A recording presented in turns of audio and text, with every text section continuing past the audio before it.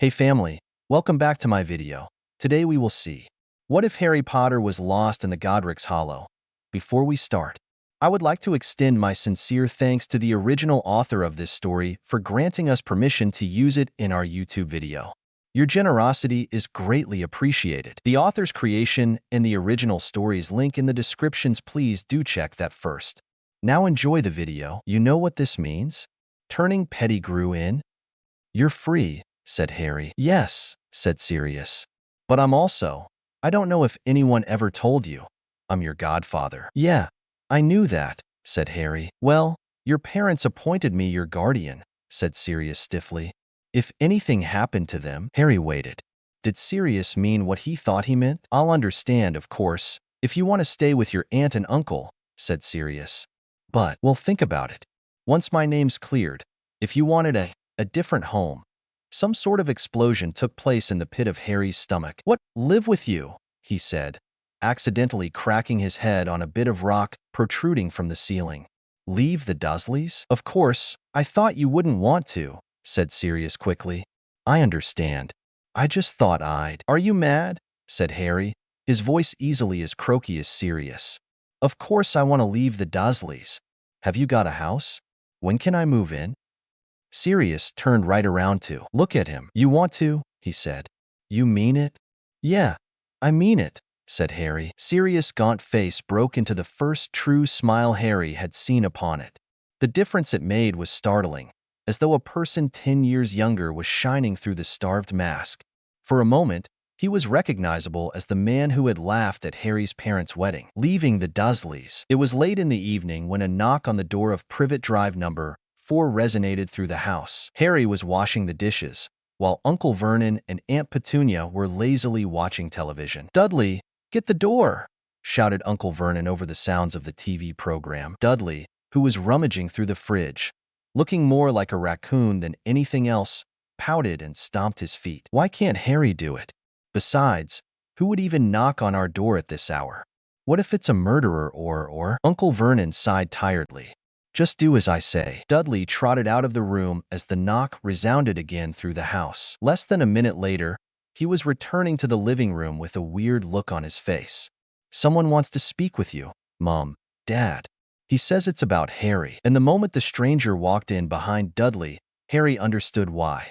Only it wasn't a stranger. He ran the short distance to the door and hugged Sirius so hard the poor man almost lost his balance. Hello, Harry, whispered Sirius, the smile on his face resonating into his voice. Why didn't you say you were coming? Asked Harry, looking up at him with a bright grin.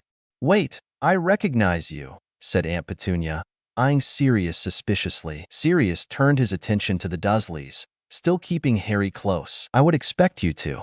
I still remember poor Lily had quite an internal conflict over whether she should send some of her wedding photos to you. But if treating Harry like this was how you chose to honor her memory, then, now that I finally can, I will happily take my godson off your heads. Are you the convicted murderer godfather the boy told me about in the train station? At the beginning of summer? Asked Uncle Vernon, his horror even higher than when Harry merrily told him about Sirius. Sirius's lips twitched in a half-smile, glad that at least Harry used this information to make his aunt and uncle behave until he was cleared of all charges. Convicted? Yes. Murderer? No. But that would be me, anyway. After the wizarding law, as a godparent, I have legal tutor status over Harry, over any blood relative. Today had been my last hearing, and since I am now free of all charges, you should pack your things, Harry, he told him with a wink. Harry didn't need to be told twice. He sprinted up the stairs to gather his meager things, the last thing he heard from the living room being Dursley muttering, "Told you he might be a murderer." It did no justice to Sirius, but they didn't need to find out the whole truth. Sirius didn't owe them anything. Harry was getting out of this damned house, going to live with his parents' best friend, and that was all that mattered to him at the moment. Moving in. The moment he stepped into the house, Harry started looking around with both caution and curiosity. Number 12, Grimmauld Place had an odd vibe to it that Harry could not quite place just yet, but for Sirius, he was willing to try. First of all, don't get scared when you pass by my mother's portrait in the main hall. Sirius sighed deeply, putting Harry's suitcase next to the entrance door. I have, unfortunately, yet to discover how to make her stop shrieking. Then why would you have something like this in your house? It's magically glued to the wall. This is the house I grew up in. In all honesty, I plan on getting rid of it sooner or later. Too many bloody memories. I had contemplated if I should get it all cleared before having you come over here. But in the end, I considered it would be for the best to get you out of your aunt and uncle's house first. Changing decorations later, he said, smiling somberly. I apologize in advance for what you might find in here. I barely just finished the last paperwork of my trial right before I operate directly from the ministry to Privet Drive. Serious haste genuinely surprised Harry. He's never had anyone to put him in the first place or prioritize his safety over their own feelings. It showed how much Sirius actually cared for him, even after all this time spent entirely alone, barely avoiding completely losing his mind in Azkaban. Is there anything else I should specifically beware of? Harry asked hesitantly.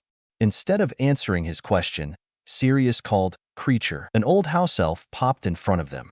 You called Master Black? He drawled, looking at Sirius with barely hidden contempt. I know you may have never liked me, Creature, and I accepted that long ago. But my godson, Harry Potter, is to stay at this house indefinitely, and I will not tolerate you treating him poorly. Understood? Yes, Master Black, the house elf complied, popping away. He's never been pleasant with me, even when I was a child, said Sirius almost like an afterthought, looking blankly in the direction the house elf had just been. Then why do you still keep him around? Sirius sighed. It's a big house. I can't keep it all up by myself. And as much as I don't like to admit it, Creature is still useful, with all the information I've missed in the past years. If you have questions, you need to ask, though. He won't say anything without being prompted. Harry nodded, following Sirius around the house, curious to see more. The clearly deranged portrait of Walburga Black indeed startled him, followed by that macabre exhibition of old house elves' heads that the Blacks set up over the generations. Sirius promised to get rid of everything that made Harry uncomfortable as soon as possible, but after all that happened in the past years, these things were Harry's last worry. After everything, Sirius used a quick Accio spell to bring Harry's luggage upstairs and presented him with the room he prepared for him. If you need anything at all, just tell me, please, Sirius said, self-consciousness visible in his eyes. My room is down the hall. You can't miss it. I haven't taken down my name on the door from when I was a kid living here.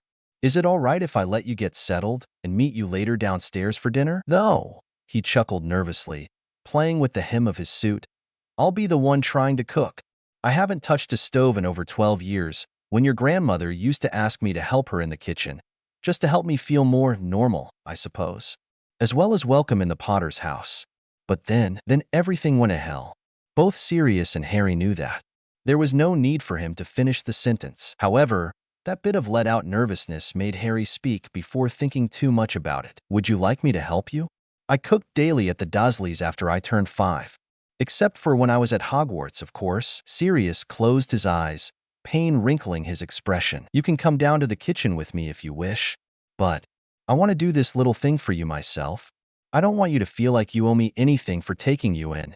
Maybe you could tell me about your school mishaps while I'm making the dinner? Harry smiled, nodding excitedly. I would love to. Tender is the night for a broken heart. Harry woke up abruptly, a strange noise startling him from his own strange dreams. He quickly searched for his glasses, wiping away the last traces of sleepiness from his face. The sound came again, and Harry suddenly realized what he was hearing. There were sobs, heartbreaking ones, at it. Even rooms away, with the doors closed, Harry could hear them clearly, and as he processed that they were coming from Sirius' room, he didn't think twice about putting his slippers on and hurrying down the hallway. After the smallest moment of hesitation, he knocked on the door ever so gently that barely even he heard it. He knocked a little harder, but still no response from inside, as the crying continued. Daring to open it slowly, growing more and more concerned for his godfather, Harry peeked inside, only to realize that Sirius was still asleep. Whatever he was dreaming of, it clearly disturbed him to no end, to make him cry like that in his sleep.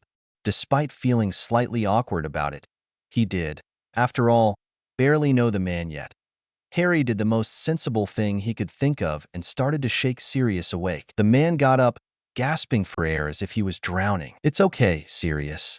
You're safe," said Harry, feeling even more awkward, but at the same time knowing deep down that he did the right thing. "Oh, God, you're okay," Sirius croaked, letting himself fall back on his pillows.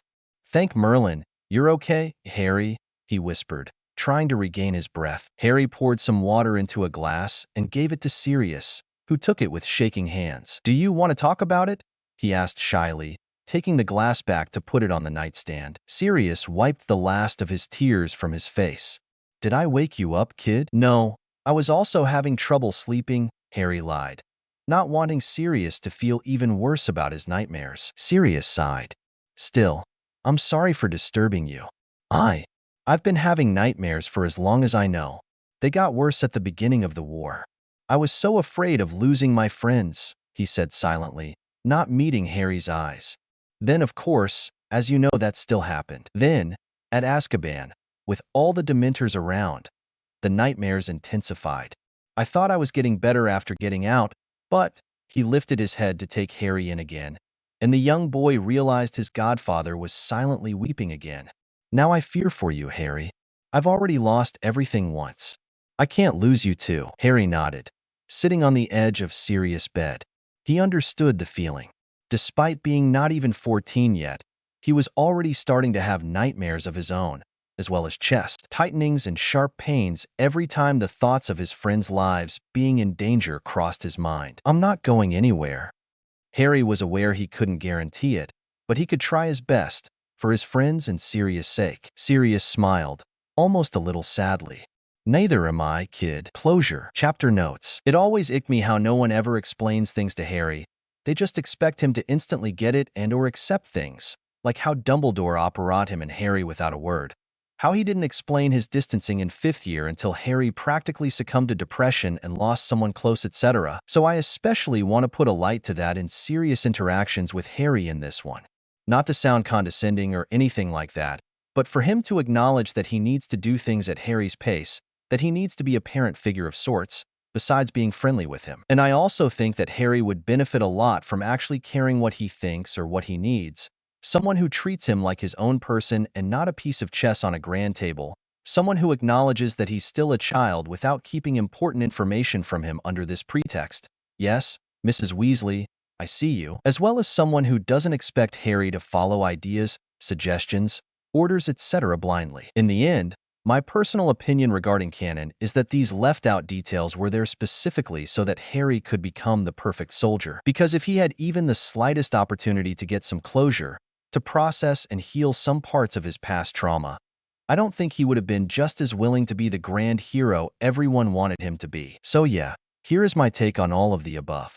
I'm really excited to see your thoughts on it. A couple of days after Harry moved in at the Grimmauld place, he went down for breakfast only to find Sirius already there, looking rather lost in thought. "Good morning," he said, getting his godfather's attention. "Ah, Harry, you're up?" "Good morning to you too," Sirius responded with a weak smile. "Did something happen?" Sirius sighed. "I was only thinking. Hagrid told me you've never—" He cleared his voice, trying again. "You've never even known what your parents looked like before he gave you that photo album? That your aunt didn't tell you a thing about her sister?" Harry shook his head sadly. "No. They always told me not to ask questions. Until Hagrid came personally to deliver my Hogwarts letter, I didn't even know how they truly died. Uncle Vernon told me they died in a car accident." Sirius shook his head, pulling at his hair anxiously. "Oh, dear boy. You deserved so much better. You deserve to know everything about them." I was thinking if you'd want to," he trailed off again, sounding unsure. "If I'd want what?" asked Harry carefully, sitting next to Sirius. "If you'd like to be closer to them. The very least I could do to make up for the lost time is to take you to see their headstone and share with you our youth stories. Or at least those that I still remember. I fear the Dementors might have permanently damaged some of my memories, especially since I had my happiest ones with your parents." Harry thought about it for a minute. He didn't even know where his parents lived, less so where they were buried. He could see how devastated Sirius was for not being able to be there for Harry all these years. But he was also right about him needing closure. "So, how do we get there?" Sirius raised his head from his hands, only to smile indulgently at Harry. Eat your breakfast first. While Harry immediately started stabbing his food with his fork, Sirius started explaining. Have you heard of the apparition spell? Harry shook his head vehemently while stuffing more food into his mouth. Be careful with all that. Anyway, apparate is a non-verbal transportation spell that allows a witch or wizard to travel instantly and appear at another location. It can also transport along with you someone who's touching you at the moment you do it. It's a rather difficult spell. That's why they don't even teach it until the final year. And then you have to get a license from the ministry that certifies you can do it safely and not get lost in the void. Do you have one of those? Asked Harry curiously. Officially, I only got mine a few days ago, before coming to fetch you from Little Whinging.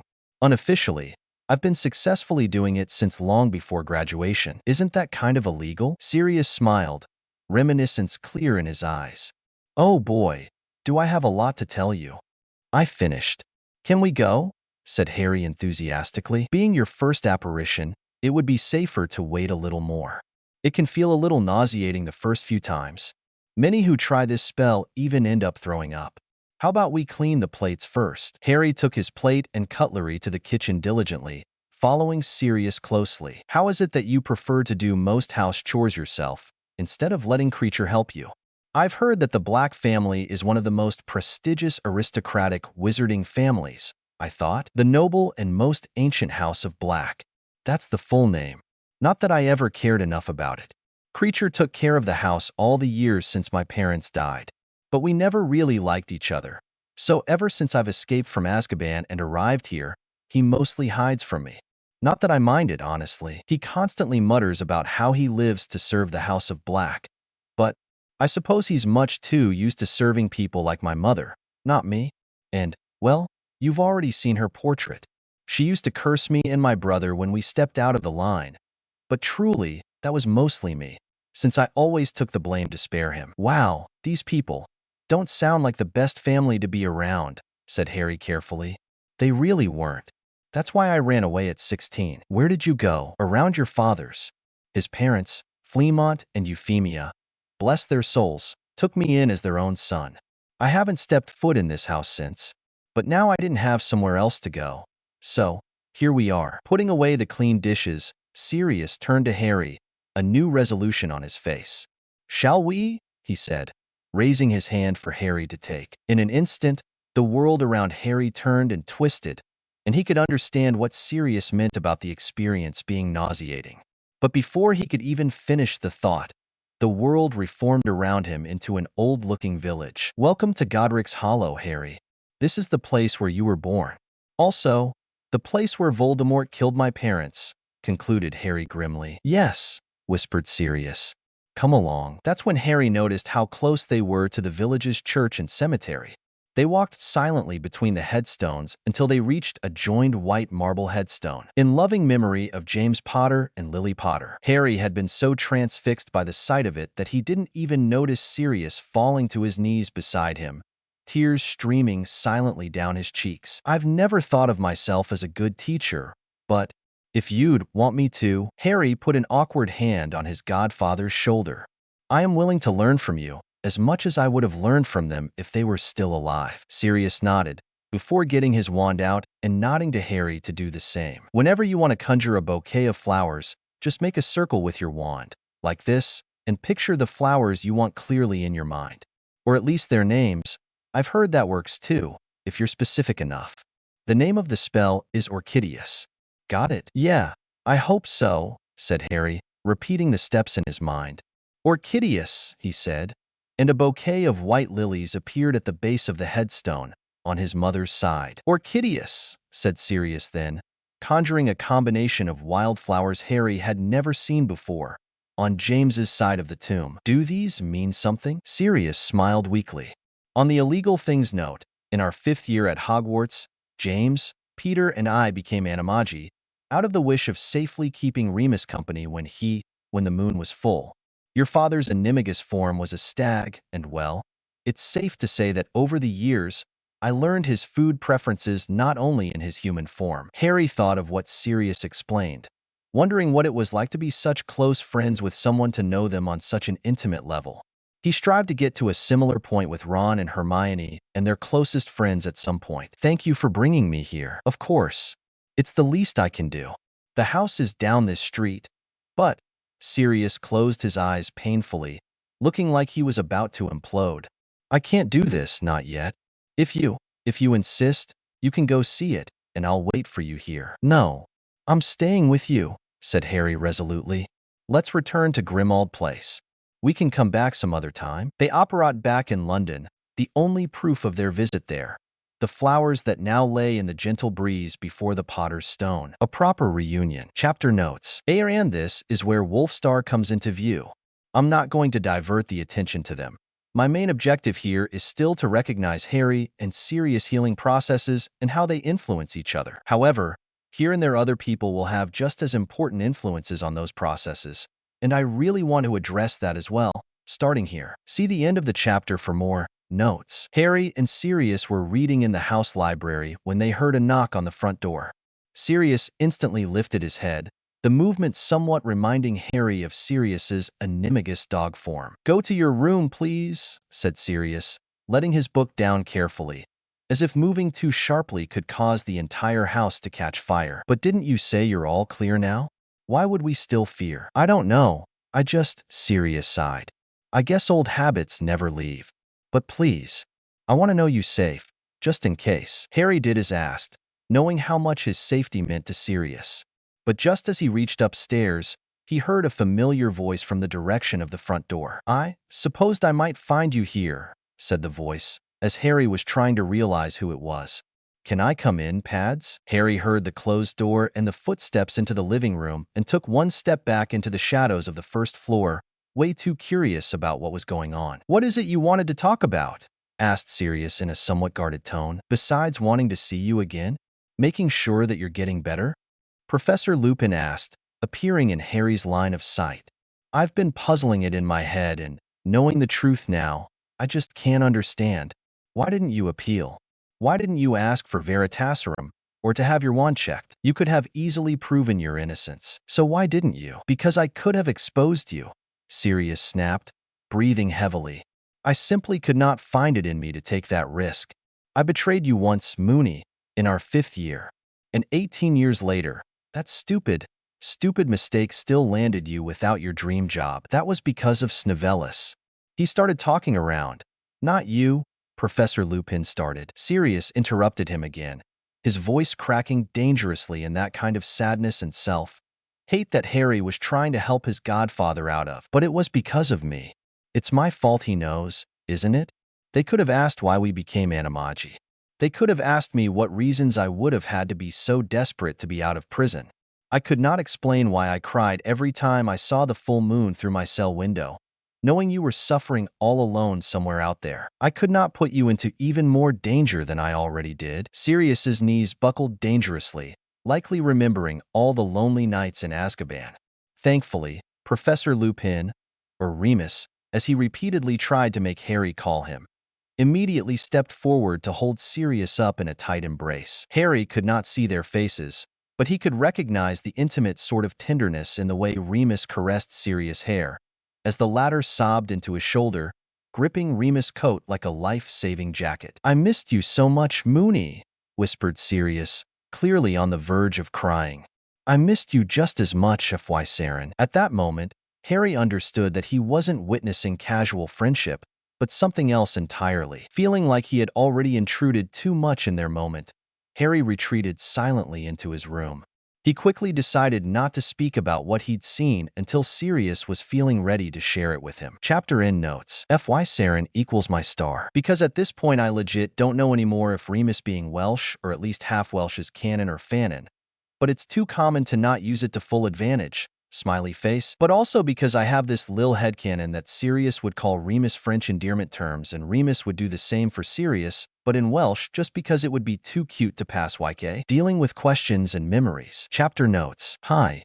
So, this is a point in the storyline where I want to make it understood that Harry starts processing the notions of trauma and PTSD, which will also impact his future thoughts, actions, and interactions with his friends. They should have the opportunity to heal before it's too late, because this is not something to just get over it like it never happened. I'm constantly amazed in canon at how quickly traumatic events are forgotten as if they're nothing. Because they're not, and my goal with this fanfic is just that, to uncover all of that slowly but surely and see how that ultimately turns the events around. I know this is a very delicate subject to thread on, but being as interested in the psychological part as I am, I hope I'll do my best on writing this FIC. This is only my opinion on how things might go with this new outlook on the plot, rooted in my personal history of dealing with PTSD. So if any of you have any suggestions, or feel like I did something wrong anywhere over the chapters, I will immediately look into the matter. Harry and Sirius were having dinner together, in a silence that started to be less awkward and more comforting with every passing day. As much as they tried helping each other, they still faced the fact that they did not very well know each other. Not yet, at least. Harry was eating ridiculously slowly, as tons of questions swarmed into his mind. He was aware of how broken Sirius was, how tender his heart, and how painful it was for him to return to the times before his imprisonment. But now that he was allowed to wonder, Harry could not stop the questions from multiplying endlessly. You know, I can see you're not thinking about food, right, Harry? So much with avoiding to put the pressure on Sirius. Harry sighed, trying to find the proper words. All these years living with the Dursleys, they have strictly prohibited me from asking questions about my parents. And now that you're actively encouraging me to do that, you don't know where to start? Asked Sirius gently. Harry nodded. I just don't want to ask too much from you. Sirius looked down at his plate, attempting unsuccessfully to hide the hurt on his face from Harry. I'm sorry. I did not want to upset you, Harry said, feeling a little awkward now. But I can't even start to imagine what you've been through all these years. I mean, I've only encountered Dementors a few times, and to know that you've been surrounded by them constantly for 12 years, I just don't want to hurt you even further. But you're not hurting me, Harry. It's the least I can do, the least you deserve, to find out what. Yes, but not if that's to your detriment, Sirius. Sirius looked up, looking rather confused. Harry continued, I would rather keep my questions and then make you feel forced to answer everything and relieve all those memories too fast, too quickly. Sirius smiled weakly at that. Already so thoughtful, my dearest Harry. They continued having their dinner silently for a little longer until Sirius' eyes glimmered with the telltale of an idea. Out of the blue, he lifted his wand and transfigured an unused spoon into a notebook. How about you write your questions here, so you won't forget anything? As much as I can, I will answer them, one by one, so you won't feel like they might overwhelm me without leaving you without your answers. He pushed the notebook slowly over the table towards Harry. One big question a day would be okay? Harry asked hesitantly. How about one every meal we have together? Harry frowned. Wouldn't that be too much? If you write your question specifically enough, not at all. Keep it, write in it as much as you need, and I shall help you with your curiosities as much as my memory allows it. You may also ask your first one now if you'd like, Sirius prompted. Harry chewed on his lower lip for a moment. You told me my grandparents, Dad's parents, took you in when you ran away at 16. Since they weren't the first natural choice for bringing me up after my parents' death, I'm assuming they were already dead as well. What can you tell me about them? Sirius took a deep breath before speaking. They died a few months before your birth. Dragonpox, nasty thing. There were outbreaks in various places throughout England.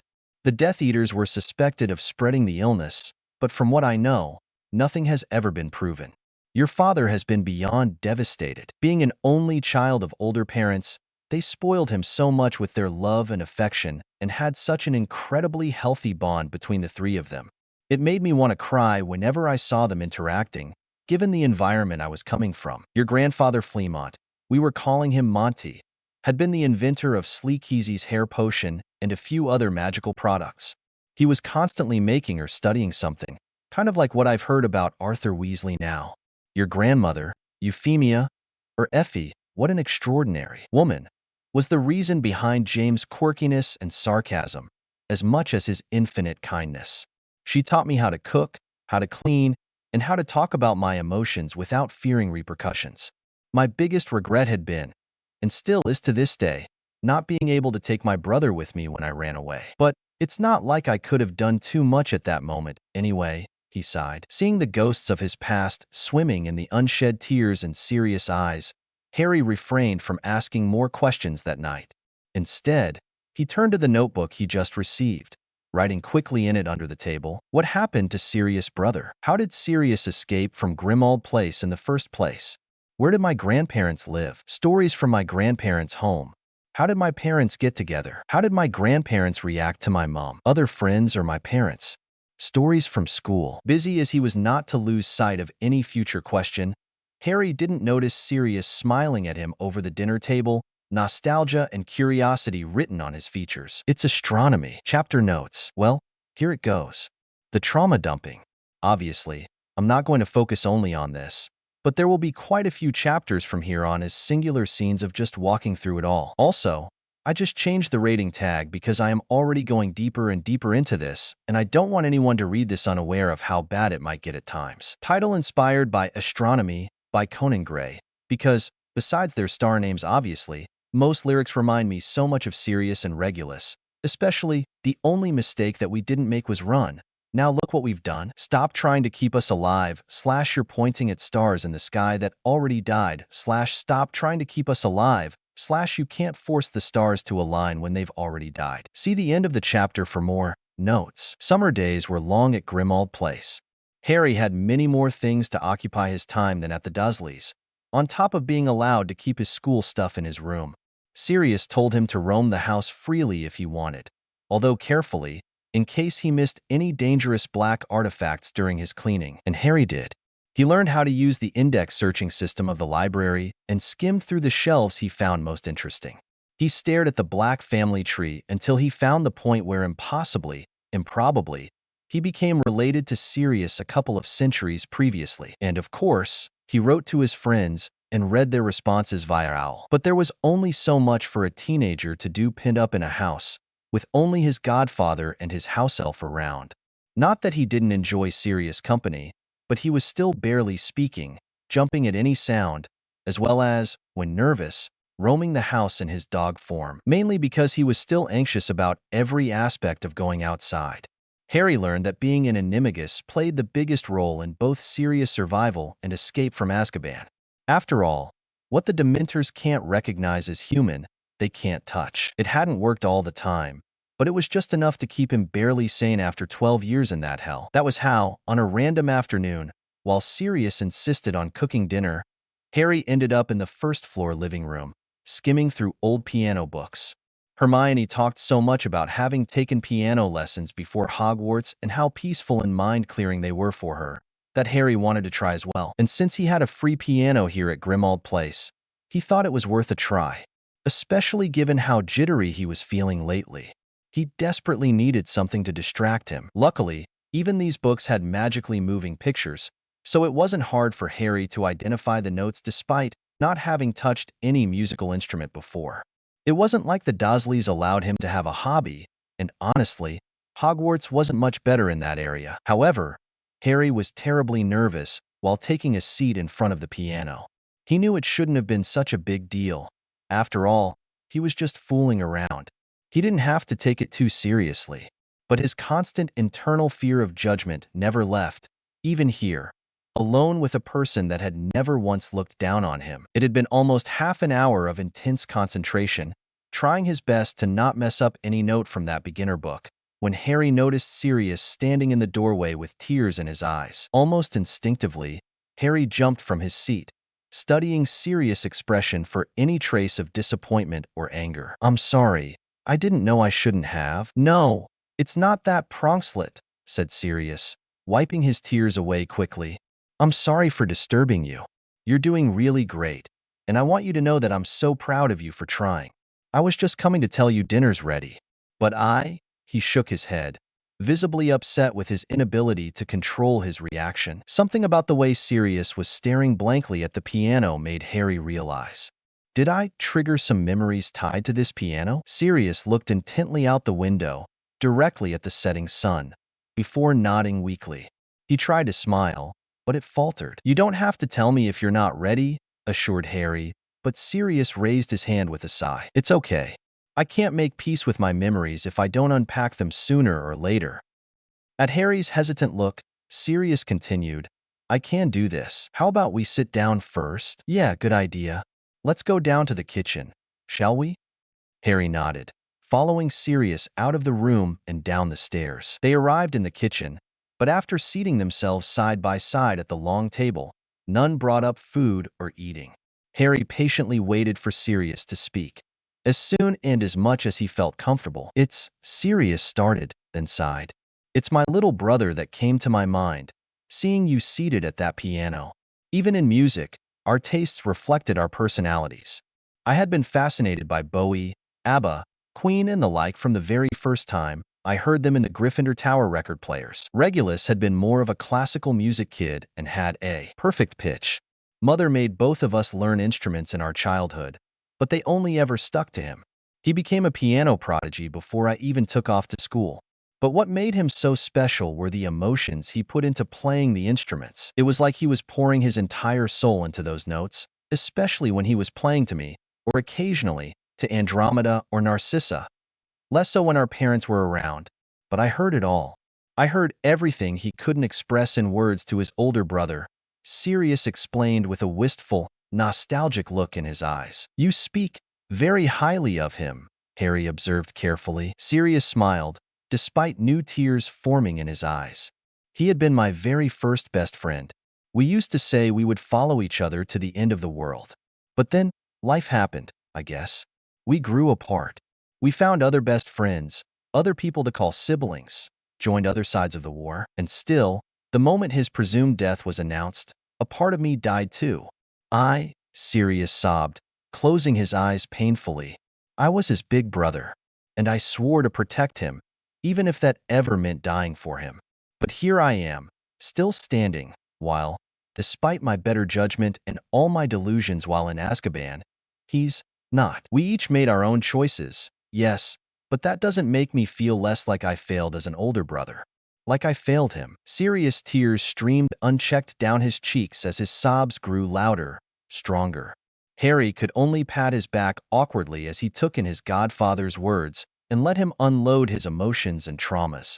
Harry wasn't sure how to comfort Sirius, what to say or do, but the least he could do was be there to listen and empathize. After all this time of going unheard, unnoticed, and unsheltered, Harry had an inkling that what Sirius needed most was to have someone just listen or care. Chapter Endnotes. I already have an outline for a future chapter titled, We're Two Worlds Apart, as a continuation to the chorus and therefore the feelings of Sirius towards Regulus, but it's supposed to be placed 3 years in the future, so there'll be many more scenes until then for me to know exactly how that will go. Just a little warning that will happen though. A friend. Chapter Notes. Okay, so this is a pretty short chapter, but it quickly covers so much. As a warning, it does contain some Molly Weasley more or less subtle slander.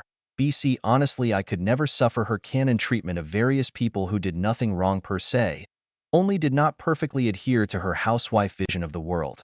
Like in Goth, she believes the gossip about Hermione without a second thought. In OTP, she insults Sirius in his own house. In HBP, she judges her daughter for having the audacity to date. In DH, she calls Fleur, her future daughter-in-law, names etc. And I will tackle that in this fanfic because I simply refuse to let shit like this go unnoticed or shoved under the carpet. With this, I will also update the FIC tags, as the plot starts to fall better into line, and I want all the warnings to be fair and clear. Thank you for sticking up so far and enjoy reading. Can't wait to hear your thoughts. Around a month before the school year started again, Harry was at the Burrow, laughing in the living room with Ron and the twins.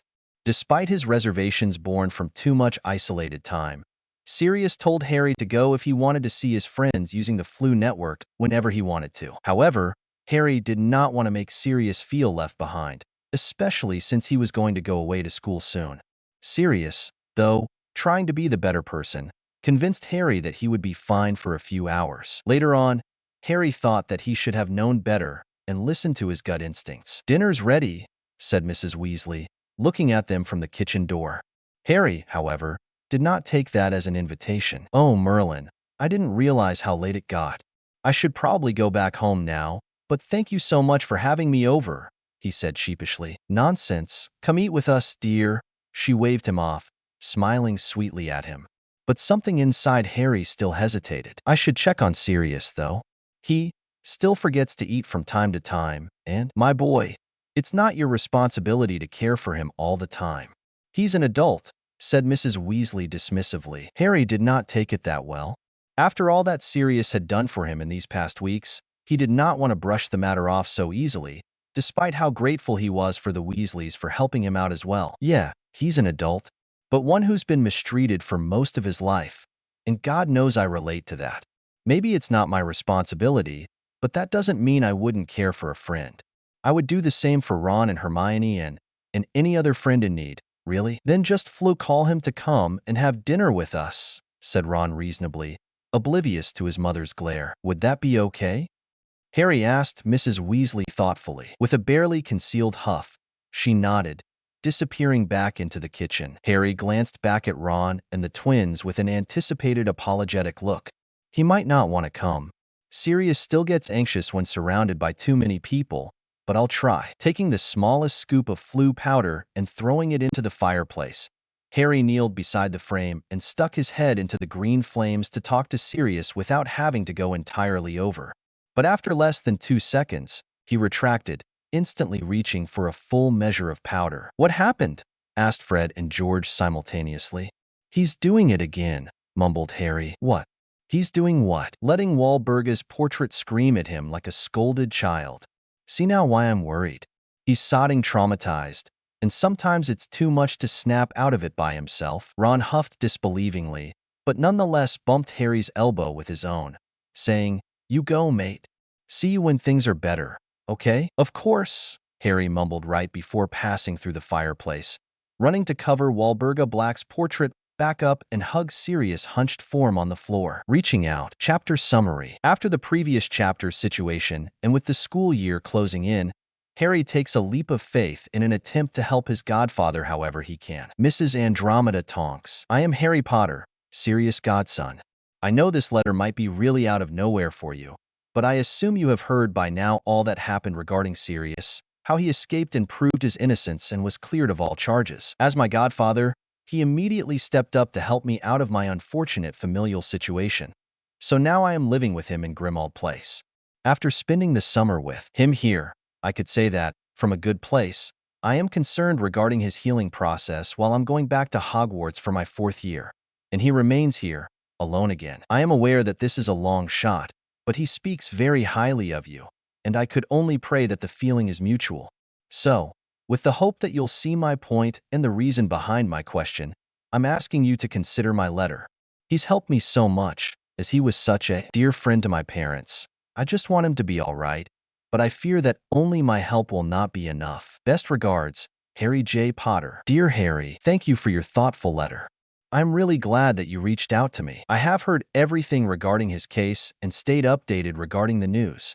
He is, after all, my favorite member from that damn disaster of a family that I left shortly before him. To be honest with you, since all this information surfaced at the end of spring, I have considered re-getting in touch with him. However, I am not sure if he would appreciate my presence there at the moment.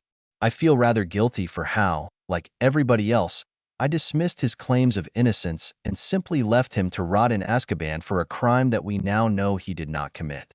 I should have had more faith in him, and I can't even begin to express my sorrow on the matter, but this is not the main point now. Like you, I don't want to harden his path to getting his life back together. I don't want to meddle in if my presence would only bring his bad memories and grief back. But if you consider me to be the right choice to be around him in case he needs anything, then I would more than gladly come to him. Warm regards, Andromeda V. Tonks. Mrs. Andromeda Tonks. From all I've spoken with Sirius on the subject, which, mind you, isn't too much, because I don't want to trigger him unnecessarily, he doesn't blame anyone in particular. I think it's the prison experience at fault, but he has moments when he genuinely believes it was his fault in the grand scheme of things because he proposed the change in Secret Keeper, thinking that if everyone was expecting him to be it, then the secret would actually be safer with someone else who didn't get as much regard. He also tends to spend time in front of his mother's screeching portrait, feeling like he deserves the insults, especially when I'm not around to stop him from doing that. It's hard to get him back to reality when he gets in those moods, but I'm trying my best, as much as he also tries to make up for the childhood years I had in my aunt and uncle's house. He's consumed by guilt for not having been there for me, and I don't know how to explain to him that I don't blame him in the slightest. If anything, I feel just as guilty for not even knowing about his existence until he escaped, and it made the news and everyone started warning me about him. So yeah, I don't really think he'll mind having you back around. The only other close person I know he reconnected with is Remus Lupin, my defense against the dark arts professor from third year and his school friend, though. If you get in touch with him, please don't mention that. I found out by accident, but I need you to know now that he's not completely alone beside me. I'm pretty sure he would still need someone more to look after him. Thanks. Harry J. Potter. 3 days after Harry's second letter, Andromeda came to Grimmauld Place to visit her cousin. Harry had no clue how her conversation with Sirius was about to go, and frankly, he didn't expect to find them baking biscuits in the kitchen a couple of hours later, but he was nonetheless grateful for the development, seeing his godfather smiling so much. Memory failure. Chapter notes. TW. Child neglect/child abuse on the Dursleys and Black's part. This fanfic just surpassed 1,000 hits today. Thank you so much to everyone who stuck with me and this lil whip of mine. For the first time since his first year, Harry had to pack his trunk when preparing to go to school. It felt strange, having his things all over his room, without having to worry that someone would steal them or search through them. He felt safe enough around Sirius to not even think about hiding his things from view anymore. Harry even felt safe enough to have Sirius in the room while he was rummaging around to put his things in order, making small talk just for the sake of spending time together. That was how, unfortunately, he found a stack of spoiled food behind a drawer. Scrunching his nose, he picked the toast full of mold to throw it away. However, Sirius' fixed glare on the toast stopped him in his tracks. "I'm sorry, I forgot," Harry sighed, not even knowing how to explain his weird habits. Sirius seemed to understand, though, despite his pained expression.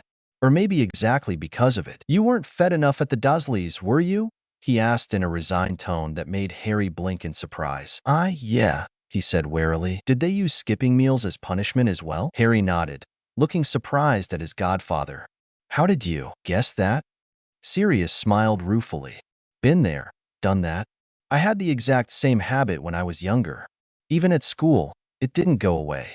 I never knew when my mother was in a bad enough mood to let me and my brother starve. So, we had to take precautions, but I guess it went away with time. The habit, as no one ever opened the cell doors, and there weren't any places to hide things. Anyway," Harry nodded, not saying anything because there weren't truly any more words to be said at this point. Instead, he went out of the room to get rid of the spoiled food and think the moment over. Sirius didn't shout at him. He wasn't disappointed in him for what he did, or at least that's what Harry thought. He understood, having gone through the same experience. But he didn't overreact in any way, which still made Harry slightly confused. He knew this was how it was supposed to be, how a parent or parent figure should react, with calm, not joining his distress and only making it worse. But that didn't mean his subconscious wasn't at all surprised. However, his mind stopped mulching over it when he came back into the room, only to find Sirius seated at the edge of his bed, holding a bit of old parchment carefully, almost gingerly in his hands. Harry smiled, seeing how Sirius' own lips tugged upwards ever so gently, undoubtedly remembering his mischief from school. "How did you get your hands on this, Pronkslet? I don't think you ever told me before." Harry sat down next to Sirius, leaving aside his packing in favor of another story time. "The Weasley twins, Fred and George, gave it to me when Professor McGonagall refused to let me go to Hogsmeade because Uncle Vernon didn't sign my permission slip. Said they nicked it from Filch's office in their first year." Sirius chuckled. "Sounds about right, from what you've told me about them. Also, I've rewritten your Hogsmeade permission slip, by the way. It should do it for Minnie," he said thoughtfully. "Minnie?" asked Harry, raising an amused eyebrow. "Minerva. Professor McGonagall," explained Sirius distractedly, giving up on searching his pockets and simply saying a quick Accio Hogsmeade permit, only for it to come flying from another room instead. "Here you go, Harry." Harry took it with a sincere thank you, before turning to the previous matter. "Did you really call her that?" "What? Oh, yeah, totally," grinned Sirius mischievously, looking more like a teenager than his actual age, sometimes even to her face. "She even came to not reprimand us for it by the 7th year." Sirius closed his eyes, a softer smile tugging at his lips as he continued remembering. "For me, at least, She had always been more than a professor. Minnie had been the mother figure I never had, and such a skilled mind healer, despite not having the paper credentials for it. I used to spend hours in her office every week. I'd get in trouble for one thing or another and have detention with her. Then she'd keep me there to pour my soul out until I felt better about anything that haunted me at that time. Wow, that sounds really considerate of her. I mean, I've always seen her as more of a stricter figure, but I get where that softer side of her you're telling me about comes from. After a long moment of consideration, Harry told Sirius something he'd been considering telling him for a long time. You know, at first I thought the map was broken. Sirius looked up at him with a visible frown. How so? We made sure it was perfect. I don't think something could have happened to it in the meantime, to tatter with its magic. I saw Peter Pettigrew on it one night, Harry explained carefully. By that time, I had already found out the story, or at least the one people knew at the time. But I knew he was supposed to be dead. So in my childish Gryffindor bravery, I ventured out to find him and determine how good the map actually was. And did you? Sirius started, with a petrified hitch in his breath. No, I didn't think of looking down to see his animagus rat form, Harry scoffed. And the light from my wand couldn't see far enough to notice the movement on the floor.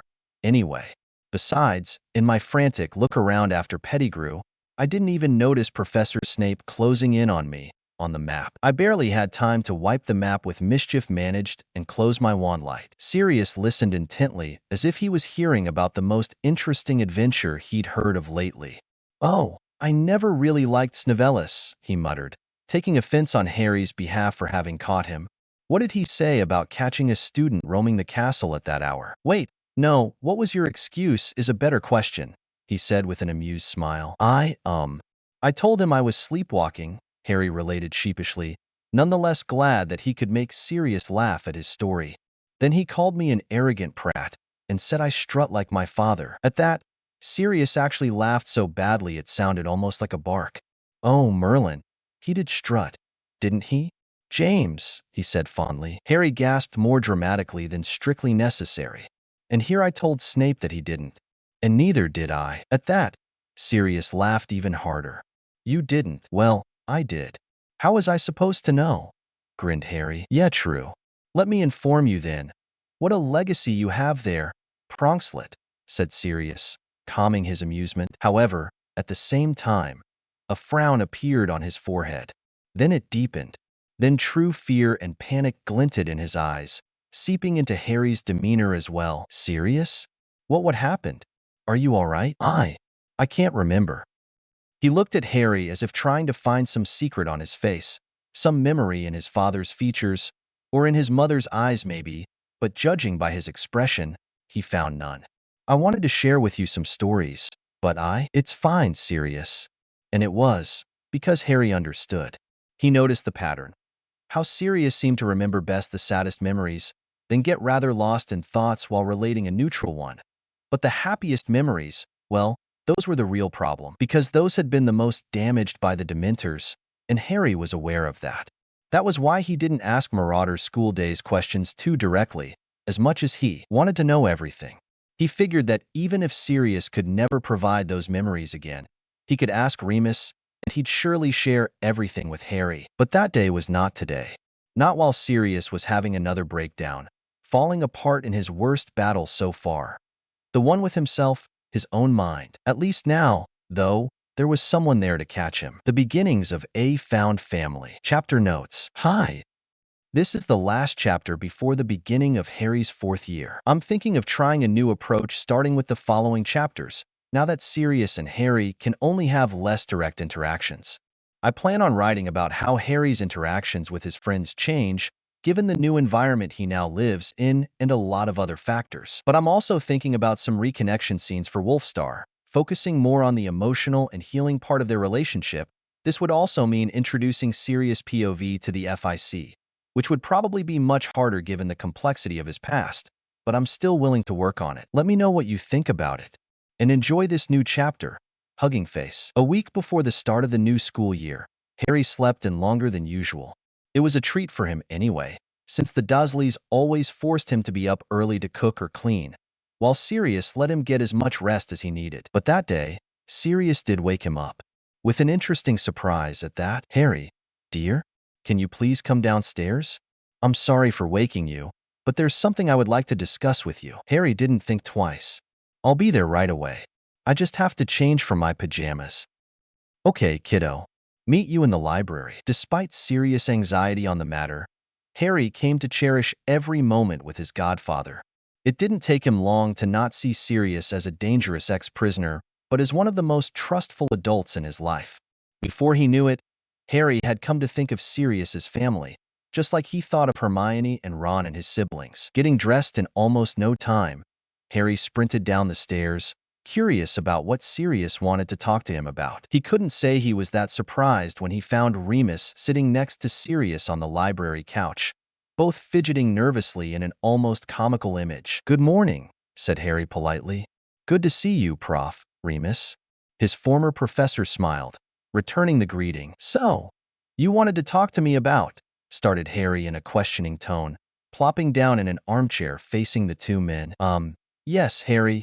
You see," started Sirius, then cleared his throat, trying again. "I've already told you about the Marauders, right? James, Peter, Remus and I. We were very close friends back in the day. But I think it's time for you to know that." Sirius drifted off, his cheeks now a deep red, as Remus smiled at him and then offered Harry the same nervous smile. "At some point in our history, we became something else, something more, me and Sirius. And we've had some things to get over. But now," Harry grinned, happy that they finally told him. "I know, and I'm happy for you. Truthfully, I was a little concerned about leaving Sirius alone while I'm off to school again." The two Marauders reacted instantly, but in two completely different ways. "You were concerned?"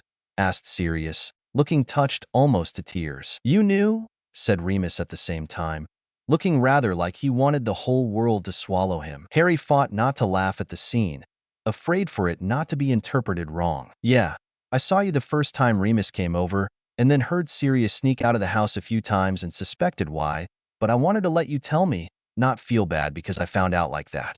And yes, Sirius, of course, I was concerned. You've been alone for so long in that damned place. You've barely started to adapt to society again. Honestly, if it were by me, I would have stayed even more with you. Actually, I was the one who contacted Andromeda in the first place." After a beat of silence, Sirius stood up and walked the short distance to Harry, hugging him tight. "I really want to know you are safe, Sirius, and happy. You deserve to be happy. And if Remus can help you with that, then I could only be glad for it." "Well, regarding that, we were wondering," said Sirius, wiping his joyful tears away. "Would you mind it if, while you're going away to school, Remus moved in here to be with me?" Harry raised his eyebrows, but stopped his curiosity from getting in the way for once. "Of course I wouldn't mind. Besides, it's your house." "Yes, but you're my godson. And you're living here as well. And this might as well be a pretty permanent move," Sirius continued shyly. "Are you asking me for some blessing, or what?" asked Harry, confused. "Actually, we are," answered Remus instead. "I know you probably still see me as your professor, and I don't doubt it might feel weird to live with one. But if you'd want me to, I would love to retake my place in your life as honorary uncle. Just because I don't teach you in school anymore doesn't mean you can't come to me with questions or problems if you feel like it." "As a matter of fact, one of your first ever words was Moony," Sirius then told Harry. "I was trying so hard to get you to say Padfoot, or at the very least Prongs. But after mastering Mama and Papa, the next thing you went for was Moony." Harry grinned, thrilled to have gained one more little piece of the past. "Well then, I would love to get to know you better outside school, Messer Moony," said Harry, not bothering to keep his excitement out of his voice. He was finally having a family. A true one, made not by blood but by friendship and trust. After all these years, Harry had people to rely on, people who didn't take his presence or trust for granted. He was home, not in No. 12, Grimmauld Place, but with his parents' best friends, whom he already knew would stand by his side no matter what was going to happen in his uncertain future. Train ride back to Hogwarts. Chapter notes. Sorry for the late post. I've been dealing with a lot of emotional chaos and had genuinely no inspiration for the past few days. But I'm back now. I hope to post the next chapter tomorrow, or at most in 2 days, and then get back on schedule as best as I can. Anyway, regarding this chapter, We have a big TW on homophobia and see how Harry addresses it. This chapter is also the start of Ron's change in views from his strict, traditional family upbringing, as well as Harry, Ron, and Hermione's tightening friendship bond through more serious discussions. See the end of the chapter for more notes. So, how was your summer? Harry looked up from the book Andromeda gave him at their last encounter, meeting Hermione's curious eyes. Overall good. How about yours? It was nice. I've been to Spain with my parents then, she sighed, eyed a clearly oblivious Ron before continuing. Went to the Burrow for a while, just in time for the Quidditch World Cup. It's still sad that you couldn't come, mate, interjected Ron, snapping at attention. You would have totally loved the match. It's fine, really. You know why I wasn't there. I can miss a quid game if the alternative would be endangering the only family I've got. Besides, I have you two to tell me everything, Harry said reassuringly. He didn't even tell Sirius when he got the Weasleys' invitation to come with them to the World Cup. Not because he wanted to keep secrets from him, but simply because his godfather wasn't in the mental state to deal with this problem as well, and Harry didn't want to ask for too much. If Sirius knew, he would have probably insisted on Harry going and having fun with his friends, which would have left him all alone at home for a few days. Fairly, Harry could have asked Remus to keep Sirius company, but he didn't know yet the extent of their relations at the time. The only other close person would have been Andromeda, who had a family, house and job of her own to keep her overly occupied, and while she could have occasionally dropped over, she certainly couldn't have stayed for too much. The other option was for Sirius to come as well, which wasn't truly an option in the first place, given how anxious he still was around people. The main reason he left the house so rarely. Well, I think it was good that, in the end, you hadn't been there. After the match, it was complete chaos. Yeah, I've seen the newspapers. The Death Eater mark in the sky and everything, Harry completed grimly. Another reason for which he was grateful he chose not to go. God knows how paranoid Sirius might have become, just for knowing Harry would have been lost in that chaos somewhere. But back to my question. How's living with Sirius, Harry? Asked Hermione, somewhere between shy and concerned. He's a good parent figure, despite everything he went through, and a good friend. He's still dealing with a lot, but I can see how much he's trying, and I could only be glad for him. Yeah, but I mean, Ron told me about when you were visiting and had to leave, and I would do it again. Just as, if I knew you needed help, I would do the same for you and Ron. Yeah, he struggles, but if I'm supposed to defeat Voldemort, then I think I can safely guess I can also be a helpful godson to Sirius. Hermione nodded thoughtfully. Is anyone looking out for him now that you're back at school? His cousin Andromeda. I'm not sure I should say this, said Harry, scratching the back of his neck. Remus, Professor Lupin, exclaimed Ron and Hermione simultaneously. Harry shrugged hopelessly. I don't know their full history, and I'm not about to pry. But I can see that they're a little happier when they're around each other, so I'm not about to ruin that for them. Do you think they're together? Asked Ron barely above a whisper. If they're not yet, they look very much on the way to becoming. And you don't mind that? Harry frowned. Why would I? Because they're both men, answered Ron, looking confused himself. And? One of them had lost 12 years of his life in a place that did nothing but constantly traumatize him, for a crime he did not commit, and the other one is a werewolf that lost all his friends at 21 and had been shunned by society for who he was forced to become as a child. Them being friends or lovers or anything else is none of nobody's problem but theirs, and honestly, that feels like their last problem right now, with everything else they have going on. Ron seemed to turn the words over before leaning back against his backrest. Yeah, fair enough. Sorry, mate. It's just that, well, my parents would have never seen things so simply. I get it, said Harry, because he did. He's heard for himself Mrs. Weasley's rants about family and marriage a couple of times. To say her views weren't free enough was an understatement, which is why I have to ask you not to share what I just told you. Especially not with your parents. If Sirius and Remus decide to make anything official, then that's their call to make, not ours. Ron nodded with a determined look on his face. Don't worry. You can count on me. Hermione nodded along, giving Harry an encouraging smile.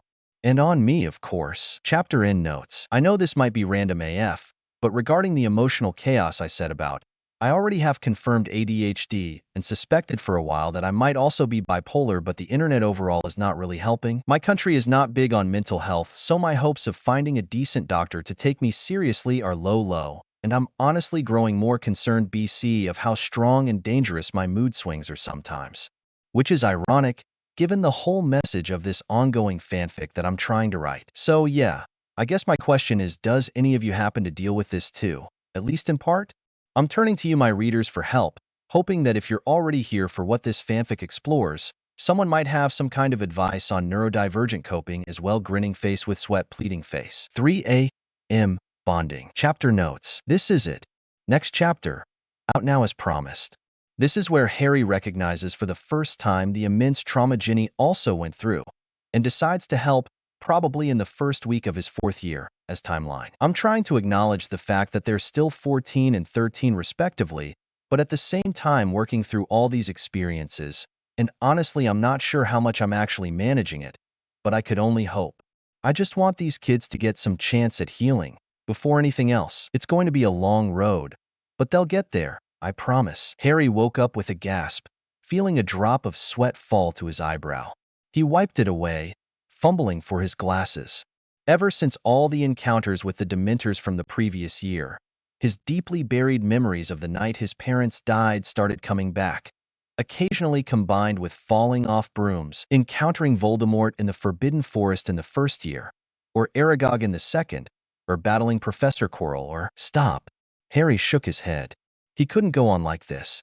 Swinging his feet over the edge of the bed, he silently searched through his trunk for a jumper Remus gave him, took a random book and his wand, and then tiptoed out of the room towards the common room, where he knew there was a permanent fire in the fireplace. He felt like he needed the warmth to distract his racing thoughts. Harry, a small voice drew his attention. He stopped in his tracks, surprised to see Ginny on the couch in front of the fireplace, having her knees pulled into her chest, making her look even younger and more vulnerable than she was. "Hi, Ginny," Harry said, approaching cautiously.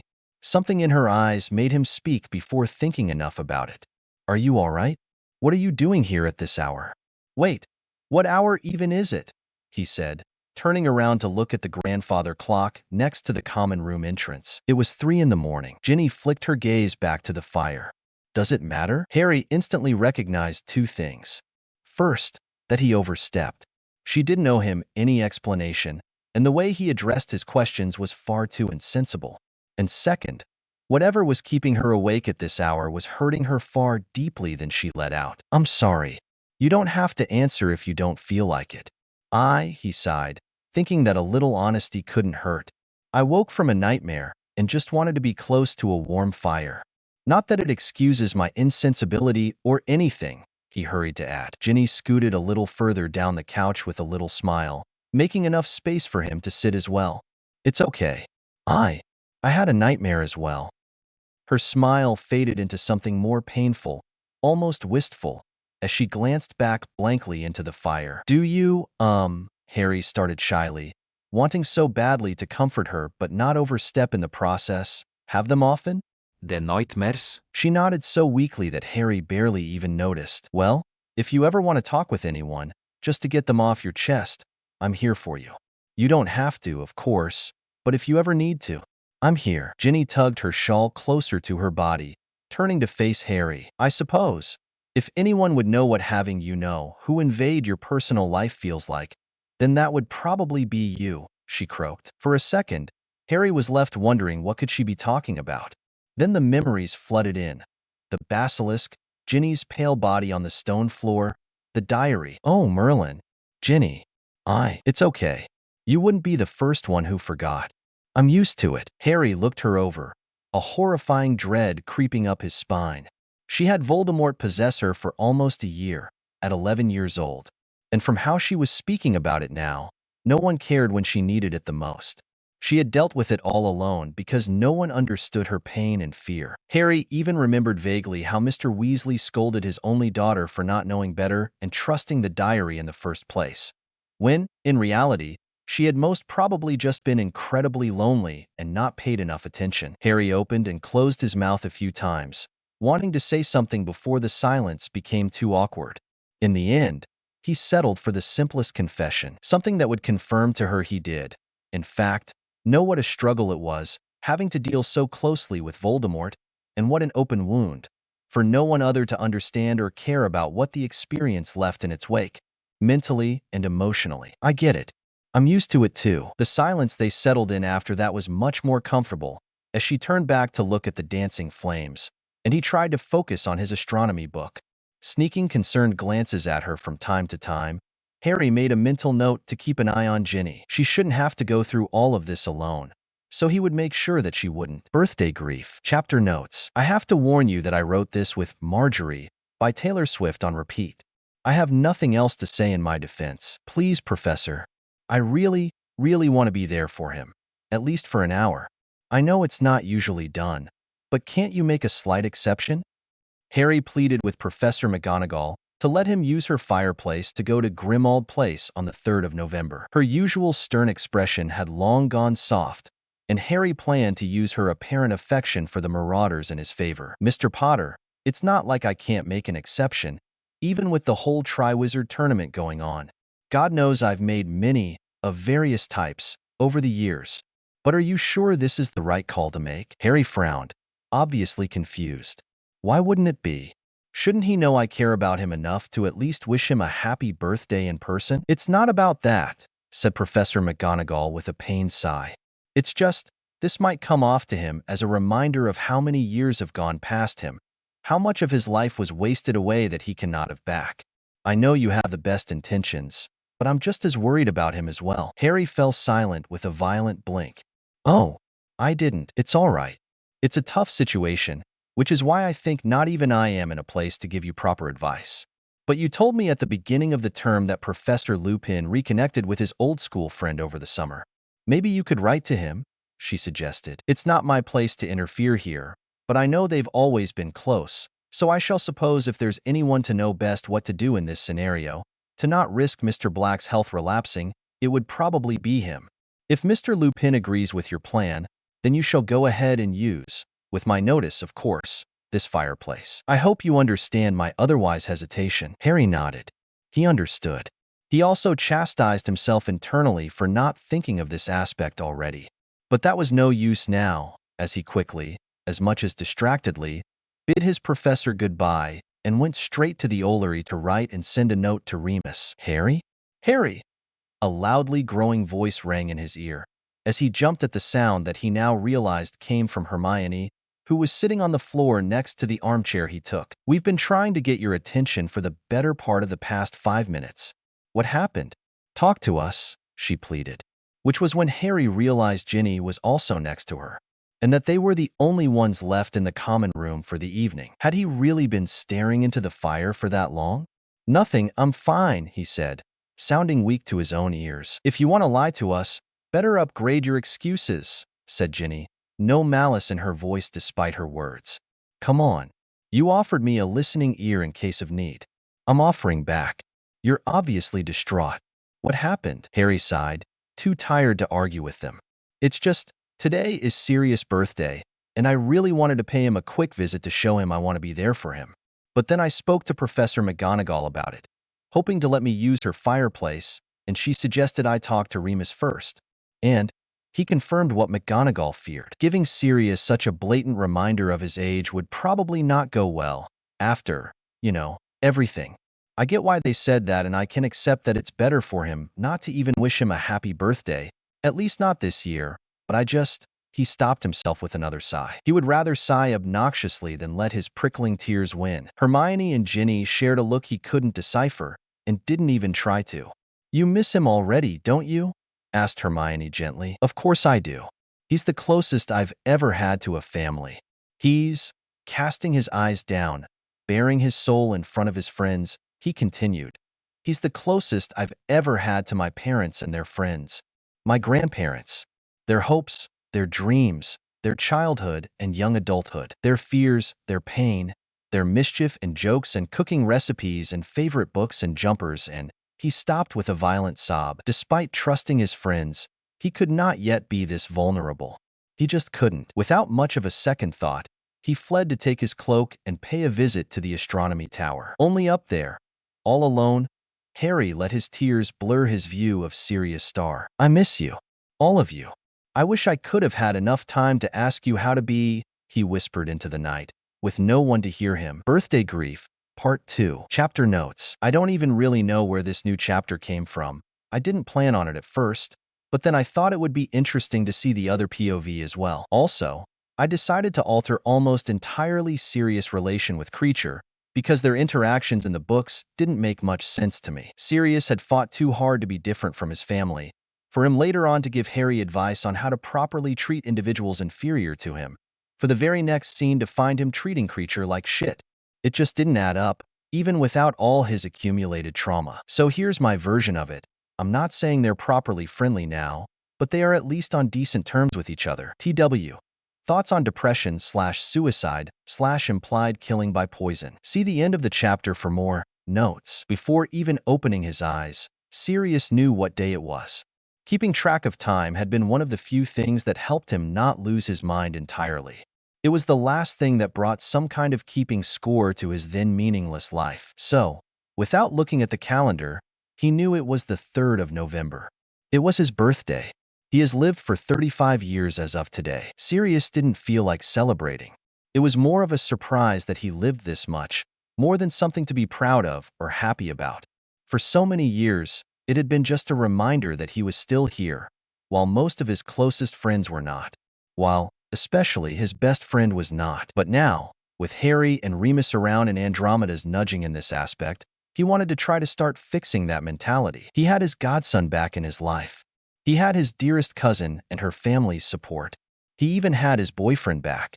Sirius had something to live for again, and not only think of turning his magic on himself, like every other Azkaban prisoner, when too much was too much. He never knew if he was too strong or too weak for not having done that in his 12 years of imprisonment. But that was redundant. He was here now, and for Harry and Remus' sake at least, he would learn to live again, not just exist somewhere in this world space. Sirius got up. He made pancakes for him and Remus, leaving a few on a plate in front of Kreacher's little room as well if he wanted to take them. Then he went back upstairs, waking up Remus with a forehead kiss. He had an idea of how to spend the day, but was too anxious about it, so he preferred to wait until they were done with breakfast, which took a lot more than he expected. Is this Kreacher's last meal? Sirius whipped his head around, looking at the old house elf, confused. Are you feeling ill, Kreacher? Kreacher feels like any other day. But Master Black gave Kreacher pancakes. Are they poisoned? Kreacher would at least want to know. Sirius frowned. Was he thinking so little of him? No, Kreacher. Why would you think that? All Master Blacks before this one got rid of their house elves in painful manners. Kreacher is old, so Kreacher expects his death any day now. Sirius took a deep breath. He hated to the bones being in any way compared to his cursed ancestors, but he understood where Kreacher came from with this insinuation. Well, this Master Black will let Kreacher live as peacefully as possible all the days he has left. Here, he took a piece from one of Kreacher's pancakes, eating it without hesitation to prove to him they were safe. See? It's safe. Those are for you to enjoy, all right? You can take anything you want from the cupboards to spread on them as well. Kreacher was never treated like this by any Master Black, but Kreacher will take the plum marmalade if that's what Master Black wants. After taking said jar, he went back to his room, still looking rather perplexed about the whole situation. Well, that was, started Remus. One way to start this day, continued Sirius, fighting to gather his courage for what he wanted to say next. Hey, Moony, I, had an idea for today. You don't have to accept or anything. Remus put a hand on Sirius' shoulder, then moved it to caress his cheek, grounding him. Whatever it is, I am here for you. I was thinking of paying a visit to Godric's Hollow. That had the foreseen effect, making Remus take a double take. Well, that's unexpected, he started carefully. What brought you the idea? Andy pointed out some weeks ago that I subconsciously tend to see Harry as a replacement for James. And I don't want to go on with that. Harry deserves more than that. But to have better control of my views and emotions, I suppose I will have to make peace with the past some of these days. I would have suggested Halloween, but it felt much too painful, too raw. Today, though, it could go through better, I hope. As Harry's now guardian, Gringotts put in my care the key to the house in Godric's Hollow. I just hoped that, when I decided to pay a visit, you would come with me? He finished, like a question. Remus was looking at him with some sort of pride mingled with concern. My love, I'm glad you're thinking like this and trying to make amends with the past, But would this be wise? Are you ready for that kind of step yet? Sirius shrugged, smiling painfully. I don't know if I'll ever be ready, but I have to take this step, for Pronkslet's sake. He has so many questions, and so many more that I know he refrains from asking because he doesn't want to upset me. And for goodness sake, if anyone deserves to know everything about his parents and their lives, it's this kid. And most times, even if I want, I can't share those memories with him, because as much as I nudge them to get to the surface, I break down before I can even face them, and that's in the good cases, when I can at least feel the memories buried somewhere down there. I want to do better. I want to get better. And I suppose that having you by my side while doing that would help, knowing how many memories we share from our youth. Remus smiled, kissing Sirius' forehead slowly. I'm proud of you, Padfoot. And yeah, of course I'll help you with anything you need me for. I promised you we'd be here for each other, didn't I? And maybe it would be good for me too, to relive those memories more happily, without the shadow of our constant grief. We can help each other relearn how to do that. Thank you, whispered Sirius, sincerely grateful. He closed his eyes for a moment, gathering his wits and thanking all gods for having given him the strength to keep fighting, keep surviving until now, as well as this second chance in life worth living for. Chapter end notes. So now I ended up hyper-focusing on this situation a little bit too much, and the following chapter will probably be part 3, with Sirius and Remus actually going to the house and reviving some of the memories. I contemplated a lot if Sirius' first time back there to Godric's Hollow should be with or without Harry, but in the end, I realized it might be better if Sirius got the opportunity to do this slowly, at his own pace at first. Birthday Grief, Part 3. Chapter notes. Hi. Sorry for the delay. I had a big zoning out episode again. I fear I might have to take a week or so of hiatus until I can put my ideas for this fanfic in order again, because right now, I only have scattered thoughts and a gazillion unfinished future chapters with which I don't even really know what to do. This current one isn't even properly edited, but I really wanted to put it out, at least to feel like I created and finished approximately a little something these past days, but I'll come back to it in the next few days to make sure everything's alright. Initially, I thought of also writing about actually entering the house in this chapter and finding little things still scattered around so that Sirius and Remus have a proper discussion over those and bring back memories, but I really don't know how to do that at the moment. If you think that would be a good addition, then I'll come back to it sometime though. Please let me know what you think. Thank you so much for reading this, and I hope this little healing journey of the characters brings you as much comfort and reassurance as it does to me. No matter how sour things may look, it eventually gets better, I promise. Sirius operated with Remus at Godric's Hollow, close to the village church, just like when he operated here with Harry in the summer. He had only been at this house once in the past, on that fateful night of October 31st, 1981, when Lily's oblivion spell broke. Sirius remembered bitterly how, despite Peter being the secret keeper, a couple of weeks before Halloween, Lily had a strange premonition, and she instantly knew she had to find a loophole. She realized Peter was only James' secret keeper, at least officially, as it comes to magic.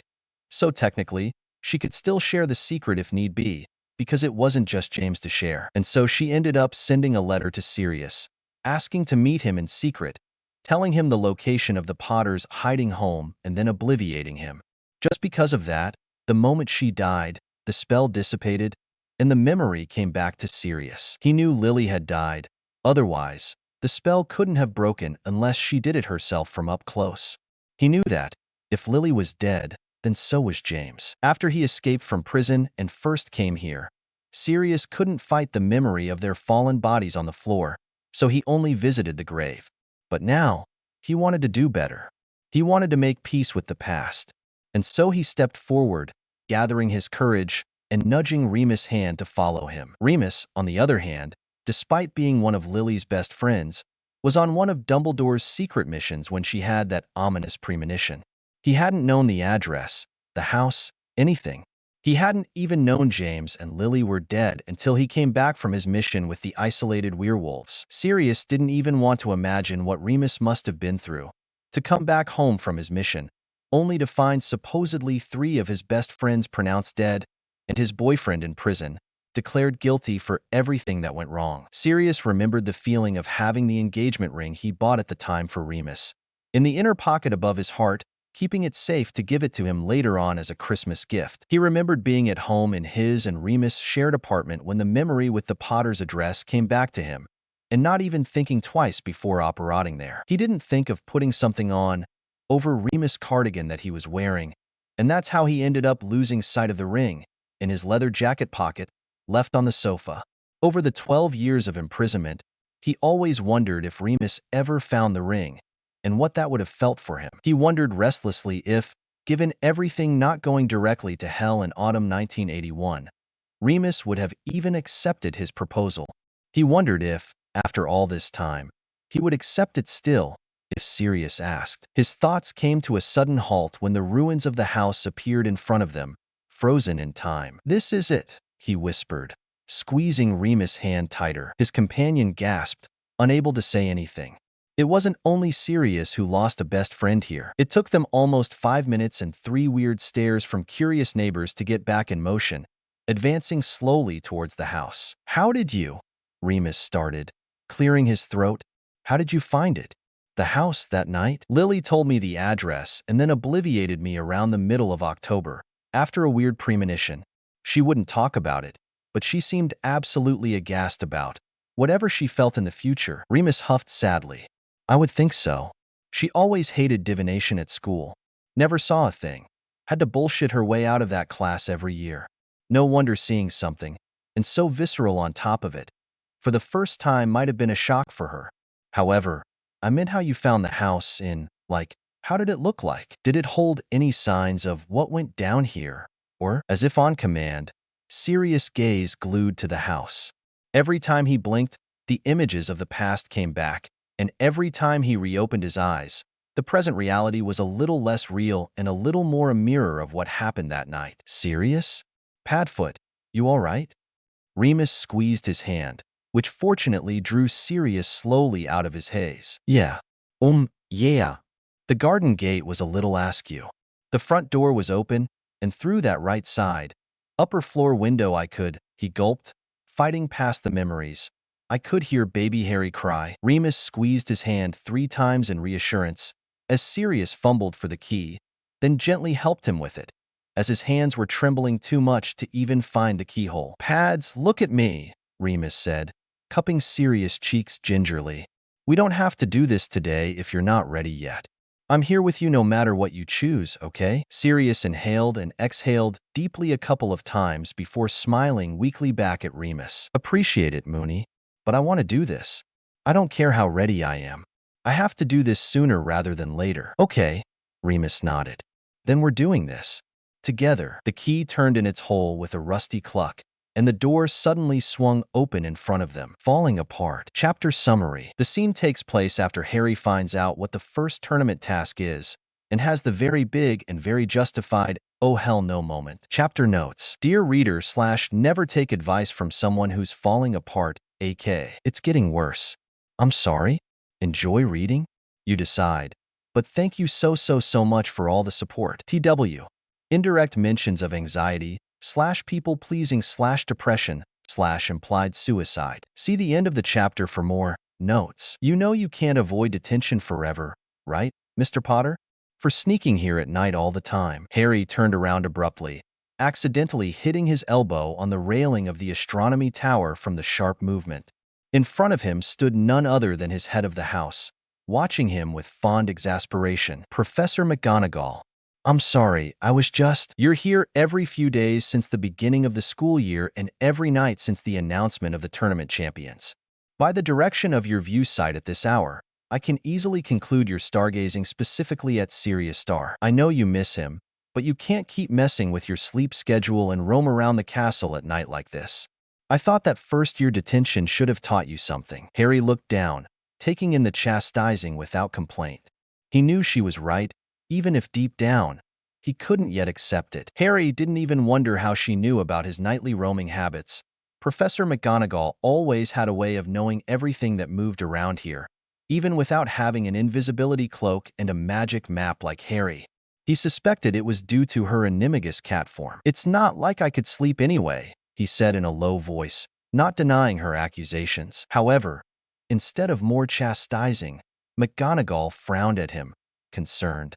What do you mean by that? Put in my place. Would you be able to not worry about the outcome of a situation you did not want to be involved in? Especially after the Dementors awakened your long-lost memory of your mother's scream of death, knowing she gave her life to save you, and now you're forced to compete in this tournament, even though you did not want eternal glory and all that crap, and it constantly feels like a personal and direct betrayal to her, and in the meantime, lose friends because they think this is what you wanted?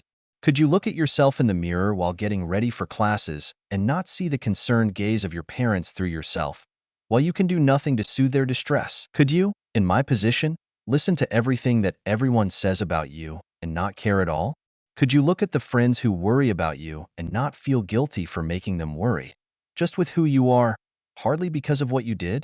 Of course I can't sleep well, Professor. Nothing I do is enough, while at the same time, most people around me treat me like I'm too much. Harry took a deep breath, trying and failing to keep his tears in check and voice from trembling. So yeah, I do miss Sirius, because so far, he'd been the only one who didn't look at me like I had to save the world. After all, he was best friends with my parents, people who had already done that once before, and he knows what it takes from a person.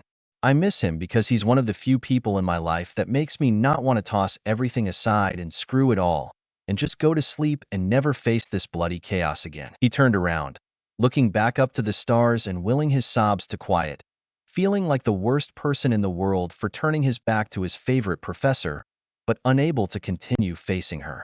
"Could you sleep knowing all that?" he whispered, not expecting her to even hear, and less so to act on it. However, she did take a few steps forward, putting a tentative hand on his shoulder and pulling him into a gentle hug. Despite his best efforts, Harry broke down even harder, gripping the railing and her robe to not fall to his knees with all the pain, fear, anger, and numbness he was feeling. Leaving all propriety aside, Harry watched as his professor turned into a tabby cat and nudged his legs to sit down, jumping into his lap to purr comfortingly until his sobs subsidized. Only then, she jumped away at a more reasonable distance and transformed back, guiding him to the infirmary to have Madame Pomfrey give him a strong, dreamless sleep potion and write a note to excuse him from tomorrow's classes. In the morning, Harry would also find Andromeda seated next to his infirmary bed, ready to help him through his feelings. Later, he would learn two things. Andromeda was only called in for the most alarming cases, and not even Headmaster Dumbledore knew about it. Only Professor McGonagall and Madame Pomfrey. Tired as he was, Harry only hoped this didn't get back to Sirius. He didn't want his godfather to worry about him more than necessary.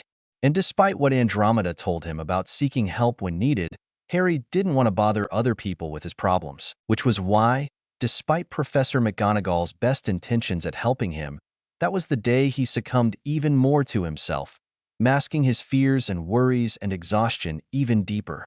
What kind of hero was he if he couldn't even get through a school magic contest? How was he supposed to defeat Voldemort if he couldn't get his emotions in order? He needed to do better than this. Chapter end notes. Hi. So, I'm back. I'm as alright as I could be at the moment.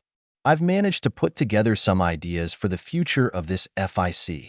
I accidentally started 4 more fanfic sketches that will hopefully see the light of AO3 in 2024. I will, though, have to space out posting dates to once 1 or 2 weeks and give myself more time to work at a more reasonable pace and put myself together for the New Year resolutions and all that. YK. Thank you so much to every single one of you who is patient enough to deal with my chaotic posting. I promise I'll do all I can to make it worth it. Whiteheart. Through the Storm. Chapter notes. I'm back. I'm really sorry it took so long. I've written surprisingly much since the beginning of the year, but it's mostly erratic scenes and chapters. I have over 10k words scattered around 16 new chapters, but the timeline is really screwed at this point, from the 4th year up to the Battle of Hogwarts and beyond, and over 10 other planned but not started yet chapters. And then, there was also my permanent posting anxiety in the way, because it happened once before when I posted something and noticed a plot hole 5 more chapters in and spiraled for what felt like an eternity, and I really don't want to re-experience that, which is why now I'm trying to have at least 3 to 4 chapters already finished after the one I'm posting, just to make sure. And now I'm finally at that safe point again. P.S. This is finally the point where the chapters start growing in word count, smiley face. Not with too much, from around 1k to 5k words, but a win is a win. Enjoy. The knocking on the front door reverberated through the house. Sirius looked at his hands full of dough and sighed. Moony, can you please get the door? Must be Andromeda. She left a message earlier that she'd drop by, he called, hoping Remus could hear him from the library. Sure thing, Remus shouted back, his steps echoing through the house. Wanting to be a respectful host, Sirius left the biscuits aside and went to the sink to clean his hands quickly. Before he finished, Remus appeared in the kitchen doorway, giving him a rather weird look. Sirius?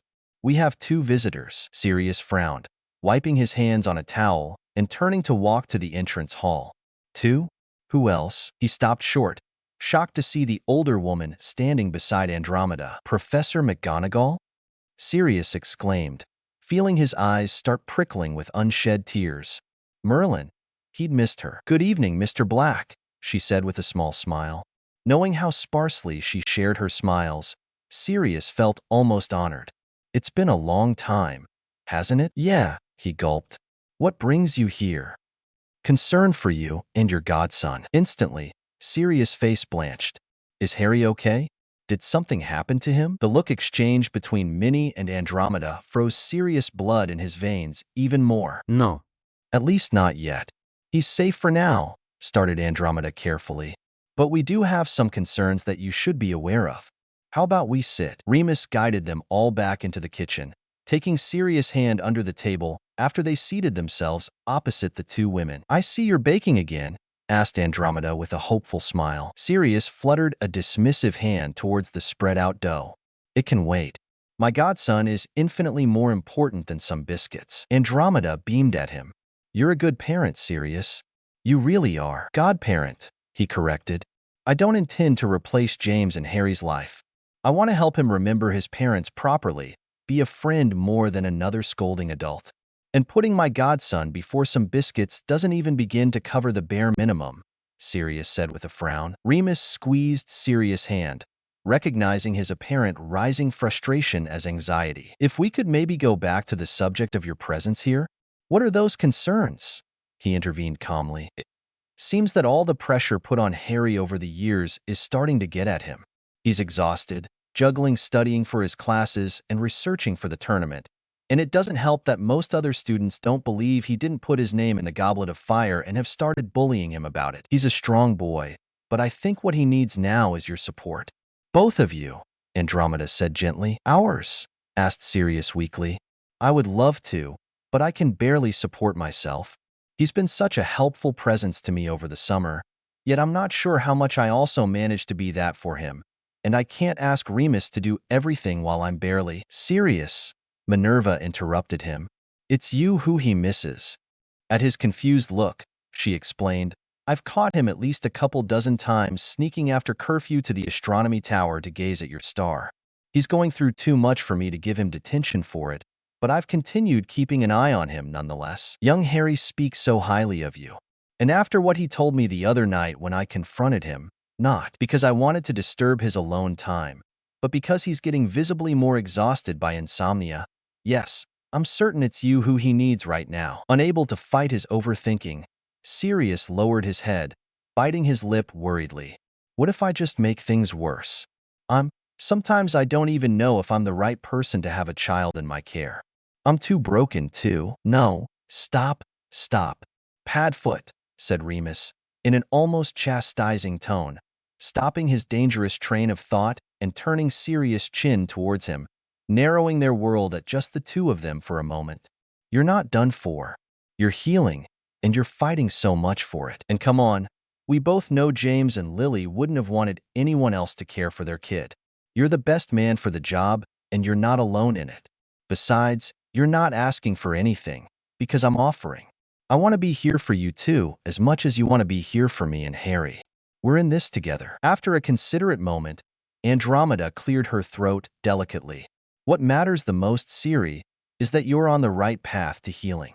It takes time, and it's hard, I know, but you're getting there. What matters most is that you're not giving up the fight. And that is inspiring, not just frightening to see. Yes, it is. Don't give me that look. Sirius sighed. You know there's nothing I want more in this world, but to know Harry and Remus happy. I just don't really know how to get there sometimes. That's okay. You're willing to learn and change and work for it, and that is what matters. As for Harry, Andromeda trailed off, letting Professor McGonagall continue. The students have a Hogsmeade Day next Saturday. Maybe that could be a suitable occasion to meet Harry? Have a little chat? He wouldn't open up completely to us, but he trusts and values you in his life, and despite his stubbornness at not being a burden, maybe he'll feel safe enough to let go of some of his problems and worries in your presence. Sirius looked up, flabbergasted, suddenly feeling like it was difficult to breathe. What? But he could never be a burden. Why would he even think something like that? Andromeda put her hand over Sirius, taking a deep breath, and prompted her cousin to do the same. The environment he's had with his aunt and uncle's family wasn't the most proper for such a gentle kid. From all I gathered, he never felt at home there, never felt wanted. That, over time, brings over its own kind of insecurities. You and I both know all about that, don't we?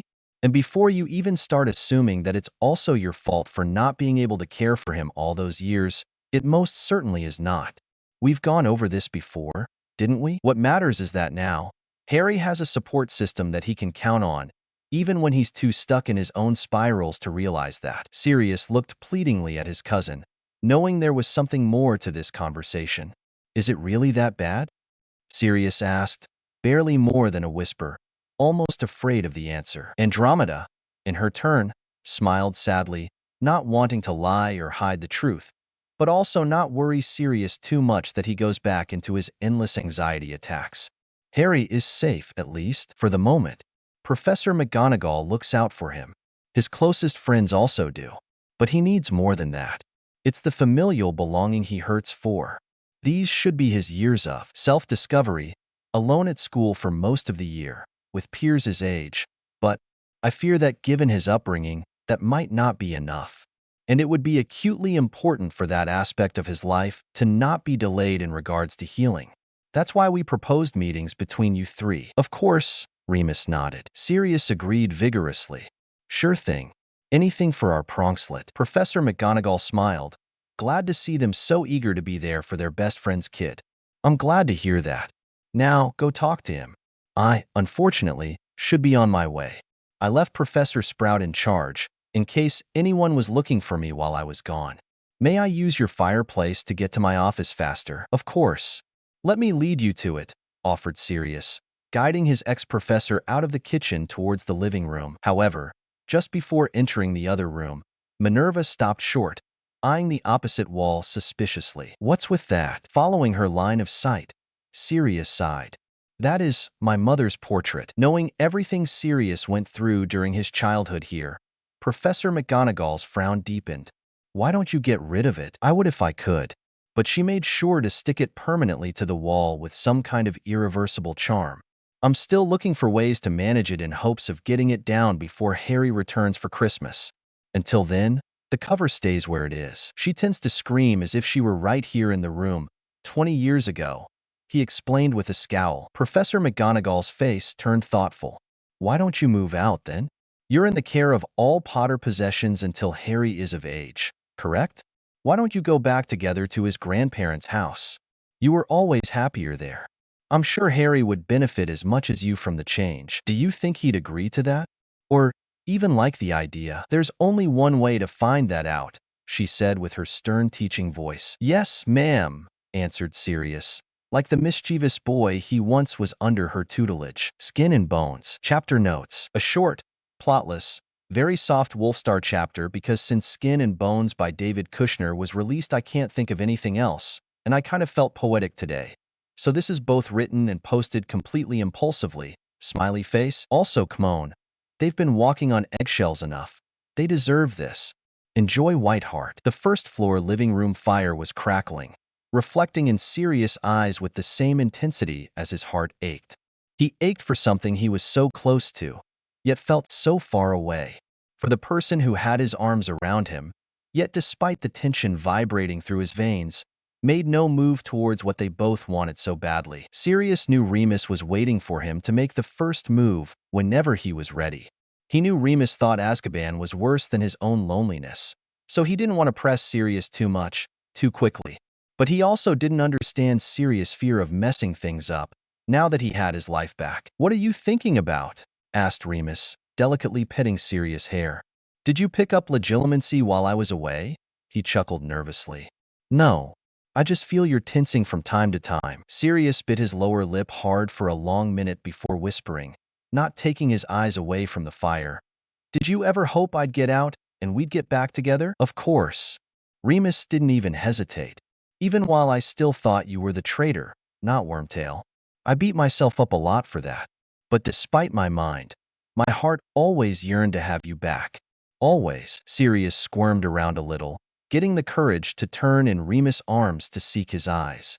"And if I asked you, would you tell me what those hopes included?" With the same slow-burning intensity, Remus raised one hand to caress Sirius' cheek.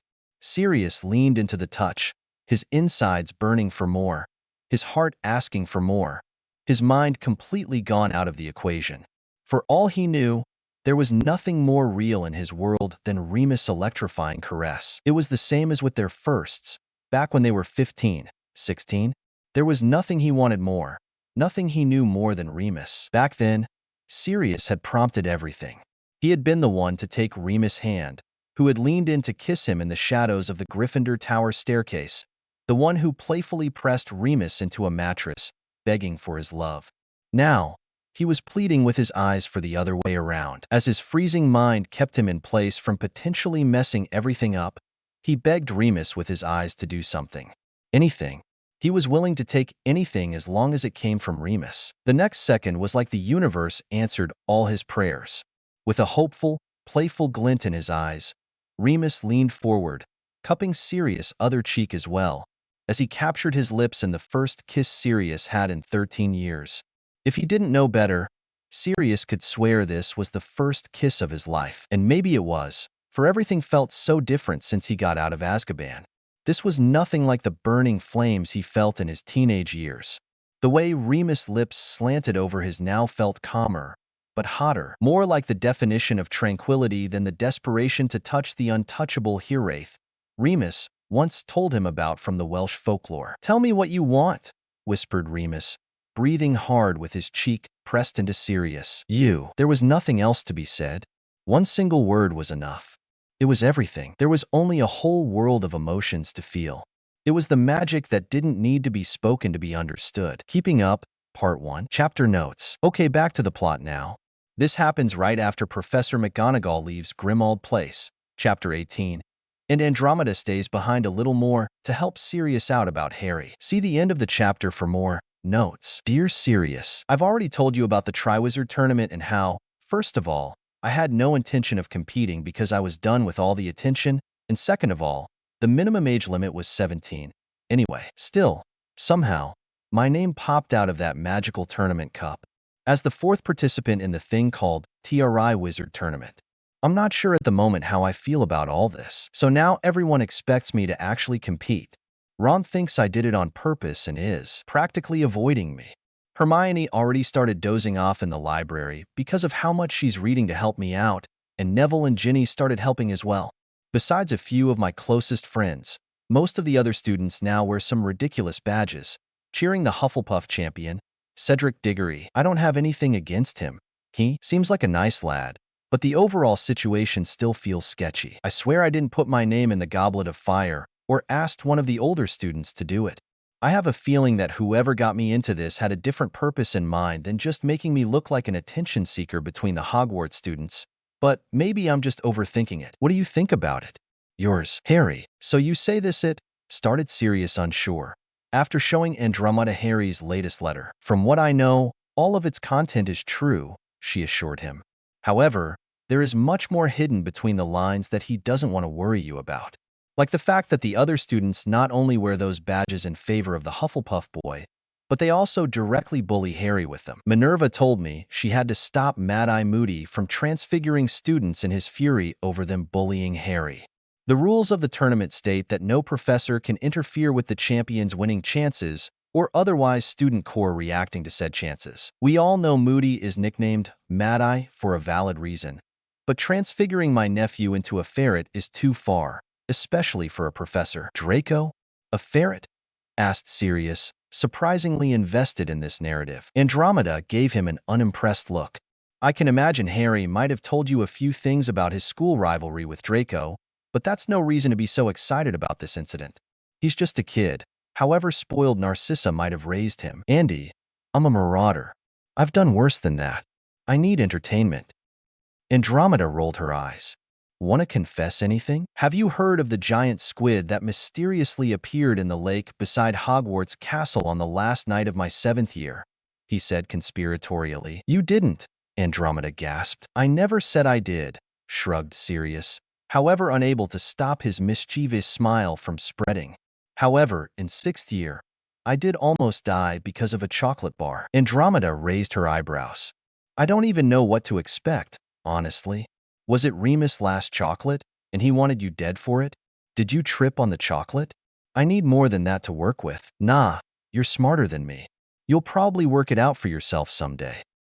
Andromeda looked intrigued, but knew better than to pry. Anyway, turning back to this, she said, pointing at the letter Sirius was still holding. When you meet Harry, you should ask how he feels about what he wrote. There's a lot he doesn't say here, but it's better if you find that out from him, not me. And I'm not saying that just because of patient confidentiality. You need to earn and continuously prove right his trust in you with every occasion you have. As a guardian and as a friend, you should first and foremost make sure that Harry finds a safe space with you so that he doesn't fall into a recurring deadlock in not being able to seek help. It's also important to show and reassure him that you're ready to be there for him in ways that are more helpful for him than you. That does not mean you should start foregoing your own needs. But when it comes to solidifying your relationship with your godson, in a world full of people, especially adults, who expect things from him, you have to be the one to prove to him you believe in and respect his choices, ideas, and wishes. He's still discovering who he is, and that should not turn out to be a people pleaser. Harry must not lose himself to the ideals others see in him. He's a kid, not a weapon, and he should have the opportunity to see that his life means more than just tiptoeing around the most evil wizard of our times. Sirius nodded, smiling sadly. So in short, I should inspire him to follow my path, not Reggie's. Given, of course, Harry's own social context. Yeah, now that I think about it, his story resembles many parts of yours. I guess, what I'm encouraging you to do is be what Fleamont and Euphemia had been for you. In his own way, that is exactly what Harry needs. Sirius nodded, already planning his next steps. He knew if professors weren't allowed to aid the tournament champions, that might also extend to their adult family members. If he casually appeared in Hogsmeade with no previous notice for Harry, it might look like he wanted to meddle, which wouldn't help with Harry's bullying. However, as Andromeda pointed out, Sirius should let such choices at Harry's latitude to show him he respected his wishes, whatever those might be. Therefore, his first step would be none other than answering the letter. My dearest Harry, I don't think you're overthinking it. I have this bad feeling as well, and it's not just me. Remus and Andromeda agree that something dangerous might be going on, especially after what happened at the Quidditch World Cup barely a month ago. The dark mark appearing in the sky can't ever be a random occurrence. If you would like and feel comfortable with it, I could come to Hogsmeade on your next weekend trip there, or the Shrieking Shack if you prefer a more secluded discussion. I can come alone or bring Remus along, or tell just him to meet you. We both want to be here for you and support you however we can, but we want to leave it up to you to decide how you want us involved, okay? Just give us a heads up, and we'll be there for you in any way you might need us. Yours, Sirius. Chapter End Notes. For anyone who didn't get it, Sirius ate the chocolate as Padfoot and realized only later that chocolate is poisonous for dogs. Smiley face. Keeping up. Part 2. Chapter Notes. I want to use this space to send again all my thanks and love to those of you who comment and leave kudos on this work. You're really making my days infinitely better. See the end of the chapter for more notes. Thursday evening, Sirius and Remus were waiting for Harry in the main room of the Shrieking Shack. Sirius could see Remus wasn't thrilled about the choice of location. Still, the Fault in McGonagall's idea to meet in Hogsmeade was too insurmountable if they wanted to keep Harry from getting in even more trouble. So they agreed that was their best choice for the time being. So Sirius did the best he could to comfort Remus for the time being. The echo of footsteps on the creaking stairs turned their attention to the doorway, where Harry suddenly appeared, taking off his invisibility cloak and letting go of it and the Marauder's map on the floor. Harry, greeted Sirius, opening his arms wide. Sirius, Remus, Harry said, running to Sirius' open arms and accepting Remus' gentle hair, tousling. Everything okay? Did you get here safely? Asked Remus when Harry took a step back to face them properly. Yeah. Professor McGonagall somehow managed to find me even with the cloak on, and followed me as a cat until the secret passageway entrance, jumping on that spot on the Whomping Willow that Crookshanks used to get us inside in spring. Before that damn tree even started harassing me, Harry explained. Sirius looked at his godson, noticing better now the purple bags under his eyes, the slight tremble in his hands, and how his hair looked even messier than usual. He knew that asking him directly about it would only push Harry away, so he settled for trying to casually exchange news. How are preparations for the tournament? Well, the first task is in a week, started Harry, visibly anxious. I know, pup. We'll be there in the public to support you. You will? Harry asked, surprised. Of course, answered Remus. Sirius is your family now, and I might not be your professor anymore, but I am still here for you, Harry, no matter what you need. You're also family, said Harry without thinking, blushing upon seeing Remus' pleasantly surprised expression and Sirius' delighted eyes. How are you holding up? Asked Sirius. Do you need our help with anything? Dragons, blurted out Harry. The first task is to confront a dragon each. Remus and Sirius instantly exchanged petrified looks at that. How did you find that out? Asked Remus carefully. Long story, sighed Harry, leaning to sit in a chair that squeaked so badly he instantly got back up, giving the poor old chair a suspicious look as he walked to the destroyed bed and sat on its edge. Ron made Hermione tell me that through a ridiculously long chain of people, Hagrid was waiting for me for tea. Turns out, Charlie Weasley told the secret to either Ron or Hagrid, and they plotted to tell me without being too evident, which they were, but I appreciate the warning, nonetheless. You don't look too thrilled about finding that out, said Sirius slowly. Harry laughed darkly. You think so? He said sarcastically. I am a human, bound to fight a full-size dragon. A dragon. And yeah, that might be rich coming from me, given I fought a bloody basilisk in my second year, but at least that one didn't spit literal fire. Sirius kneeled in front of him, taking Harry's hands in his. I think that it's fair for you to feel all these things without them invalidating your previous experiences. From what you told me, when you went with Ron to the Chamber of Secrets to save Ginny, you did not feel like there would be anyone else ready or willing to fight for her. But you chose to face that situation, use your talents and powers, and save your best friend's sister from that monster. In this present context, it doesn't look to me like you've been given a choice in the matter. The situations aren't comparable, and we aren't going to hold you up to one because of the other. Harry looked up from his hands to Sirius' face, then glanced towards Remus and back at Sirius. That's exactly the thing, he said weakly, surprised to be understood and comforted with such gentleness. I don't want to be involved. As much as I'm trying to keep a brave face to the others, I really don't want to do all of this. Then don't. Harry looked at Sirius as if he missed the entire point of this discussion. Sirius, I can't just opt out, scoffed Harry. I didn't say you should. What I'm implying, though, is that there is no need for you to win this tournament. You're famous and wealthy, with or without it. The Goblet of Fire imposes your participation, but not also that you give in all your effort. You don't deserve to lose your mind over this, no matter what other people say or push you to do. And we won't love you any less for putting the bare minimum into this as long as you come back home. Do you understand me, Harry? What? Whispered Harry, with a confused, unsure look in his eyes. Sirius backtracked what he said, wondering if he said anything wrong or that could have been interpreted wrong. But Remus got there first, crouching next to him to be at the same level as Harry. Harry James Potter, we have loved you since the day you were born and beyond.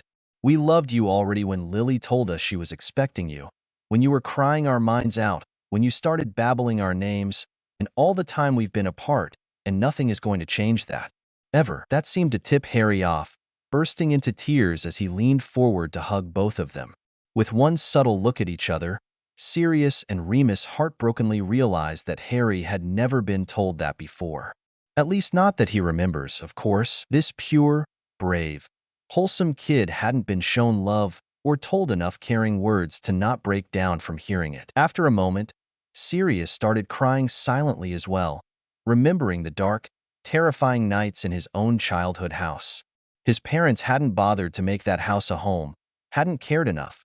Just like Harry's previous place, only with more magical curses flying around. But at least Sirius had his brother to remind him he wasn't completely unloved and unwanted. And after his brother and he fell apart, Sirius still had his friends. James, at least, had grown up constantly reminded how loved he was, and he passed that on to his friends, unafraid to show them how much he cared. Then Remus turned up in the picture, reminding Sirius that he was loved, in a different way this time. He may have been lonely for 12 years, but he had enough loving memories to survive that coldness.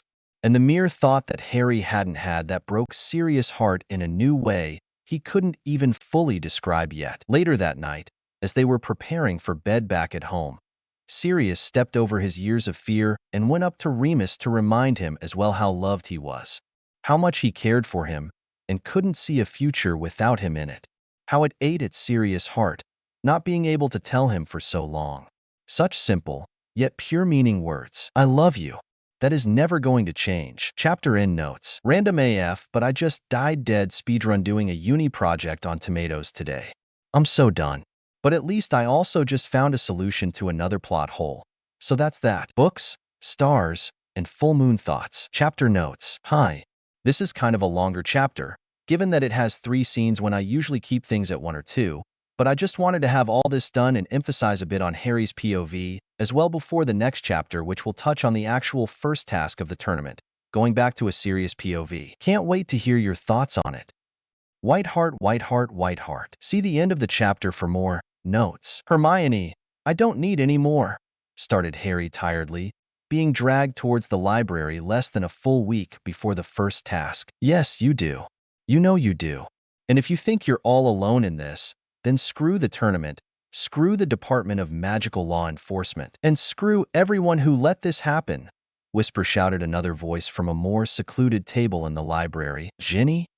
Harry whispered to himself, turning around the corner to find the table full of his friends, notably absent only Ron, Neville, Fred, George, and Luna Lovegood.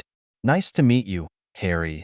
The blonde girl smiled, her voice surprisingly steady despite its mystical tone. What are you all doing here? Harry asked, perplexed, as he took a seat, letting his school bag hit the floor with a sudden plop. Helping you find the best spells for the tournament, of course, said George. More people, better chances at finding something useful, added Fred. Harry turned towards Hermione. Then why make me also take? He started asking about the invisibility cloak. We're in a secluded corner here, said Hermione. But just in case, Fred and George are positioned to have perfect visibility over who might come this way. It wouldn't be safe for you to be seen with all of us and not look suspicious. We're all here to keep your secrets and help you through this, not get you into any more trouble, right, peeps? Everyone nodded eagerly, even the Weasley twins, who were the definition of trouble itself, and the new Ravenclaw girl. Given the seating arrangements, Harry suspected Luna was Ginny's year classmate. Hermione created a silencing bubble around them, making sure their discussions weren't getting out to any curious ears hidden close by. Okay, there. So, do you have any clue about the first task? So we might know what to start looking for, said Ginny. Harry sighed. It has something to do with dragons. That's what Ron made you tell me regarding visiting Hagrid, Harry told Hermione. Wicked, said the twins synchronously, earning a glare from Hermione. Should we ask Charlie for advice? Suggested Fred. No, that would only draw attention to what we're trying to do here. What about Harry's Parseltongue ability? Intervened Luna. Everyone looked at her, confusion in their eyes. Well, snakes and dragons are genetically related, aren't they? It might be a good starting point to find out if dragons understand Parseltongue. Then all there's left to do is go with Harry through possible speeches for that dragon, so he won't lose his wits at the moment of confrontation, asked Neville hopefully. That's right, said Luna. If the dragon understands Harry doesn't want to attack it and just do his thing in the same space as the dragon, it might be much easier to solve the task. That's brilliant, said Harry, feeling his hopes dangerously high. Merlin, he might have an actual chance at getting through this intact. That night, despite his exhaustion, Harry went again up the astronomy tower under his invisibility cloak. It was a full moon tonight, and not for the first time, A recurring thought haunted Harry's mind. Up here again? Harry jumped on the spot, surprised to see Professor McGonagall leaning on the railing a few steps to his right side. He had the decency to look down, caught out of bed in the out-of-bounds except for classes tower yet again. He couldn't help but wonder why she wasn't giving him detention for finding him roaming the castle at night. Instead, the look on her face was less of the stern professor and more of the listening gaze Andromeda wore most of the time. Maybe because of that, Harry felt safe enough to broach the subject out loud. Do you know how Sirius escaped Azkaban last year? I've never been told directly, but I do have a very strong suspicion it has something to do with what he, your father, and Pettigrew did illegally in their 5th year. So you also know why they did it? Harry asked hesitantly. He really didn't want to spill anyone's secrets, and he would rather drop the discussion altogether than ever betray his friends and family, even if he couldn't get his point through because of that. Remus was one of my all-time favorite students, of course I know, McGonagall revealed simply. Harry frowned, another question making its way to his mind. Then why didn't you say anything about it? I mean, it was illegal for their age. As I said, I knew why they did it, and I knew how much less Remus suffered when he wasn't alone. In the end, it wasn't even a question of morality for me. And maybe I should have, maybe I shouldn't have, but at times, I still kept an eye on them to make sure they were safe and not just wandering the grounds aimlessly, just because they could. May I ask, why are you wondering about all this? Harry hesitated for a second, looking back towards the full moon, appearing and disappearing through the night clouds. I'm also considering it in some future, he said quietly. Professor McGonagall smiled knowingly. How close of a future are you referring to? As close as it would allow me to also be there for Remus in times like this, he said, carefully, pointing with his head at the reappearing full moon, and perhaps be able to bond more with Sirius, too. However, I know there's a connection between one's Patronus and Animagus form, and since I know to have the same Patronus as my dad, I don't know how this might do for Sirius and Remus. McGonagall nodded, understanding his worry. I think, first of all, you shouldn't let your worry about other people stop you from doing what would bring you peace and freedom. It's illegal anyway, for your age. So if you want to remain undiscovered, you would have to be very selective with whom you show your form, and you don't have to do that immediately. It's usually impossible to control your own Animagus form.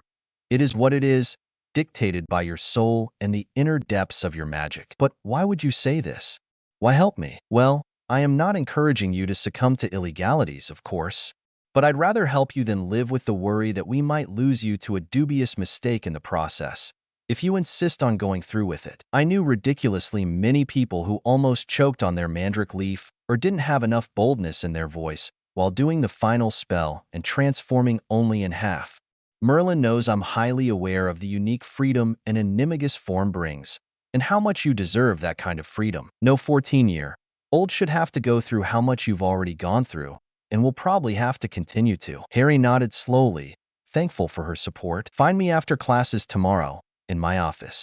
I'll give you a library permit for the Animagi books in the forbidden section. Use it wisely. If, after what you read, you decide to go through with it, do something stupid enough to land you in detention with me, and we'll discuss it then. I doubt there's any other way to spend enough time with you without making it look like I'm helping you with the tournament instead of doing illegalities. Did you also help the Marauders like this? Harry asked, unable to hide his curiosity. No, I've only realized what they've done after they were already finished. But they had each other to walk through every day of the process. As far as I know, you don't. Not even if you were to do it over the summer break. It wouldn't be enough time to have Sirius guide you through all of it. You're also overworked and perpetually exhausted, which is just one more reason why I'd prefer not to let you go alone at it. It's frustrating, time-consuming, and especially distracting, and you now have both classes and the tournament that you should not get distracted from. Yes, Professor, I'll do all there's in my power to keep up with everything. I know you do. Maybe your peers can't always see how much you're trying, but we professors, especially those who sometimes get personally involved, we can see that.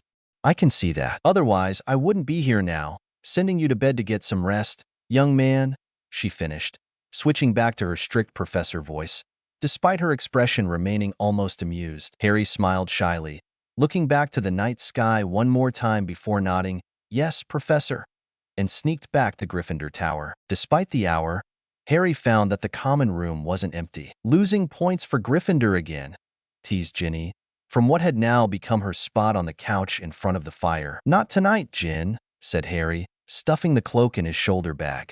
Can't sleep again? She shook her head, tugging her shawl closer to her body. Harry took a seat at the other end of the couch, wondering how to show his concern without accidentally making a fool of himself. Have you spoken to anyone about it? Harry, be honest, besides you. Who would care? She retorted. Harry sensed that her frustration wasn't intended at him, so he didn't take it personally. Madame Pomfrey makes some excellent dreamless sleep potions, he suggested. It's not a permanent solution, but it can help. It helped me when I really needed it, at least. Understanding he wasn't speaking aimlessly like others, Ginny turned her full attention to Harry now. Also, she might not look like it, but Professor McGonagall can make for a very good listening ear in need. Really? With how serious she always is? Asked Ginny suspiciously. Really? She has a heart, a big one at it. Might not be like Professor Lupin level, compassionate, but she's certainly nothing to fear. I find her trustful, even comforting at times, I might say. Ginny nodded, looking blankly ahead, thinking it over. Look, all I'm saying is that I get that you might not feel comfortable speaking to me or your brothers, or maybe even people like Luna or Hermione about this subject. And that's all right. But there is help out there if you need it. If you feel ready to reach out. If your parents didn't take you seriously, it doesn't mean that nobody will. You deserve to sleep peacefully as much as anyone else, without having to worry about the past haunting you. I'm not going to open this subject again because I don't want to be an intrusive twit, but just think about it, please. Harry stood up, taking his bag, finally feeling his eyelids heavy enough to go to sleep. Good night, Ginny. Ginny offered him a sincere smile. Good night, Harry. And thank you. You know, for caring. Chapter end notes. I think the fact that I searched up at 2 a.m. the whole full moon calendars of 1994 and 1995 to try to make this accurate says enough about my hyper-focus on this, in this case. I found the full moon of November 1994 was on the 18th, and the first task took place on the 24th, so 6 days later. Also, I desperately wanted to add Luna to the plot sometime earlier because I feel like she would have such an important role as a character if only she wasn't pushed into the background. She's more than just Nargles and pretty dangerous magical creatures. She has a brilliant mind and an important backstory that can be much more useful than canon shows, and I can't wait to show you all my thoughts and ideas on that. Another thing I wanted to touch on is bringing Harry and Ginny closer together step by step, not almost out of nowhere like in canon. I really ship Harry and Ginny, but only if they both have enough personality and chemistry to make sense. Otherwise, I feel like their relationship doesn't make enough sense. So I'm trying to outline that as well as I can over these chapters, in a slow enough pace to let them process their feelings properly. It's going to be a slow burn. I have to warn you on that, but not that slow that it again feels out of touch with the characters. Also because I do like the friends too, lovers trope, but only when well written. So I will do my best on that. First task. Chapter notes. The first task of the tournament is finally here. It will also have a part 2 that touches on a couple of loose strings and opens up other subplots that I will definitely explore later. But until then, I hope you enjoy this. Can't wait to see your thoughts on this. See the end of the chapter for more notes. Sirius watched Harry anxiously pace around the champion's tent, as helpless to comfort him as Amos Diggory seemed with his son, Cedric. The Delacours seemed to have a little more success, as their girl seemed as ready and determined as anyone could be to confront a full-sized dragon, while the Durmstrang boy had one of his school friends with him, talking in what Sirius assumed was Bulgarian. Harry's restlessness came to a sudden stop when, from a side flap on the tent, a whisper drew his attention. Harry? Harry, are you there? He seemed to recognize the voice, as he rushed the short distance to that side and greeted his friend. Hermione? What are you doing here? He whispered back. Sirius remembered Harry talking about his best friends, among whom he recognized the name of this girl and was grateful Harry's friends were helping him go through this. In a flurry of anxiety, the girl rushed through the tent flap, hugging Harry vigorously, and then chaos ensued, as a camera flashed so brightly that it blinded almost all the people in the tent. Ah, young love, said a poisonously sweet voice that Sirius unfortunately recognized from his trials a few months back. What on Merlin's beard are you doing here, Skeeter? He asked in no uncertain tone of dislike. I could ask the same thing about you, Mr. Black, she retorted, her feather writing ceaselessly on the little notebook flying beside her head, completely ignoring the looks of discontent on everyone's faces. "This tint is for tournament champions and friends," the Durmstrang boy chimed in. "You have no business here." "But see, I have business everywhere," Rita Skeeter replied unwaveringly. Sirius rolled his eyes, willing his temper to not flare up. This was all about helping Harry, not getting revenge for the absurd newspaper coverage of his official freeing. But if tampered with enough, he could very well do both. "Are you getting so bored without your little friend that you ended up focusing your articles on teenager school life?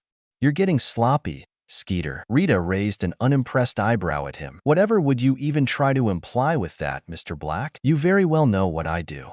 Now, if you do not let my godson to his peace of mind before or after these tasks, I hope I won't have to remind you more than once that I have been in close proximity to that friend of yours for 12 entire years. You don't want to test my limits and knowledge of your personal life, do you? Careful with your words, Black.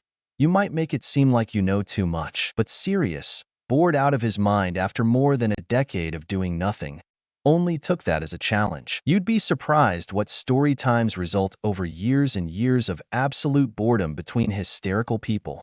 I have more dirt on you than you have on anyone else combined. Write one more outrageous thing about my godson, and I might just start accidentally spilling it out." Rita's face paled at the same time as her writing feathers stopped mid-air.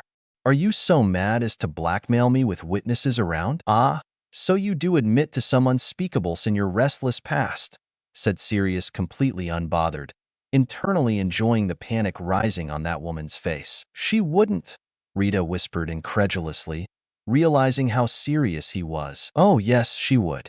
Anyone would, if given enough time for boredom to fully set in," Sirius said, flipping a hand dismissively. "Now, get the hell out of here before I go and get Dumbledore himself to take care of you. And don't let me find another stupidly false article in tomorrow's newspaper, or I will not hesitate to take you to court for defamation." With a big huff, Rita and her photographer hurried out of the tent, leaving the others to watch Sirius in admiration. "I haven't a clue what that was all about, but thank you," said the Hufflepuff boy. "She's been harassing all of us for months." "Has she now?" asked Sirius, calmer now that she was gone. All the champions nodded, identical looks of frustration on their faces. Sirius sighed. This wasn't what they should have had to be focusing on. "Well, if she comes around again, don't hesitate to use me as your alibi. I might be Harry's guardian, but such behavior is absolutely unacceptable towards anyone. And I wasn't kidding when I said I would happily take her to court for justice. She's been writing crap about me and my close ones since as early as my time in school." He shook his head in dismay. A bell chimed in the distance, and Sirius knew it was the sign for the spectators to settle down in the stands. The tournament organizers must be coming to the tent any minute now. "I'll be going now. Good luck, Harry." Then, hugging him as tightly as possible, he added in a whisper, "Don't forget what we talked about. Come back home in one piece, okay?" Harry nodded, smiling gratefully at him. After hugging Harry as well and wishing him luck once more, Hermione joined Sirius out of the tent and to the spectators' tribunes, boasting happily to Ron, Ginny, Neville, and Luna as soon as he found them. How Sirius valiantly got rid of Rita Skeeter back in the champion's tent. It felt like an eternity until it was finally Harry's time to confront his assigned dragon. Sirius and Remus were subtly holding hands, anxious to find out what Harry would do when faced with this situation. But the surrounding kids, Harry's friends, seemed to be almost calm about it. There was, of course, an underlying anxiety coursing through all of them that none could deny, but Sirius still thought they were curiously underreacting to seeing the most vicious of the four dragons be brought into the arena, as Harry's name was announced and the cannon sounded to call for his entrance. Harry, on his part, looked pale but determined. Sirius could see the anticipation on his face, but his hand was steady as he raised his wand to his throat, seeming to amplify his voice. And then, to everyone but Harry's closest friend's surprise, he started hissing. No, Sirius quickly realized. He was speaking Parseltongue to the dragon. He was, "What? Did you know about this?" Sirius whispered to Hermione. "Of course. That's how he saved Ginny from the basilisk in the Chamber of Secrets in our second year.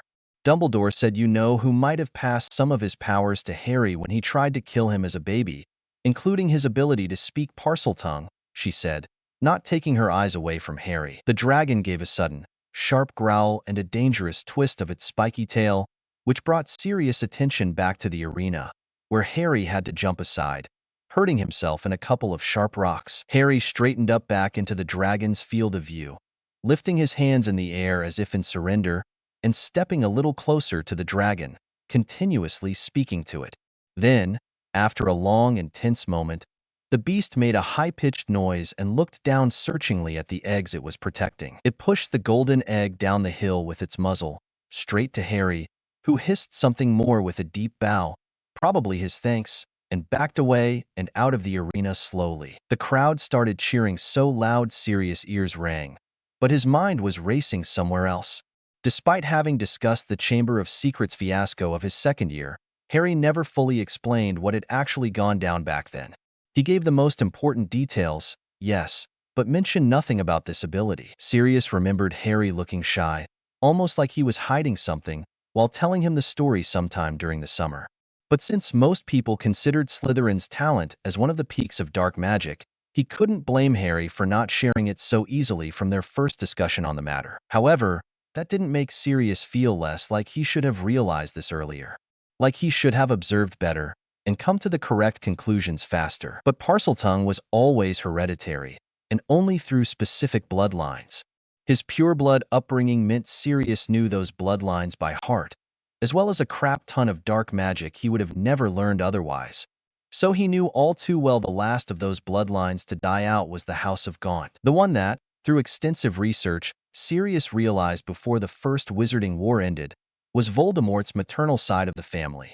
The Gaunts who, despite marrying into the Potter family at some point in history, did not pass on this ability through that bloodline. Harry shouldn't have been able to understand, let alone speak Parseltongue through his own blood, which meant he couldn't have gotten it otherwise, but from Voldemort when he unsuccessfully tried to kill Harry as a baby. But transferring powers between wizards didn't just randomly happen.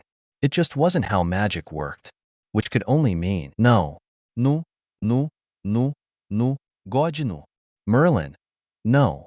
There was no other valid explanation for this. Intentionally or accidentally, that night 13 years ago, Voldemort had made Harry his Horcrux. Chapter end notes. In case you're wondering, Sirius was referencing Bellatrix. I don't know if I fully agree with the Rita/Bellatrix headcanons as a romantic relationship, but I for sure believe there was something, at least strong friendship, going on between them during, at least, their school years. And honestly, I do think that Bellatrix was mad and bored enough in Azkaban to randomly start loud storytelling, both true and made up, just to piss off her husband a few prison cells down the row. After the first task, chapter notes. Wow, constant posting. Who would have thought I'm capable of that in this lifetime? Not me. I'm surprised myself tbh. On another hand, though, I just realized that a few chapters ago in the Shrieking Shack Sirius called Harry Pup. It wasn't intentional, but now I was just rereading some past chapters and realized Sirius Animagus is a dog, and here he calls Harry Pup. This is literally the first time he starts considering Harry his son, too, besides godson, and I genuinely don't understand how I made that make sense without realizing what I did until now. Smiley face. Sirius tried to use Harry's need to go to the hospital as a distraction from his racing, overlapping thoughts. He and Remus carried Harry more than just accompanying him up the hill, as his leg was pretty badly injured, and only now that the adrenaline faded away it started hurting. Meanwhile, Harry's friends kept up the pace around them, Hermione carefully carrying the golden egg. They collectively understood Harry needed some quiet time after the deafening cheers of the audience and the dangerous growls of the dragons. But on Sirius' end, the silence was the opposite of helping. He really did, to concentrate on the present, to not lose himself in his mind again, to focus on his godson and the fact that he was as well and safe as one could be after confronting a full-size dragon like that. But there was only so much Sirius could do these days when it came to the inner workings of his mind. He knew there were books entirely focused on, or at least mentioning Horcruxes in the library at Grimmauld Place. He just needed to find and study them all to understand how to save Harry. He thought of who else might know the truth, if any. Would Dumbledore know? Would any of the other professors? Or even Voldemort himself? Sirius vaguely remembered something about how the presence of a Horcrux made a person more angry, frustrated, and even violent. Could that be why Petunia and her good-for-nothing husband and son acted so detestably against Harry all these years? Because they did, after all, live with a Horcrux in their house for a decade. It would make sense, though it did not make Sirius despise them any less for treating Harry so poorly. Was this why Harry's birth prophecy said that none could live while the other survived, about him and Voldemort? Because Harry couldn't survive indefinitely, having such a toxic, dark part of Voldemort residing inside him? The arrival at the hospital wing door broke Sirius out of his thoughts for a moment, as he heard Remus quietly converse with Madame Pomfrey to get Harry into a bed and negotiate with her to call them back in when he woke up after a good rest. They used the infirmary fireplace to get back to Grimmauld Place, seeing as they had nothing to do but wait until Harry was better. Padfoot? Padfoot, Remus called in a singing voice, despite the deep frown on his face. I've been trying to get your attention for a full minute now. What's going on? Did you know about Harry's ability to speak Parseltongue? Yeah. Minerva told me what she knew about Harry's confrontation in the Chamber of Secrets in his second year. Apparently, Voldemort had somehow transferred that to Harry when Lily's blood spells backfired. No, but that's just not possible, Sirius thought again desperately. That was just not how magic worked. Magical prowess couldn't be transferred from one magical being to another, like some sort of quantifiable good. Many have tried over the centuries, of course, but it had proven to be more improbable than even the Philosopher's Stone. Magic can sometimes be borrowed. Magical beings could feed off each other's magical cores in certain cases, like how werewolves sometimes feed off the energy of people they turn during full moons. But even that was bending the natural order to its limits. So how could everyone be so blind? Because it was either that, or Sirius' decades of paranoia had officially caught up to him, which, honestly, wasn't even that impossible. But he needed to find some truths. Sirius felt like there was something very obvious staring him right in the face without him seeing through, and he desperately needed to find out. I'm sorry, I just got distracted by something. Would you mind it terribly if I went to research something in the library before we go back to Harry? No. Why would I mind such a thing? Do you need my help with anything? Said Remus, suspicious, but not pushing the matter too much. No, don't worry about it. I'll be quick. With that, Sirius disappeared into the library for the following Merlin knew how many hours, looking up all books that might help him out in this pursuit. It was already dark outside when Sirius and Remus got the flu call from the Hogwarts infirmary. When they arrived there, Harry was staying upright in his bed, studying the golden egg on all sides. Hi, there, Harry, greeted Remus first. How are you feeling, Pronkslet? Everything good? Asked Sirius. Harry nodded unconvincingly. How is it you're not already at dinner in the Great Hall? Poppy told us you're mostly healed. Harry was silent while Sirius and Remus seated themselves on either side of his bed, waiting patiently. I don't want to face everyone just yet. I might have finished this task in first place for my record time, but I can't stop thinking about how they'd all actually react to my technique, now that the thrill of the moment is gone. In second year, when everyone first saw me speaking Parseltongue, not even I knew I could do it at the time. I just did it instinctively to stop a conjured snake from attacking a Hufflepuff. They became so frightful of me all of a sudden. And while I don't want all the attention, I also don't want everyone to hate or fear me. Remus and Sirius shared a concerned look, both immediately understanding Harry's true, hidden fear. You don't want to be perceived like Voldemort? Is that it? Harry shook his head, not looking up from the egg to meet their eyes, and Sirius understood he was using the shine off the egg to hold himself from crying. Harry, dear, I know it's hard for you to go through this, but please look at me and remember this. A bad person doesn't stop to wonder if they are bad. They don't have the emotional capacity to go so far into self-reflection. Sirius held eye contact with Harry until he saw the exact flicker of understanding in his eyes. He nodded slowly, letting Harry process. It's the same thing with lazy people, you know? If you were lazy, instead of exhausted, you would have been having fun with it. For what looks like the same behavior on the outside, a lazy person would have fun avoiding their responsibilities, while an exhausted one would beat themselves up to keep going. Harry nodded, falling forward into Sirius' embrace and allowing himself to cry. Do you think I'm too emotional? He asked later when he had calmed and pulled back a little, leaving the egg aside and hugging himself as if he was cold. I'm a 14-year-old boy. I probably shouldn't feel like crying so much. Everyone has emotions, Harry, answered Remus. Young or old, boy or girl, it doesn't matter. We all have emotions, be they joy, sadness, anger, or anything else. It is in human nature to experience feelings of all sorts, and you're just a human, Harry. So if you feel like crying, why bottle it up? Emotional pain is no less hurtful than physical one. It is of no less importance, and you shouldn't have to be ashamed of yourself for experiencing it. Bottling it up means risking it to cloud your judgment, as well as one day, risking it to overflow. Allow yourself to feel, Harry. I remember a comparison Effie told me once, added Sirius, about Muggle cars. They're not perfect, you know. They never are, just like humans. From time to time, you have to make sure everything works all right, taking it to, how is a car healer called again? A mechanic, said Harry helpfully. Yes, thanks, Harry. So you have to take it to a mechanic to check its health and functionality. On top of that, on long trips, you have to make periodic stops and let it rest for a bit before turning it on again. If you don't take time for maintenance, your car will schedule it for you, and the timing might not be in your favor. I remember she told me this when I bought my first motorcycle, but I knew from her look she didn't say that only about the vehicle, but about my constant agitation as well, he said, with a tinge of nostalgia in his voice. Harry smiled, seemingly happier with getting another little part of his past than with the actual advice. Remus cleared his throat. About Effie, said Sirius, suddenly pulled out of his reverie. Oh yes.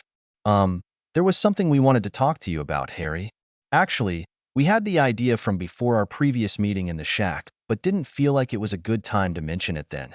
I mean, Minnie mentioned it first, but Remus sighed fondly, stopping Sirius' anxious rant. Before their death, your grandparents, Fleamont and Euphemia, lived in the Potter Manor. Wait, what? The Potter family has a manor? Asked Harry, his eyes wide with bewilderment. Well, yeah, of course you have, said Sirius. The Potters are one of the oldest wizarding families in Britain, despite not being as desperate with blood status as other sonorous wizarding family names out there. That's why people often forget, or aren't even aware your fortune rivals that of the likes of Malfoys or Rosiers. Your ancestors were never show-offs, despite doing quite well for themselves. But yes, you do have a manor in your name, along with a few other hidden properties. However, our question now regards the manor, which possesses the most connections to your blood-related family, which we thought you might feel more comfortable being around than the more somber atmosphere at Grimmauld. That would be brilliant, said Harry. But in any case, even if I were allowed, I wouldn't want to move in alone. And Sirius, you said you didn't quite like it at Grimmauld Place either. Would you like to move to Potter Manor together? Where even is it? Remus smiled, relieved that Harry was taking it in so excitedly. Sirius and I were thinking along the same lines. But since the house is officially yours, of course, it only made sense to ask you first how you felt about it. It's here in Scotland, a little more to the south than Hogwarts. If you were okay with the idea, Remus and I could get a head start and prepare the manor to celebrate our first Christmas together there, suggested Sirius. If I were okay with it? I'm thrilled, exclaimed Harry so loud that Madame Pomfrey appeared at the door of her office, assessing the scene like an eagle. Sorry, he cringed a little, though unable to stop grinning. Yes, I would love to. But leaving aside big houses and unspeakable fortunes, it's you I can't wait to spend Christmas with. Questions rising. Chapter notes. This fanfic surpassed just yesterday 5,000 hits. Thank you so much to everyone who followed me through this journey so far.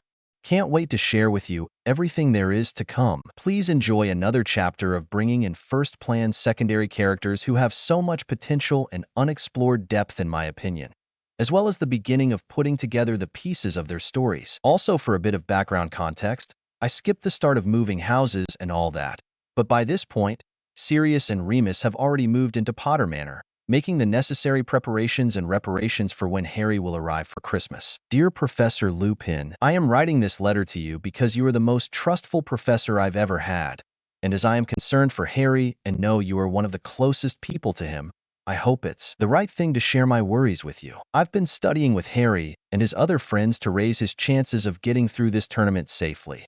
However, I couldn't help but notice that Professor Alastair Moody, your replacement for Defense Against the Dark Arts, is getting increasingly more interested in Harry's welfare. I think you probably know as well, the professors are especially prohibited from helping the champions, not even with hints. And while I haven't liked Professor Moody from the very beginning, in his first class he showed us the unforgivable curses, making me watch the Cruciatus curse demonstrated on a poor spider on my desk. I tried not to let my opinion on him cloud my judgment. Despite that, I strongly feel there's something wrong with his interventions regarding Harry. After Harry found out what the first task implied, Professor Moody took him aside to inquire what he was going to do about the dragon. We hadn't yet decided on the Parseltongue strategy, so Harry didn't tell Professor Moody about it then. Now, just after Harry learned how to open the hint egg and found out what the second task implied, Professor Moody started bombarding me with very specific herbology books, under the pretext that he's sorry for his first lesson, and since I'm passionate about herbology, he wants to make up with that. And yes, I am sure that is just a pretext, because only in the first book I've already found 3 plants that can help with prolonged underwater breathing. He surely knows I'm a close friend to Harry. I find this impossible to be just a coincidence. Not anymore. He seems too preoccupied with Harry winning the tournament to not be suspicious, at least for who noticed these details. Even more, our friend Luna mentioned the other day that Professor Moody keeps making her stay longer after their classes together and always asks questions about her mother. Luna says she feels like he needs some closure, but can't exactly understand why. Maybe you have some idea what that's all about?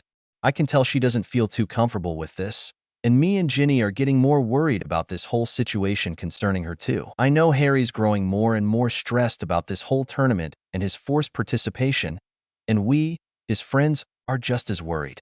Nothing about it sits right. And now, those suspicions, at least in my case, translate to Professor Moody. I don't want to appear paranoid, but if this might be even a slight lead to understanding what's going on, then I'll risk even that title. I know from Harry that you and Sirius Black are already working on finding out if and what a potential secret ploy hidden behind the tournament might be. I'm sending you this in hopes it might bring you any light. Yours, Neville F. Longbottom. Warily eyeing the letter, Remus left behind his research in the Potter Library to share the news with Sirius. A good question, though, was where was Sirius? Remus looked around the entire house, going even into the gardens, but there was no sign of him. He went back inside, wondering if maybe he went on a walk around the grounds as Padfoot. But then why didn't Sirius tell him, or at least leave a note on the fridge? However, the chiming of the fireplace quickly answered his questions. Padfoot, called Remus curiously, seeing him walking out of the living room. Where have you disappeared to? Sorry, Moony. Sirius came to hug him, nudging into his chest like a dog. I just want to check on Creature. Last week, when I went to Grimmauld Place to get some of my things, I found him feeling rather unwell, so I returned to check on him for at least a few minutes daily. He might have never treated me right before, but he had always been a faithful servant to the family, so he deserves at least that much compassion from me. Remus hugged Sirius harder. You're so much better than this world deserves, Pads, and infinitely more than others believe you to be. I'm proud of you for reaching this point. Sirius shook his head sadly. I'm not even close to as good as I could be, but you're getting there. So, how's Creature? He's getting better. It was probably just a house elf common flu, but with him being so old, it got him harder. I'm glad to hear he's feeling better. I was just looking for you, actually. Neville Longbottom sent me this, Remus said, showing Sirius the letter. Neville? Frank and Alice's son? Asked Sirius with furrowed brows, taking the letter from Remus. Yeah, he's good friends with Harry and helps him with the tournament and studying. Last year when I taught at Hogwarts, Neville became really attached to me, and, reading this, I can better understand why. Poor boy. Remus shook his head sadly at what this kid was going through. Sirius looked down at the letter, skimming through it to understand what Remus was talking about. Alastair Moody? A professor? No way. That man's no good even for talking with adults. His face positively lost all color at the following words. No, he couldn't. He wouldn't. Everyone in the Order knows how the Longbottoms have been tortured to insanity, with their baby, Neville, in the same room. Why make poor Neville rewatch? How heartless can one be?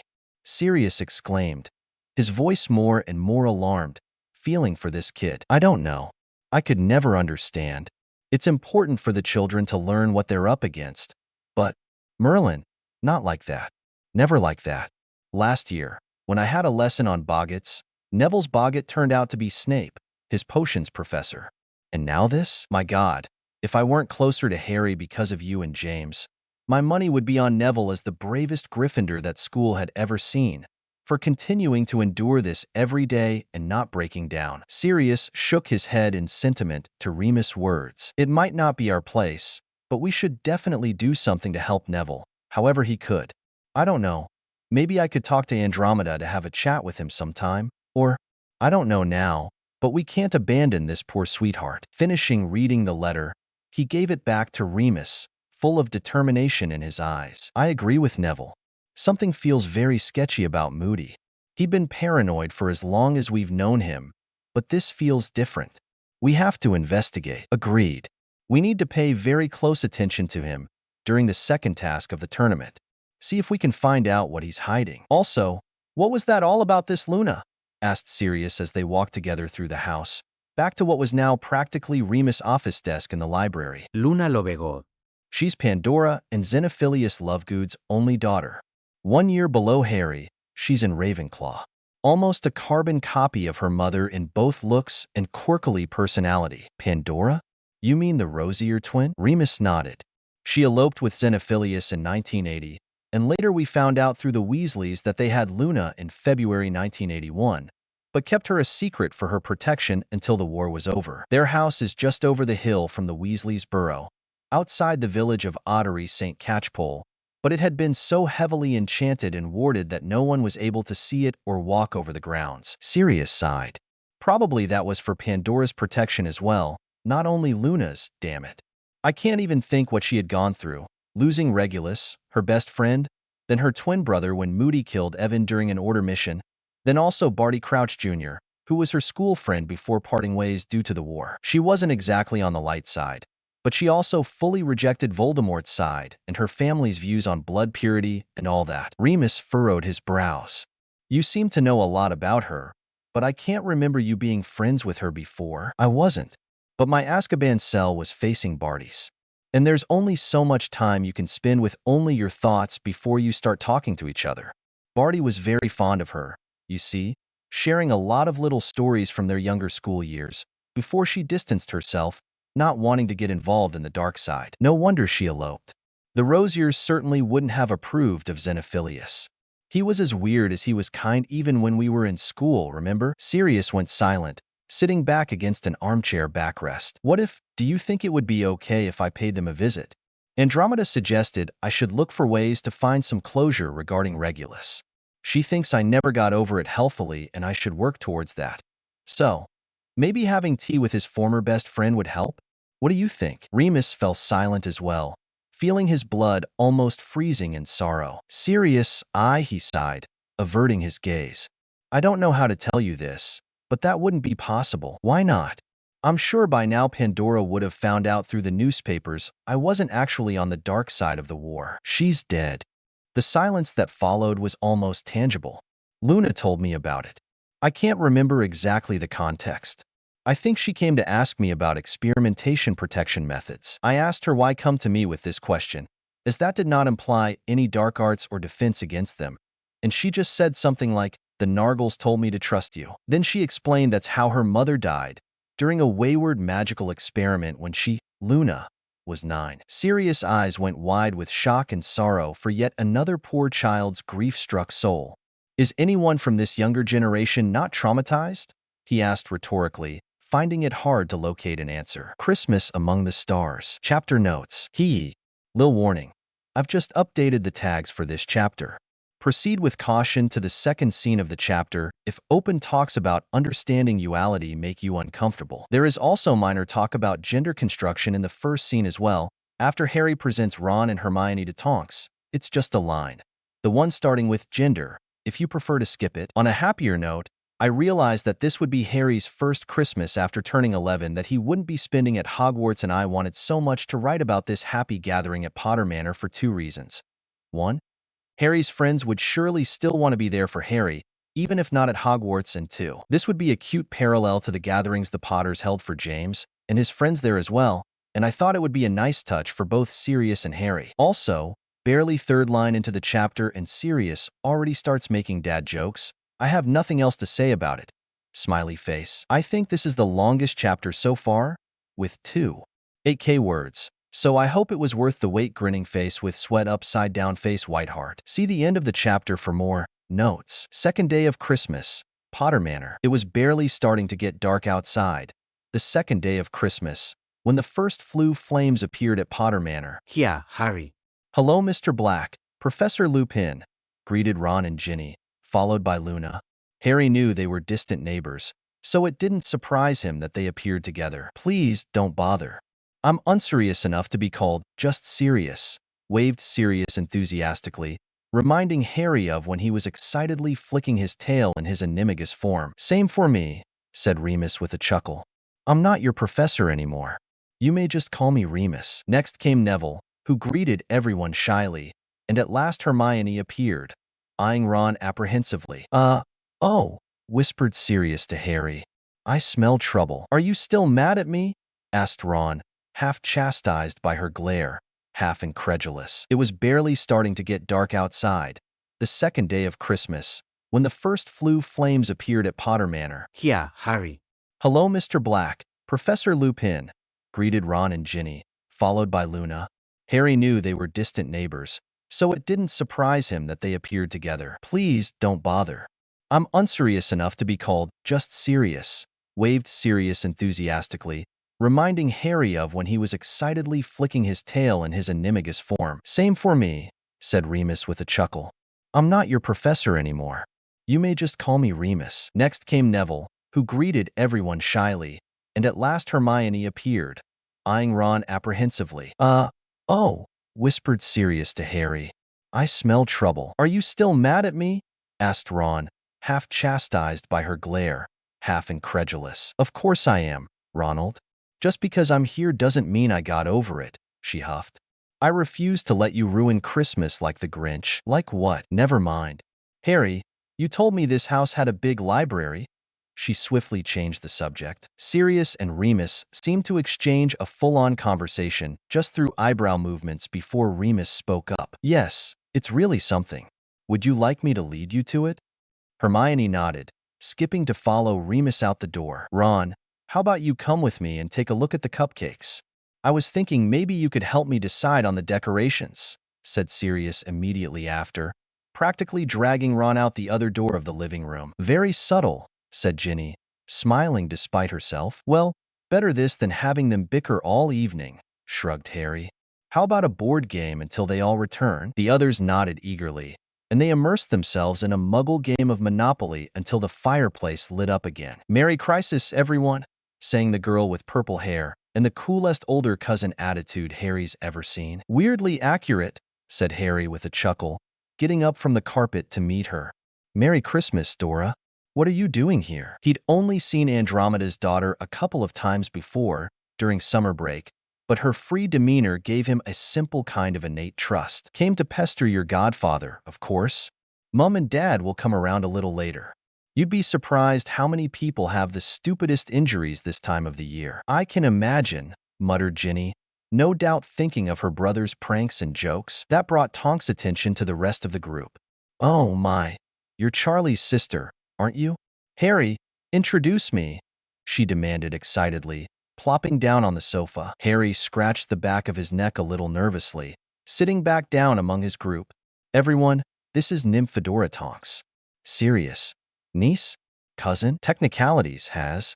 We might as well be just family friends. With how many disownments happened in our bloodlines left and right, she fluttered a hand.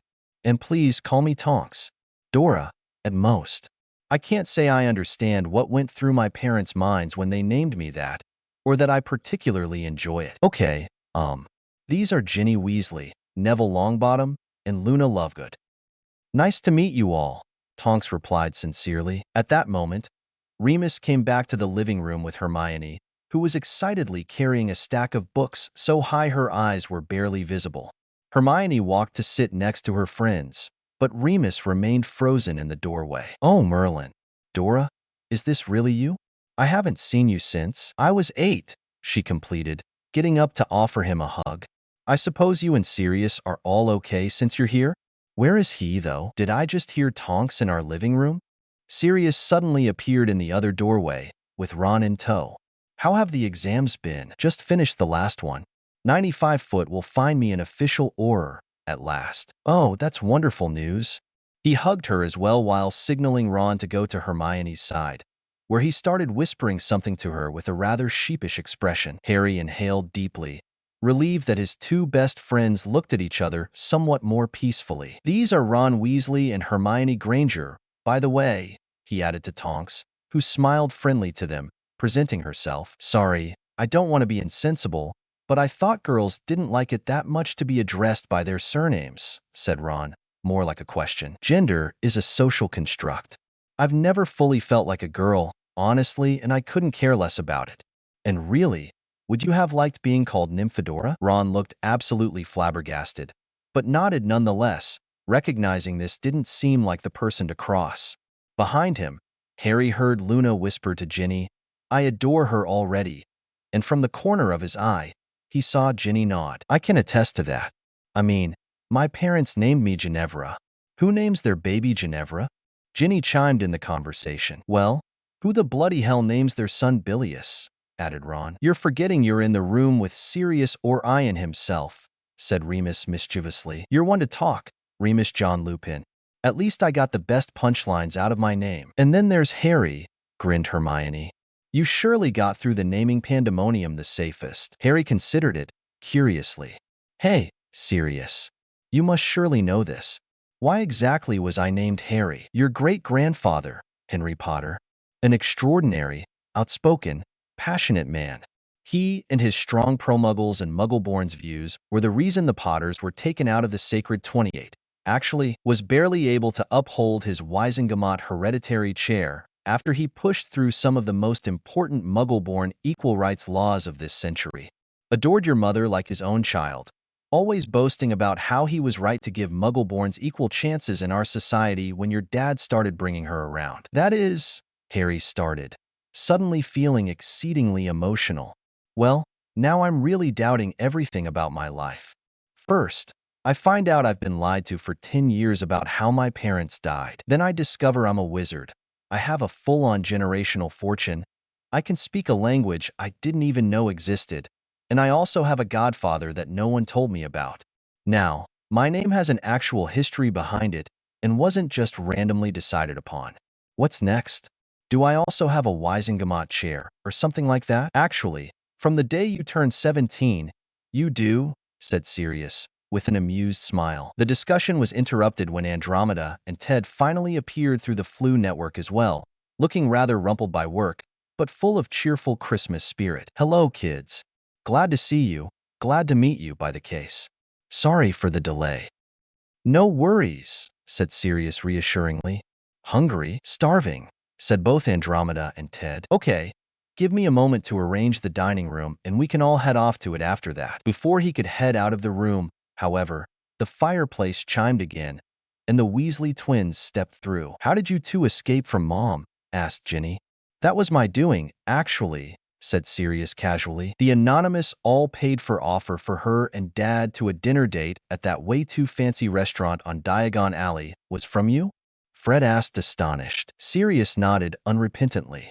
I've heard enough about the next generation of Marauders to want to have you over for prank ideas exchange at least once, he said with a wink. Wait, do you know the Marauders? Asked George suspiciously. Sirius turned with a grin towards Remus. Do we know the Marauders? Remus couldn't help but chuckle, wiggling his eyebrows funnily. Boys, we are the Marauders. Fred raised his hands in the air, looking stupefied. You mean to tell us we had a Marauder teach us for a full year, and we did not realize, he almost screeched. You had one in your house for a decade, and you didn't realize, you numb nuts, said Ron from his armchair, pointing a finger at his two older brothers. I still haven't forgiven you for not pointing out, all the time you had the map, that you saw. You can't tell me you didn't, and even if you do, I won't believe you. You bloody saw a strange man's name next to mine on the map all the damn time, and you hadn't said a bloody word. Everyone burst out laughing. Despite the gravity of the situation, the bloody rat slept in my bed, and you didn't say a word. You absolute twats, he called again. one hand wiggling furiously in the air, which only made the whole situation even more ludicrous. "Okay, so, I suppose that one was Wormtail," said Fred, after his giggles died out. "That leaves out Padfoot," said Sirius, raising a hand like in school. "Moony," shrugged Remus with a mischievous smile. "And Prongs?" "My dad," answered Harry, pointing out at the framed moving image on a shelf next to the fireplace of his father on his broom, playing Quidditch for Gryffindor. "Wicked," answered both twins simultaneously. Meanwhile, the discussion in the kitchen between Sirius and Ron. "Would you like to tell me about it?" said Sirius, pretending to busy himself with getting some trays of cupcakes and biscuits out of the oven. "Hasn't Harry already told you?" muttered Ron, plunking down in the nearest chair. "I'm not asking him what he's going through right now, am I? Besides, he could only ever provide an outside view on what happened, which probably isn't comparable to how you feel about the situation." "I messed things up with Hermione," Ron pouted. "I already said sorry, but she doesn't believe me." "Want to expand on what happened?" "Well, this started when we were looking for partners for the Yule Ball. When I asked her if she wanted to go with either me or Harry, she became defensive about it, saying that someone already asked her and she said yes. I assumed she was just too prideful and no one truly asked her. But then she appeared on Victor Crumb's arm," he exclaimed, gesturing wildly. Sirius thought about it, almost burning his hand in the oven in his distraction. "When did you ask her to the ball?" Around a week before it. Maybe she became defensive because she had wanted you to ask her, but you took too long for it. So she then assumed you only asked her as a last resort when you did." "Yeah," Ginny said something similar. She said she very much enjoyed her evening with Neville, but had initially hoped for someone else to ask her to the ball, and he also took too long to ask. When I tried asking her who she was talking about, she also became weirdly defensive about it. "Yeah, well, you see, this is the thing with girls. They appreciate effort and attention, and for good reason, I might say. No one wants to be anyone's second, third, or whatever else choice down the line. That's not only available for girls, obviously, but they tend to be more expressive about it, even if not with direct words." "Right then about the ball. You said she ended up going with Victor Crumb. You don't sound too happy about that." "Of course I'm not. She's my best friend," blurted Ron. "Are you sure about that?" Ron frowned. "Sure about what?" "That you only view her as a best friend. Are you sure you're not having these feelings over her choice of partner because you wanted to be in his place? You're asking if I'm jealous of Victor over Hermione?" Sirius nodded, giving Ron a patient look. "Well, I don't think so. I don't know, blimey. But I know, I don't think so. I rather felt worried for her than jealous." "Worried about what, exactly?" "Well, she's barely 15, and he's a foreign 18-year-old who takes pride in everyone wanting him or cheering for him. I know I fell for it too. I was so fascinated with him when I went to the Quidditch World Cup with my family. I guess I was rather concerned for Mione, especially after I noticed her visibly swaying on her feet and giggling a little too much after Victor passed her a drink from the of-age table. She wanted to get out of the Great Hall with him. As horrible as this makes me look, I'd rather have her cry that I ruined her night, in her words, than lose her out of eyesight with him, Merlin knows where. She's more like my sister at this point, and I dunno. Something told me it just wasn't right. I'm fairly certain I would have felt the same if Ginny was in her place.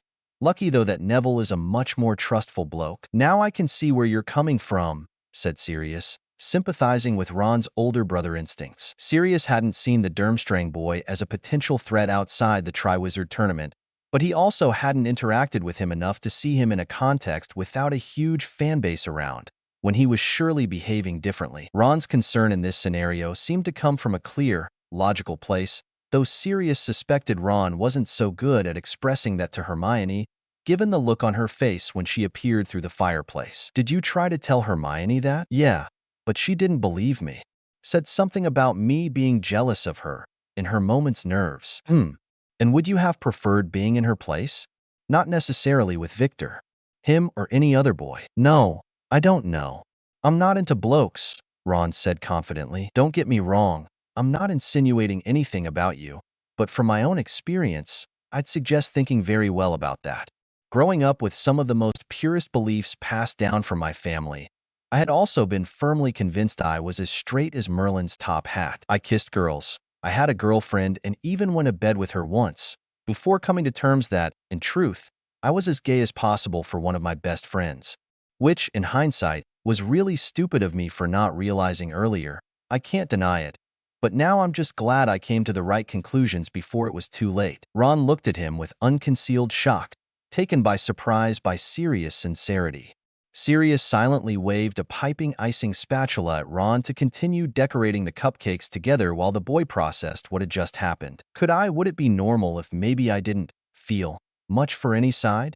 Like, I wouldn't particularly want to kiss or do anything else with either girls or blokes. I guess I haven't thought too much about it before, because Mum is always up our heads on how we should find perfect girls to marry in the future. So I just took it as it is, even though I never cared about it. I didn't even know there was anything else for it before I met you. Of course that would also be all right, replied Sirius without hesitation. My Uncle Alfred was like that as well. Coolest uncle anyone could ever wish for, honestly. Most of the family judged him indefinitely for his refusal to marry, but he had been confident enough in himself that he didn't care, didn't listen. He was the first to accept me when I came out. Most people might not yet be used to these notions. But if you have a strong enough support system and self-acceptance, you don't need the whole world to care. You can just exist in your own peace of mind. They remained silent until they finished with the icing. Thanks, Sirius. I'll think about all this. I guess I just needed a listening ear. Figured so. You're welcome, kid. Don't hesitate to talk to me again if you feel like it, okay? Or right, while you're at school. Just then, Sirius thought he heard a familiar voice from the living room. Mind if we go back there now? Not at all, said Ron, following Sirius out of the kitchen. Chapter end notes. So, as you might see already, I'm not really a fan of Remus/Tonks BC. The age difference just doesn't sit right with me. Also, she's literally Remus X's cousin/niece.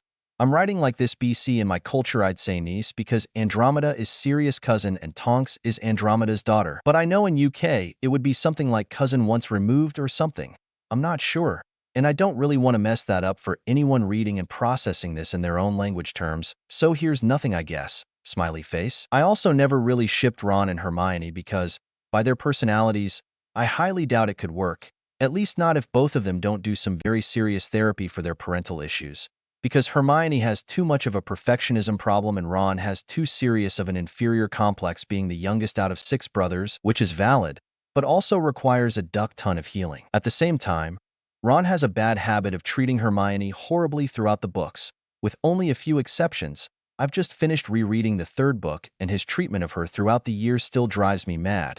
And as a character, I want to give him the chance to get better and realize this kind of issues that he has, which is why I tried to turn one of his worst moments from canon, in my opinion at least, into something more logical, but not so much that I make these issues disappear entirely. BC, I don't think that would be realistic. All this doesn't make Hermione an angel in comparison, since she also has her dubious moments in canon. What I'm saying, though, is that I have a feeling she got some of her issues from her parents as well, which maybe, with time, could also be resolved to some extent, with the help of other trustful adults around like Sirius and Remus and Andromeda. If you have any questions or opinions about this thought process, don't hesitate to write them in the comments, and I'll try as always to answer as soon as I can. Thank you again so much for reading. White Heart, White Heart, White Heart, White Heart, White Heart. A Late Christmas Present. Chapter Notes. Hi. I wrote this with The View Between Villages by Noah Kahan, Home 2 by Doughton, and Right Where You Left Me by Taylor Swift on absolute repeat. If it helps set up the vibe better for you while reading the chapter. I want to add that I read all the comments on the previous chapter and thank all of you for your feedback and opinions. I appreciate the discussion and will take into account as much of your thoughts and ideas as I can, and that I feel like they make sense for this FIC. As always, thank you for reading and can't wait to hear your thoughts on my lil writing again.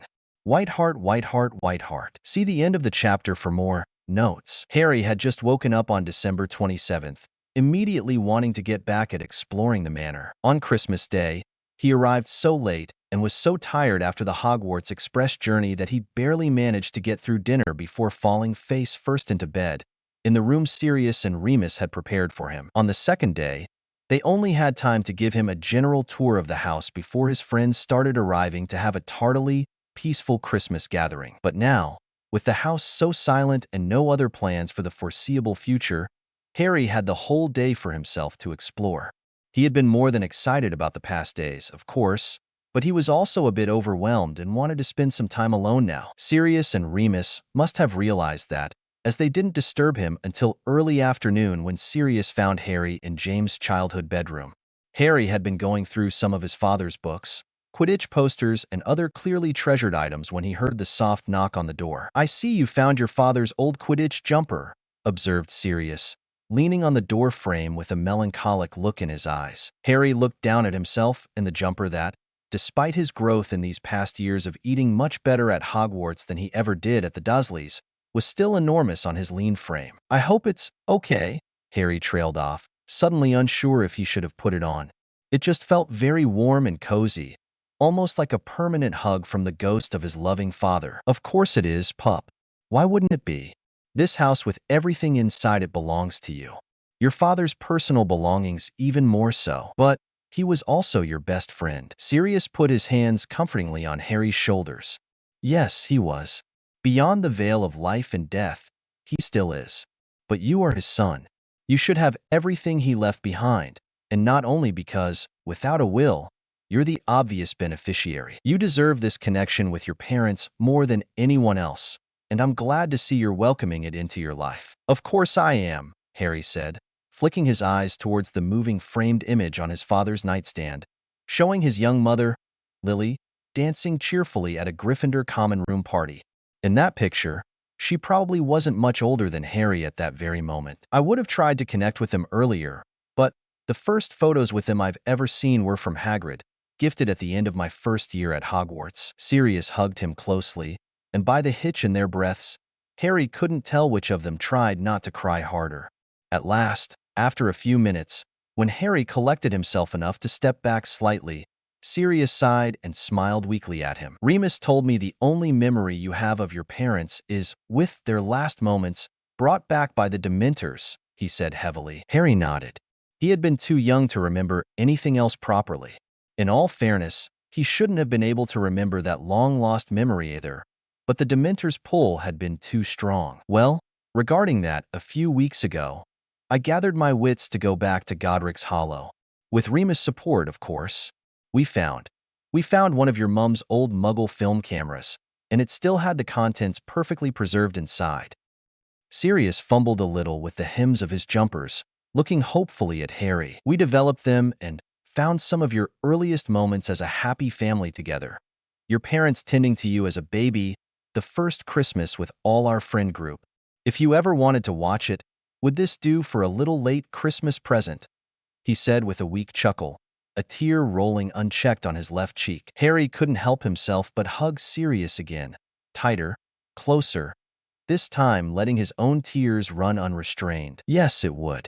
It would be one of the best presents I've ever gotten." The Potter Manor living room echoed with voices of people Harry never had the chance to meet, coming from the small, practical TV that Remus connected the developed film to. The room in the video was adorned with every Christmas decoration Harry could think of, and a few young people were laughing through a poorly sung Christmas carol. A baby screech coming from somewhere close to the camera almost startled Harry, and he soon realized it was him who did that, as his mom, holding the camera, turned it downwards to the child perched in her lap.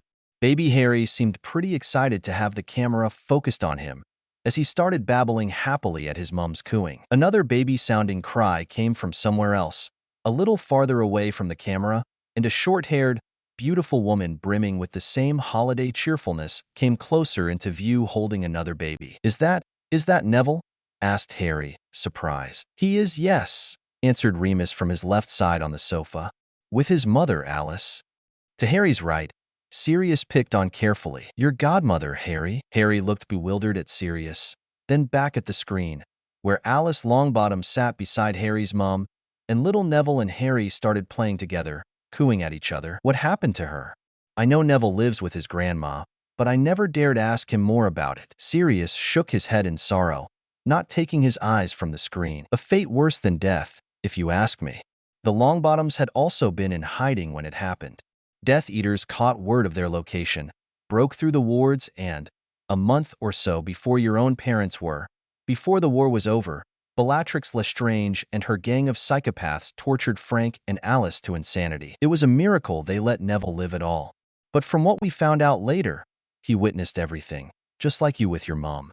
His parents have been staying under constant supervision at St. Mungo's Hospital ever since. This is not widely known, but when it happened, Neville was also taken to St. Mungo's for treatment.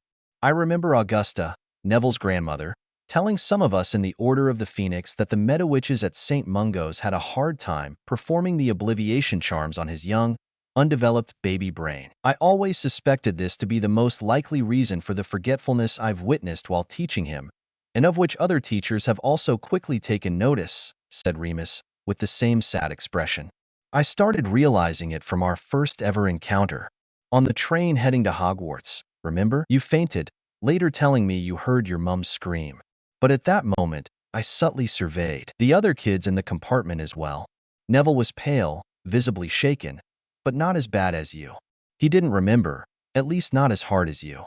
But if he didn't at least have the wrongly done oblivion charms on him, I expect he might have reacted even worse to that Dementor. Harry gulped, suddenly feeling tears gather in his eyes at the thought of what one of his closest friends also had to go through at such a young age. She seemed older than the rest of the group. Mrs. Alice Longbottom, I mean, Harry said, turning his attention back to the screen. Yeah, she and Frank were a few years ahead of us in school, said Remus. But they grew closer to our group when Alice and Lily fell pregnant at the same time. Similar due dates, and with both of them being in the Order of the Phoenix, they've been excitedly exchanging tips and ideas on baby raising for months. Your mum had also been named Neville's godmother, though I'm not sure if he was ever told that, given the circumstances. Harry nodded, feeling like the biggest asshole for not even knowing his school dormmates' birthdays. Which one of us is older? Sorry? Remus turned his head curiously to Harry. You said we were supposed to get born around the same time. Oh yeah, Neville. He was born on July 30th. And then you on July 31st. Thanks, Harry muttered, just as the screen went blank for a few seconds, then turned back on to another moment of the past. Harry's mum was scrunching her nose, trying to position the camera in the same living room from the previous take, though from a different angle. This time it was less illuminated and remarkably more silent. Did you put Harry to sleep? She whispered, as James appeared on the screen, hugging her from behind and making her giggle. Of course. Happy anniversary, my gorgeous, sweet, precious love. Happy anniversary, she whispered back, turning in his arms for a kiss. A moment later, Harry's father bowed deeply on the screen, holding out his hand to his wife, who took it with an affectionate shaking of the head, stifling another giggle. A dance, Mrs. Potter? Harry's dad said in a honeyed voice. But of course, Mr. Potter, his mum answered, taking her husband's hand and instantly being spun around and lifted in his arms. They're recreating their first wedding dance, explained Sirius, nostalgic tears glittering in his eyes. In different circumstances, Harry would probably awkwardly avert his eyes at such a display of affection, not wanting to intrude in the delicate moment. But now he couldn't unglue his eyes from the little screen, desperate for any bit of his parents' happy lives he could get. Some minutes of gleeful dancing later, the scene changed again. Now baby Harry seemed a few months older, maybe closer to 1 year old. Jamie, come here. Love? Lily's voice echoed excitedly. On the screen, Harry could see himself as a baby, wobbly, taking his first steps towards his mother. His dad appeared in the corner of the TV screen, in a doorway, hands covered in flour and cheeks a little red from the small run he broke into to get to this other room quicker. Harry, Pronkslet, our little love. Merlin, Lily, our baby boy is walking. James seemed almost in tears as he crouched at baby Harry's level, who was turning his head befuddled from his mum to his dad. Not making him choose where to go, James strode quickly out of sight next to Lily, encouraging their baby forward. The capture ended with a vibrant baby laugh and excited cheers from his parents, as the camera remained forgotten on the fluffy carpet. Another take showed a few young adults sitting on the fluffy carpet from earlier, gathered around baby Harry, who was wearing an overall inscribed with "Birthday Boy" on the front. He was looking around marvelously, occasionally bursting into baby giggles, as everyone was smiling and chanting, "Happy birthday to you." This time, his mum was behind him, supporting him upright with her gentle hand. Besides his parents, Harry could only recognize the younger versions of Remus and Sirius in the film. Who are the others? He asked shyly. The curly-haired brunette is Mary MacDonald's, and the blonde is Marlene McKinnon. They were your mum's dorm mates from school. And, judging by the voices singing in the audio, Wormy was probably the one behind the camera, Sirius explained with a grimace. The birthday singing ended and the screen went blank again, before showing a different image, now with Harry perched on his father's lap, behind a guitar that seemed enormous next to his small toddler frame. His father was humming along to some old love song, his eyes darting adoringly from his baby to his wife in front of him, behind the camera, every once in a while. On the living room couch, Harry closed his eyes, letting his dad's comforting hums wash over him, emotions running through his tears falling on the old Quidditch jumper he now gathered closer to his body, letting the music resonate to his nostalgic, yearning soul and take him back to a happier past he couldn't remember. Chapter End Notes. The very last scene with the guitar is inspired by this TikTok, which I want to give credit for its absolute cuteness. Points to and from Gryffindor. Chapter Notes. Hi. Sorry for the slightly late posting. I'm in the middle of moving residences, at the very end of an Erasmus exchange, and have to go back to my home country and I am a mess, which I'm sincerely sorry for. For that reason, I fear this might be my last posting in 1-2 weeks before I manage to put everything in order and get my shit together figuring out how to change living styles again. I anticipate the next posting, lil spoiler, seeing the second task from Sirius' perspective somewhere in the first half of March, from which point I'll stick back to the every 4 days posting program. Until then, please enjoy this rather emotional bonding chapter between Harry and Neville, as a continuation of the nostalgic vibes of the previous chapter. Can't wait to hear your thoughts on it. Also, 1,000 more hits in just 3 chapters' time, while also reaching so many kudos, comments, and bookmarks. You guys are amazing and I thank you so much for encouraging me in my little emotional story forward. White heart, white heart, white heart. The third Monday after the second term started, Harry had just arrived in the Great Hall for breakfast when the morning owl post invaded the room in a flurry of letters, packages, and loads of wayward feathers. Hedwig landed, bristling importantly, between her owner and his plate on the table.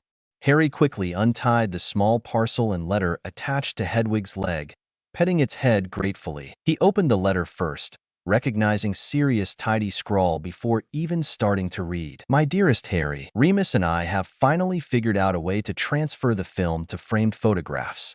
We charmed 2 of them, which you will find in the parcel, 1 for each of you. If you apply the loquate charm to it by simply tapping the frame with your wand, they should also be able to give you the sounds of the film for 1 full-length capture. We wish you the brightest week ahead. Have fun at school. Do everything I would have done and beyond. Yours, Sirius. Harry opened the parcel carefully, breakfast forgotten, and found the 2 separately wrapped frames he asked Sirius and Remus to duplicate, if possible. After calming his tears upon seeing the beautiful memories preserved in his mother's camera, Harry couldn't help but think that at least the first memory shouldn't remain only his. It was a part of Neville's past as much as his. Unaware of Ron and Hermione's curious expressions, Harry took out a Muggle ball pen from a pocket and scribbled on the wrapping of one of the 2 frames. Tap the frame with your wand and simply say loquate to activate the scene's audio when you're alone, then glanced around to find his friend. He located Neville chatting with Ginny further down the Gryffindor table, put his letter and own frame in his pocket and set off, excited but nervous to share this. Morning, Neville, Ginny. He smiled as he approached them. Mind if I sit with you for a minute? Not at all. What's up?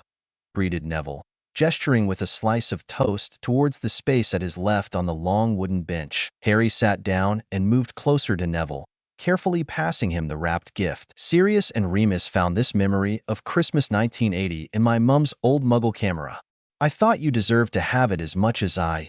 Don't open it here, though, he whispered. Neville nodded thoughtfully, turning the package over and nodding again after noticing the writing. Thanks. Well, I just finished eating and had to go get my transfiguration book from the dorm. Anyway, forgot it again, he muttered, smiling anxiously to Harry before saying his goodbyes to him and Ginny. What was that about? Ginny whispered to Harry a minute later, after their friend had gathered his things to return quickly to Gryffindor Tower. Just a piece of our shared past I didn't even know we had until recently, he answered, looking after Neville almost nostalgically as the other boy disappeared from the Great Hall, wondering what would have been if their parents had been spared by war and they could have had a chance at growing up together. Harry realized a tad too late he might have been an insensible git for giving that to Neville on a godforsaken Monday morning.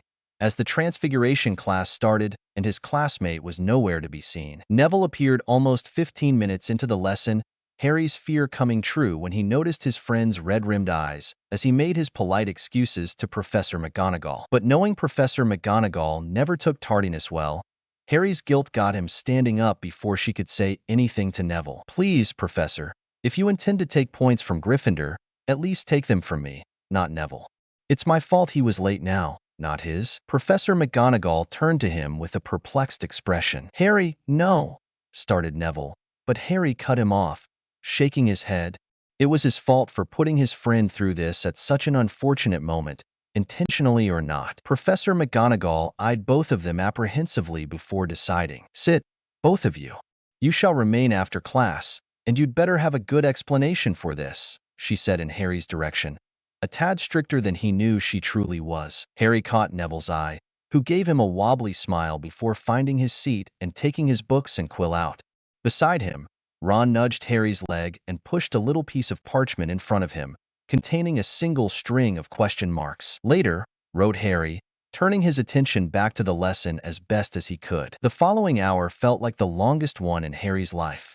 And that was, counting Professor Bin's classes, the times he had to face Voldemort and the Triwizard Tournament Dragon. At long last, the break bell rang and the fourth-year Gryffindors emptied the Transfiguration classroom, with Hermione and Ron last, closing the door with apprehensive looks. Before Professor McGonagall even started demanding their explanation, Neville shot up from his chair and hugged Harry tightly, murmuring his thanks like a chant.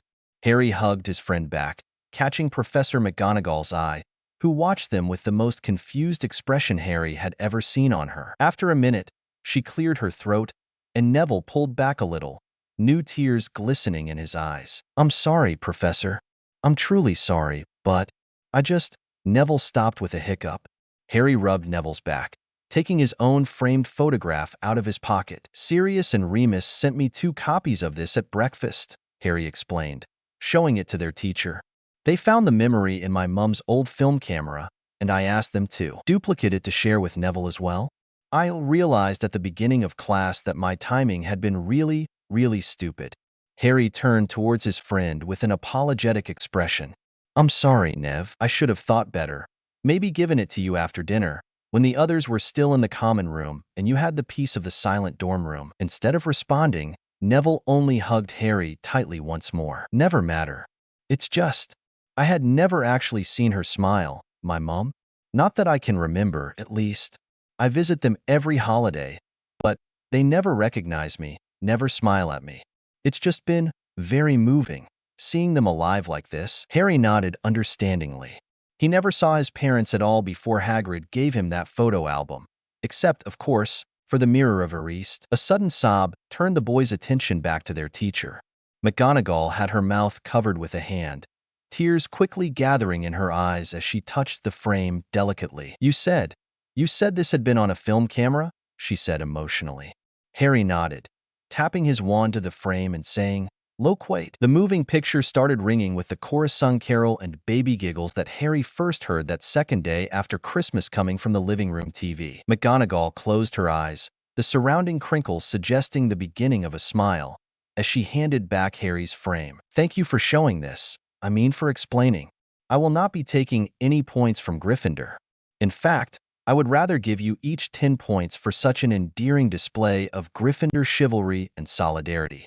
You may go now." Both Harry and Neville muttered their thanks and hurried out of the classroom, but not before hearing more muffled, nostalgia-filled sobs as they closed the door behind them. Later that day, after an endless defense against the dark arts class on counter curses, Harry was gathering his things, ready to leave that damned classroom, when he heard Professor Moody call for Neville to remain behind, which wasn't by all means a new occurrence, but being just one desk in front of Neville, Harry could hear his friend's weak, strangled whimper, which prompted him to immediately look up from his bag. Neville seemed to have lost all color in his face as he lowered his eyes, seemingly waiting, fully resigned, for his classmates to leave. But in the spur of the moment, Harry remembered their first lesson with Moody, and Neville's identical panicked expression and white knuckles back then, and was suddenly able to put two and two with what Sirius and Remus told him about how, at barely 1 year old, Neville witnessed the Cruciatus curse on his parents.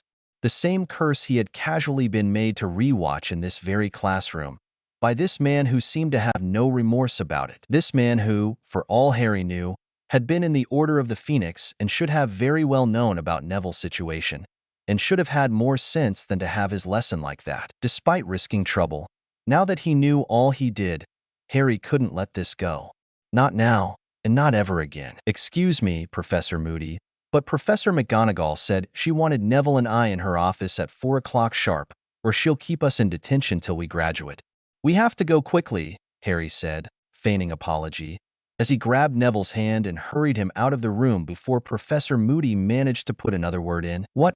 Harry, what are you?" Harry shushed Neville until they were several corridors safely away, hiding inside an empty classroom. Harry pulled the Marauder's map from his pocket, muttered, "I solemnly swear I am up to no good," and quickly looked for Moody on it. Harry found him pacing around his office, connected to the defense classroom, and exhaled in relief. "She'll back us up, I have no doubt. I know what happened, Neville. Why you reacted like that after our first lesson with Moody. Why you feel so uncomfortable in his classroom ever since. I couldn't let that continue. Not when I know all too well what it's like to remember your parents' last words, begging for your safety and survival." You remember that? Like, word by word?" asked Neville, stupefied. Harry shrugged. "That's why I always reacted so badly to Dementors. First, they brought back my mum's scream in the face of the green light. Then, as I practiced the Patronus shielding charm with Professor Lupin last year, I started hearing everything, from Dad's pleas for Mum to run to me and get out, as he'll hold Voldemort back to give us time. Then Mum's pleas for Voldemort to kill her instead of me." He gulped, shaking off the dread that enveloped him with the mere remembering. "Sirius and Remus explained to me over the Christmas holiday what happened to your parents, because your mum is my godmother. At least in theory, I suppose.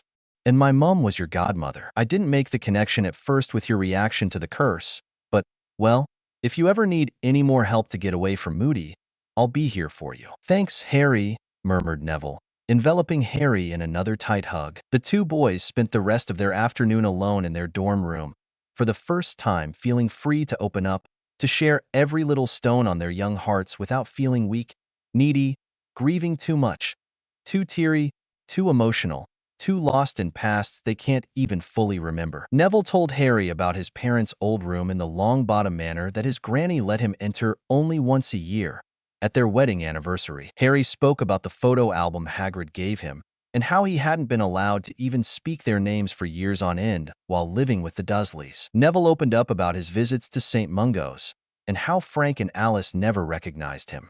How it was like speaking emptily to statues, and when he was younger, he pleaded with Granny to not take him to visit them anymore because he couldn't bear always being so close yet so far apart from his parents. Harry told his friend about his first visit to Godric's Hollow and his parents' grave, and how he felt guilty for not feeling enough about it at the moment, at least not compared to how grief-stricken Sirius looked. How later, he wanted to go back, overwhelmed with emotions over having been so close to his parents for the first time, but was too afraid to ask Sirius for it and make him relieve his trauma so rawly all over again. Neville spoke of how he once found one of his father's diaries and, perusing through it, he discovered a passage blotted with tears in which it was written how Frank's best friends, the Pruitt twins, Fabian and Gideon, had been killed in a Death Eater attack, leaving Neville without godfathers. How he never knew he even had a godmother, but now that Harry told him the truth, it didn't surprise him to find out he never met her because she was dead, too. Harry told him too about James' childhood bedroom at the Potter Manor,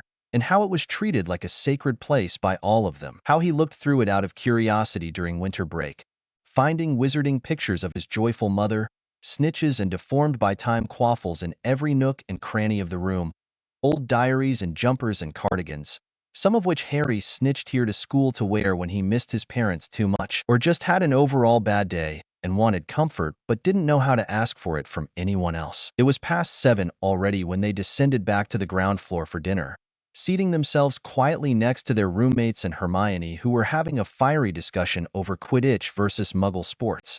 No more than 5 minutes later, Professor McGonagall appeared hurriedly at their side, eyeing them, apparently furious. However, by now, Harry had learned to read her, too. By the slight furrow of her brows, he could tell she was just extremely concerned. "I want to make sure you're not conveniently forgetting it.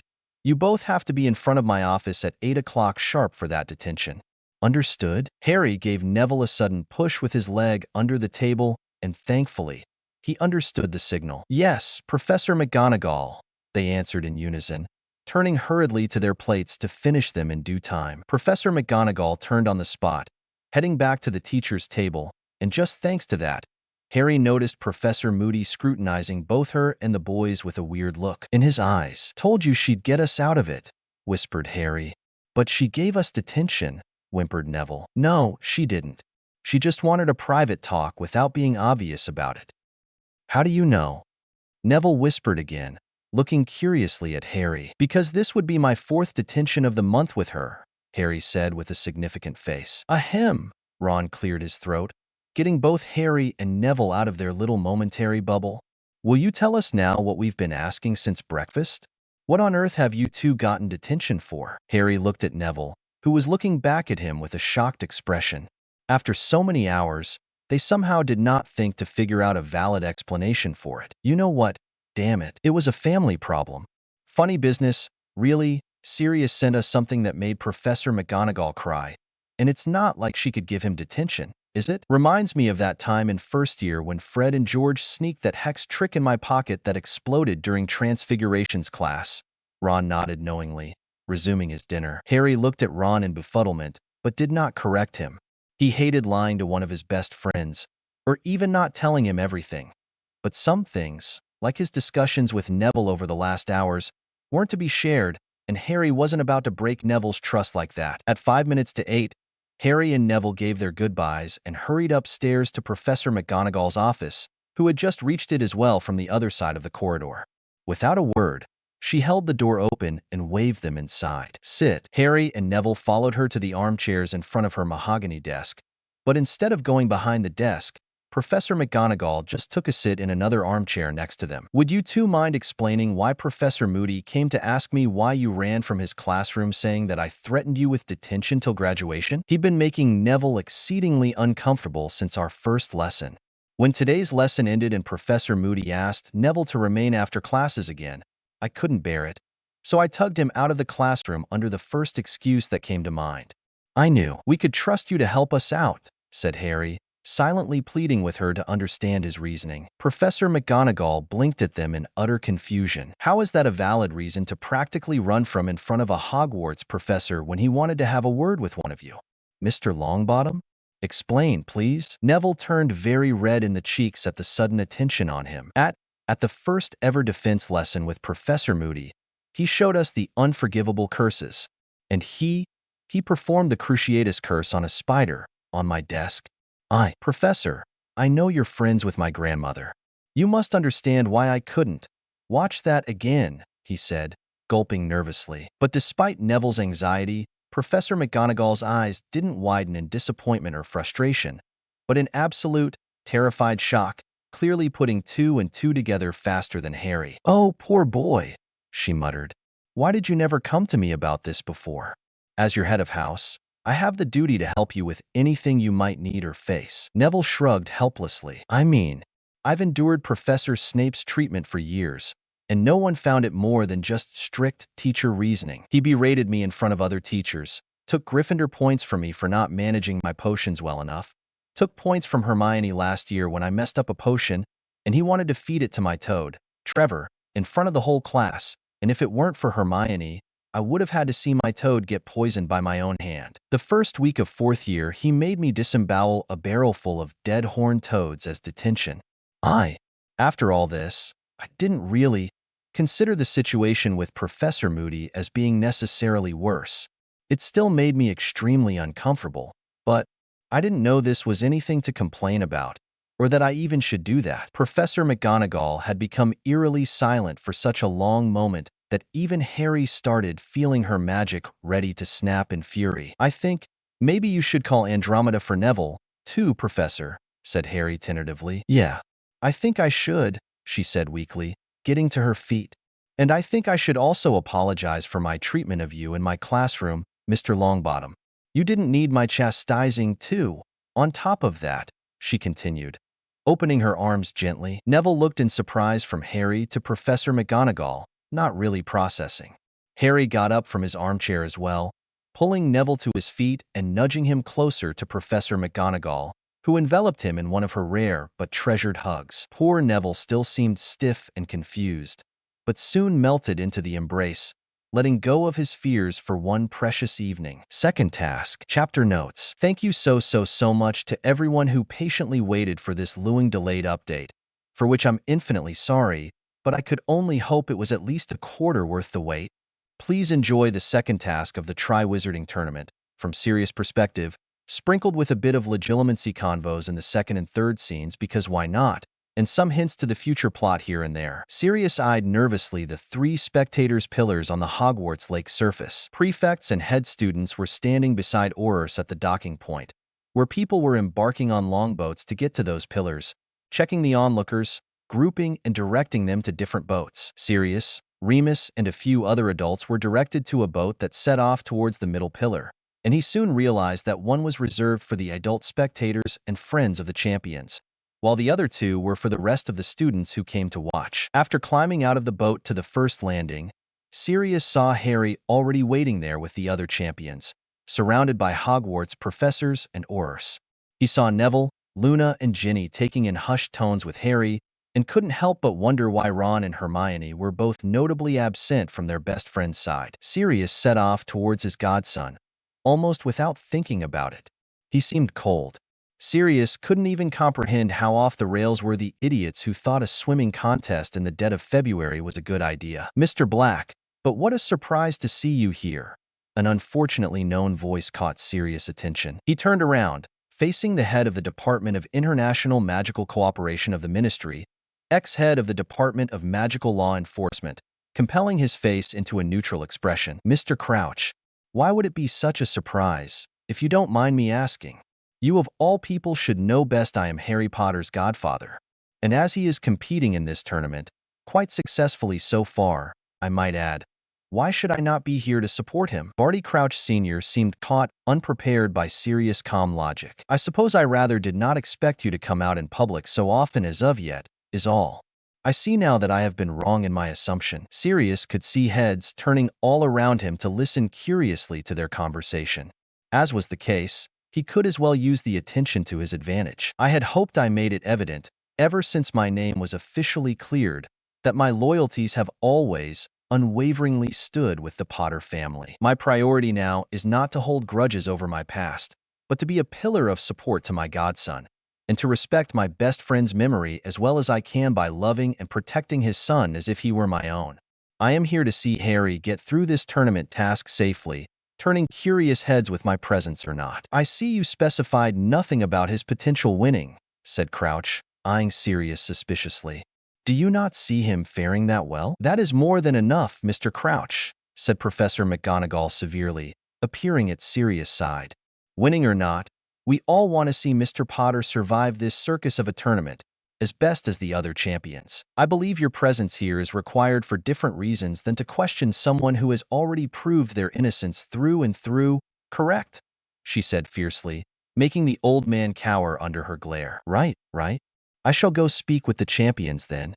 Head teachers, if you will follow me, please," he called, signaling Dumbledore, Karkaroff, and Madame Maxime to follow him to where Harry and the others were waiting at the edge of the wooden floor. To Sirius' surprise, right then, under everyone's scrutinizing looks, Professor McGonagall offered him one of her rare hugs, whispering into his ear, "No matter what happens from now on, I'm on your side, Sirius."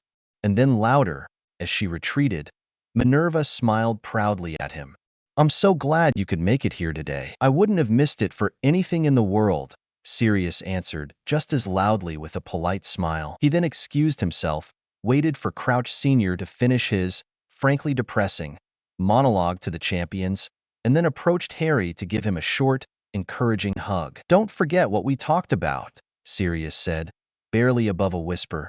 Echoing his words from the first task, Harry smiled despite his nerves. "Come back home in one piece. Consider it done." Sirius smiled back, glad to see Harry dealing with this so gracefully. The cannon rang for the beginning of the second task.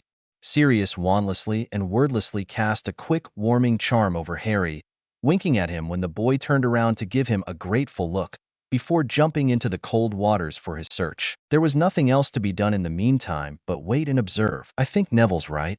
Something is very suspicious about Moody." Remus' voice echoed through Sirius' mind. They had decided to communicate through legilimency while waiting for Harry to get out of the lake. They couldn't risk anyone else overhearing their discussions, as they observed the people around, trying to make sense of the true reasons for Harry's forced participation in this tournament. This had been one of the biggest pieces of advanced magic Sirius had ever learned on his own. His mother taught him wandless and wordless magic before even going to Hogwarts. Because of that, his school years had been mostly a distraction in the sense of learning something new, preparing him for taking over as head of the most prestigious magical family in Great Britain. But legilimency and occlumency he learned by himself, specifically to keep her at bay. "I might have not seen him in a long while, but I feel like he's walking weirdly and pacing around too much," answered Sirius, after he turned his head as slowly and unassuming as he could to where Moody stood. "I know, right? Might be his aging at play, but something just feels off. He's too nervous. None of the other teachers are so emotionally invested. Maybe only Minnie, but she knows better than to show her distress like this. Well, shoot. My nephew is scrutinizing me more than I do him, not more than his esteemed father does. One floor above us. Don't look now. To hell with Malfoy. Who the hell appointed bloody Karkaroff as the Durmstrang headmaster? How many people do you think he imperioed to get there? He's an ex-Death Eater. Had no one looked over his history before giving him such a significant position? Something sketchy as hell with him, I tell you. Still not sketchier than with Mad-Eye Moody. Also, look out for Snape, to your left. He looks like he's about to curse you. I know how to fire back undetected. Don't worry." Gladly, at that, Sirius barely finished his last thought reply before he felt another mind trying to intrude in his. And he knew exactly who it was, because he felt it before, in his upper years at Hogwarts, during meals in the Great Hall. "Take care with the outer walls of mental protection. Dumbledore's trying to interfere in our conversation," Sirius warned Remus, not taking his eyes off the Hogwarts headmaster. "One more move to harm my child and it'll be you whom I'll throw into the frozen lake." Sirius thought only to himself vindicatively, sending the message through the daggers he knew that, despite knowing better, he was throwing with his eyes. His glare seemed to be enough to make Dumbledore turn his attention back to the lake's surface. Beside him, the children were getting more and more tense with every passing minute during which nothing seemed to happen. First came the announcement that Miss Fleur Delacour had to withdraw from the task, as she could not finish it. That didn't do any good to Sirius' already emotionally torn heart, but he kept the brave face on, praying for his godson beyond anything else. Movement caught his eye again, but this time it was the Hufflepuff boy, who appeared at the surface with an Asian-looking girl. Beside him, Sirius could feel rather than see Remus' face fall and sync with his. In front of them, Professor McGonagall and Madame Pomfrey stepped forward to wrap the kids in large, warm towels. The champions' stolen treasures, their people, their students. "Do you think?" "Yeah. This must be where Ron and Hermione are." Part of their thoughts and questions were answered when Victor Crumb appeared at the surface, dragging a half-drowning Hermione to the middle pillar. The moment they were heaved onto the wooden dock, Ginny and Luna practically launched themselves at Hermione, hugging her shivering body as tightly as they could. Sirius sent a strong warming charm her way, then turned back to face the water. There were only a few minutes left of the allotted hour, and Harry was nowhere to be seen. "He's going to be okay," said Remus aloud, rubbing Sirius' arm in comfort. "He is. He has to," whispered Sirius, who, despite his best attempts, was feeling himself plunging into the cold waters of a panic attack. 1 minute left, 30 seconds, 20, 15, splash. There he was. Sirius felt almost dizzy with how suddenly his relief washed over him, as Harry finally appeared at the surface, dragging to safety not one, but two people. Sirius didn't recognize the girl fighting to keep her head above the water beside Ron, but by Fleur's frantic reaction on the deck, he assumed the girl in the water was either her friend or sister. Sirius surged forward, lowering himself on the deck and giving Harry a hand to get out of the freezing water. Remus helped Ron, and Fleur and another Beauxbatons student heaved up the girl. There was a flurry of movement as Madame Pomfrey hurried around to give everyone towels, and Sirius took his time shooting warming charms one after the other at Harry, Ron, and that poor young girl, rubbing Harry's back as his boy leaned into him, regaining his breath and slowly relaxing into Sirius' comforting arms. "I did it. I did it," Harry muttered, unbelievingly. "Yes, you did. I got out last, didn't I?" "Yes, but the head teachers and Aurors just gathered for the points awarding decision and I overheard them wanting to give you first place for moral fiber," said Ginny, appearing next to them and crouching down to hug Harry. "That was very brave what you did." "Thanks, Gin," Harry said with a weak smile, his eyelids drooping as the adrenaline decline and overall exhaustion caught up with him. Before Ginny even had time to properly back away, though, Fleur Delacour rushed to their side as well, frantically kissing Harry and Ron on both cheeks for saving her sister, Gabrielle. However, Sirius did not miss the dark look Ginny gave Fleur, but before he could dwell more on that little mystery, Dumbledore's magnified voice echoed out the final scoring, distracting everyone's attention. Partners in Crime, Part 1. Chapter Notes. I'm really sorry for posting this so late. I'm down with a cold and a bad case of family drama, and I barely convinced myself to still post this chapter today because I just couldn't edit it, being so opposite in vibe to what I've been feeling these days. So I hope it's at least decent and encompassing what I actually wanted to write and not what I might be accidentally projecting. As timeline. The first scene happens just after the end of the Christmas holiday, so the beginning of January.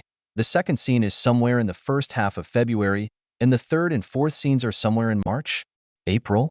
You decide. So without further ado, please enjoy this ridiculous chapter in which Fred and George recruit Harry to recreate the Marauders' Chaos TM around Hogwarts. Morning, Pronkslet. Harry almost choked on his toast as Fred and George grinned at him from the other side of the Gryffindor table, seating themselves for breakfast. "Good morning," Harry answered cautiously. "What are you two up to?"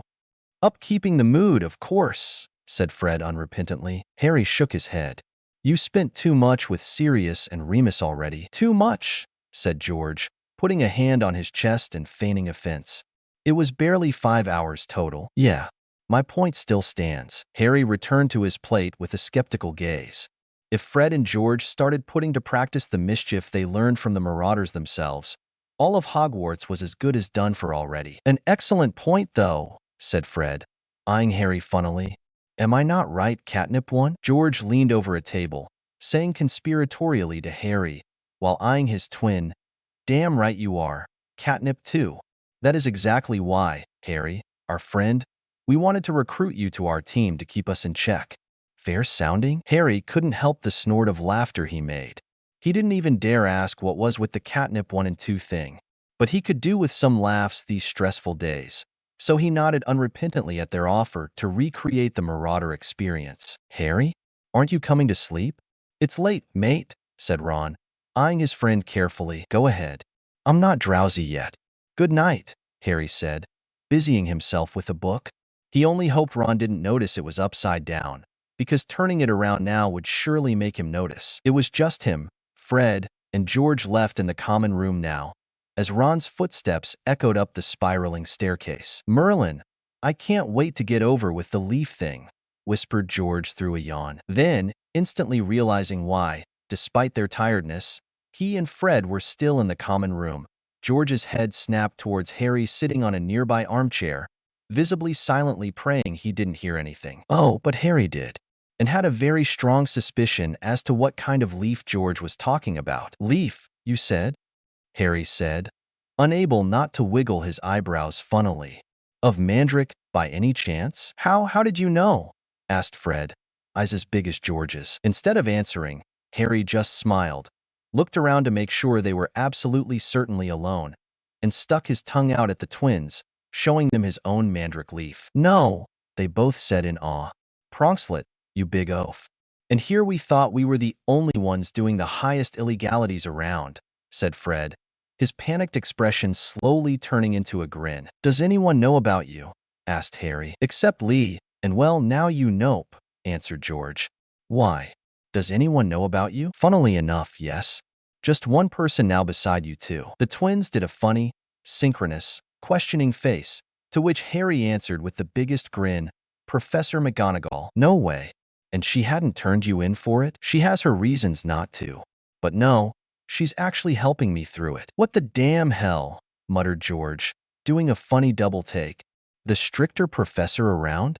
Well, after Snape maybe, but that's beside the point. Really, though? How far along are you? 20th day now. Cool. We're on our 13th day. Maybe you could pass on some useful information if you'd be so kind as not to let us half-transform like idiots, grinned Fred hopefully. Of course, Harry nodded vigorously. What did you reckon you'd transform into? Asked George excitedly. Well, I know my Patronus already, don't I? Since last year's Dementor's fiasco. And it's the same as my dad's. That's a reason he was nicknamed Prongs. And since Animagus forms are almost always the same as Patron uses, I suppose probably a stag or something similar, said Harry with a small shrug. Wicked, the twins said in sync again. What about you? Fred and George shrugged, looking at each other. Well, what's more troublemaking than orange cats? We're also gingers. It would make the most sense. Harry shook his head in amusement. So that's why you started calling each other catnip. It makes perfect sense. I hope you're getting through with it just like that. There's a ton of people I'd want to see harassed by orange cats on a daily basis. Hermione, did you cat multiply or something? Harry raised his head from where he was concentrating on his potions textbook in the Gryffindor common room, frowning at where Ron was gesturing confused towards. Hermione. Before Harry could ask what on earth Ron was talking about, two fluffy orange cats jumped into view, leapt on Harry's lap, and did some funny moves around the armchair's armrests. Oh God, they finally did it. Fred and George Weasley became animagi. Shoo, called Ron, trying to get the cats off his best friend. But Harry could only smile and chuckle, trying his best to hide his excitement. It's fine. Leave them be, said Harry, as one of the cats pushed its head into his open palm for cuddles. I think I saw them in Hogsmeade during our last visit. Might be a villagers, just exploring around here, Harry mumbled, hoping Ron would buy the feeble excuse. And honestly, Ron, these two look nothing like Crookshanks, added Hermione, inspecting the orange cats closer. Nervously, Harry nudged the cats in his lap urgently. If Hermione noticed something suspicious, they were all doomed. Oh my God, these two are so cute. I'll totally claim them for tonight, Lee Jordan chimed in, appearing at their side out of thin air. Come on, cutie kitties, he said in a funny voice, and the two orange cats trailed after him towards the older boys' dormitory. Harry was trying his absolute best not to burst out laughing at the display, and especially at Ron's confused expression. Didn't know the lad had it in him for cats, said Ron, looking after Lee, who just disappeared up the spiral staircase. Harry only shrugged, hiding his face in his potions textbook again. Early the next morning, Harry was only half awake, going down to the Great Hall for breakfast, when he heard a distinct cat screech a few floors under him on the moving staircases. He leaned over the handrail to look down, only to see an orange cat in free fall, another one running desperately down the stairs, and yet another one. This one Harry could recognize as Crookshanks, a couple of floors above the running cat, looking curiously, almost apathetically downwards. If he didn't know any better, Harry could bet Crookshanks scared either Fred or George down the stairs, intolerant of the new cuddle competition. Unfortunately, before Harry could process what was happening and get his wand out to save the poor cat, Animagus, fairly, the orange ball of fur landed on top of a wizard's hat. Not any wizard, though. Harry couldn't help but groan. The cat landed on Professor Dumbledore himself. Damn it. Harry hid himself away from the handrail, not wanting to appear suspect, continuing down the stairs as calmly and apparently innocently as he could. Well, technically he was innocent, except for the little fact that he knew the cat having almost killed old Dumbledore was an Animagus, not an ordinary cat. Harry reached and passed the crime scene, setting towards the Great Hall, only to find another hilariously absurd scene in front of his eyes. The same two orange cats were now strutting down the staff table, walking dangerously close to Professor Snape, who was eyeing them warily. And then, just as one of the cats was about to jump onto Snape's plate, Professor McGonagall raised her wand and levitated it down the table. Bad cat. Haven't I taught you to stay off tables? She said in a stern voice, and that was the exact second Harry realized she was covering for them. You mean to say these monsters are yours? Asked Snape, scrunching his nose, still holding his fork frozen in the air. Funny you should ask, Severus. Look at me, old unmarried, childless woman. You can't say I didn't need some company. I found them wandering homeless during winter break and thought, maybe this could be a nice opportunity. But don't worry, I'll take them off your head now. Come on, she gestured to the two cats, escorting them out of the great hall. Harry couldn't help but follow, noticing McGonagall guiding Fred and George to an empty classroom. Lucky Harry had his invisibility cloak with him and managed to put it on unnoticed and slip inside just before Professor Minnie closed the door and immediately shot the reverse animagus spell at the two cats. I knew it. God damn it. You too. When did this happen? Who helped you? Well, you see, Professor, started a very disheveled Fred. We hope you're not mad at us, added George nervously. Mad? Frankly, the only reason I stopped you was because if Professor Snape realized what you'd done, you two would have had an Azkaban cell with your names across it. Otherwise, I would have loved to see you two mess with him, but not if it's to your danger. So you're not going to turn us in? Fred asked, tentatively. Professor McGonagall was silent for a moment. Then her stern expression broke into a small smile. Not if you promise me you'll actually keep me company in cat form from time to time. And help me torment Ms. Norris, of course.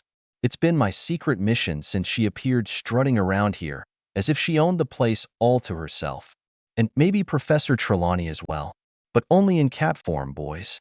Understood? And then, out of nowhere, she stretched her hand out, taking the invisibility cloak off Harry. And as for you, Mr. Potter, you promised me you're not going to lead anyone else into illegalities. Harry opened his mouth to speak, but stammered in surprise at being discovered so easily. No, you were not too obvious, said McGonagall, reading his mind.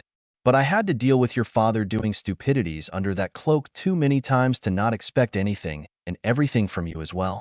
Now, explain yourself. In my defense, Professor, I didn't lead them into it.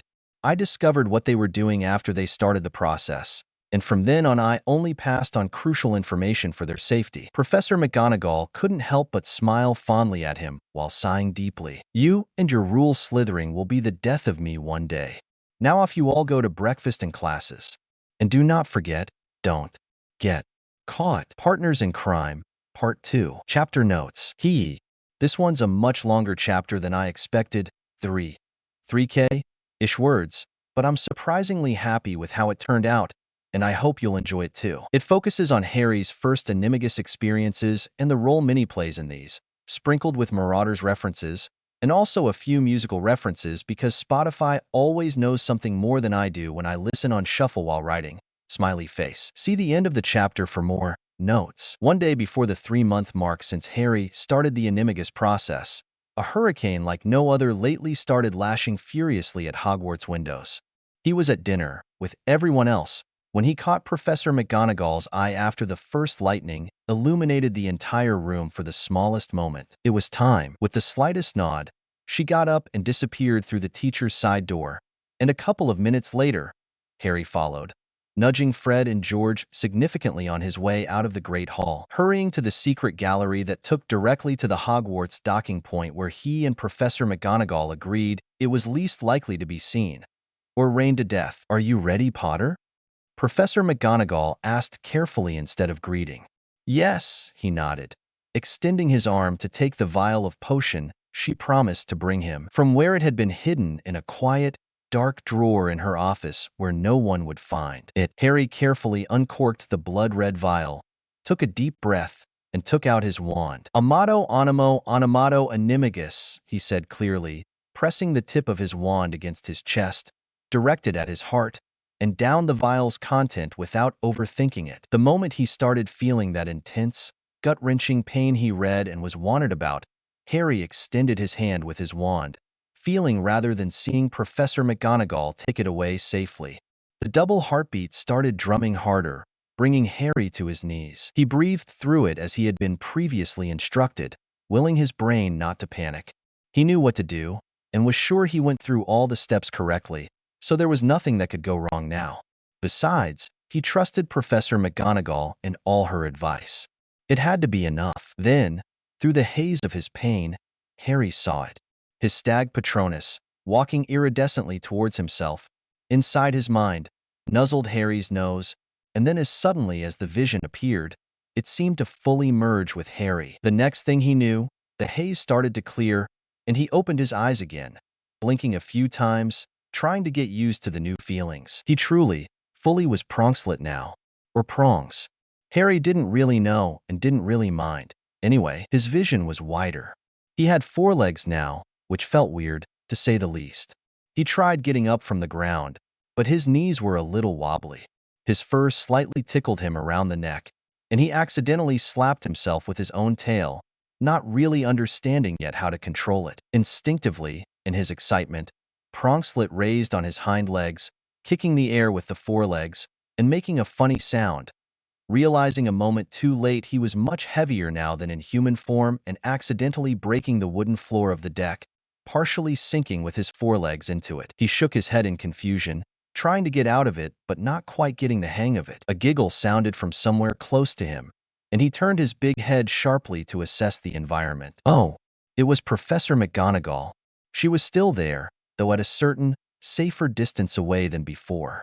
She was walking towards him now, careful as much as amused, and before he knew it, she was helping him out of the 2 little holes the stag made in the floorboards. Pronkslet tried nuzzling Professor McGonagall in thanks, but almost accidentally hit her with his enormous antlers.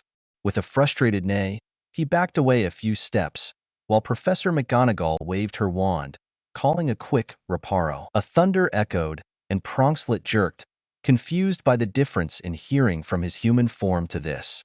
He looked at Professor McGonagall, who was looking back at him curiously. And oh, yes. Then he remembered. He was supposed to also turn back into a human. Into Harry. Okay, he could do this. He focused as well as his animal mind allowed on his human features, from the constantly unruly hair to the glasses, and arms and legs and feet and pop. He was back to himself. Harry shook his head, trying to comprehend the new, actually, old, feelings of being back in his human skin. I did it. I did it, he repeated, feeling ecstatic. Yes, you did. Professor McGonagall came forward, with a proud expression on her face, handing Harry's wand back. And you looked majestic. Though, as you wondered, you did look just like your father when he transformed. Down to the faint glasses form around your stag eyes. Wow, that's amazing. I can't wait to actually be able to see myself when I transform, though. I wanted to walk closer to the water to see the reflection earlier, but, didn't trust my stag equilibrium yet not to fall from the dock, Harry said with a chuckle, rubbing the back of his neck in nervousness and excitement, then instinctively went for arranging his always chaotic hair when, wait, what? Were these antlers? Professor McGonagall couldn't help her fit of laughter then, despite trying her best to hide it. It's all right, don't worry about it. This can happen. I had whiskers for almost a full day after my first transformation before Poppy pointed them out to me. Try to focus harder on your human self form and they'll disappear. With time and experience, this won't happen again. And thankfully, you went through all the steps flawlessly, so you won't have to worry about having random parts of your animagus form appear out of nowhere when you get startled or excited. I had a friend once who experienced this problem. Anyway, it's getting late. We've been out more than you realized. Let's get back inside for now, and you can practice more another time, all right? If we meet anyone while walking inside, pretend I caught you with something, and I'll pretend I just gave you detention, and we'll discuss more about it when we meet again in private. Harry walked through the castle trying to be as inconspicuous as possible, and he knew he was failing. Terribly, at that. But he still tried his best, because he knew he had to keep what he'd done a secret, at the very least until he was of age. For his safety, and Professor McGonagall, his accomplice by all means, if not for anything else. But Harry's face still hurt with how widely he was smiling, and how much he was trying to force himself into not smiling. He knew he'd get questions he couldn't answer. That was why the moment the Gryffindor common room portrait opened for him, Harry sprinted straight up the spiraling staircase to his dorm, praying for it to be empty, only taking off his shoes before face-planting into his bed to scream into a pillow. You okay there, Harry? Harry spun around in a startle, seeing Dean watching curiously from his bed, where he was sitting comfortably with a Muggle comic book in his hands. "Yep, just did something stupid." "All right, fair," shrugged Dean, returning to his book with an amused smile. Harry sprawled back on his bed, looking blankly up in amazement. "Interesting ceiling we have, don't we, Harry?" Turning his head around, he saw Seamus having just entered the room, tugging off his Gryffindor tie. "Yep," was the only thing Harry answered, before getting up to change into pajamas and tug his bed curtains shut. The door opened again with a vague creak, and now Ron's footsteps echoed inside the dorm. "Has any of you seen Harry? He just disappeared from dinner earlier and—" "I'm over here, Ron," Harry said with an internal sigh, pulling his curtains slightly aside. "You're all ready for sleep already? It's barely 9 o'clock, mate." On cue, Harry had to cover a yawn. The day's events started to catch up with him, especially the difficulty of his first transformation. "Long day," Harry said, waving a hand and muttering a good night, before putting his glasses on the nightstand, turning on his front and almost instantly falling asleep. Harry had a very weird dream. It was a full moon, visible through the sparse, moving clouds, and he was running freely in his animagus form over the Hogwarts grounds. The castle was visible in the distance, and somewhere next to him, he heard a sound like a howl, followed by a bark and a barely audible squeak. Harry turned around, seeing a werewolf and a black dog tackling each other to the ground, though they seemed to have been rather playing than attacking each other, while a little gray rat came sprinting to him, jumping up onto his back. Whatever this dream was, it was the first one in a while that didn't give Harry a full-on panic attack upon waking from it. It was rather the opposite, really. He felt not exactly calm, but happy nonetheless, as if nothing could ever go wrong in the world. The next morning, Harry woke up ridiculously early. He was used to it to a certain extent, given the way Wood had trained his Quidditch team for Harry's first 3 years at Hogwarts. But this was early even given those standards. And the weird thing was, Harry wasn't feeling exhausted either, like after most of his dream-filled nights. He felt suspiciously calm as well. He tried to remember what he'd envisioned during the night, but despite the night and gentle breeze around him, he couldn't remember much more. Feeling energetic and giddy despite the hour, Harry put on his glasses and got up from bed, putting on the fluffy dressing robe he got from Sirius for his last birthday, among other things, and walked over to the windowsill. He remembered last year, sitting in the same place, watching over the same mist-covered grounds, and noticing an orange cat stroll carelessly alongside a big, black dog. Harry smiled at the memory, shaking his head, thinking how close his godfather already was, and how little did Harry know. Feeling restless, he changed quickly into his day robes and, having confirmed by the dorm's wall clock it was a few minutes past 6 o'clock, which meant curfew was over, Harry silently packed his day's books and sneaked out of the room. He aimlessly wandered the corridors, taking his time to get to the ground floor for breakfast, which started only after 6:30.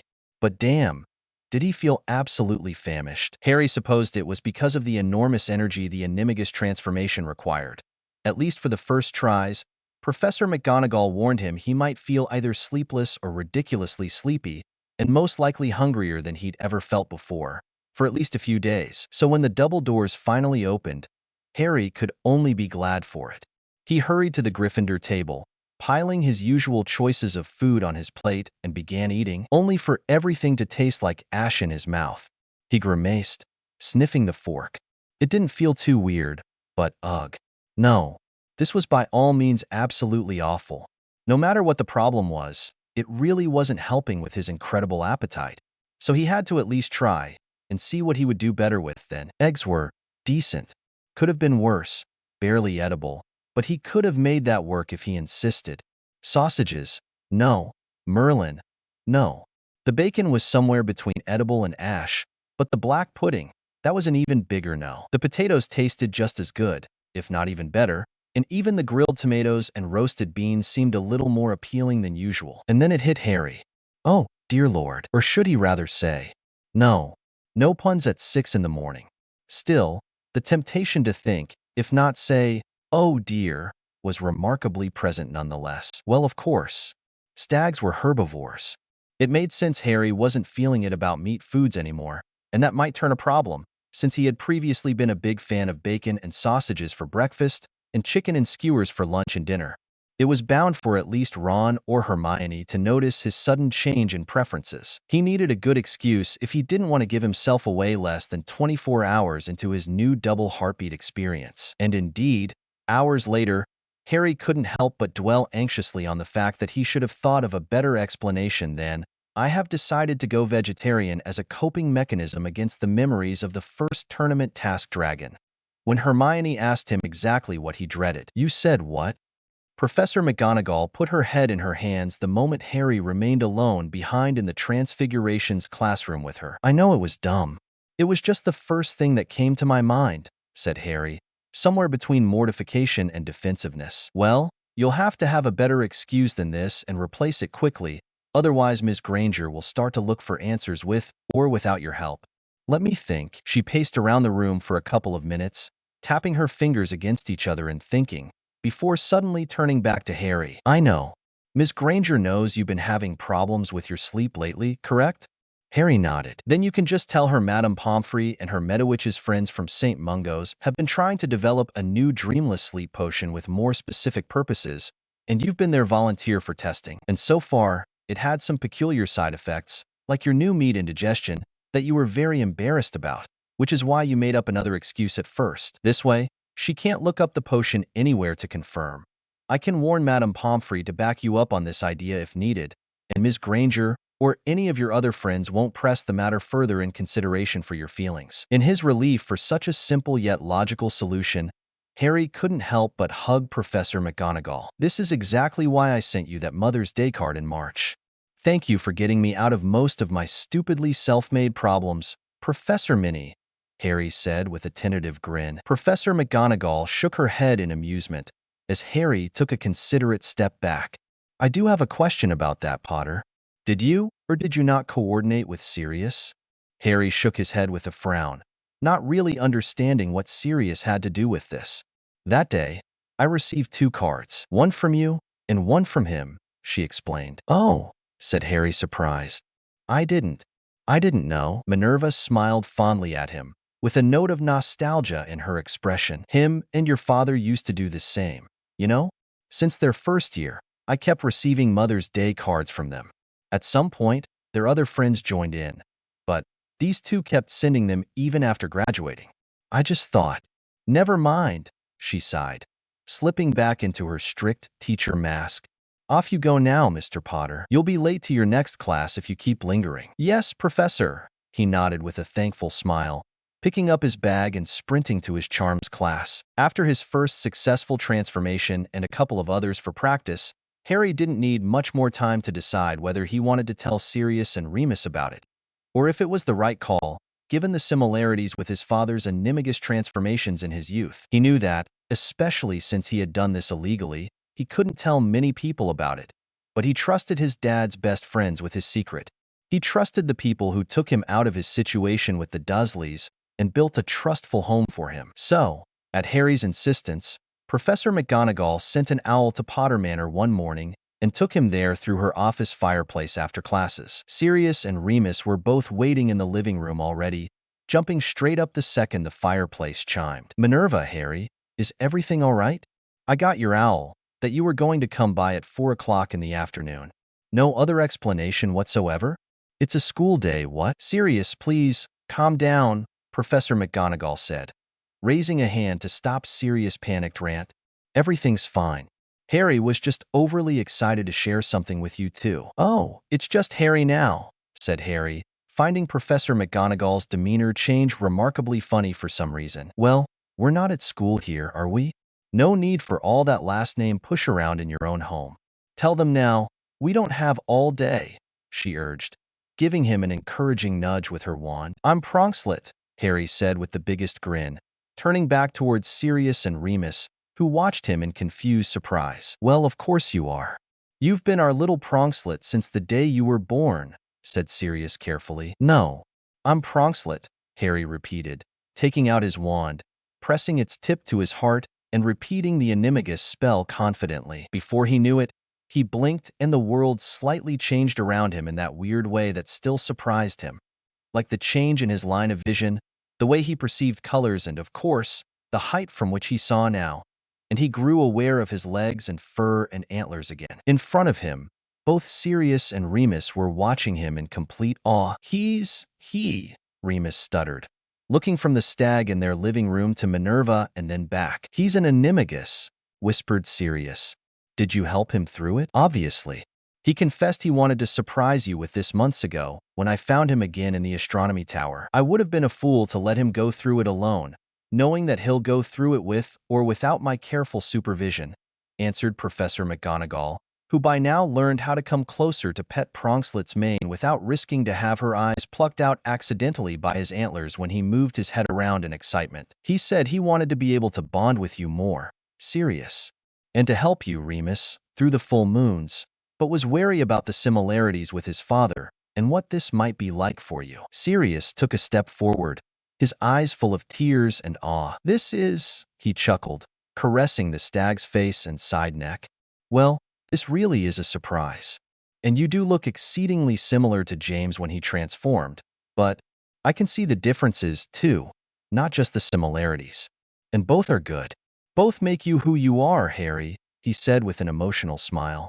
Or should I say Pronkslet, whatever you'd like. And then he transformed too, guiding Pronkslet out to the back gardens, while Minerva and Remus walked after them slowly, remaining on the terrace, watching them fondly. My God, how this reminds me of when we were young, said Remus after a while, looking at the stag and the big black dog playing and messing around in the back gardens of Potter Manor. Professor McGonagall turned to Remus, hugging him closer with a hand around his waist and letting her head rest on his shoulder, tearing up, thinking too of those times he first saw a stag and a black dog running around the Hogwarts grounds.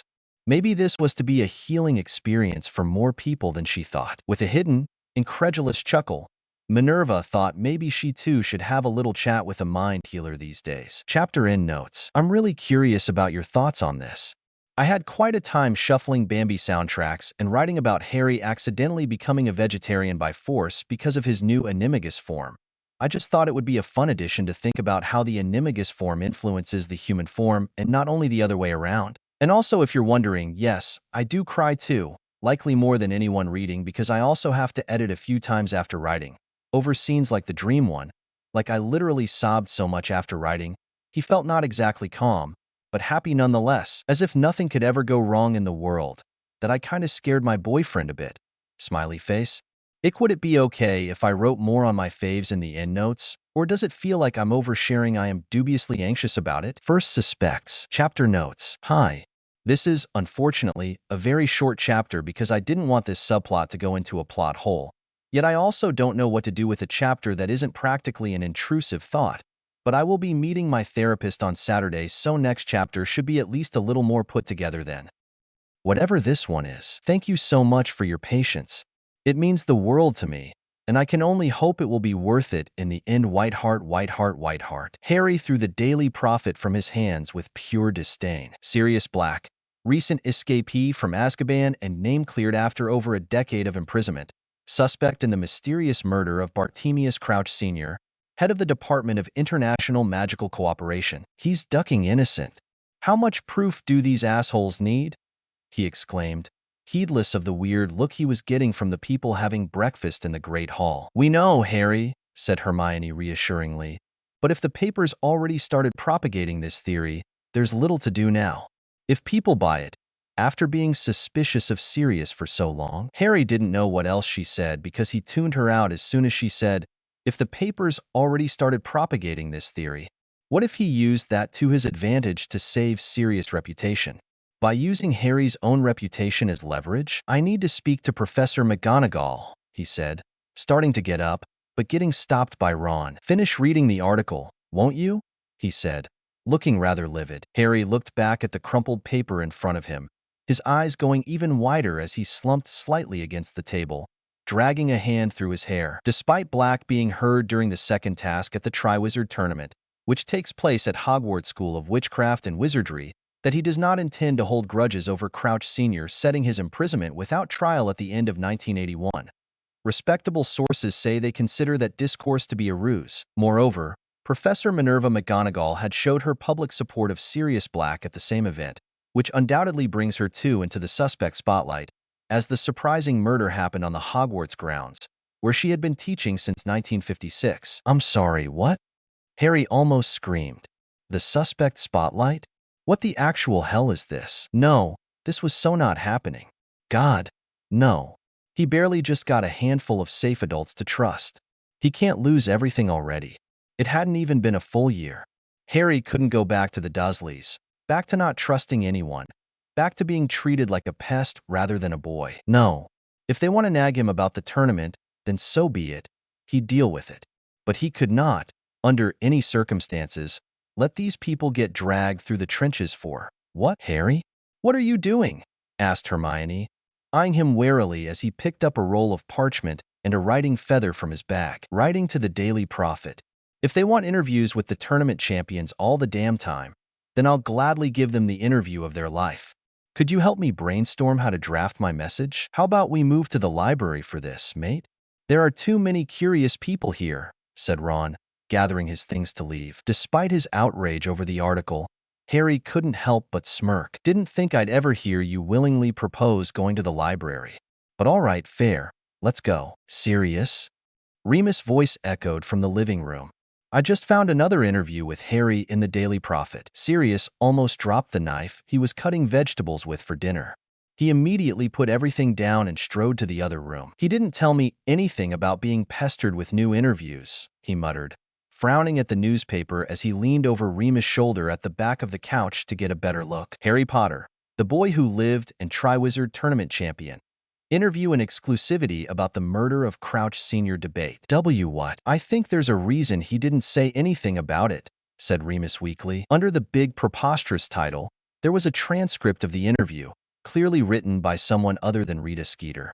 At least she knew better than to try Sirius' nerves to the limit. Interviewer: So, Mr. Potter, how would you assume your success in the Triwizard Tournament has changed, all with the mystery of the sudden, unexpected death of one of the organizers, given your relation with Mr. Sirius Black? H. Potter: I do not consider my chances of success being changed in any way because I know Sirius is as innocent as he had been in the debate of my parents' betrayal and untimely death. Interviewer: The controversy stands on the ground that Mr. Crouch Sr. had been the one to sentence Mr. Black to life in prison without a trial.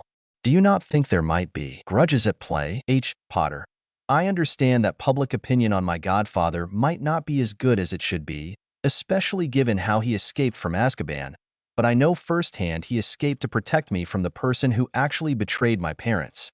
I trust Sirius with my life, and I know he's as likely to be guilty in this case as our Transfigurations. Professor, which would be not at all. I think despite my age, I already dealt enough with crazy wizards to be able to think for myself who to trust or not. Honestly, who even came up with that ridiculous allegation in the first place? He's clearing my name, said Sirius incredulously. Amazing. God damn it. What a pure boy. Remus nodded, skimming down the rest of the interview. I mean, if I didn't personally know both of you, I think I would have totally bought it, even just as a newspaper random story. Should I also give my word that you were with me at the time of Crouch Sr.'s death? No. Thanks, but no. Look at Minnie. She hugged me in public and now she's a suspect too by association. I don't want the same suspicions on you, too. Besides, I have a feeling we'll get to the bottom of this sooner rather than later. Sirius untied his apron, throwing it aside for the moment, and headed towards the home library, where there were permanent stacks of pens and paper. In the meantime, I should write to meet with Harry. He'd practically just done me the favor of the century. He deserves at least my honest gratitude face to face. After the third task, chapter notes. Hi. Sorry for posting so late. I just freaked out for checks the time almost 3 hours now about buying a ridiculous amount of yarn for a project to which my toxic trait, I could probably do that, said abso-ducking-lutely, aka a Marauder's map crocheted blanket I saw on Instagram and instantly fell in love with. So that's that, smiley face. As for this chapter at hand, I really did not know what else to cover on the third task itself, so I focused on the outcome, from Sirius POV, and tried fixing as many icks from canon as I could. Word of warning, this is a very plot twist-wide chapter. I can't wait to hear your ideas and opinions on it. Thank you so much for reading. I love you all. White heart, white heart, white heart, white heart, white heart, sparkles, sparkles, sparkles, sparkles, sparkles. See the end of the chapter for more. Notes. He's back. Voldemort's back. Cedric. He asked me to bring his body back. I couldn't leave him. Not there. Sirius' blood froze as he heard Harry scream the words. He could hear people shouting, someone next to him shuffling forward, but he couldn't rip his eyes from the devastating view before him. Death was inevitable, but not at such a terribly young age. And Cedric Diggory was certainly dead. There was no denying it by the way he lay completely still on the ground and Harry held him, possibly trying to shield him from all the onlookers. Beside him, Remus was just as frozen with shock, most likely thinking, just like Sirius, of all the friends they both lost too young. James, Lily, Marlene, Dorcas, Mary, in her own, equally tragic way, Alice and Frank, succumbed to madness, Gideon and Fabian. Regulus. So many lost so tragically young. James, his all-time best of friends. James and Lily. Harry. Both Sirius and Remus snapped out of their stupor when they heard Amos Diggory's agonizing screams. They had to get to Harry. As one, Sirius and Remus sprinted through the crowd, making their way heavily to the middle of the arena. They had to get to Harry. More screams, more chaos. And why the bloody hell was the school band still playing? Harry. Someone shouted for the crowds to calm themselves and retake their seats. Sirius had the vague impression it was Professor McGonagall, but in all the chaos, he couldn't be completely sure. The school band finally stopped. A bit disoriented, Sirius finally managed to get out of the stands. Harry. Harry? Where's Harry? In that chaos, he saw Snape and Dumbledore drift his way. Professor Moody took him up to the castle. Sirius wasn't sure who said that. No. No. No. No. No. No. Anyone but him. He had to get to Harry now. And you bloody let him? Haven't you looked his way 1 second throughout the task? I saw the former Death Eaters look at each other, alarmed. Yes, Snivellis, I saw the look you shared with Karkaroff. But mad I was restless, anticipating. He knew something. For Merlin's sake. And you let him take my godson away? The first one to react was Minerva. She always understood Sirius the best, so it wasn't a wonder now she also understood the implication of his words. Without a word, she sprinted through the gap in the stands that gave way to the path up to the castle. Dumbledore muttered something to Madame Maxime and sprinted with Snape up the hill as well. Sirius and Remus looked at each other, silent prayer in their eyes, as they followed immediately after. Sirius was extremely tempted to transform, as Padfoot was much faster than Sirius, but his animagus form wasn't still a known thing. If he gave himself away now, for anyone in the chaotic stands to see, he'd only land back in Azkaban for at least 6 months. He just regained his freedom. He couldn't do this to Harry now. He couldn't get locked back in that hell now, or ever again. Before realizing it, he was at the castle's double doors, and Remus was guiding him to the defense against the Dark Arts office, which had been his just a year previously, and should have now been Moody's. Sirius could see Remus struggling up the stairs, as his ever-hurting hip and knee were troubling him again. But he wasn't slowing down, even less so complaining about it. They had to get to Harry. By the time they busted through the defense office door, the 3 professors already had Moody tied to a chair, and Snape was pouring something down his throat. "Do you know who I am?" asked Dumbledore furiously. "Albus Dumbledore," Moody answered, still trying to escape from the headmaster's iron grip. "Are you Alastair Moody?" "No." Sirius took a deep breath. He knew it. He bloody knew it. But how could he have proven something so ludicrous? He wanted to scream, knowing the danger Harry had just been through, and Sirius hadn't been able to stop. "Is he in this room?" The glass eye moved to a trunk to the left of Moody's chair, and Dumbledore called for Harry to move. Harry, who had been caught in a state of deep shock, didn't seem to know what he was doing as he moved away from the metal trunk, and Sirius caught him in his arms, enveloping him in a safe hug. "It's okay. It's all right. I'm here, pup. I'm here. You're safe. You're going to be safe," Sirius chanted steadily in Harry's ear, not taking his eyes away from what was happening around them. The trunk opened, and the professors walked cautiously towards it. A moment later, Dumbledore was calling inside it. "Are you all right, Alastair?" "I'm sorry, Albus," a voice echoed from inside. Moody's voice. The true Moody's voice. At that, Snape immediately sniffled the imposter's flask, and his face hardened. "Polyjuice potion," he declared. "Well, now we know who's been stealing from your storage, Severus," said Dumbledore. "We'll get you up in a minute," he called again to the man inside the trunk. Just as the one tied to the chair started to transform, his polyjuice potion dose running out of time, Remus moved in front of Harry, shielding him from this particularly gruesome transformation, as Minerva lifted her right hand cautiously, wand at the ready. And then, Sirius couldn't believe his eyes, as all the pieces fell together. "Barty Crouch Jr.," Dumbledore declared, as the eyes on the man tied to the chair fell on Sirius. Of course. Who else would be so interested in finding out stuff about Luna's mother? Who else would show the gruesome unforgivables to Neville Longbottom, out of all people, then become forcibly closer to the poor kid? Who else would be so desperate to see Harry win the tournament, knowing now what was at the end of it? "Crouch," Sirius said, his face as neutral as he could hold it, against all the emotions running through his veins at the moment. "Black. Who would have thought we'd see each other again?" Barty smirked in a way that would give everyone else shivers. Not Sirius, though. Not after so many years spent so close together in Azkaban. Sirius shook his head, still in shock. He had so many questions, but he knew there wouldn't be enough time. And he knew none of them mattered enough in the face of what Harry had just been through. But he needed to understand. "When the bloody hell did you escape?" "A little while after you. Everyone was too preoccupied with you to notice me sneaking out as well. Mr. Black, you are aware this conversation doesn't put you in a good light, right?"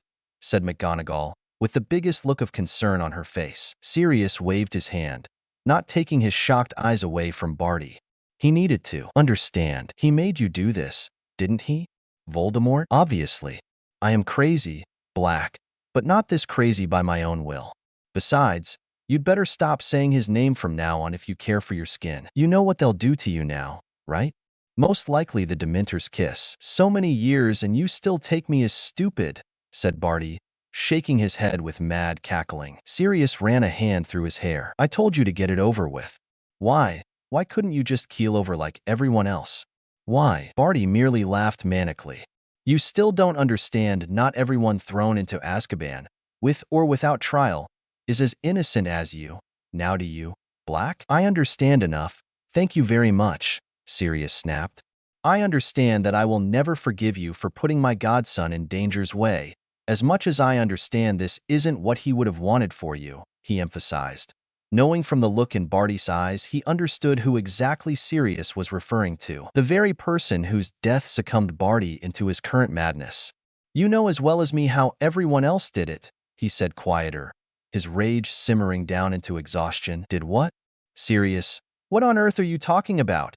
asked Remus, looking slightly horrified, just like anyone else in the room, confused by the whole thing. "Mr. Black, I have to ask you to explain yourself," pressed Dumbledore as well. Sirius sighed. Out of all the outcomes he could have anticipated for this situation, having to explain his qualms of conscience to Dumbledore was not on his bingo card. "Barty Crouch Jr. and I had close-up cells in Azkaban. Without him, I wouldn't have survived this long. Bloody ironic, how he kept me alive and sane for so many years so that I could ultimately find the strength to return to my godson, only for him to be the one to put him in danger. I know he doesn't deserve forgiveness after everything he has done, but I also know why he did it. I know why he deserves death." "Deserve death? Whatever are you talking about, Mr. Black?" asked Minerva, aghast. Sirius shook his head sadly. "War.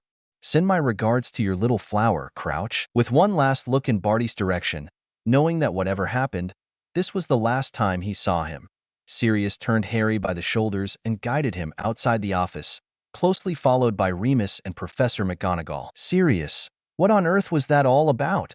asked Minerva, agitated. "I'll explain later. Now let's focus on Harry, yeah? Let the headmaster deal with him. If he has the slightest logic, he should be getting a confession for Crouch Sr.'s murder right now." "Him? But Crouch Sr. was his father." "Minnie, respectfully, you don't know the slightest of what that man did to his own son. Besides, Barty had told me countless times how he wanted to murder him while in prison. I know now he was the one behind it. I'll give my memories of his confessions to the Aurors if necessary, for Merlin's sake, if he doesn't admit himself." The affirmation was so brutal it left all of them speechless for a minute, on their mindless walk to the hospital wing. "Sirius," a weak, alarmingly weak voice called, bringing the adults out of their stupor. In their panic with Barty's reveal of impersonating Moody, they almost forgot Harry was actually there with them. And he was bleeding deeply from one arm, had scratches all over his body, and had a dangerous, terrified, and simultaneously empty look on his face. Sirius, Voldemort's back. He used my blood. It was a Death Eater. I tried to stop him. Cedric didn't stand a chance. The poor kid started to rant aimlessly, gulping anxiously. Harry, look at me, Sirius said, bending his knees slightly to get at eye level with his godson. You were so brave, and you still are. So brave and strong. Nothing that happened was your fault. You understand me? If anything, it was the fault of the people who let this happen, not yours. You did your best, but it wasn't enough to stop him. The Dark Lord is a foul and most evil wizard. He's in his 60s. You're 14. For your age and knowledge, you did your best, pup. Don't beat yourself up for that. I know many people put into your head that you're the chosen one and you shall be this brewing war's hero, but you don't have to do everything alone. You shouldn't have to do anything at all. God damn it, you're still just a kid. But if this is what it comes to, I won't let you have to fight alone, I promise. We won't let you. Harry nodded wordlessly, tears threatening to spill from his eyes if he opened his mouth to talk then. They continued walking slowly to the hospital, where Harry stopped before the massive double doors. He stayed silent for a long moment, and Sirius, Remus, and Minerva gave him the time to gather his thoughts in peace before speaking. Please be careful. I lost Mum and Dad trying to save me.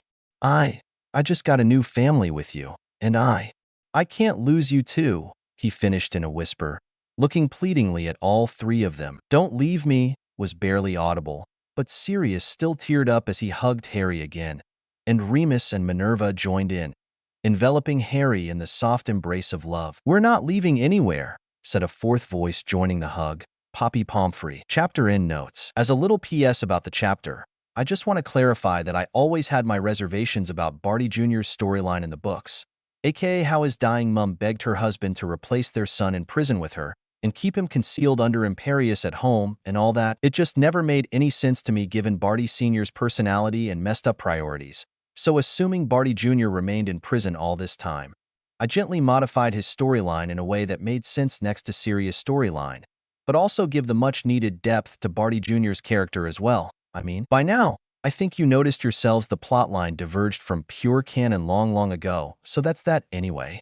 Also, for whoever's wondering, I did give in to the Barty Crouch Jr. x Evan Rosier headcanon, therefore the flowery metaphorical mentions as in Rosier, and I will expand on this idea in a future chapter to explain it properly, but right now I wanted to focus more on the panic and grief of the moment and less on actual explanations. Summertime sadness. Chapter notes. And we're going into the summer break. A lot of things are about to happen as we're practically moving into the plot of OTP, so prepare yourself for even more chaos than before. For, as you can imagine, a smarter Golden Trio and co. would do much better in dealing with Umbridge in the new school year, as well as a stronger Sirius would become a much bigger target. Not that he can't deal with it now, though. He can and he totally will, but there is also a need for slower chapters with more explaining to do, especially since it's a common theme in canon that no one tells/explains shit to Harry. So that's what this particular chapter's all about, just bonding and discussing, without much of a plot. Really, I hope this makes enough sense by explaining a lot of unfinished previous themes and ideas for you. If not, I'm always ready and glad to answer any questions you might have. As always, huge thanks to everyone who supported me in this journey so far. I don't know if I would have ended up 34 chapters and posted, with 50-ish more to go if not for all your hits and kudos and comments, and generally amazing vibes. White heart sparkles smiling face with hearts. White heart sparkles smiling face with hearts. White heart sparkles smiling face with hearts. White heart sparkles smiling face with hearts. White heart sparkles smiling face with hearts. Harry woke up restless, like most of these days, after the tournament. If he was honest with himself, he wasn't even sure he slept properly at all, given how more and more exhausted he was waking every day, but he wasn't about to overthink that now. He needed to move. He needed to do something, anything but stay motionless in his bed. He needed to let the stag free if not anything else. He noticed that especially when exhausted, being too much inside buildings, even ones that usually felt very safe for him, like the Potter Manor, made him feel trapped and want to crawl out of his skin. The sun was barely up, but Harry felt like he couldn't breathe enough, couldn't move enough inside the home. So he put on some random jumper to fend off the morning chill and silently went outside into the back gardens. Not even 20 feet from the house, a gentle voice called to him. "Morning, Pronkslet." Harry looked to his right, surprised not to have noticed Sirius in the garden cedar swing already. But there he was, fluffy slippers on the ground and legs pressed close to his chest. "Hiya, Sirius. Up so early?" Harry couldn't help instantly worrying a little. Sirius explained to him some time ago that his mother, Walburga Black, used to force him and his brother to wake up ridiculously early during their childhood, which was why he tended to sleep in, sometimes too much, these days. Over that added the nothingness of prison life for over a decade, made Harry wonder what could have happened now to wake Sirius before the summer sun even started shining in full strength.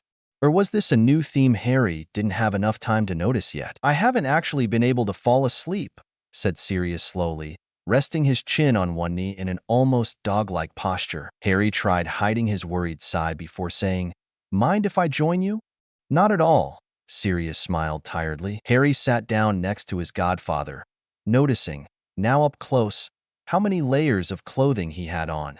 There had to be at least 2 jumpers, a jacket and a cardigan's edges layering one over the other around his middle. "Aren't you too warm in all of those?" Harry asked with a small frown. Summer Scotland mornings were chilly, but not that cold. "Maybe a little, but I don't mind. Sometimes the cold reminds me of my inmate cell. Sometimes even a chillier gust of wind does.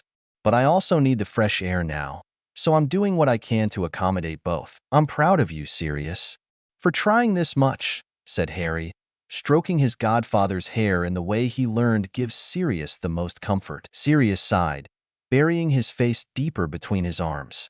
"Thank you. I'm just as proud of you, pup, if not even more so.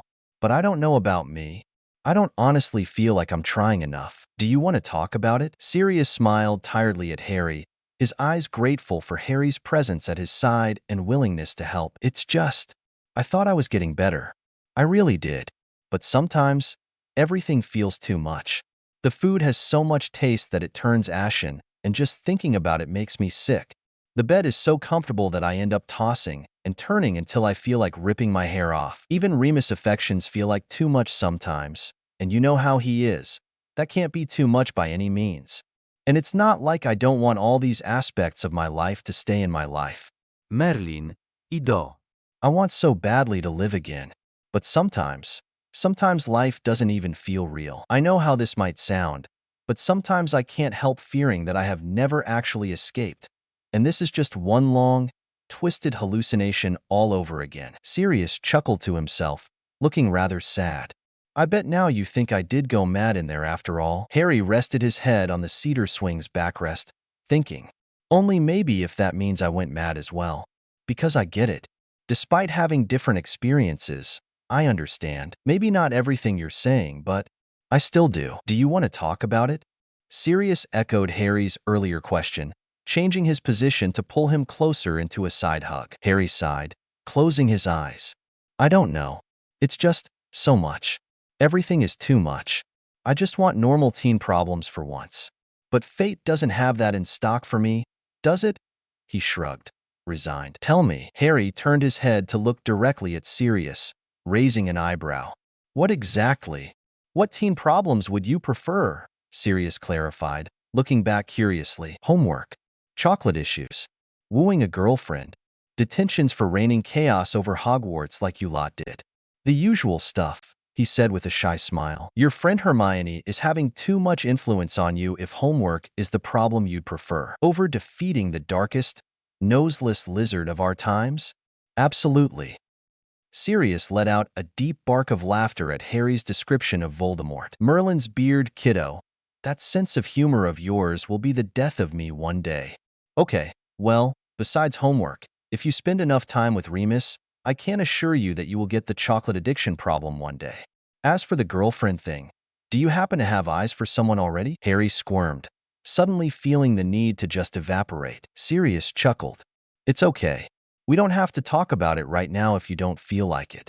I'm just saying, me and Mooney also first got together in our 5th year, so I would understand. As well as Remus, if you'd prefer to talk to him on the matter. We will have to have an important discussion on the subject, but I'm too sleep-deprived to give you the parental monologue on relationships and safety right now. Don't think you'll escape that, young man, just not at 5 in the morning." Harry and Sirius glared at each other for a long moment before bursting into laughter, followed by a comforting silence. He couldn't be more grateful for Sirius managing to at least make him dread the infamous conversation a little less. "It's not that I don't want to talk about it," said Harry. "I just don't want to overstep. She's been helping me so much through all my complicated feelings this year, and is overall an incredible friend who has her own problems going on, and maybe that's a bonus for why we get along so well lately, but I still don't know what she might think of me, as like, you know, a potential boyfriend, except for what her mother told her about me long before even actually meeting and knowing me. And easy, Harry. Take a breath from time to time," said Sirius with a mirthful smirk. Harry inhaled deeply, realizing that he had forgotten to breathe for a minute, all with his whole rant about his confusing feelings. "I think your best chance at finding out how she really thinks about you is to ask her," Sirius said carefully. "Why, that's how you got together with Uncle Mooney. Just like that? By asking him?" inquired Harry skeptically. "Actually, no. We made out while being absolutely plastered at one of our most notorious Marauders Gryffindor parties, and then your dad locked us in our dorm room to sort things out the next morning." Harry raised both of his eyebrows, unable to suppress a grin. "Why doesn't this surprise me at all? However, I would prefer to be a little more sensible than that." "Fair point. Gentleman and all, just like your dad." Sirius winked at him. "Yeah, if only it were that simple," Harry sighed, his mood switching back to wistful. He was starting to hate his exasperating mood swings lately. "Why wouldn't it be? I doubt her brother would take it that well if I just asked her, or if that got anywhere. Or rather, if I think about it, brothers, plural." He scrunched his nose, wondering if he could ever be enough for the girl his heart had settled on. "I mean, I am friends with them, but still, I don't know what they might think of this, and I really don't want to overstep." Sirius seemed to think the situation over. "Older brothers? Yeah, I suppose I get your hesitation then. I used to react defensively over Reggie even after I ran from home, and we stopped talking. Despite everything, he had been and always remained my little brother. But we also grew up at Grimmauld Place, and let's just say the conditions there shaped me into the big brother that I was. Maybe this girl's family will be a little more united and therefore understanding." "Are they on our side in the war?" "Yes, of course," Harry answered, not knowing how to continue. As much as he wanted to talk to Sirius, his emotions were still too chaotic, too discontinuous, and not exactly understandable. Thankfully, Sirius didn't take his silence as Harry not wanting to open up, but just needing more time to figure things out himself, and he respected that, so they continued swinging slightly until a more pressing matter reappeared in Harry's mind. "Sirius, could I ask you something? About what happened at the end of the tournament?" Sirius nodded, encouraging Harry with a small smile. "Why did you show empathy to Barty Crouch Jr.? I understand now what you meant by he deserves death. And it's not exactly a secret that he was found dead in his cell when the Dementors arrived to give him the kiss, and that it was presumed he did it to himself. But why?" Sirius pursed his lips, trying to form an answer. "My long stay in Azkaban taught me a lot of things the outside world doesn't seem to grasp well enough these days. I've seen countless people get kissed by Dementors, and it's one of the most horrible experiences on this earth, both to watch and to be at the receiving end. I've been close up to the most notorious criminals. I've heard their stories, both good and bad, and I still don't think anyone could deserve that. The Dementor's kiss, I mean, as for Barty," Sirius breathed in and out, a hurricane of emotions clear on his face as he glanced emptily in the distance. "Before I was thrown in prison, I naively thought, like most of our side, that the world was merely divided into black and white. We were the light side, and we were fighting the dark forces, and that was that. Prison years taught me shades of gray were also an option in between. Barty didn't have a much happier childhood than mine, all with his mom being constantly depressed and his dad being the most absent parent in the world, so desperate for political power that he never even realized something was going badly wrong with his son. He went to the dark side because that was what all his friends were doing, pushed by their families, and also despite his dad, but his most crucial turning point had been seeing his best friend and lover die in front of him. That was the moment he went completely deranged. By that point, His other best friend, my brother, Regulus, was also dead. Dorcas Meadows turned to the light side, and Pandora, Luna's mother, eloped and hid away with Xenophilius, abandoning both light and dark causes. Evan Rosier was all Barty had left. He was his entire world and heart, and he died in front of him, bleeding out on the streets in a gruesome fight with the Aurors. I know I'm supposed to be grateful that there was one more Death Eater down at the moment, but I couldn't help but think of my own life and my own story when I learned that. I almost went mad myself when I lost James and found his dead body after it happened. But to change the narrative, and to have him or Remus bleed out in front of me, and I couldn't do anything but watch their liveliness slip away. I'm afraid I might understand what Hurricane went through Barty's soul, and I know that if I were put in his place, I might have ended up the same, with the pure pain and grief of it all. Sirius turned to face Harry completely, eyes pleading for him to understand. This isn't me excusing his actions. Torturing Neville's parents to insanity, killing countless muggles, and now putting you in such danger. This isn't excusable. Not at the very least. All I'm trying to say is, the world could do with a little more empathy and love, in my honest opinion. If Death Eaters like Barty weren't left unsupervised and unloved so much that they went this askew, maybe we wouldn't be here. If people like Barty Crouch Sr., in their obsession with power, didn't throw around sentences without fully thinking them through, we wouldn't be here. And frankly, in the end, the light side isn't much better either. We also do unspeakable things when we imagine we're not seen, or when we like to say there is no other way around. What kind of curse do you think Mad-Eye Moody threw at Evan Rosier in the heat of the fight?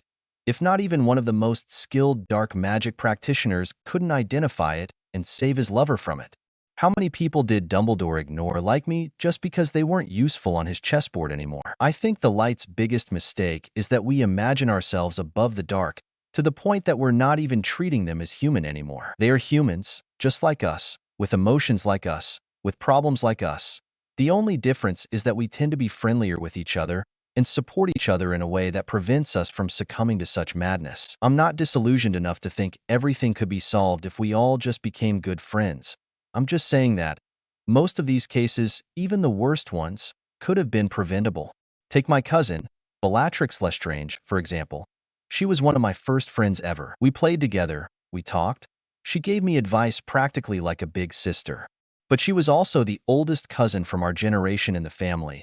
Her parents pressured her to get married young and into a powerful magical family, threatened and cursed her to no end, until she forgot the notion of love and followed the path that let her unleash her burning emotions. Everyone has both light and darkness inside their heart. Important is what side they choose to follow, and most people currently in Azkaban were not given a reason to see the light side as more reasonable than the dark. Harry nodded slowly. This was much more than he could have expected or imagined, but it made sense. In a sad way, it made too much sense. But it also gave him a new perspective that he couldn't have even anticipated before. Am I supposed to forgive him? Barty Jr.? I mean, after my initial panic and confusion, I felt so angry at him. For charming the tournament champion cup to apparate me and Cedric to that cemetery, for putting Neville and Luna in such uncomfortable positions all year long. I don't know if I ever felt this angry before in my life, and I didn't know what to do with it. That is entirely up to you, pup.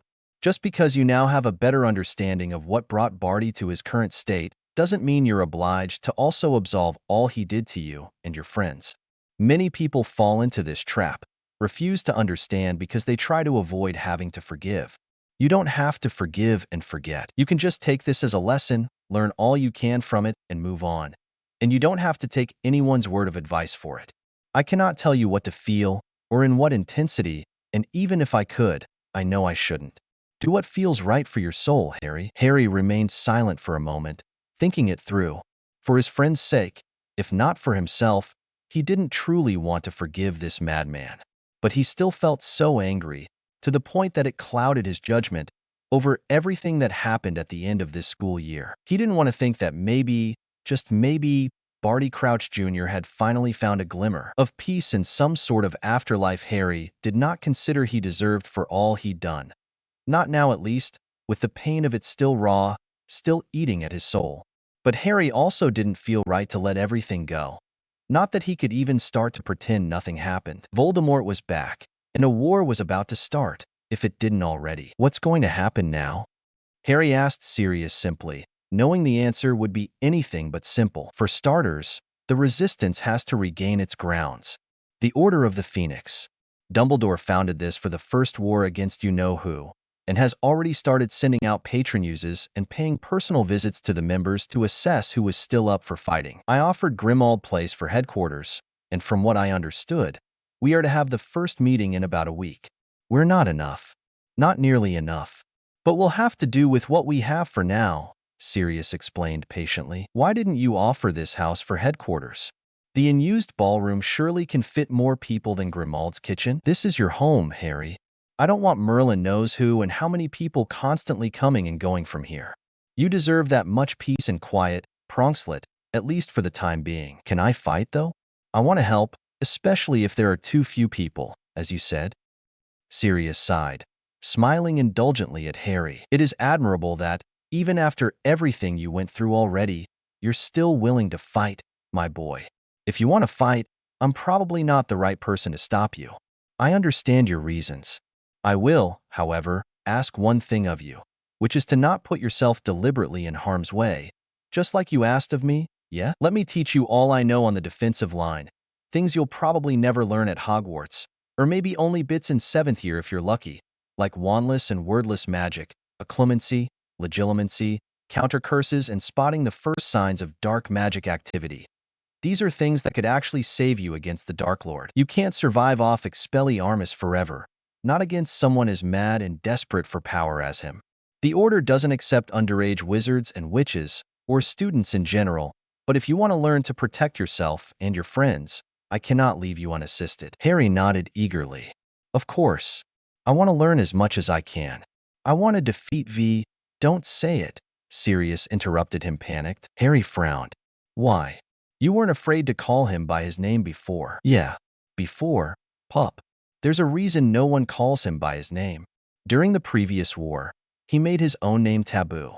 That means whoever spoke it was immediately hunted down by the Snatchers, a group of his most feared Death Eaters, and the people that disappeared were rarely ever seen again. That's why people only spoke about him as you-know-who, he, who must not be named, or the Dark Lord. They had to find ways around it, without being immediately gruesomely killed for it. Harry looked back at Sirius, positively horrified. But then why did Professor Dumbledore encourage me to say his name, if it's so dangerous?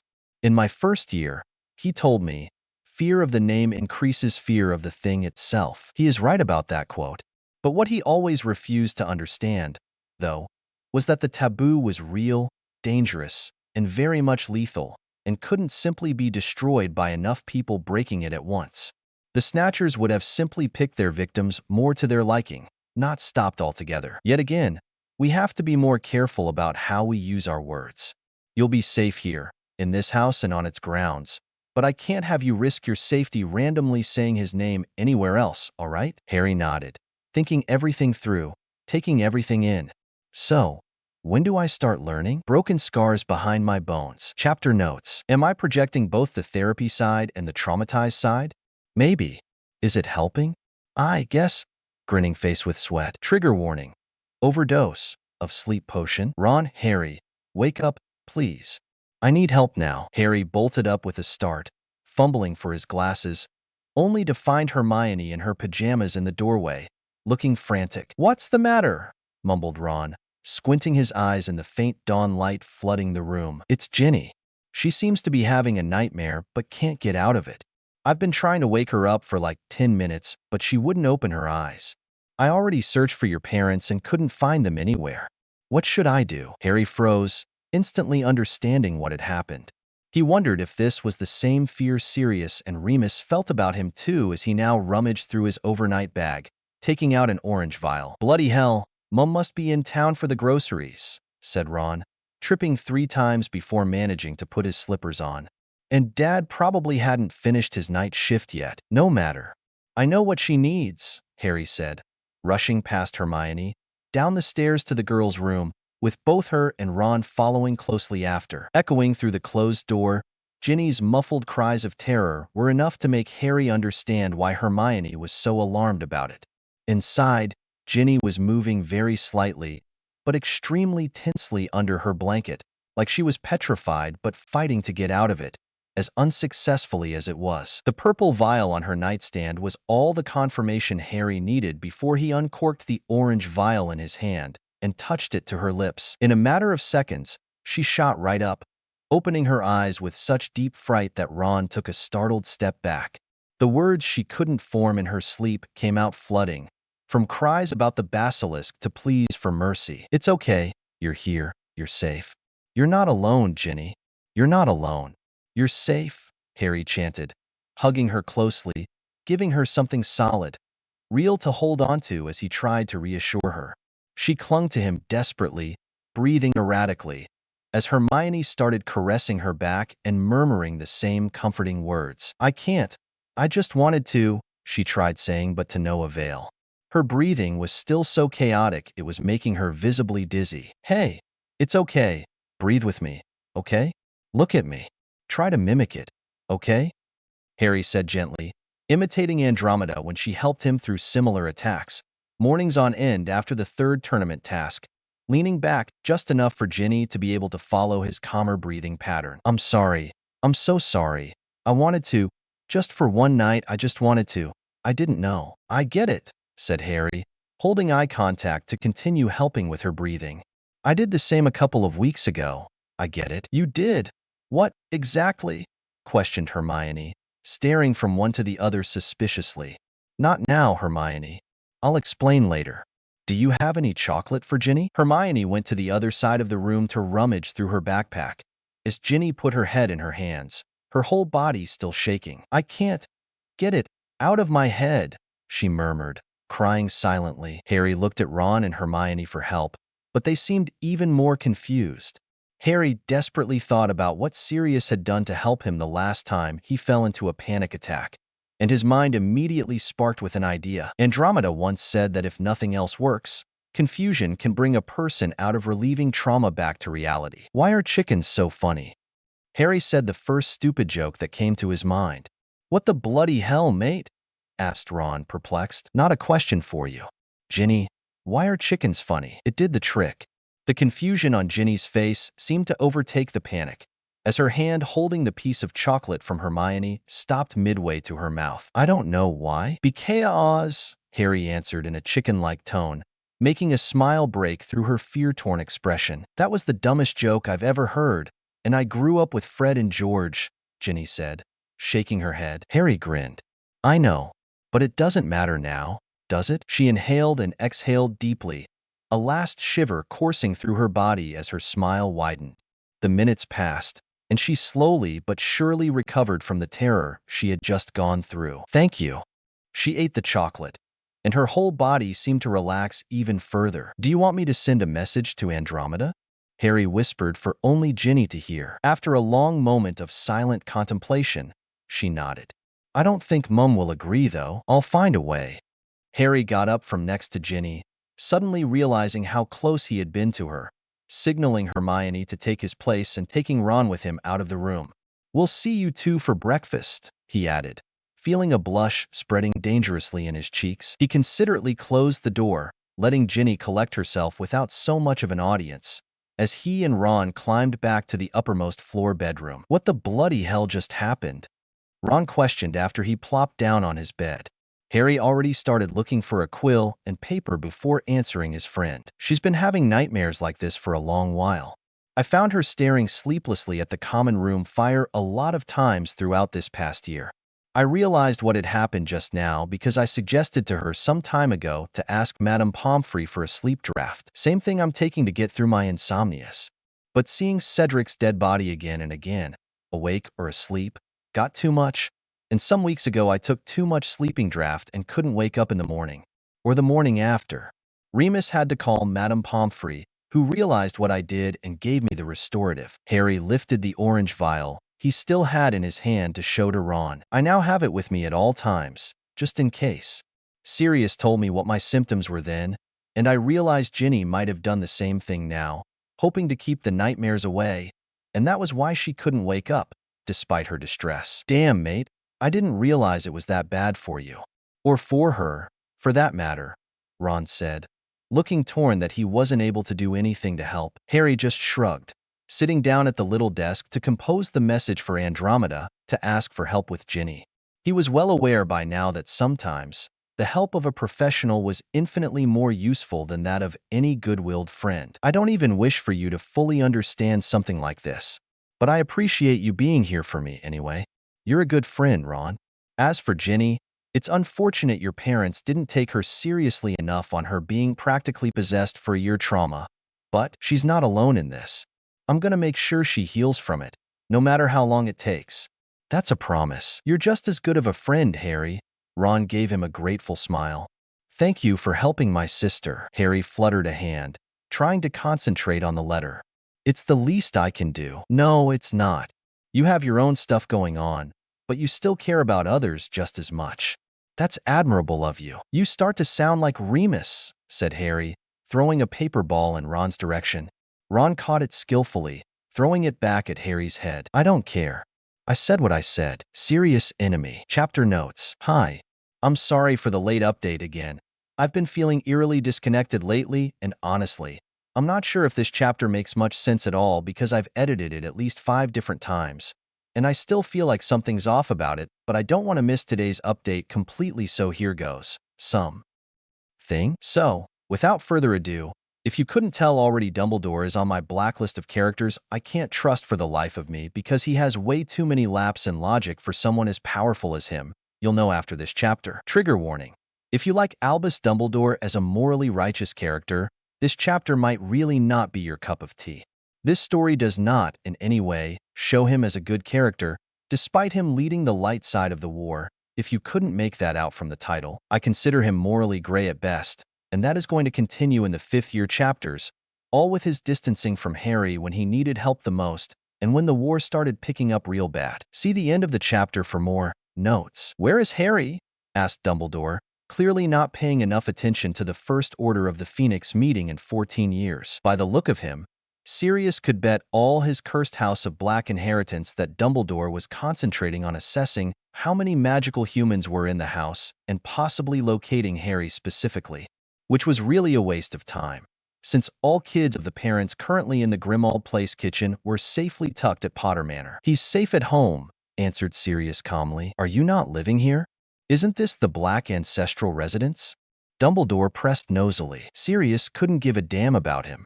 He promised himself no grudges for Harry's sake, but once in a while couldn't kill anyone, especially not since Dumbledore had known of his innocence and did exactly nothing, letting Sirius rot in Azkaban because he wasn't useful for his current plans. Plans which didn't take Sirius too long to figure out were, in fact, pretty simple.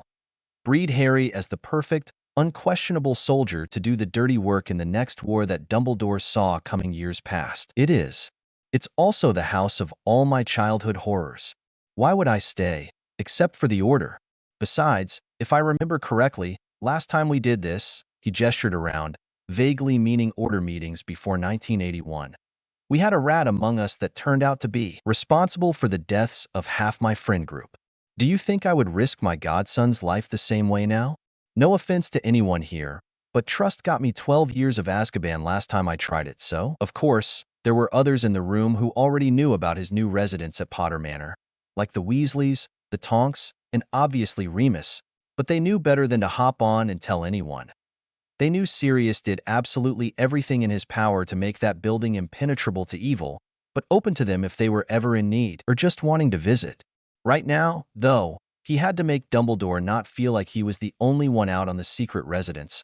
Otherwise, his manipulation strategies would only grow wilder, and that wouldn't do any good regarding Harry's safety. However, despite dropping the subject for the time being, Sirius could still see the faint frustration tinge on Dumbledore's expression.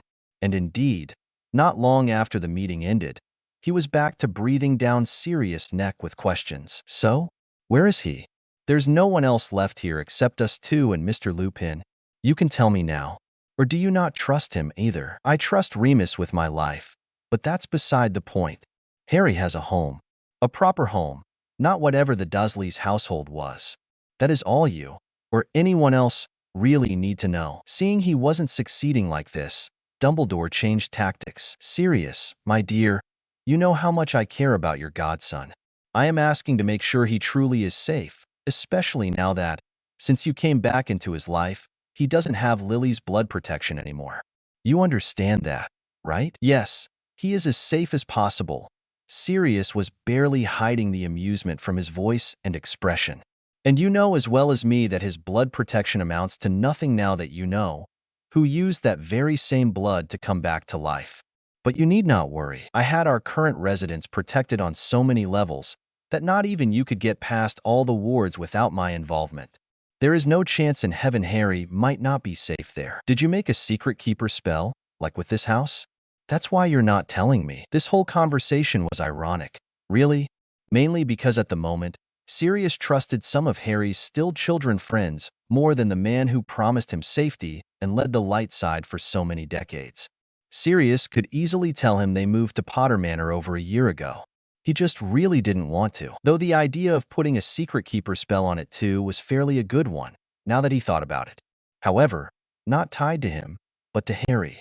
After all, it was his house, both on inheritance papers and by all moral logic, and would ultimately make it up to Harry regarding whom he trusted to give the information about the house. No, but even if you tried searching through my mind, it hasn't fully healed after Azkaban.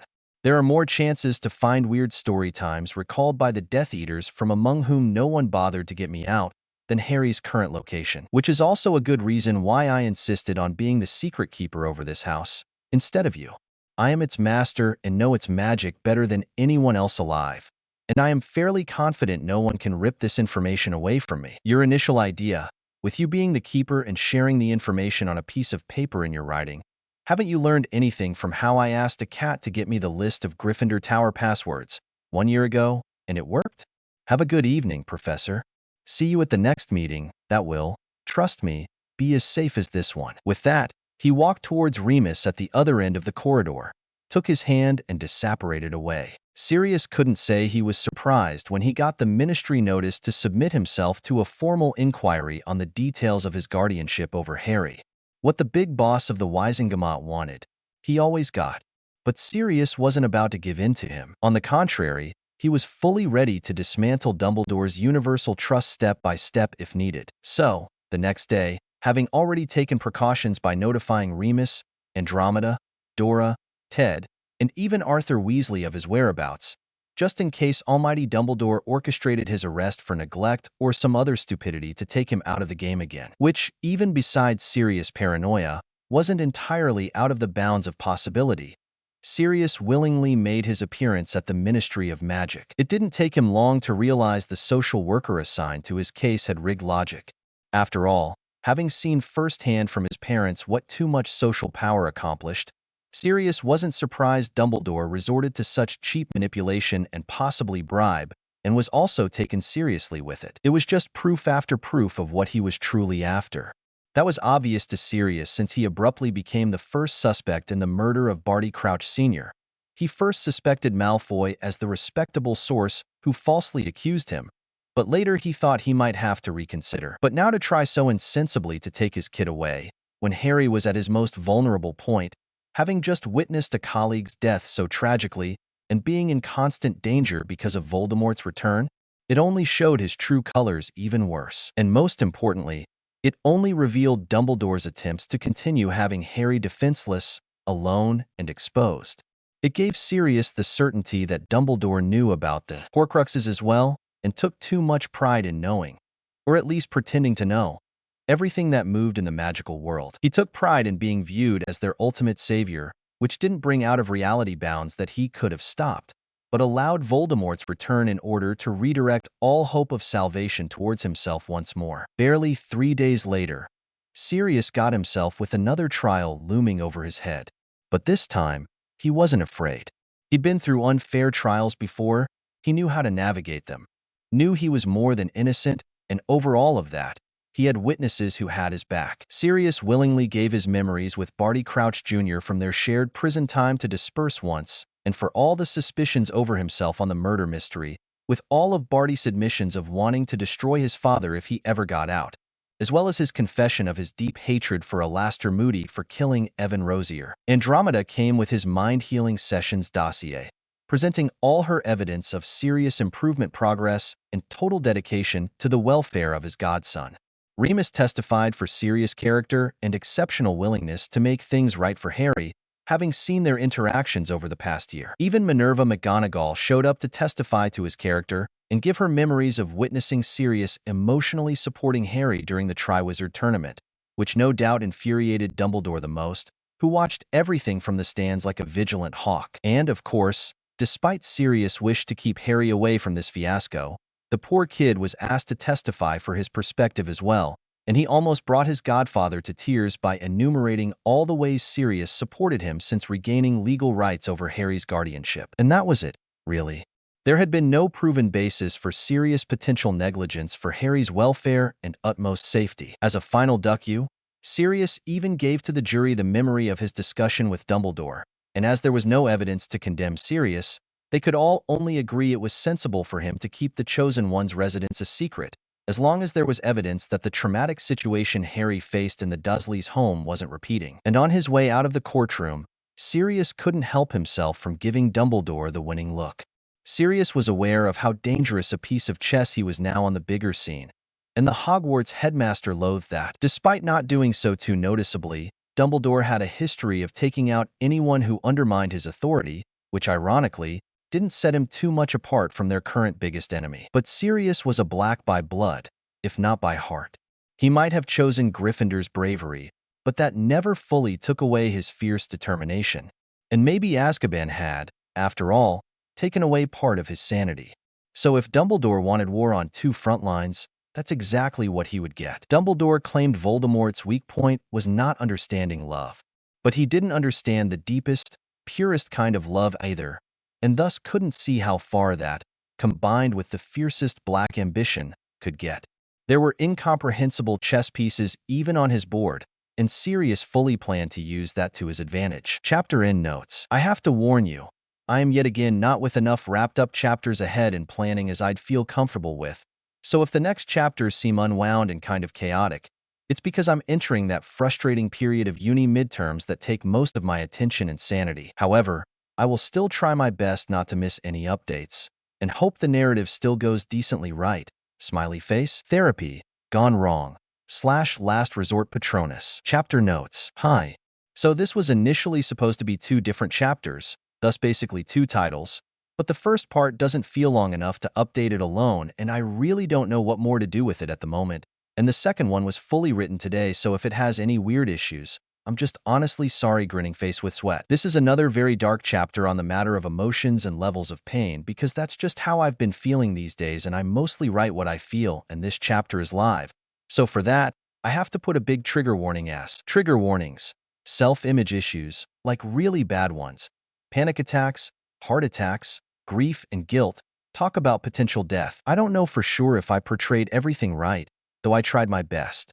If there are any medical inaccuracies, I am deeply sorry, and I am open to advice on how to write my characters better next time. Last but not least, today this FIC reached and surpassed 9,000 hits, for which I am infinitely excited and grateful. Whiteheart, Whiteheart, Whiteheart, Whiteheart, Whiteheart, Whiteheart, Whiteheart, Whiteheart, Whiteheart, Whiteheart, Whiteheart, Whiteheart. Thank you so much for all your love and support and kindness. It really means the world to me. Hugging face, hugging face, hugging face, hugging face, hugging face, smiling face, with hearts, smiling face, with hearts, smiling face, with hearts, smiling face, with hearts. See the end of the chapter for more notes. So, Sirius, I can see there's something tormenting you. Do you want to talk about it? Andromeda's cousin laughed bitterly, the beginning of unshed tears forming in his eyes. I mean, if I didn't, I wouldn't be here, would I? His eyes grew wide, and he started stammering. Something was making him grow anxious again. Andromeda could see it clearly. I mean, you know I adore you, favorite cousin of mine. I just mean, he cleared his throat. I mean, the mind-healing session, I know. Don't worry, she completed with a compassionate smile. They've been doing this weekly, at his initiative, since they reunited the previous summer. They met as friends and cousins, too, of course, but these discussions they categorized as something different. It's just, I don't know if I'm doing enough for Harry. The more I hope to help him, the more shit we're running into. And all with you-know-who's return. It's only getting worse. He sighed. Are you referring to his sleep potion overdose and recurring nightmares? Yeah, but it's more than that. I can see him hurting beyond my reach for help, beyond even yours as his mind healer. His friends are helpful, of course, but even they can't fathom all Harry's been through. I can see him forcing himself to be present, to pay attention, to spend time with other people, but it's clear from the way he spaces out so frequently that he's not doing well. I can see him boiling with anger and sadness at times, and not knowing what to do with such big emotions. Damn it, I still don't know what to do with my big emotions, and I'm supposed to turn 36 in a few months. Andromeda nodded, contemplating her next answer. I have noticed as well that Harry tends to focus on other people's well-being when he doesn't know what to do with his own. It's not a bad thing per se to be willing to help out other people in need, but it can become a problem when he uses that to ignore his own feelings. I know, said Sirius with a sigh. He has his moments of opening up as well, and it's good, it's wholesome, but I can feel he's holding back. I'm not trying to push him. I don't want to force his trust, but I don't know how to walk the line between that and letting him overthink everything, unsupervised and unsupported. It's a hard moment, feeling helpless as a parent, nodded Andromeda empathically. I would know, given how my dearest Dora closed herself off too before she found the courage to express herself as she is. I always supported her, but sometimes children still need their time of introspection to figure themselves out. For the time being, keep reminding him that whenever he needs help or advice, you are willing to be there to support him. It's important that Harry knows there are people he can turn to for help. Sirius nodded, thinking it through, then nodded again when something seemed to click into place in his mind. How are you holding up? Do you still have problems sleeping? Continued Andromeda. Seeing in Sirius' eyes, he was ready to go to the next problem at hand. Sirius looked at her suspiciously. Harry told you, didn't he? She didn't answer directly, choosing to go for patient confidentiality instead, which wasn't really an answer, but Sirius saw through it. Anyway, he sighed, looking away. There are days when I can't fall asleep at all, surviving only off sobering charms. On other days, I sleep in all day long, but that doesn't really help either, because it makes me feel like I'm just a useless burden on everyone's backs. Sirius. No, but I am, though. Every morning when it's actually lunchtime and I see the concern in Remus' eyes as he brings me food in our bedroom, or when Harry waits for me for hours to show up as Padfoot in the garden to play with him because I just feel too weak to even get up from the floor. I'm not enough. I will never be enough for Remus to marry me one day, or for Harry to have the trust that I'll be present whenever and wherever for anything he needs. Though I'm trying, I swear I'm trying, but it just never feels like enough. I'm never enough. Sirius, breathe with me. Okay? Look at me, breathe with me, all right? To say that Andromeda was concerned about Sirius' spontaneous panic attacks would be an understatement, especially since she knew from Harry and Remus that he wasn't having these problems at home. At least not to their knowledge, which meant he suppressed everything in their presence because of this overwhelming feeling of being a burden, which meant that if anything happened while they were both away and Andromeda was also not there for him like today, Sirius would be at his most vulnerable, and God knew if he'd even find the strength in him to reach out for help. He never reached out for mind healing sessions for himself in the first place, but to become safer, saner for others. So what would he do if it was only his life at stake? And about a month later, when a black dog Patronus anxiously entered the Tonk's sunny, tranquil living room, Andromeda could only thank all God Sirius did. After all, find that strength in him to ask for help for himself, even if it had almost been too late. It's been less than a week since Harry had gone back to school for his 5th year, and Sirius already felt like he had entirely too much empty time on his hands. Remus had also gone back to work, too restless to not have a specific purpose anymore, and having made the unknowing mistake of assuming Sirius was getting better. Because for any external eye, except maybe Andy's, he looked better. He behaved better. He seemed like he was reintegrating successfully into the Wizarding Society. That was far from the truth, though. So dishearteningly far. Because day and night, Sirius' thoughts were always wandering back to the problem of Harry literally living with a Horcrux inside him. Sirius hadn't made enough progress on researching that, and it was driving him crazy. Plus, Being on his own for hours on end these days was both a necessary respite and one of his worst nightmares. He now had enough time to dwell in as much dark magic study as he had to, in hopes of helping Harry get rid of the poison holding his magic back, but as much as he didn't want to make a big deal out of it. This also fueled his overthinking and anxiety to wholly new levels, and he wasn't about to admit it now. Not when everyone finally saw him fit enough to exist on his own and not be babysit at all times. When he got his boyfriend and his godson and his cousin and niece back, and he couldn't lose them again because he simply wasn't mentally stable enough to be around them. So here he was again, roaming the number 12 Grimmauld Place library up and down, casting detection spells, going over and over again through the library index, personally picking all the darkest magic books he could find, even researching the Master Black ancestral magic notes locked in his father's study. The most he'd found on the matter of Horcruxes was exactly 3 paragraphs on the gruesome methods of creating one, but nothing at all on how to destroy one, even less so how to protect the object or person hosting one from destruction. He was browsing through the 12th tome of the day, something about dark magic binding rituals, when he started feeling deep pains in his chest. He ignored them. Sirius had other priorities right now, and besides, he'd felt worse during his cursed childhood, at the end of his parents' wands. But as much as he persisted in trying to concentrate on the book in front of him, so did the pain, turning fast from annoying to excruciating. Before he knew it, his arms started hurting, his hands tingling, his head hurting so badly he could barely see the words on the pages anymore. In a moment of lucidity, Sirius sat down on the floor, supporting his back against the nearest bookcase, though it did nothing to calm his dizziness and quickly fogging thoughts.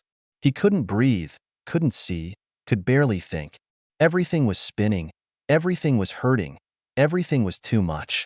It was too much. For a moment, he wondered if he was dying. He wondered if that was how his brother died too, hopeless and alone and in pain and frustrated that he couldn't at least see the starry sky and look for some comfort in it. He wondered if James was waiting for him on the other side. The pain intensified in a burst of flames around his chest. He didn't know how it happened, or when, but the next time Sirius cracked his eyelids open, he was met with the floorboards. He was so tired. Frankly, if this was meant to be his stupid end, he wasn't even sure if he should fight it. He thought of James, how Sirius had mourned his best friend for so long, and the glimmer of hope meeting him again would bring. But then he saw his face, and in that, he saw Harry's, and he remembered where he was and why. Grimmauld Place Library, researching ways to save his best friend's son from dying in a losing war.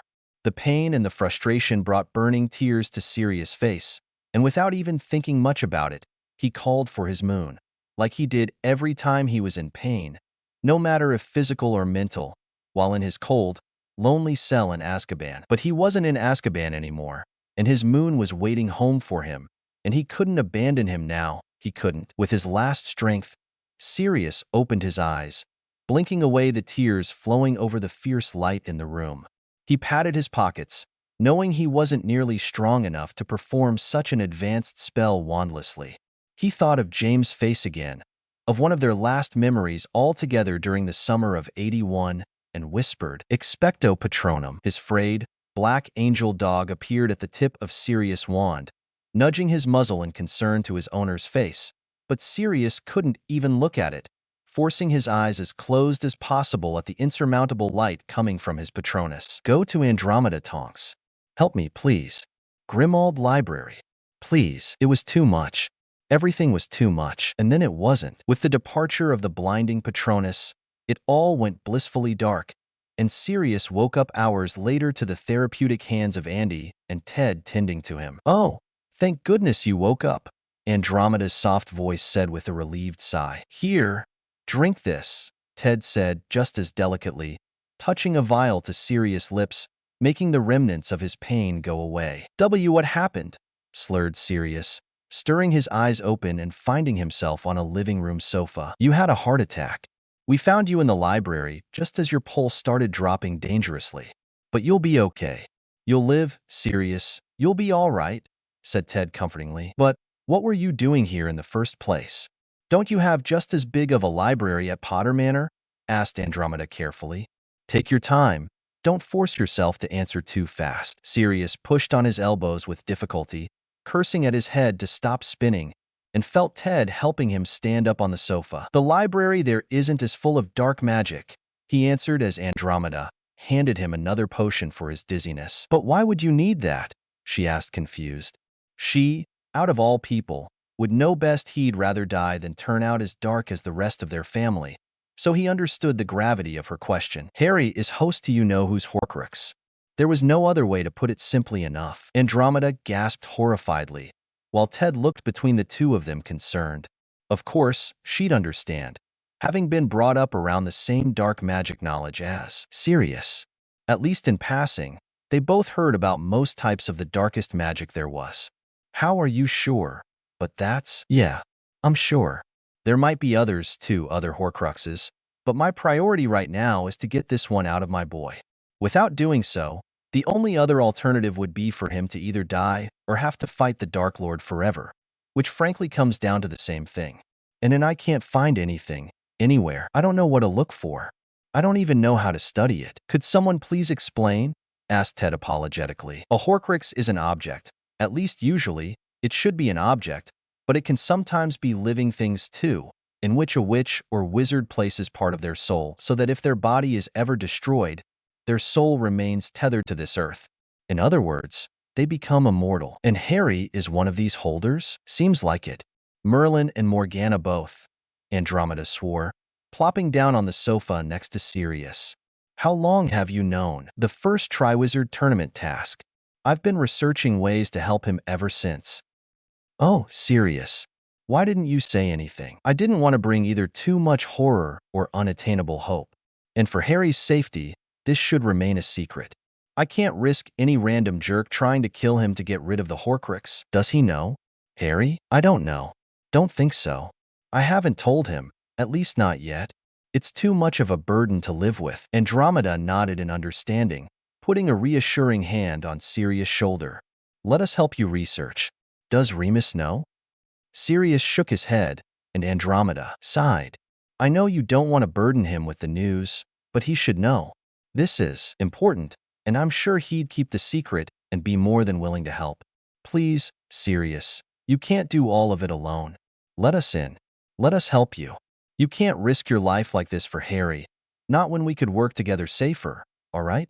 Please, Sirius. You can't help him if you won't be here to help him," she pleaded. Sirius closed his eyes, frustrated with himself for sharing such a load while feeling inexplicably relieved that he didn't have to live alone with it anymore. "Okay," he nodded at last. "Okay, we'll do it together then. For Harry, and for you, and for Remus, and for all the young witches and wizards who do not deserve to grow up with the fear we did, and for our generation who doesn't deserve to go through it again.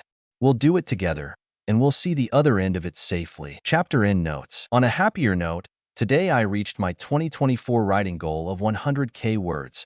Even though it's barely April, smiley face. It's what I'm doing with my life, but it is genuinely entertaining NGL. In another train of thought, though, I just realized I forgot to update the relationship tags for the future, at least for the couples I already decided upon, so the readers know exactly what they're diving into. We'll solve it in max 10 to 15 minutes after posting this update. New year, new me. Chapter Notes. Hello everyone. I am infinitely sorry for being away for this long without a word. I've been in and out of the hospital since the last update, but I'm better now. So I want to get a bit back to myself and post this chapter and try my best to go on. I fear I will have to space out the updates, though, at least for a while until I get my bearings. I'll say every Friday to keep a decent schedule out of it, because even if the chapters aren't that long, I find myself stressing out too much over the 4-day program right now, and I really want to finish this FIC no matter how long it takes. Thank you sincerely for all your support and patience. I hope it'll be worth the wait, as well as the following chapters. White Heart, White Heart, White Heart. Getting to the plot now, this chapter is very representative of the like father, like son idiom, as you'll see the parallels in Harry and Sirius Answer's upside-down face. See the end of the chapter for more notes. So, what are the plans for this year? Harry knew Neville asked about the whole Voldemort situation, but he couldn't help himself from answering the vague question completely off the rails. "I'm going to make Snape hate me even more than all the previous years combined." The 5 looks of complete bewilderment in the Hogwarts express compartment made Harry grin despite himself. "Why?" asked Hermione. Just why? How did you even get to that idea? Well, you see, I've had a very curious summer. After a pretty illuminating discussion about right and wrong, light and dark and the like, I found the courage to find out more about Regulus Black, with Sirius' permission, of course. Despite the constant comparisons to his older brother, he was, by all means, an academic prodigy of his year in school. I found his old notebooks and journals in Grimmauld Place when I helped Sirius and Remus clean up before the Order of the Phoenix started meeting there, and found that Regulus had lots and lots of incredible notes, especially in potions, ancient runes, arithmancy, and, curiously enough, defense against the dark arts. So most of my free time this summer I spent browsing Regulus and my grandfather Fleamont's potion notes. So if that won't absolutely infuriate Snape, in the sense that I won't be completely clueless in his class anymore for him to bully me endlessly, I don't know what will. Oh, my, tooted Hermione with an excited smile of her own. You found important academic information and didn't share? She said, putting her hands on her hips. Don't worry, I took the most relevant notes with me. I can show them to you whenever you'd like. Oh, and, sorry mates, but I'm gonna drop divination and care of magical creatures, Harry added apologetically to Ron and Neville. I'm tired of that old hag predicting my gruesome death every now and then, and I found out a couple of weeks ago that Hagrid won't teach this year. So I can't say I find any affinity for that coursework anymore. Mione, I assume you still have all your previous ancient runes and arithmancy notes? Could I maybe have a look someday to catch up? Of course, she positively beamed. What about the rest of you? Asked Harry. How are we coping this year? They looked at each other with similar hopeful looks, realizing for once how they all went through hell and back but were healing together. Andromeda and Minnie, answered Ginny. Andromeda and Remus, answered Neville shyly too. Sirius, said Ron. Sirius, nodded Hermione too. Tonks for me, actually, said Luna. The others turned to her, slight confusion in their eyes. What? I kept corresponding with her after Christmas. I like having her as a friend. It's almost like having a big sister. Good for you then, said Harry, smiling. So very glad that the family that saved him was a safe space for his best friends as well. The journey ahead of them wasn't to be an easy one, and they all knew it. But they were in it together, and for all Harry cared, that was really all that mattered. So, what are the plans for this year? Asked Remus weakly, after Sirius told him everything about Harry's Horcrux problem. Sirius knew he meant what were they going to do now that Voldemort was back. The Ministry was trying to cover everything up out of fear of not being able to maintain control, and Harry was in such a high-risk position. However, the seriousness of the conversation up to that point had gotten a bit too much, and Sirius' concentration turned into anxiety so bad that his only way of coping with it turned out to be dark humor and paranoia. I am going to become Master Black. He could understand where Remus' double take came from. Aren't you already? In name only. But the black magic reaches deeper than that. And as much as I'd like to deny it, going through with the ritual that can make me the magical head of the house could actually save us later in the war. Remus blinked again slowly. Okay, lovely. Walk me through it. Just walk us through the thought process. Well, with you-know-who's return, it's only a matter of time before he'll break his favorite acolytes out of prison. That includes Bellatrix, the most dangerous of them all. All this time I've been researching at Grimmauld how to save Harry. I perused my father's, grandfather's, great-grandfather's notes as well, and found that a true Master Black is supposed to have full magical deference over all descendants of his or any previous Master Black. If, at any given point, any of these descendants choose to undermine the authority of the current Master Black, they lose access to the hereditary black magic. That means if Bellatrix ever gets out and comes after me, the simple act of attacking me will result in her losing the most potent part of her core magic, the family magic. The time might come that such a confrontation might become inevitable. That's brilliant, said Remus, wide-eyed. But what if, for example, you're helping Harry or his friends train? Won't that affect them? Slim chances. Magic is all about intent, and even in training, they wouldn't attack me with bad intentions. Right. So, what do you have to do precisely? There's a ritual for it. I need at least one other person with black blood to back it up, act as a magical witness for my credibility in the role. Doesn't matter if they're disowned or not. So many people in our close circle could do. Andy, Dora, Arthur Weasley, or any of his kids, even Neville. Once I go through with it, all types of black magic answer to me, which is frankly not what I'm looking for. as it resembles too much what the Dark Lord is doing with his Death Eaters. But in times of need, like in a potential battle, from what I found, it might also help me give these black-blooded people a magical boost, or anyone else my magical core is bound to, like my romantic partner or my godson. But regarding strictly me, it would also likely enhance my magical core through the ancestral black magic, with an accent on wandless and wordless magic that had always been emphasized in the family, making me a bit less predictable to any opponent. Remus was silent for a moment, before tentatively asking, "This would all be very useful, but you fought for so long to get away from your family's clutches. Why would you go back now? To protect our family, of course. Yes, I still hate everything about my parents and other mad relatives, but if this helps me protect my current family, the one that we built together and are fighting for, then I'll do about anything, really. Besides, I am aware now this had always been my biggest weakness, running away from my black heritage. The Death Eater also know that, and they could easily play on it at any time. They wouldn't expect me to go right back into it to lead it, now, would they? They couldn't see it coming, the proud Gryffindor I've always been. Think and act like a Slytherin and beat them at their own game, could they? But you don't even like the game, so why would you play it? Sirius smiled sadly. I don't need to like the game to know how to win it. Chapter End Notes. I know all the Lord/Master Black isn't canon, but I've always found this headcanon interesting, and I do think magic must have some deeper underlying and unexplored enough in writing core.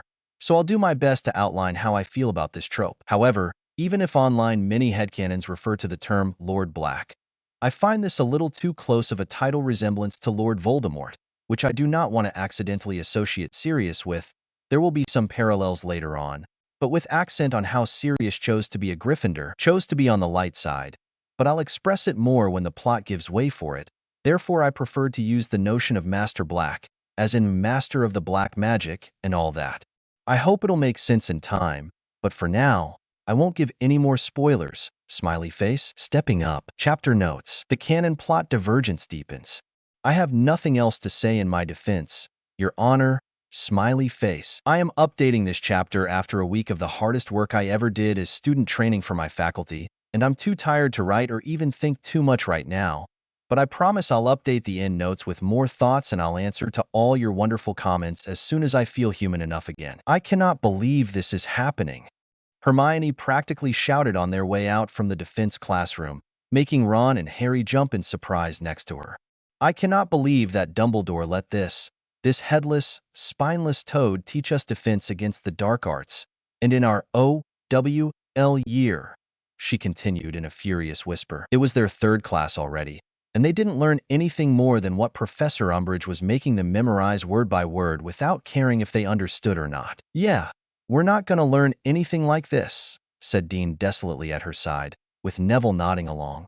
It really is the worst possible timing to not be able to learn how to defend ourselves from the dark arts. We need someone to teach us the real deal, otherwise we're doomed, added Harry, just as gloomy. All faces turned to him almost instantly, making Harry blink in confusion.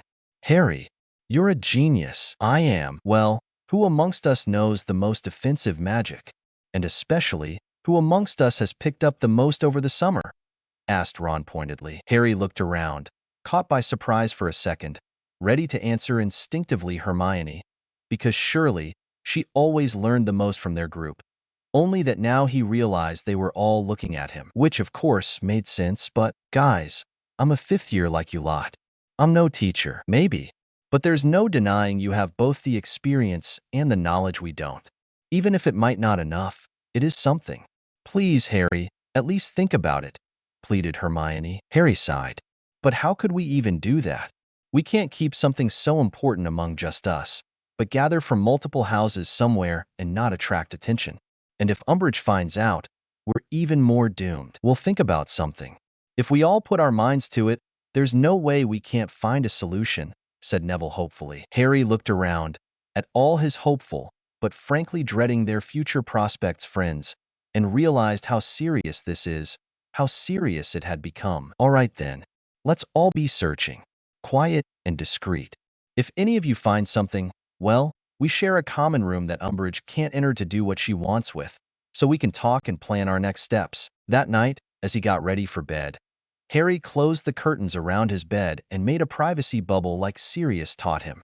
Because if the adults at Hogwarts weren't so keen or able to help, he knew Sirius and Remus would, no matter how or what they had to do. Sirius and Remus would be there for him. So, without a doubt in his soul, Harry took out the hand mirror Sirius gave him before leaving for school that had belonged to his father and connected to the one Sirius had, and called his name clearly while looking into it. In a matter of moments, the surface of the mirror transformed, and he could see Sirius' face in it, looking back warmly at Harry. "Hi, pup. Everything all right? How has your day been?" Harry took a deep breath, hating how much his chest burned with anger. He didn't want to throw all of it on Sirius, but he had to let him know everything. "Our defense professor still refuses to teach us any spells. We're on our third lesson about the principles of offensive and defensive magic, which don't make any sense, frankly. It's like I'm back in English class in Muggle primary school, dissecting sentences." In the mirror, Sirius frowned, clearly displeased about what he was hearing. "Have you talked with anyone else about it? Professor McGonagall, or even Dumbledore? As headmaster, he's obligated to take into account any concerns that might appear in students' or professors' core." "Yeah, that's probably why I can't find him at all." Harry rolled his eyes impatiently.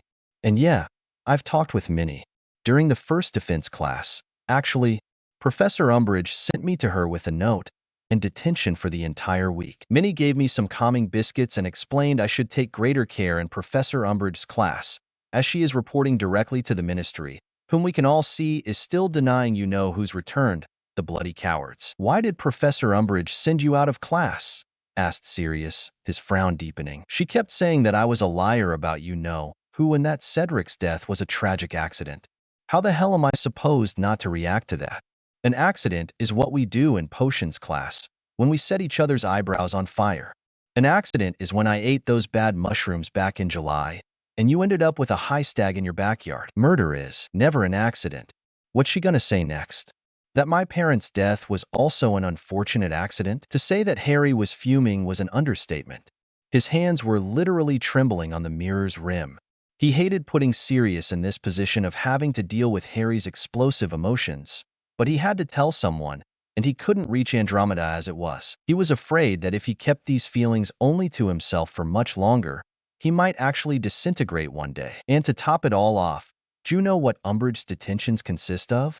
Harry continued, raising his left hand to be seen in the mirror. "Blood quills." Merlin's beard, Sirius' eyes grew comically big in absolute shock at the bloody bandages around Harry's hand. "She can't. She wouldn't." "Oh, but she would," said Harry miserably. "Every single day of the first week, I had to write, 'I must not tell lies,' over and over again, which is ironic, to say the least. Until the message sinks in, is what she said," he explained with a scowl. "No bloody chance she'll get away with that," said Sirius' dangerously low voice in the mirror, and Harry was reminded, as he very rarely was, that despite everything, Sirius was indeed a black after all. Not mad like most of his blood relatives, but cunning and determined to defend his family above anything else. Harry knew then without any doubt that Sirius would keep his word, and Umbridge would not get away with torturing students while denying their necessary preparation to survive a war. But then Harry thought of something, and it was like most of their questions were answered by just looking into that mirror. "Sirius, I hope it's not too much to ask, but anything, pup? What is it?" "Me and a few friends wanted to form some sort of alliance. Resistance against this teacher and her medieval methods and useless agenda for the class. We haven't planned much yet, but we know we definitely have to start learning actual useful things somewhere, right? Especially now, with you-know-who on the loose." "That's smart, Pronkslet. I'm really proud of you for thinking that way, though I could only want you to take care, all right? I don't want you to have to go through more blood quills over this." I know. But what I wanted to ask is, if and when we find a place to safely train together and learn how to use defensive spells and all that, will you and Remus help? I don't know how we'll make it happen, but Harry, a muffled voice came from the other side of his bed curtains, making Harry frown, put the mirror down, and push the curtains aside. It was Neville. "Sorry to bother, but I found something. Here, on the 7th floor. Actually, There's this room that appeared out of nowhere when I got lost again on my way up to the Gryffindor Tower. It has everything we need to train, from tables to mirrors to human-sized dummies." "That's brilliant, Neville." "Yes, it certainly is," said Sirius from the mirror, making poor Neville jump in confusion as to where the voice was coming from. "You've found the Room of Requirement, also known as the Come and Go Room. It can give you anything you need." Harry gasped. "Can we ask it for a fireplace, then? So you and Remus could come and help us learn actually useful stuff?" Sirius scratched his beard, seemingly lost in thought. "It might work, I think. Though I suppose at least one of you should be inside with the wish already asked for. Otherwise, we might call Hogwarts Room of Requirement in the flu and end up in limbo. Talk to Professor McGonagall about it on the first occasion and see what she thinks of it, and we'll work from there." "So you'll come?" asked Harry again, heart beating in the rhythm of pure hope. "Of course, pup. There was no doubt about that to begin with," Sirius said with a little smirk. "We will always be there for you. You're not alone. Do not forget that." First Room of Requirement Training Session. Chapter Notes. Hi. I'm sorry for this being a particularly short chapter, but I thought it would be better for each Room of Requirement meeting that goes into this FIC to have its own chapter. Also, I would like to thank all of you for all your support and kind words over this rather dire episode of my life. You've been an amazing support for me all throughout it, and I still reread all the kind comments I ever received on this FIC and thank whatever force, my best friend, frankly, told me to post this FIC and keep going with it. It's one of the more beautiful things in my life, and I'm infinitely grateful for all the healing it triggered so far. White heart, white heart, white heart, white heart, white heart, white heart, white heart, white heart, white heart, white heart. I'll put the rest of my thoughts in the end notes not to give spoilers. Smiley face. See you there. See the end of the chapter for more notes. Okay, everyone. So after all our propositions you just heard, is there anyone who wishes to leave? Asked Hermione over the silence of the room, at the end of the initial conversation for their training. No one said a word, continuing to look expectingly at the trio in front of them. Good. "Any questions?" asked Harry. He felt rather unnerved with all the attention this time he wanted upon himself, but this time, it was supposed to be worth it. He hoped it would only be worth it. "How will we call this group? Like, what do we know ourselves as?" asked a Ravenclaw boy, John Logan. "Harry's Army," proposed a Hufflepuff, Amy McAllister. "Oh, damn, no," said Harry, feeling himself starting to panic a bit. "Dumbledore's Army," proposed Michelle Corner, a younger Gryffindor. "No, he's one of the reasons we're here. If he were any help to us as headmaster, in these cursed circumstances, then we wouldn't have to work on this by ourselves," said Ron, scrunching his nose. "What if we take on a more underwhelming name? Something that, even if Umbridge heard of, wouldn't sound at all suspicious to her ears." Luna chimed in thoughtfully. Harry nodded encouragingly. "Okay, that's a good start. Do you have anything particular in mind?" Luna seemed to think it over for a second, then said, "Well, we do have a problem with exploring students' hobbies at school, don't we? There are no art clubs, literature circles, musical groups, except the choir, but that's still too restrictive. There are so many things some of us might like, but can't do here at Hogwarts. So what if we name this circle something like the Hobby Club? And beyond the magical training materials, we ask the room for pianos and violins and canvases and whatever else we might desire. So in case Umbridge or Snape or Professor Dumbledore or pretty much anyone else catches us, they'll be misled or distracted by all the other items that should keep our cover." "That's brilliant," said Harry. "It really is," added Ginny, patting Luna's shoulder proudly. "And maybe we need that as well. What if we also take 10-20 minutes at the end of each training session to declutter our minds with the additional things we asked the room at the beginning? It would be nice to see calm paintings that don't constantly pick on us in the hallways, or a violin or piano here and there from time to time." "I want a boxing bag then," said Jessie Adams, a Muggle-born Gryffindor girl in Ginny's year. "A what?" "You know, that big thing Muggles used to punch to release their nerves. I used to play martial arts before Professor McGonagall came to my home to tell me I was a witch. I kind of miss that, and I can't punch Umbridge every time she gets on my nerves, so any saner solution would be better." "Really?" Harry looked around the room again, seeing everyone's eager and excited faces and nodding to himself. They were in this together, now. "Amazing ideas, all right," said Hermione next to him, beaming.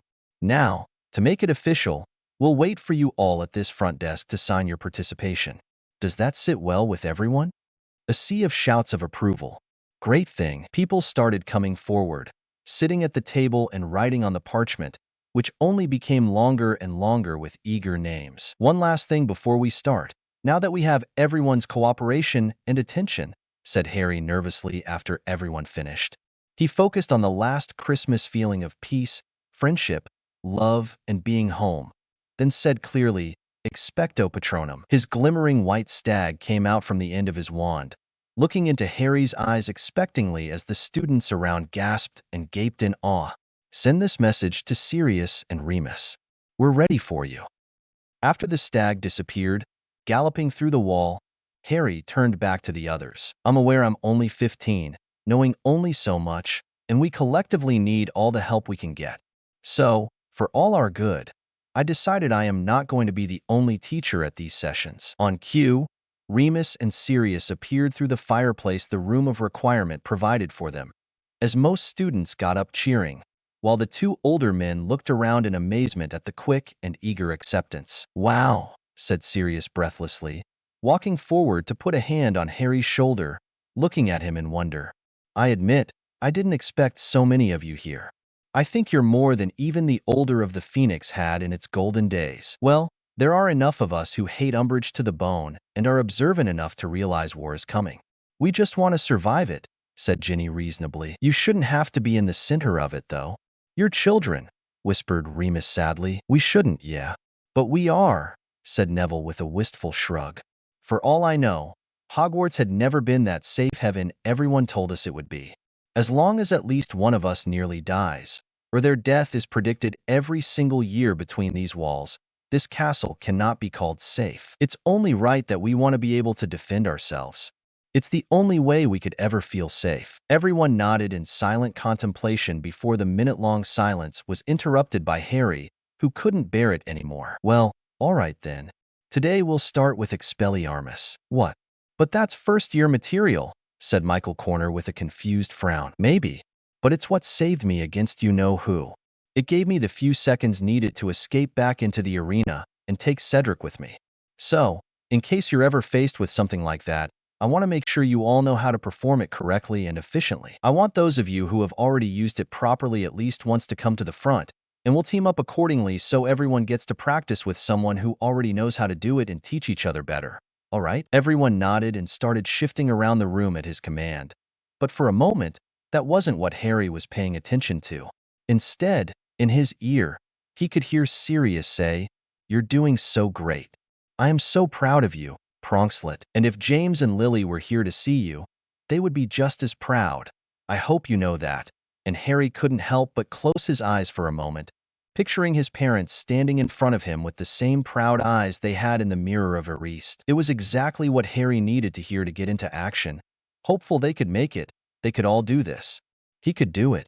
He could do anything he set to, as long as his parents were watching over him, and he smiled to himself, thinking, yeah, maybe I could make them proud.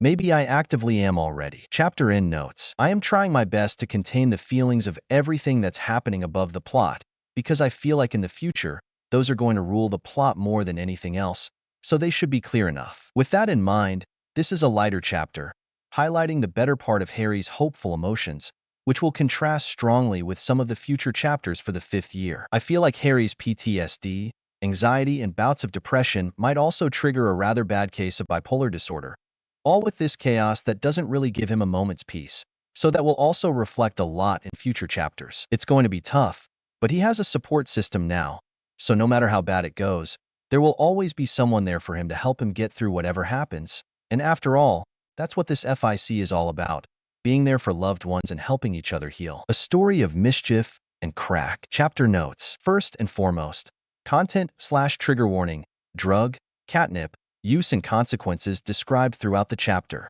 No nefarious ones, though. Back to the chapter. I tried something new this time, trying to hint a bit at the future after the war with a story inside another story, while continuing the plot into the 5th year. I'm really sorry for the late update.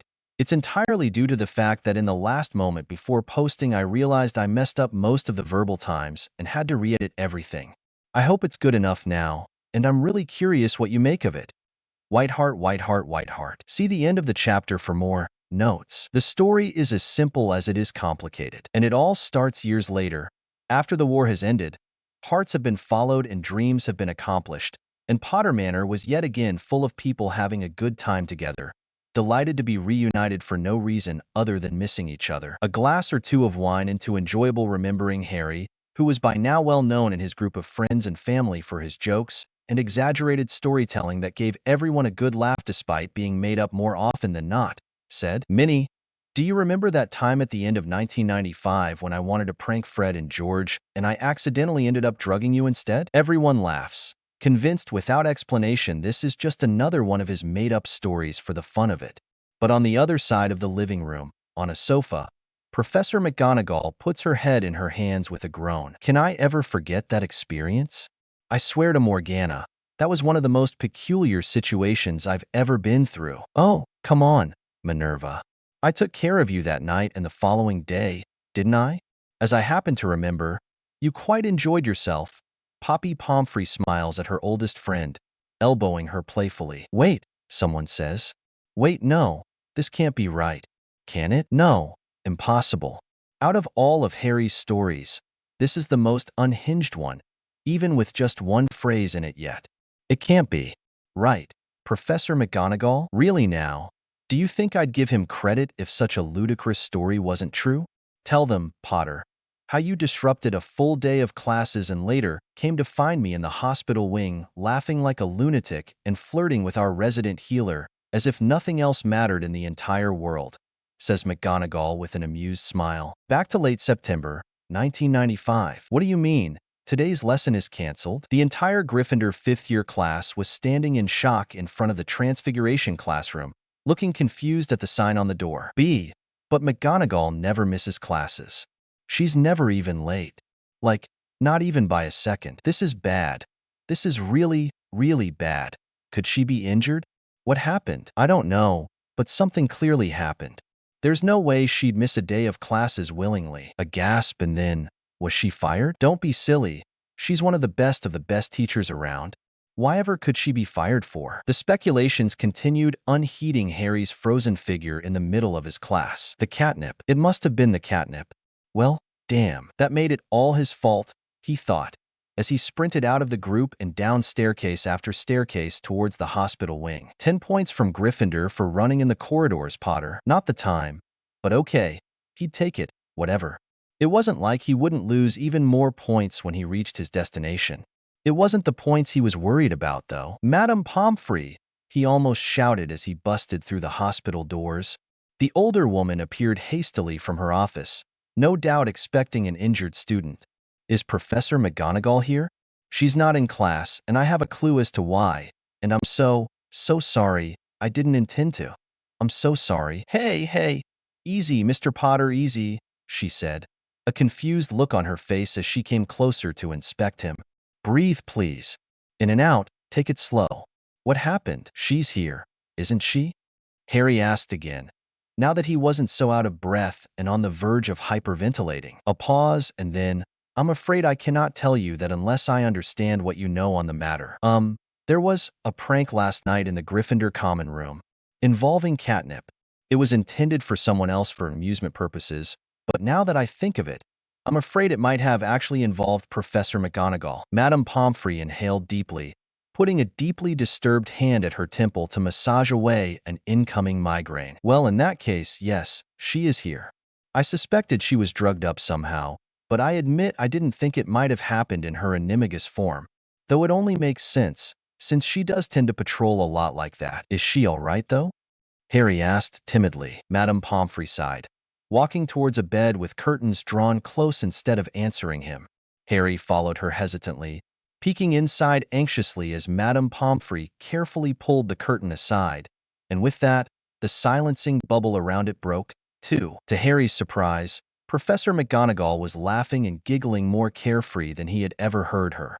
She was back in her human form, looking 10 years younger, all with the missing creases of her constant frowns at the students' antics. "Oh, Poppy, you brought a kid.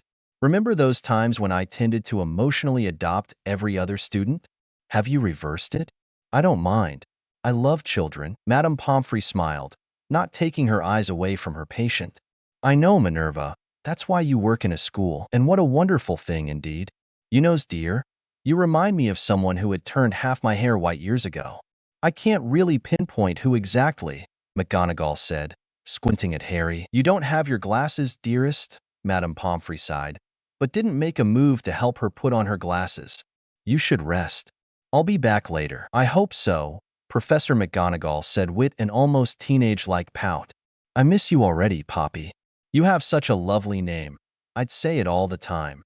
Her rant was cut short by Madame Pomfrey hastily drawing the curtains back together, lest a student might have heard what drugged-up love-struck Minerva McGonagall had to say. Not a word about all that, she told Harry severely, and he nodded without hesitation.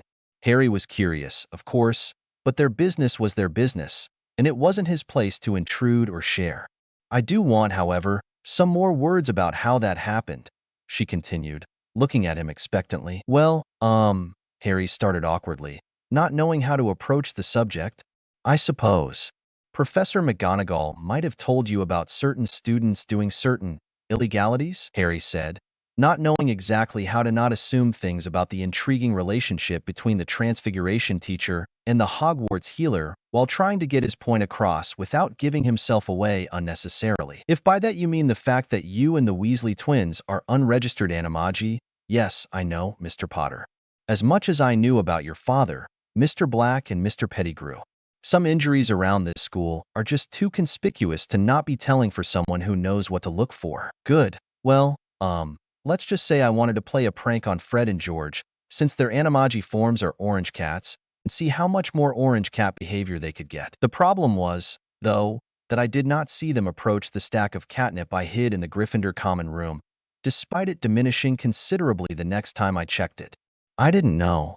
I couldn't imagine it might have been Professor McGonagall who accidentally discovered it. I thought it might have been a real cat familiar of some student, like, I dunno, Hermione's Crookshanks. What made you reconsider that assumption, then, to come running down here? The announcement of Transfiguration class cancellation for the day on the classroom door. I put 2 and 2 together then, knowing Professor McGonagall would never miss class on her own accord. So it must have been something serious to keep her away from her teaching duties. Is she going to be okay soon? He asked nervously. Oh, yes. I don't doubt she'll be back to classes tomorrow morning at the first hour. As I don't doubt, she might very well consider a detention for you regarding this incident. Harry lowered his head, looking chastised. I know I deserve it. Then, I'll leave you to healing her. And I'm so sorry for this situation again. It's all right, Mr. Potter. What you did is certainly condemnable, but you seem genuinely regretful, and your teacher is going to be fine. In all fairness, she did need a break from all the stress, at least for a day. So I can't truly find it in myself to hold you up to it too badly. Just don't do something similar again. Yes, Potter? Yes, Madame Pomfrey, I promise. No way you actually did that. It was an accident. I never intended for Minnie to get involved in that. Maybe, but you still intended it for someone else? Hey, easy there. It's not like George, and I wouldn't have gone with it in the blink of an eye if we knew about the plan. That would have been an excellent orange cat behavioral experiment right there that we would have been absolute fools to pass up. I mean, we could still recreate it sometime if you're interested.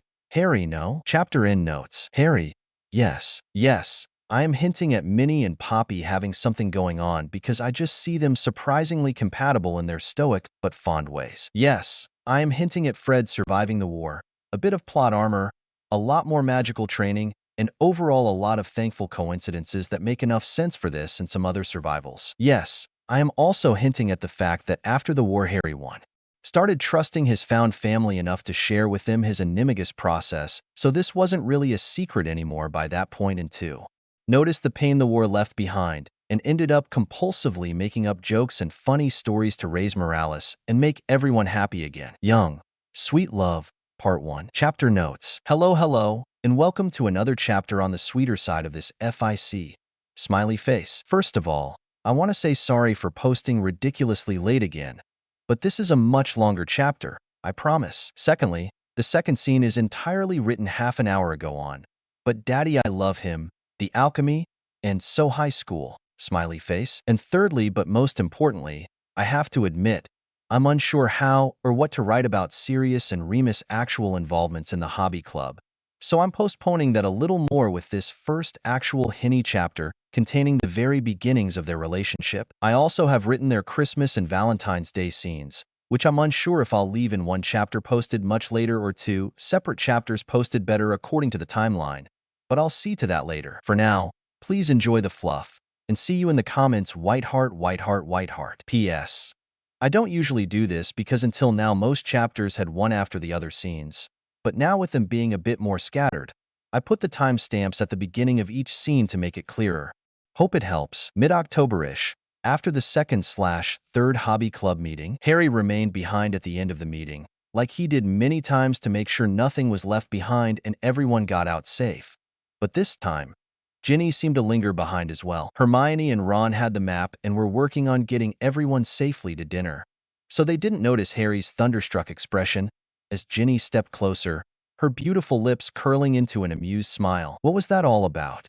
The weird faces you and Sirius were making at each other all throughout the meeting? It was kinda hilarious, frankly, she said, watching as Harry fumbled to gather his stuff from the floor. He chuckled nervously, his book bag slipping from his hand for the third time. He just, wanted to tell me something. I mean, to encourage me to do something. Ginny tilted her head in unhidden curiosity, but with a tint of concern as well. What is it that makes you so nervous? Do you want to talk about it? Harry breathed in as deeply as he could, calming himself.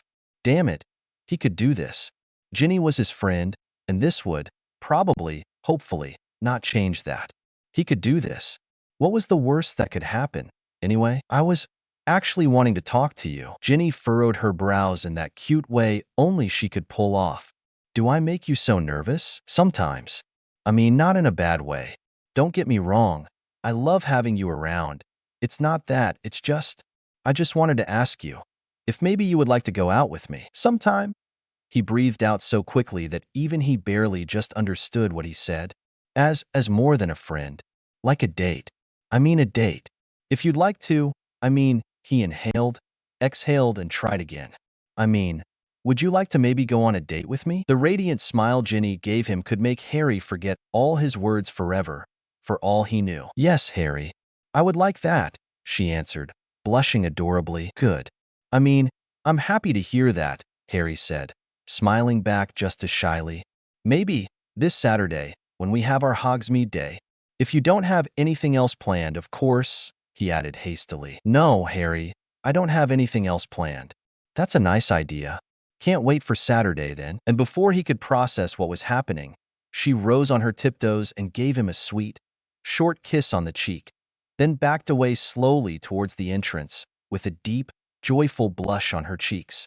He watched her leave, then waited a few minutes before getting out himself to head down to dinner. And if he smiled stupidly all throughout the meal, no one seemed to interrupt his happy thoughts to question him about it. Saturday, Hogsmeade Day. Harry was fairly sure he had never been so excited in his life. Flying a broom for the first time and winning for Gryffindor came close. Learning he was about to move in with Sirius was even closer. But this? Waiting at the main entrance of the castle for Ginny, his date. To show up for their Hogsmeade date made him bounce on his heels like never before, with both nervousness and the giddiest anticipation he'd ever felt. And the moment she appeared at the top of the entrance stairs, Harry felt like, for once, nothing could stand between him and happiness. Hi, Harry, she greeted, her cheeks immediately turning pink with the cold air outside. Harry found it so impossibly adorable, it was a miracle he didn't faint. Hi, Ginny, he answered, giving her a big smile. Where would you like to go today? She didn't hesitate before saying, Honeydukes. And maybe Zonko's, too. Fred and George have talked entirely too much about it not to spark my curiosity. How about you? I was thinking of the same thing. Maybe the Three Broomsticks, too, if we have time, and you'd like to, of course. She nodded happily, and at McGonagall's signal, the group started dispersing down the way towards the village. So, Harry scratched his brain for discussion topics. Ginny seemingly picked up on that and, as nervous as he felt, she asked, Would you like to play 20 questions on the way there? Sure. You go first, he said gratefully. What's your favorite class? Defense against the dark arts, Harry said. Or at least it would be if we had a competent teacher, like Remus had been. I'm trying my best to distinguish the coursework from the professor, though. She nodded in agreement. What about you? I think charms. I like this side of magic that makes life easier. Let's come around to the person who asks reverse questions. Harry smiled nervously. Okay, what's your favorite color? Green, she answered without hesitation. And yours? Red, he said, feeling his cheeks burn up. You're only saying that because of my hair, aren't you? She teased, rolling her eyes, not unkindly though. Well, it is a part of it, he answered honestly. I like your hair, but I also like the Gryffindor red, and I've seen you at Quidditch practices since Umbridge banned me on the team. You're really great, by the way, but also, you look very good in Gryffindor Quidditch robes, he said nervously. Ginny blushed, smiling as she answered, Thanks, Harry. After a moment of walking in silence, she asked, Between me and all my brothers, who do you think is the funniest? Harry smiled to himself. I know most people would answer Fred or George or both, but since I started to know you better, there's no way my answer could be anything else but you. Ginny's eyes sparkled with curiosity at that. How so? Well, for one thing, your jokes and remarks are more impactful. Your brothers tend to be louder and more attention-seeking. Not that that's a bad thing in any way. So yes, their jokes might reach a broader audience, but your words are more carefully put together, more subtle, and for anyone who listens more closely, they always hit harder. Harry didn't know where all of that came from, but it seemed to have left Ginny speechless, eyeing him with surprise. You're right. With so many louder voices around me, I quickly learned I have to be either even louder or simply better. Most times, I close the latter, even though my brothers would probably tell you I'm the most terrifying in the family. After Mom, of course, she added with a grin. Harry nodded, not really understanding the notion of living with siblings, even more so many of them, but willing to listen and learn. However, before they knew it, they arrived in the village, and their steps took them to Honeyduke's. What are your favorite sweets? Harry asked tentatively, fully planning to use that knowledge to his advantage in a matter of minutes. Anything with chocolate, really, she giggled. Might sound ironic, but I never enjoyed that much all the chaotic types of wizarding sweets. I only like Mum's treacle tarts and a few other things that don't contain chocolate. Otherwise, no every flavored beans for me. Good to know, said Harry, returning her smile and holding the door open for her. Well, I've never had any wizarding sweets before my first Hogwarts Express ride, so I'm still fascinated by everything, I guess. But if you had to pick a favorite, he thought, I think chocolate frogs. Actually, I think they're fun. Ginny smiled back and nodded, pleased to know this new little detail about him. Would you like to show me which ones are your favorites from here? Asked Harry, discreetly picking up a shopping basket and intently listening to everything she said and pointed at. He loved seeing her this excited. It made the chocolate of her eyes melt into sparkles of joy, and he swore to himself he'd do his best to be the reason behind that joy as much as he could. Are you a dog person or a cat person?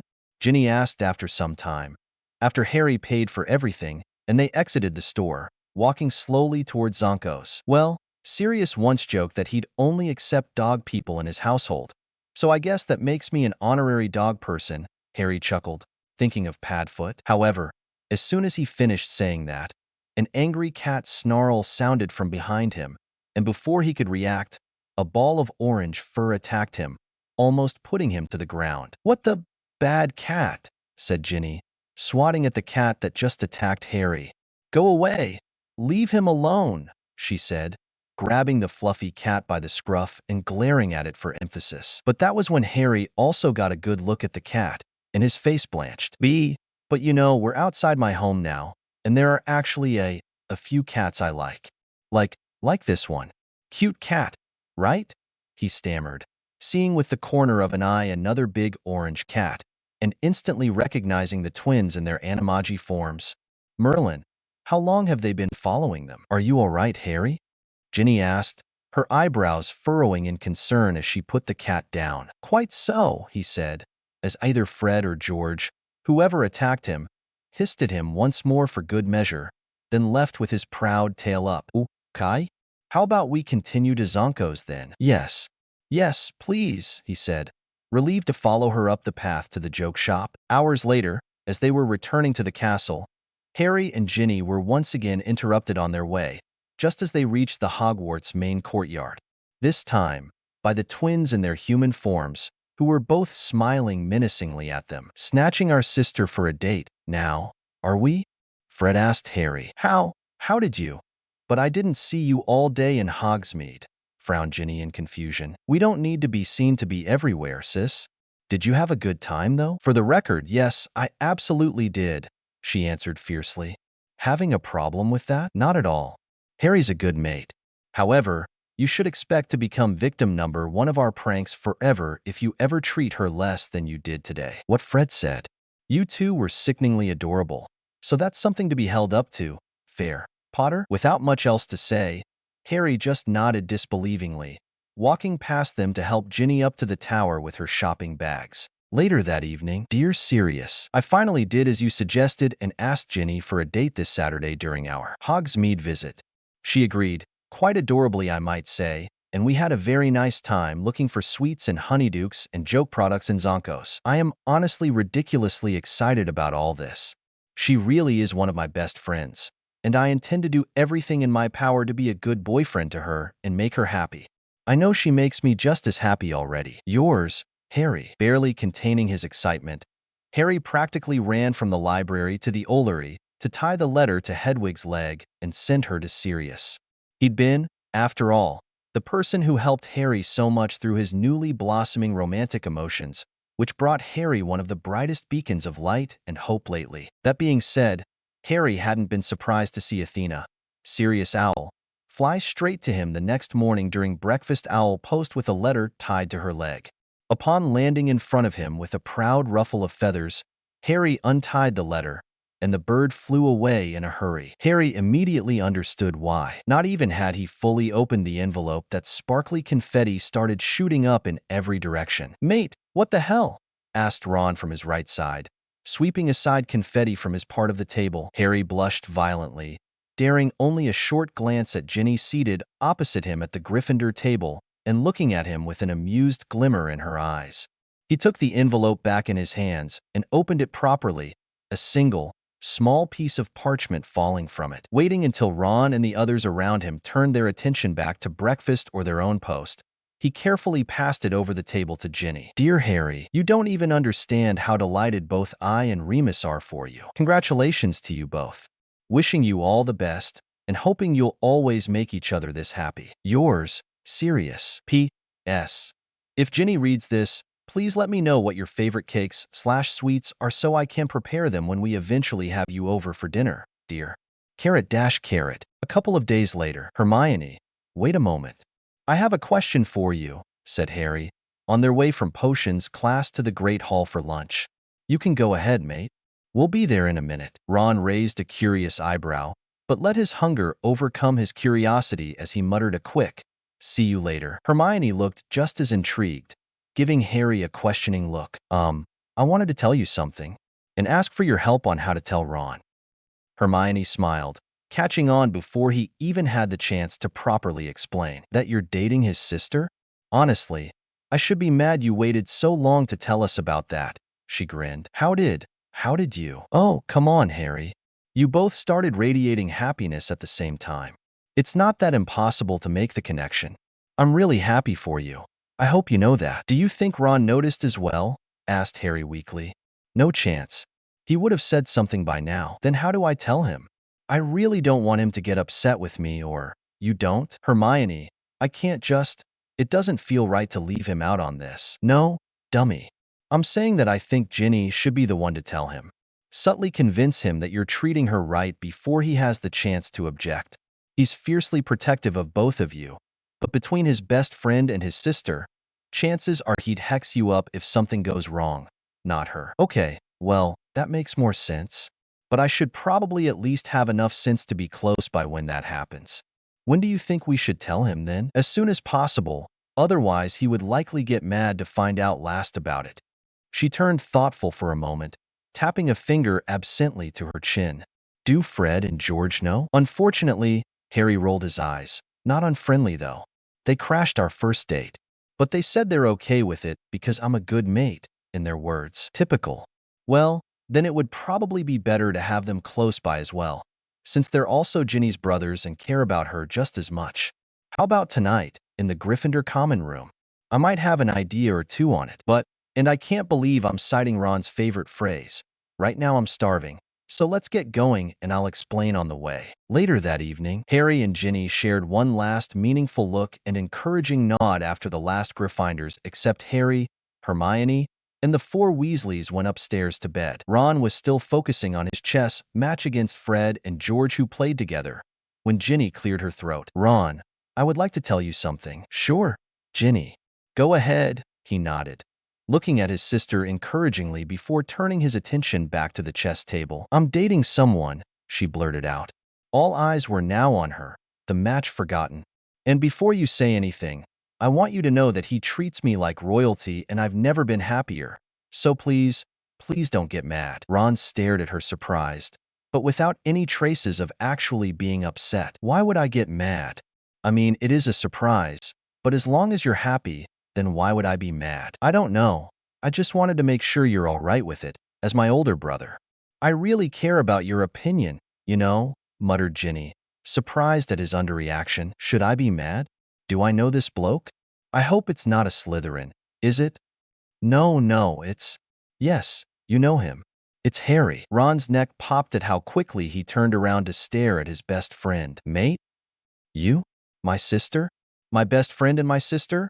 He turned to look from one to another a couple of times, before settling back on Ginny, a tad calmer. Well, I can see why you thought I might be mad, but…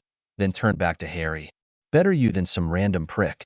I can trust you enough with that. But don't think I'll hesitate to hex you directly into the hospital wing if you ever hurt her, Ron said, pointing a threatening finger at his best friend. Harry threw his hands in the air in surrender, smiling in relief that they got his approval so easily. Mate, if I ever hurt her, I would ask you to hex me to death. She's sunshine personified. How could I ever do something like that? Well enough then, good for you too, Ron grinned at him, nodding once more before returning his attention to the chess table. Hey, you switched the pieces again. You bloody pricks. The Hobby Club patron uses. Chapter notes. Surprisey, smiley face. Sparkle, sparkle, sparkles. It's my birthday today, so I'm giving you an additional chapter over my every Friday posting schedule because why not? Maybe because I'm busying myself with too many tasks/assignments, but honestly I can't even really care anymore. So here it is. I finally figured out what to do with the actual meetings of the Canon DA, aka the Hobby Club here. That wouldn't be too repetitive, but plot/emotional enhancing somehow. Can't wait to see your thoughts on it. White heart, white heart, white heart, white heart, white heart. See the end of the chapter for more notes. Why is there so much chocolate in the room today?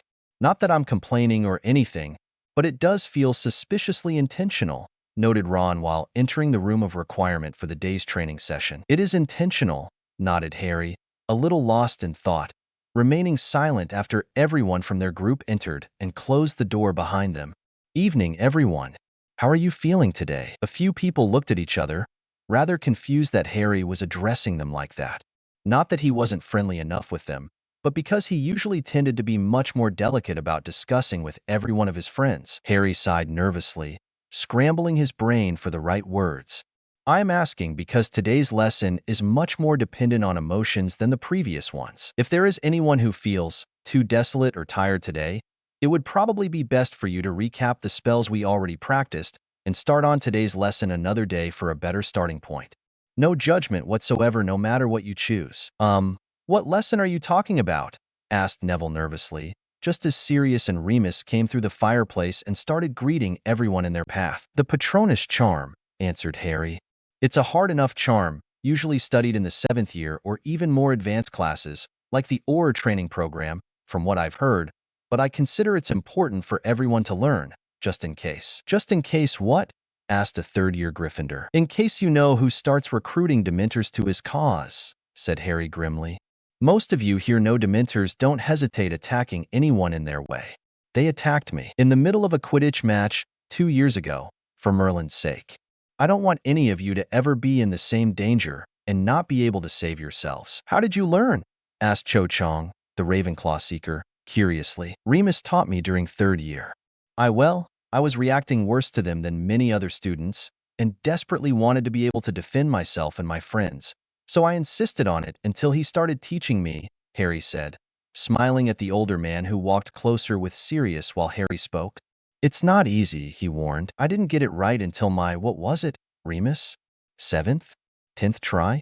And not even then I had a fully formed corporeal Patronus. That came many months later.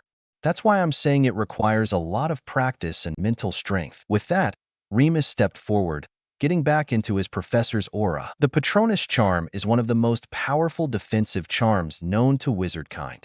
It's a positive force, a projection of the things Dementor feeds upon, like hope, happiness, and desire to survive, but it cannot feel despair, as humans do, so the Dementors can't hurt it. It can also be used as a messenger in extreme situations, but that requires the corporeal form of your Patronus to be present. The reason why it's such an advanced charm, as Harry already said, is because this one doesn't require only the words and the wand movement. It requires you to be able to focus on one of the happiest memories you have and use it to back up the defensive charm against any negative being, like Dementors. For many, it can be remarkably hard to detect such a memory at first. Your first flight on a broom might not be enough to trigger such a powerful spell, no matter how exciting that memory was, he said, giving Harry a tentative smile. All that being said, continued Harry a bit nervously, but determined to make sure his friends didn't have to go through the same crises as him, I ask you all not to be disappointed in or too hard on yourselves if you can't do it as fast as others in this room. Some of you may be more stressed, and others might have had worse childhoods and therefore find it harder to find the necessary happy memories. I know I did, and I know now something I didn't 2 years ago. There's nothing shameful in that. It is a given that our pasts shape us, but they don't have to define us, and what matters in the end is that we all heal and advance with each of these meetings, he said, partly quoting some of the things Andromeda told him during their meetups throughout the summer. Harry felt a hand on his shoulder, and when he looked up, he met Sirius' sad but so incredibly proud eyes, nodding at him with appreciation. So, what does a Patronus look like? Asked Fred after the deep silence that followed Harry's words. Instead of trying to explain, Harry focused on last year's Christmas feelings of being loved and at home with his found family. Expecto Patronum, he said confidently, watching his massive stag burst from the end of his wand and turn around to bow its head at Harry. There was a chorus of wow, s, and us throughout the room, followed by another chant of Expecto Patronum to Harry's left. Turning that way, he saw Remus focusing on maintaining his Patronus in shield form instead of the silvery animal form. This is what most of your patron uses might look at first tries, Remus explained patiently, letting the other kids take a good look at the shield before letting it go. But after this stage, you will all have a unique Patronus. To prove that, Sirius let out his Patronus as well, letting his black dog play around Harry's stag. Beyond Harry, Remus, and I, is there anyone else here who can successfully cast a Patronus? The silence in the room said everything there was to say. Okay, then, all of you who feel ready to try it today, let's make 3 groups of learning. Each of you can choose who you'd prefer to have to teach you, and we can switch groups if necessary, all right? At first, there was little to no movement in the room. Then, shyly, a few 3rd and 4th years took a nervous step back, content to only watch for the time being. And then, spurred by the movement, the older students started walking towards the teacher they preferred more. Ginny was the first to walk towards Harry, followed by Fred and George, Luna, and a few younger Gryffindors who looked up to Harry, among which Colin and Dennis Creevy. With an apologetic look, Ron and Hermione walked to Sirius and Remus respectively, but Harry waved it off with a smile. This was all about learning, not proving something, so he didn't mind. Harry also didn't mind that his group of study was visibly smaller than the other 2. He was aware and nervous enough of the fact that he was supposed to teach other people, like a full-grown adult, which he totally wasn't, and totally didn't know how to act on, but he was willing to try his best and help as much as he could. That was very heartfelt, what you said earlier, Harry, said Luna, getting him out of his momentary thoughts. She's right, added Ginny, with a proud gleam in her eyes, making something warm up inside Harry's chest, knowing that his girlfriend was proud of him for what he was trying to do. Thanks. Okay, well, I think that's all of us, Harry said, looking around to see if anyone else was coming towards his corner of the room. He then conjured pillows for everyone, sat cross-legged on the floor and beckoned the others to do the same. As you've already heard, Remus, the incantation is Expecto Patronum, and the wand movement is this, he said, exemplifying with his wand. Any questions so far? We can think of any happy memory? Any at all? Asked Fred. Technically, yes. Practically, you have to practice and see which one works best for you. For example, until recently, I didn't even use a memory. Or at least, I don't think it was a memory. I was using a happy flicking of my brain that counteracted the specific effect of Dementors on me. Now, I obviously have much happier memories and can easily alternate between them if needed, which even prevents me from falling into the images the Dementors show me before it can happen. That's the final goal, that they don't manage to affect you at all. Oh, and by the way, you don't have to tell me what memories you plan on using, he added hastily. You can, of course, but you don't have to. I'm just sharing my experience to help you understand the process better. That's very thoughtful of you, Harry, repeated Luna dreamily. Thanks, he said awkwardly. Okay, then. I guess I'll give you a few minutes to think of potential happy memories to use for your patron uses, and then we'll start trying. Would that work for everyone?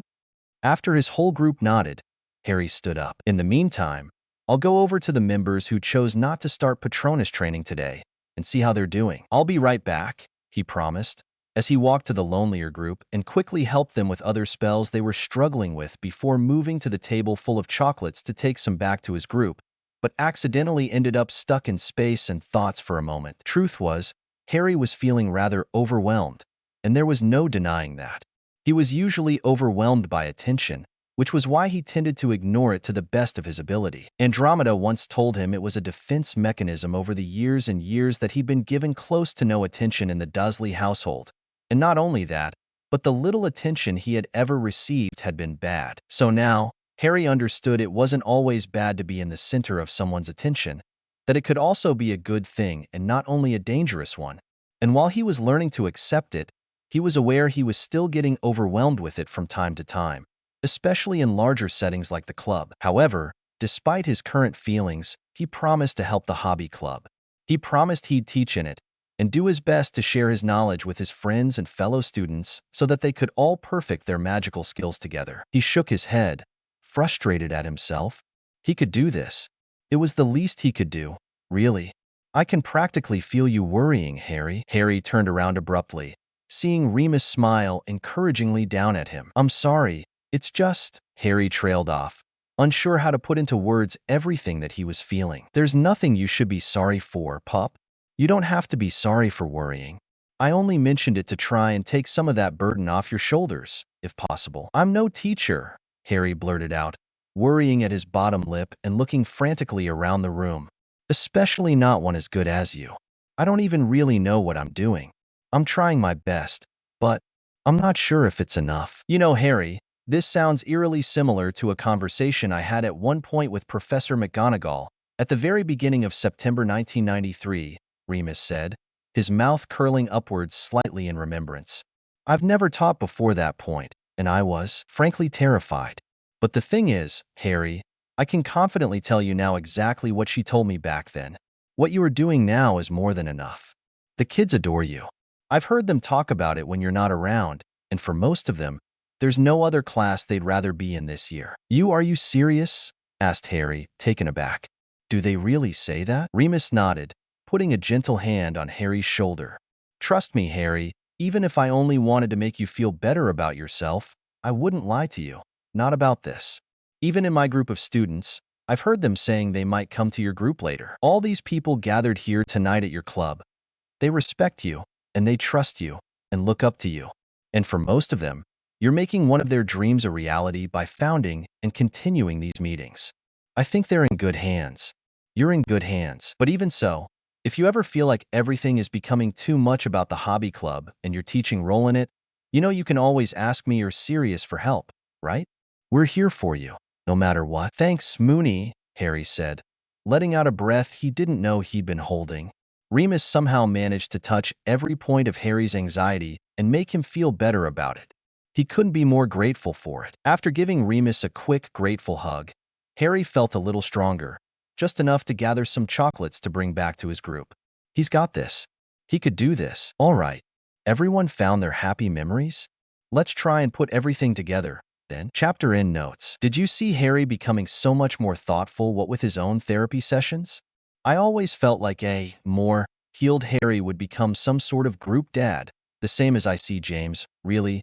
And I started portraying that here to my best ability. I feel like he'd be that person to make sure all his friends are eating and sleeping well, the one who'd give anyone in need an encouraging hug or word, especially knowing how he grew up and wanting not to let anyone else feel that lonely and or helpless. Also, I noticed I don't have nearly enough direct interactions between Harry and Remus in this FIC, and while I stated at the beginning that I'm focusing this FIC on Harry and Sirius' relationship, a lot of things happened in the meantime, and I realized their relationship doesn't make enough sense without also portraying other aspects of their lives.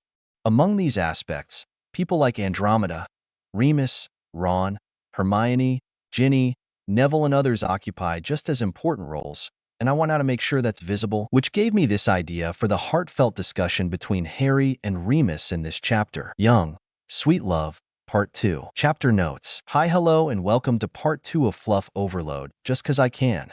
Also, I'm writing this, so I'm pushing Arthur's attack from before Christmas to before Easter because struggles to find a valid reason I said so again.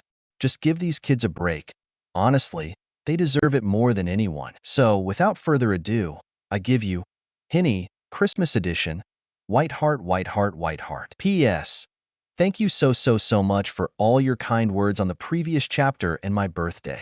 You really made my day with your thoughtfulness, and I could only be immensely grateful for having such a beautiful reading base for this FIC. White Heart, White Heart, White Heart, White Heart. White Heart, White Heart, White Heart, White Heart, White Heart, White Heart. See the end of the chapter for more notes. To no one's surprise, really, the first Patronus training session wasn't all that successful. There were a few people who managed the very beginning white gleam of their Patronus, but that was about it. On the second training session, over a third of the club had managed a strong enough shield Patronus to defend themselves for at least a few seconds against a Boggart Dementor. The third training session, though, well, Harry couldn't be prouder of that. And really, he couldn't be blamed for how he almost shouted, "Fantastic, Ginny!" in his excitement to see his girlfriend cast the first corporeal Patronus since the hobby club started training on this. As Ginny blushed happily, letting the gleaming horse that was her Patronus run around, excited to be freed for the first time. More and more heads turned towards them. Is that?" Harry heard Sirius say, eyeing Ginny's Patronus curiously. "It's a horse," said Harry proudly, as he approached Sirius and Remus while Ginny was surrounded by her brothers and friends who wanted to congratulate her. "Do you know what this means, Pronkslet?" Sirius asked quietly, taking Harry aside but not taking his eyes off the Patronus. "That Ginny managed a corporeal Patronus on her third lesson?"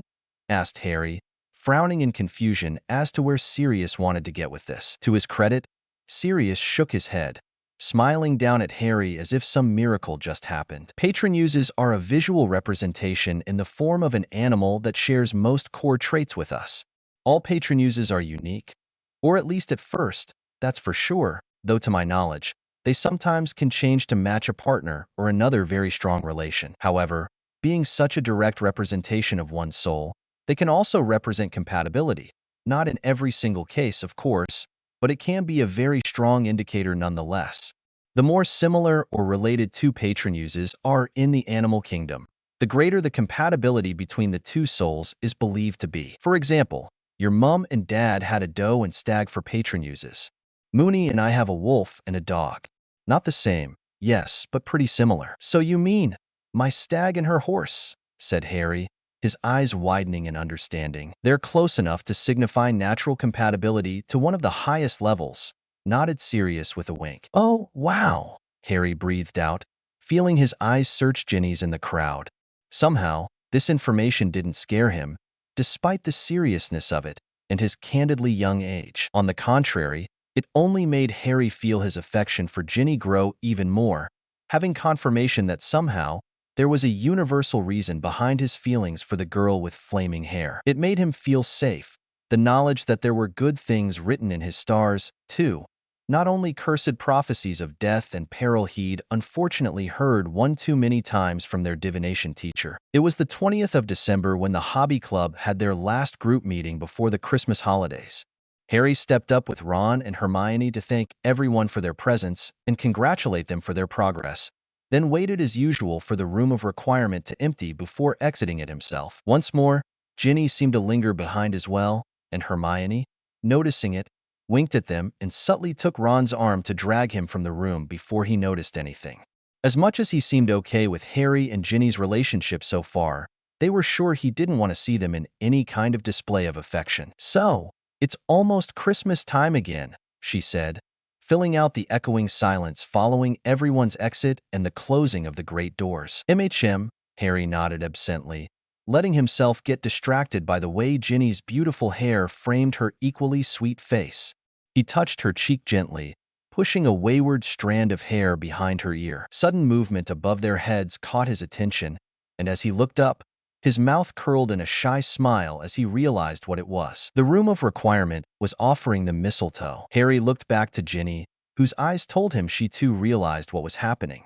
With a hopeful smile, he leaned a little forward, and then a little bit more, slowly, giving her time to back away if she didn't want this, or didn't feel ready. On Harry's part, only God knew how much he wanted to kiss the girl he was falling so deeply, so freely in love with, but he didn't want to overstep and push her away. However, the tentative hands on his shoulder and her gentle, shy lean-in told him that maybe he was doing the right thing.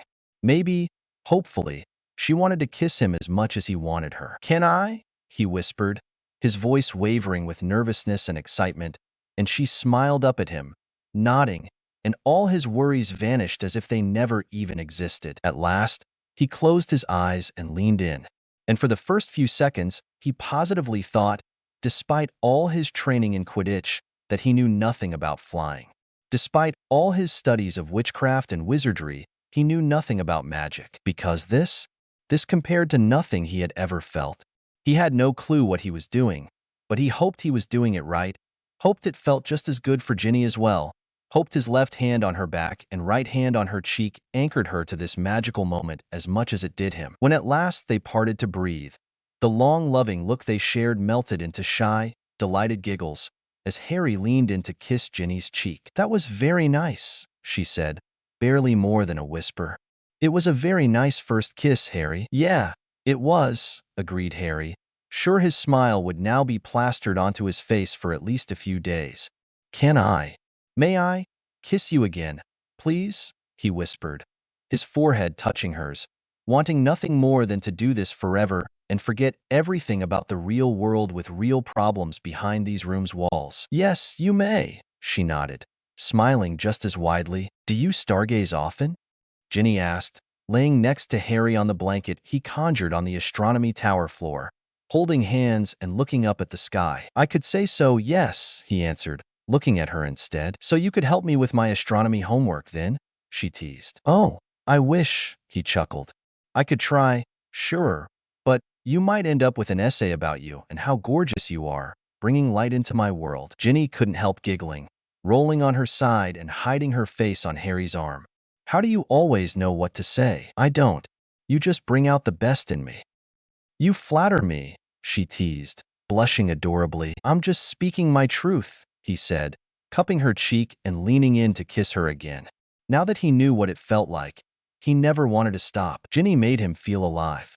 Harry couldn't even fathom now how barely 1 year prior, he was sitting in the same place, thinking that the lives of people he cared for would be better off without him. She made him want to live, want to feel, want to experience everything the world had to offer. She made him want to give her everything while making him feel like the most selfish person alive, for begging the universe to keep him frozen forever in that moment of perfect bliss. "When all of this is over, we'll run away and see the whole world," he stated thoughtfully, reverently, almost like a vow. Ginny lifted her head, leaning on her elbows and smiling at him. "I'd love that more than anything else. I want to feel the ocean breeze and see with my eyes those amazing mountains I once saw in the window of a Diagon Alley store."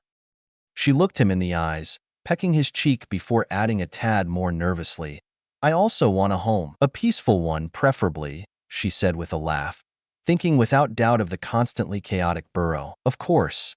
And we'll do all the boring housekeeping things together because nothing is bothering or meaningless as long as I'm doing it with you. I want to read quietly side by side and dance in the ballroom, and play Quidditch in the back garden, as if that'd be the most important thing in the world. And it would be, as long as I'd be with you. We can do that, she agreed with the biggest smile, placing her head carefully on his chest and looking back up at the starry sky. We will do that and so much more. Chapter end notes. Okay, now I shall allow myself to comment a bit on my train of thought regarding this chapter. Smiley face. Regarding the first scene, I wanted to give Harry a bit of hope involving prophecies of sorts. He will find out soon enough about his whole birth prophecy fiasco. So I wanted to give him a more hopeful outlook/head start, thus allowing Sirius to give Harry a little more insight on how patron uses work. My beta reader called this patron uses as red strings of fate, which I found very interesting. Smiley face. Regarding the second scene, if you're wondering why their first kiss is happening actually around 2 months after their first date, the reason I did this is that, well, first, they're 14 and 15 respectively, and entirely inexperienced in romantic matters, and it made sense for them to take things extremely slow and considerate. And secondly, Harry is by all means terrified for his life to make mistakes, a belief started by the Dursleys and reinforced by his constant encounters with Voldemort. Therefore, it made sense in my mind that he'd postpone a moment so big, for a 15-year-old, like a first kiss, out of fear that he'd somehow mess it up, not because he was afraid of Ginny or didn't feel comfortable enough around her, but because he was terrified of losing her as he lost so much already in life. And as for the third scene, cheesy Harry would absolutely have the capacity to become such a menace if he didn't keep things more low-key to protect Ginny from rumors, and also Voldemort and his people. Also, I thought it makes sense for these two kids, who by all means grew up in a chaotic or traumatizing house, respectively, to want stability and start dreaming of a calm future together so early into their relationship. Even though they both have, now, finally, in Harry's case, loving families, I considered it wasn't so out of sorts for them to still have that longing feeling for a family created by them, if that makes enough sense. Thank you so much again for reading and bearing with my rants. Smiley face. See you in the comments. Smiling face with smiling eyes, hugging face, white heart. Visions of danger/second Christmas dinner at Potter Manor. Chapter notes. Hi and welcome to a chapter of deciphering dark magic, family bonding time, and a Christmas dinner sparkled with black family drama and Wolfstar antics. TW. Blackmail, a direct reference to chapter 23, and UAL insinuations up to interpretation at the very end of the chapter. I don't know if there's much else to say besides I hope you enjoy the chapter, and see you in the comments. Hugging face, hugging face, hugging face, hugging face, hugging face, white heart, white heart, white heart, white heart, white heart. No, no. Harry woke up with a gasp, bolting upright in bed and desperately looking around for his glasses once he didn't recognize the familiar red curtains around his bed. Hey, shoo, it's all right. I'm here with you, pup. The nightmare's over now. Sirius. Of course.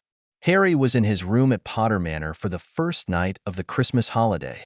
Yes, he was safe here, he thought distantly, as he finally managed to put on his glasses and wipe the sweat from his forehead. Sirius, he called weakly, seeing clearly now the concern on his godfather's face. The room was dark, but bearably so, since Harry never slept without at least a bit of light in the room anyway, and here he had the nightstand lamp Sirius gave him for his 14th birthday. It was enough, at least, to keep the demons of his mind from becoming real. Yes, pup. I'm here. It's gonna be all right, Sirius whispered, visibly relieved now that Harry had regained his bearings and was unabashedly reaching out to him. If he thought his godson was too old for such displays of comfort after a nightmare, he didn't seem to mind, as he moved forward to envelop Harry in a protective hug without much of a second thought. Do you want to talk about it? He asked after a considerate amount of time, after Harry sat back against his bed's headboard. I'm sorry, did I wake you up? What time is it? Said Harry, panicky again, glancing in Sirius' direction. No, pup, I haven't fallen asleep yet. I was mindlessly pacing the hallway when I heard you and came in here. And it's a little past 1 in the morning. That did little to comfort Harry, but it still did so in a certain measure. It's just, you know who again. I don't understand what these nightmares are. It feels like I'm in the room with him, and his Death Eaters. Like a meeting of sorts. It's not the first time I've had these, and it's always terrifying, Harry quietly explained with a shudder. How are you seeing these? Asked Sirius, furrowing his brows in concern. From above, from somewhere on the ground, from a table, or almost always from the floor, I think. but sometimes from the meeting table, too. But not like I'm sitting at the table. More like I am on the table moving around. I'm sorry, I don't really know how to explain this. I don't really understand it either, Harry said with a frustrated huff, taking his glasses off and rubbing his eyes until he saw stars. Anything but see those horrors in the back of his mind again. Any chance you were slithering around like a snake? Does he speak parcel tongue, too, in these nightmares? Sirius asked cautiously. Yes, he does. Now that you said it. Harry opened his eyes, meeting Sirius' stricken, contemplative expression. Why? What is it? I'm afraid you might be seeing through his pet snake's eyes. Harry couldn't help the way his eyes widened in shock and horror. But how could that even be possible? Why? I don't, Harry breathed, shaking his head, and instead focusing on, is there any way to stop this? I can't let this go on for much longer. I can't do this forever, he whispered, hating the stinging in his eyes. We'll continue your training in clemency, promised Sirius. It should keep him out long enough for us to figure out what's going on and solve it. Harry nodded, letting his tears fall freely down his cheeks. This was Sirius, after all. Harry wasn't often this emotional, but he trusted Sirius enough to let himself go in his presence. As validation, Sirius not only did not comment on it, but hugged him tightly again, until Harry's worry finally faded away back into exhaustion. I'm afraid to go back to sleep, he confessed, as his sobs ceased. I feel so tired, but I can't. If it happens again, let's go for a little walk then. The sky is clear, and the growing moon is especially bright tonight. We could change into animagi too, so your mind would let the harder human worries go for a while.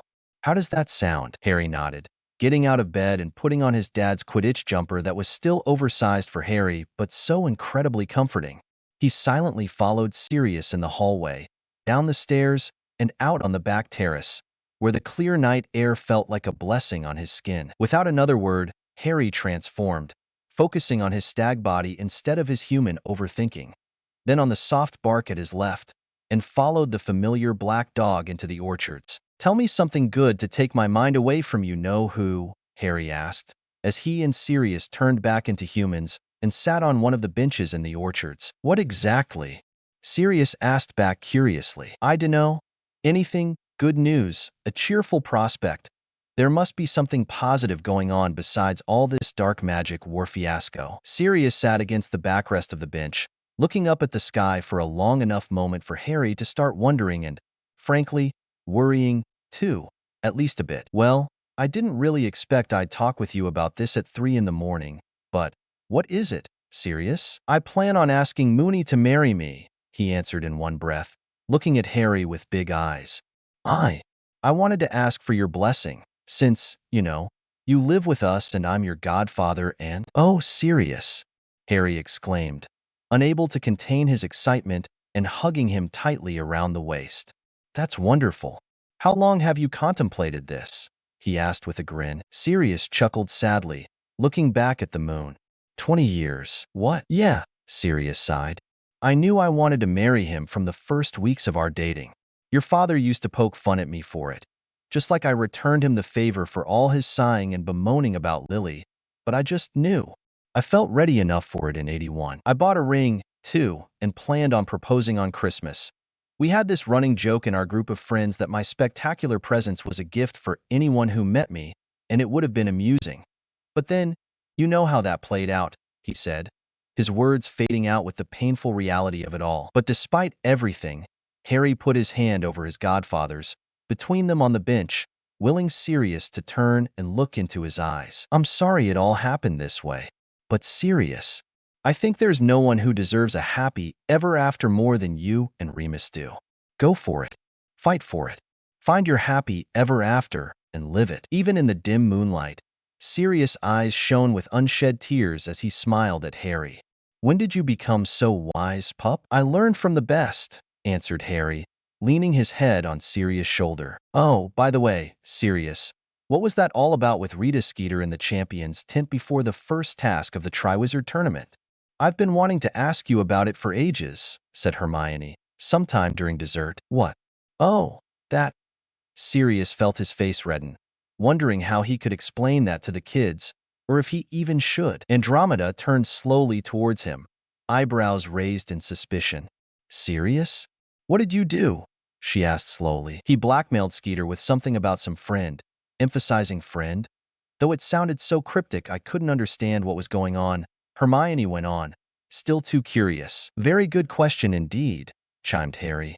I forgot all about that. I was too stressed back then to even process it. What was the meaning of that? Sirius felt Andromeda's gaze ever more piercing on him than before, silently questioning him. What? I did what I had to. Okay? She was harassing my godson. Besides, the fact that I know more about your sister's personal life than her husband was too distressing not to use against someone else at least once. And Skeeter was desperately asking for it. Andromeda nearly choked on her pudding. Oh my God, Sirius, you did not. Did what?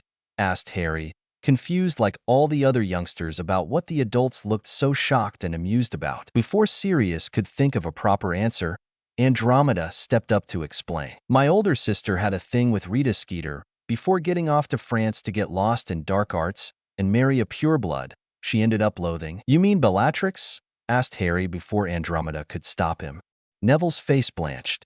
Bellatrix Lestrange is your sister? Andromeda sighed, knowing what that piece of information meant for poor Neville, as well as Narcissa Malfoy. Please trust me, I'm not happy with it either. I never saw eye to eye with them, especially Bellatrix, thus ending up fighting to correct their mistakes and wrongdoings these years we've been apart. There's a reason I ran off with Ted to get away from my cursed family. Besides, obviously, being in love. Blood purity means as little to me as it does to Sirius. Agreed. I'm only using the whole Lord Black crap these days to my advantage when needed socially or politically, like I did with the trial regarding Harry's guardianship, but otherwise, it means nothing to me. If my parents hadn't only half disowned me, I would have gladly changed my name a long time ago. Effie and Monty had had adoption papers ready for me for years. They were just waiting for lovely Walburga to get over her confusing tantrums. She never did so in good time, though, he said sorrowfully, thinking of how painful the Potter's death had been for him. Not as bad as it had been for James, of course, but still immensely heartbreaking. Gallwch chi newid eich enw o hyd, wyddoch chi, murmured Remus netto him. You can still get your name changed, you know? And while Sirius couldn't say he was as fluent as he wanted to be in Remus' native tongue, he understood enough of both the words and the hidden meaning to snap his head instantly in his boyfriend's direction. You mean, wait, did you just? Remus, realizing a beat too late what he had just said, covered his just as surprised face with a napkin and excused himself from the table. Did he just? Sputtered Sirius in shock again, seemingly unable to finish his sentences. I don't know a word of Welsh, but by the context, I think I can take a wild guess and confirm your thoughts. Well then, go after him now, won't you, Siri? Sort it out, said Andromeda encouragingly. Sirius didn't need to be told twice to excuse himself from the dinner table as well, sprinting after Remus. Did they just accidentally finally figure their thing out? Harry asked no one in particular. Seems so, smiled Andromeda, calmly resuming her pudding. What do you mean you found the ring 15 years ago and didn't say a word about it all this time? Sirius' voice echoed from the living room. You wands, boys, use your wands, shouted Andromeda in the door's direction.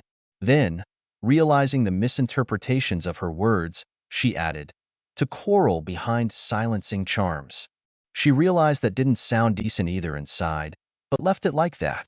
Next to her, Ted and Dora had the worst laughing fit imaginable. Well, they're definitely not coming back now, muttered Harry, eyebrows raised, preoccupying himself with his dessert but secretly glad Sirius and Remus finally got to the point of discussing marriage again after all this time. Young, Sweet Love, Part 3. Chapter Notes. I am so sorry for the late update. I've had a very busy week and realized like 2 hours ago that somehow I missed wrapping this chapter up, but here it is now. The Henny Valentine's Day update on their growingly adorable relationship, Whiteheart, Whiteheart, Whiteheart. I hope you enjoy it, and I can't wait to see all your opinions in the comments. Hugging face, smiling face with hearts. See the end of the chapter for more notes. Harry wasn't normally fond of Valentine's Day, but he also didn't really have a reason to celebrate it until now. This year, however, he wanted to do something nice for Ginny.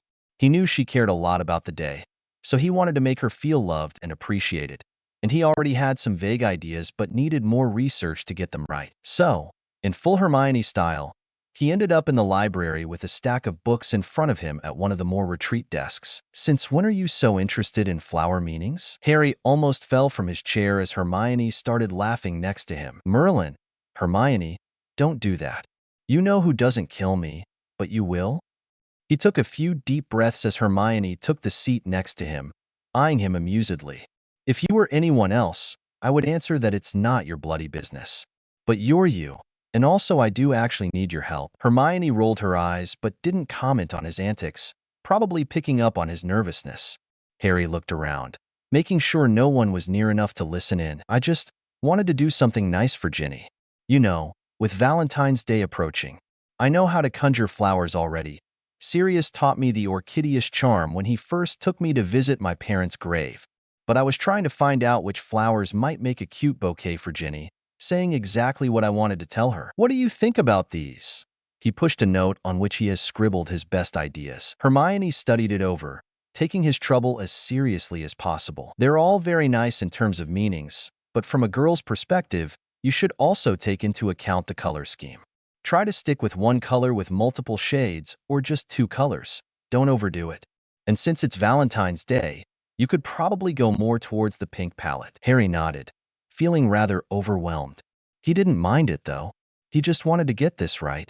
Ginny deserved this, and so much more. "However, I feel like this isn't what you necessarily needed my help with," said Hermione, regaining his attention. "Right. I wanted to ask you if you could maybe help me deliver them. I was thinking of not offering them in the Great Hall or another crowded space, as I don't want to overwhelm her or put her in a difficult position of any kind. But I also noticed Ginny tends to get up later in the morning than you. So, could I maybe give the bouquet and a card to you, and you can sneak them into her room in the girls' dorms of Gryffindor Tower before she wakes up, so she could enjoy them peacefully before having to face the day?" "That's exceptionally thoughtful of you, Harry. Of course I'll help you. Not so often do I see such gentlemanliness not to aid," she smiled, getting up. "Well, I'll leave you to it then. I just came in to find a book on advanced undetectable charms. See you at dinner." Harry turned back to his book, a new thought occurring to him. He noticed, of course he noticed, the yearning look on Hermione's face for such a considerate gesture directed to her, too, despite not commenting on it. And maybe Valentine's Day was usually a day to celebrate romantic love, but that didn't mean he couldn't do something nice for his best friend, too. He knew her favorite color was violet, and which were the flowers representing friendships. He could easily make 2 bouquets that morning. But back to Ginny, Harry thought about the card. Was he supposed to write a poem? Or maybe just write something about his feelings for her and how she changed his life for the better? In the end, he settled for something sweet and short. An invitation to dance in the room of requirement, after dinner. A precious little moment that would be just theirs to cherish forever. Ginny woke up feeling her senses overwhelmed by a lovely perfume she didn't remember falling asleep to. She wasn't usually one to bolt out of bed, but this pleasant surprise certainly stirred something in her, prompting her to open her eyes and get a bearing on her surroundings much faster than any other morning. And indeed, right there on her nightstand stood one of the most beautiful bouquets of flowers she'd ever seen, and definitely the sweetest she'd ever received. Attached to one of the stems was a little note that she excitedly picked up, reading the few words that filled her with so many emotions. "Miss Ginny Weasley, my beloved, would you do me the honor of a dance? Tonight, 8 p.m., room of requirement." Jour HJP. "I see you're not spending this Valentine's Day alone," cried Adelaide, one of Ginny's roommates. "Nope," grinned Ginny, hiding her face in the flowers, inhaling their scent. She had hoped Harry would do something sweet for today, at least wish her happy Valentine's Day, but she didn't expect he'd go so into planning he'd find a way to smuggle flowers into her room in the morning and plan a whole evening for them. "So who's the lucky guy?"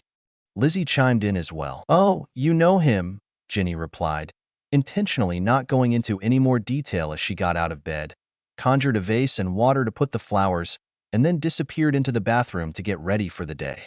As much as she was excited to tell her friends everything, she wanted to keep Harry just for her a little longer. "You know that's not really an answer, right?"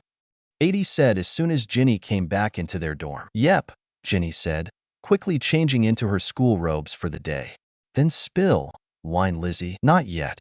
Let me have my piece for a little longer. Ginny smiled as she turned away, looking lovingly at the flowers again, and in a moment's instinct, picked one of the pink zinnias and fixed it into her low bun. See you at herbology later, she added as she packed her bag and practically sprinted out the door. Ginny felt her breath catch as she met Harry in the common room, which was blissfully empty at the moment except for them, and she couldn't care less about not jumping straight into his arms. Thank you so much for the flowers, she mumbled into his shoulder. Did you like them? Of course. Look, she said excitedly, turning around for him to see the flower in her hair. She turned around, feeling herself blush at Harry's unswerving attention as she wished him, "Happy Valentine's Day, Harry." "Happy Valentine's Day, Ginny," he answered with that lovely, crooked smile of his. They started walking through the portrait hole and down the moving staircases when he spoke again shyly. "So, about my offer. I'd love to dance with you tonight, Harry.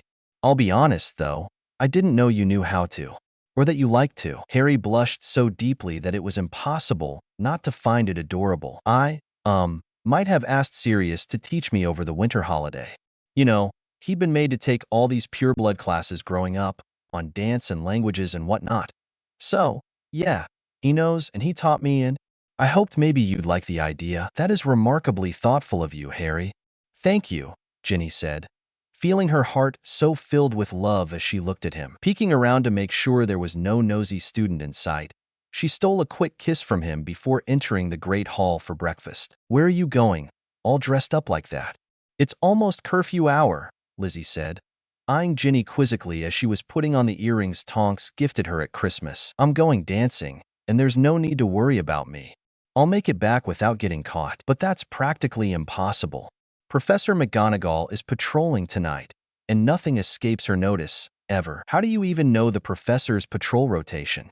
"Actually, don't answer that. Wanna bet I can escape her anyway?"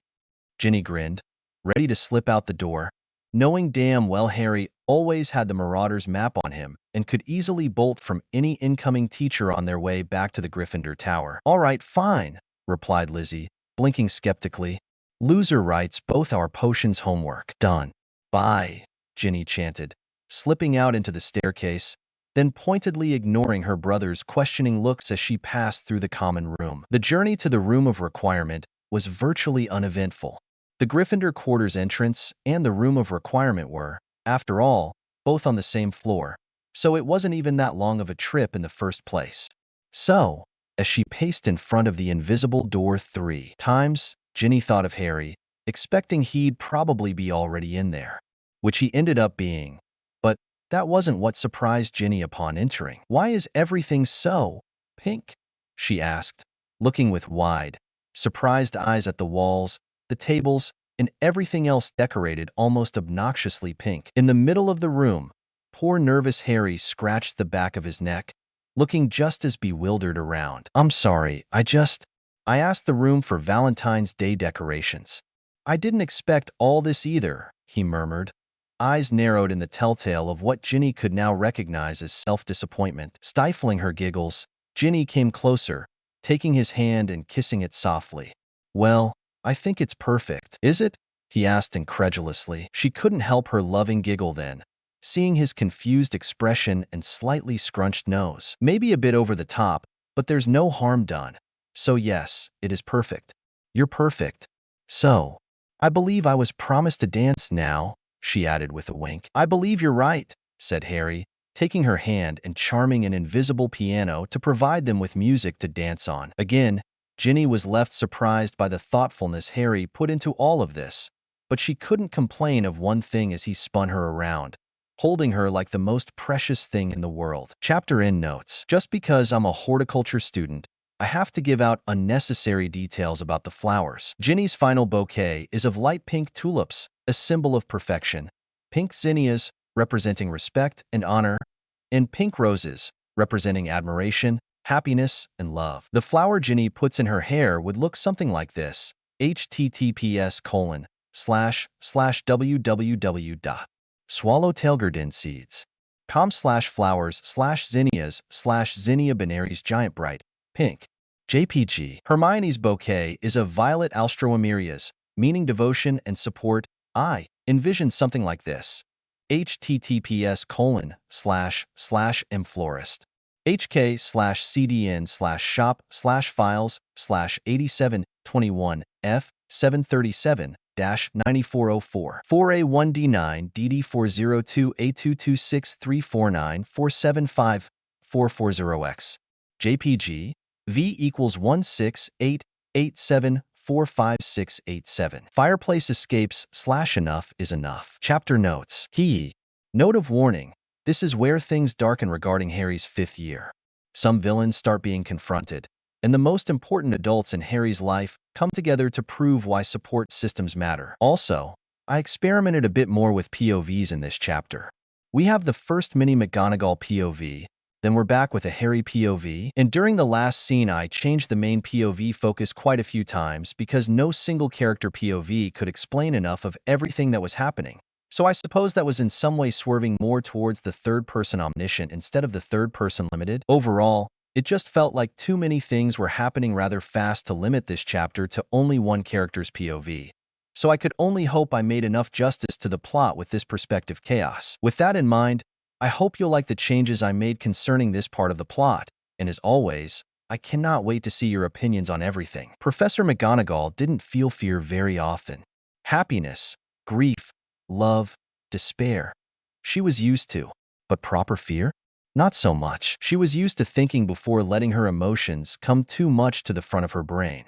But right now, even with her cat brain instead of her human brain, hurrying as fast as she could through all the shortcuts she ever learned to get to the 7th floor, she wondered if she could get there in time. She couldn't even think what Umbridge might do if she caught all those children in the room of requirement, practicing, incredible, in a school of magic, surprise, magic. There were no words for how relieved she felt as she arrived there and did not smell Umbridge's preposterous perfume.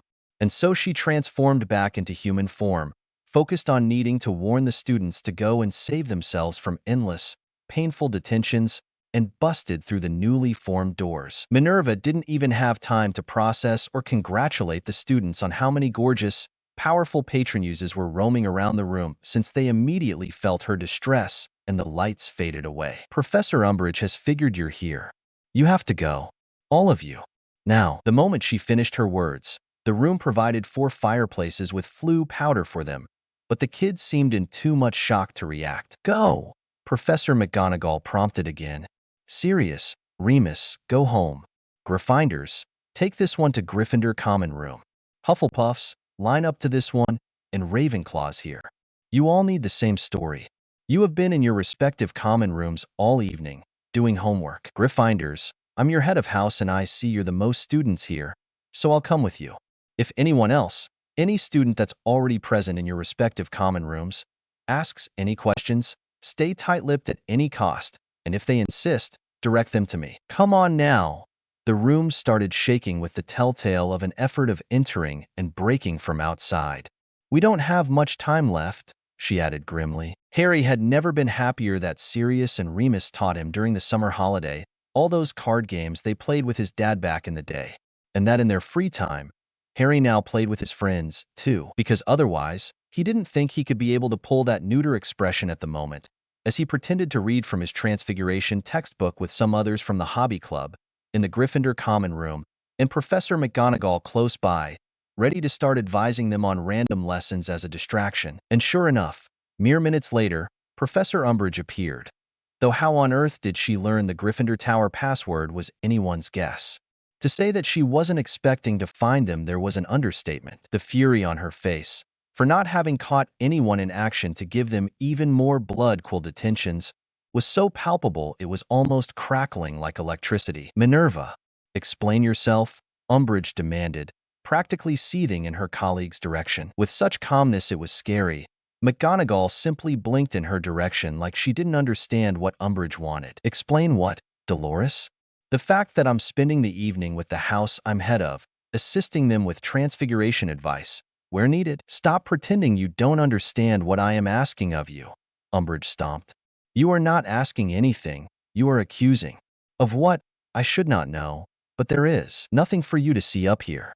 In fact, if I remember this school's rules correctly, which I should, since I am deputy headmistress, Any staff member besides the head teacher and head of house has no business in any of the student house's quarters. For that, I shall ask you to leave this common room immediately." Umbridge huffed, eyeing the students with a furious glance that promised no good. "I do not know what you are planning behind my back, Minerva, but I am High Inquisitor, and I can assure you I will find out. And when I do, you will be out of this castle forever. Now, as I see you all intentionally disregarded Educational Decree number 24, I shall make things clearer for you. From this moment on, the restrictions on how many of you can gather in groups will extend over the house common rooms and library, and the Inquisitorial Squad will have full liberty to check compliance with this rule at any time." With that, she made her swift exit, leaving the many faces behind her petrified and sickened to the stomach. "What are we supposed to do now?" asked Harry a couple of minutes later, breaking the silence. Professor McGonagall sighed deeply. "I shall press the matter harder onto Professor Dumbledore's desk. Until then," she shook her head, looking exceedingly frustrated and sad for her students. "Well, she didn't say anything about your dorm rooms. Until anything changes, that would probably be your safest bet to keep interacting as normally as possible, with as little punishment as possible. And we should change the tower password for good measure, too. Until Umbridge is gone, no Gryffindor shall be allowed to share the new password with anyone from other houses. We do not want to give any opening for this Inquisitorial Squad to break you. Keep yourselves safe, children. This whole ordeal shall pass sooner rather than later. I will make sure of it." It was less than 3 full days later when that long-awaited change finally happened, in the form of Professor McGonagall storming into Professor Umbridge's class mid-lesson with the 5th year. "Class dismissed. Professor Umbridge, the headmaster's office." Now, everyone turned towards the door, where McGonagall stood with the fiercest determination look on her face.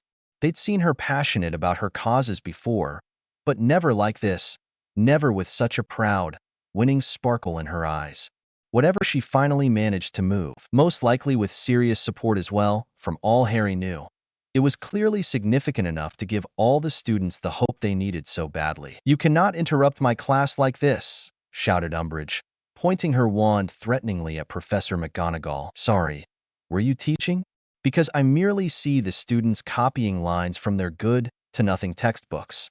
You might be High Inquisitor, or whatever you like to call yourself these days, but I am Deputy Headmistress of Hogwarts School of Witchcraft and Wizardry, and I get to say enough is enough. The headmaster's office, now, Dolores. Messrs. Potter, Weasley, Longbottom, follow me." Harry didn't need to be told twice. He had a vague idea of what was happening, anyway. In the hallway, he met Fred, George, Ginny, and a few others, all sharing the same curious looks at why they were following Professor McGonagall to the third-floor corridor. Inside Dumbledore's office waited none other than the Minister of Magic himself, Cornelius Fudge, with a particularly bad temper at having so many parents eyeing him suspiciously from the other side of the room. In front of them all, Harry met Sirius' eyes, who silently promised him safety through one subtle nod. "So, what is the meaning of this?" asked the minister impatiently. "Students, hands up in sight," Professor McGonagall commanded. They happily obliged, showing everyone their scarred hands, some even still bloody, from the quills Umbridge was using on them. Most parents gasped in horror, and even the minister's eyes grew a little wider and face a little paler. "Accio Educational Decree frames," Professor McGonagall continued undeterred, opening the door for the entrance hall frames to fly in. "Is all this necessary, Professor McGonagall?" asked Dumbledore calmly, earning a dark look from Sirius. "Certainly, Headmaster. All these parents and guardians were concerned enough to come all the way here. And I refuse to continue being disrespected in my own classroom because the ministry sticks its nose where it should have no business." Right then, the frames flew in, and Professor McGonagall set them on the floor, picking them up one by one. "Educational Decree number 35. Any items deemed not of educational value are henceforth banned," she read. "I witnessed just this morning how a Muggle-born student had a photo of her parents being confiscated and set on fire in front of her by Professor Umbridge." She picked up another frame. "Educational Decree number 39. Wands shall be confiscated from students using recreational spells. Mr. Longbottom here had his wand confiscated last week because he was practicing a memory-enhancing spell at the breakfast table and the High Inquisitor deemed it recreational, Professor McGonagall scoffed, picking up another frame. Educational Decree No. 41. Students may not discuss the upsetting events of last year. Anyone found doing so will be punished. This one got Mr. Potter the first ever Bloodquill punishment at the beginning of the school year. Because, by Professor Umbridge's logic, we all had a common hallucination when we saw Mr. Potter appear with, "Don't say another word of it in front of the students," spat Professor Umbridge. Professor McGonagall merely raised a challenging eyebrow at her. "Or what? You'll make me write lines with a Bloodquill as well?" Unperturbed, and frankly more fiery than any of the students have ever seen her, she picked up 4 other decrees. Educational Decrees number 24, 25, 49, and 128. Students are prohibited from meeting in groups of 3 or higher. Flying outside Quidditch practice is strictly forbidden. Quidditch games are forbidden. All broomsticks are confiscated. Because, of course, we are wizards and witches for nothing, right? And now, one of the biggest nonsense of them all, implemented merely 3 days ago. Number 129. Restrictions are henceforth imposed on the usage of the school library and common rooms. The library and the common rooms, she pressed, seething with disdain. Sirius was the first to speak, eyeing Professor McGonagall with both pride and alarm. "It sounds to me, Minister, that you are trying to transform Hogwarts into a second Azkaban. I should know all about that, shouldn't I? As for you, Headmaster, I find it ironic that you dragged me into a trial accusing me of not caring enough for my godson, when you've been here all this time and never lifted a finger against such injustice, while I had to request the opening of a formal investigation at the Ministry this week, upon finding a name tag on Harry's owl during our correspondence. If you hadn't thought that through, Professor Umbridge, anyone could intercept vital information with that, not just you. And as much as you love lying to yourself, there are dark forces out there that would highly benefit from your new catastrophic school regulations. Maintaining these rules can't mean anything other than that you're exactly on their side," he said, challengingly eyeing Umbridge. Next to speak up was Molly, who was assessing her children wearily. "Though I would never agree with torture as punishment, I might see how the twins might have gotten into trouble. But Ron and Ginny? What on earth did they do?" Professor McGonagall was ready to explain that development, too. Educational Decree number 31. Boys and girls are not permitted to be within 8 inches of each other. Mr. Ron Weasley was lending his sister a quill in the hallway, which, unfortunately, was only 6.5 inches long. "This incident landed them both with the punishment," explained Professor McGonagall. "When I tried to intervene, I had been threatened with expulsion from my job, like on several other instances," she said, giving Umbridge a dark look. Mrs. Weasley looked like she was about to curse Umbridge where she stood. "The Ministry has everything under control," said Cornelius Fudge, completely unrelated to the discussion at hand. "Truly? Is this what you call under control?" Neville's grandmother chimed in, face red with rage like a beetroot. "Is this how you preserve the memories of our war heroes? By having their children tortured at school and feigning control with it?" Now, Lady Longbottom, that is more than enough," Fudge said, with a deep frown. "The reason why the Ministry has stepped in to fill the defense against the dark arts position is that the headmaster has expressed an inability to find someone for it." "So you sent in your cruelest person to do the job?" questioned Sirius. "Do you have any better suggestions, Black?" the minister grumbled, feeling cornered. "As a matter of fact, I do. If the headmaster had not been able to find a replacement for the job, why did he not take the responsibility upon himself? It's not unknown that defense against the dark arts had been his teaching role before taking on the head teacher robes, as well as it's no secrecy that previous head teachers had retained their teaching positions before, such as Professors Dilys Derwent or Vindictus Viridian. A proper headmaster should be able to resolve his school's problems. Am I wrong? Dumbledore seemed to seethe under his suggestion. It was a castle legend that the defense teaching position was either jinxed or downright cursed, and that was why no one kept it for long and was therefore unwilling to take it. If it was true, who could know it better than Dumbledore himself? But to back away from his suggestion would be to prove the jinx theory right, and he could not risk his logic being undermined much more than it already was. On top of that, Sirius knew from Harry that Dumbledore kept his distance throughout the school year, barely being seen or answering to Harry when he needed his help. He clearly knew much more than he let out, despite doing his best at hiding it and playing the chess game from the shadows. Very well then. I shall retake my old teaching position, Dumbledore said at last. Minister Fudge, this means that the Ministry's assistance is no longer needed. Professor Umbridge, your teaching contract is hereby ended. You cannot do this. I am High Inquisitor, she screeched. Yes, but I am headmaster, so I believe I very well can. Thank you all for your involvement regarding the children's well-being. This matter shall continue debating and investigating at the Ministry, not here. But Albus, Cornelius, the Ministry is your job. The Hogwarts School of Witchcraft and Wizardry is mine. Not for much longer, thought Sirius. You don't get to put my son in danger like that and get away with it. The Truth About Horcruxes, Part 1. Chapter Notes. I can't believe we're finally here with the plot.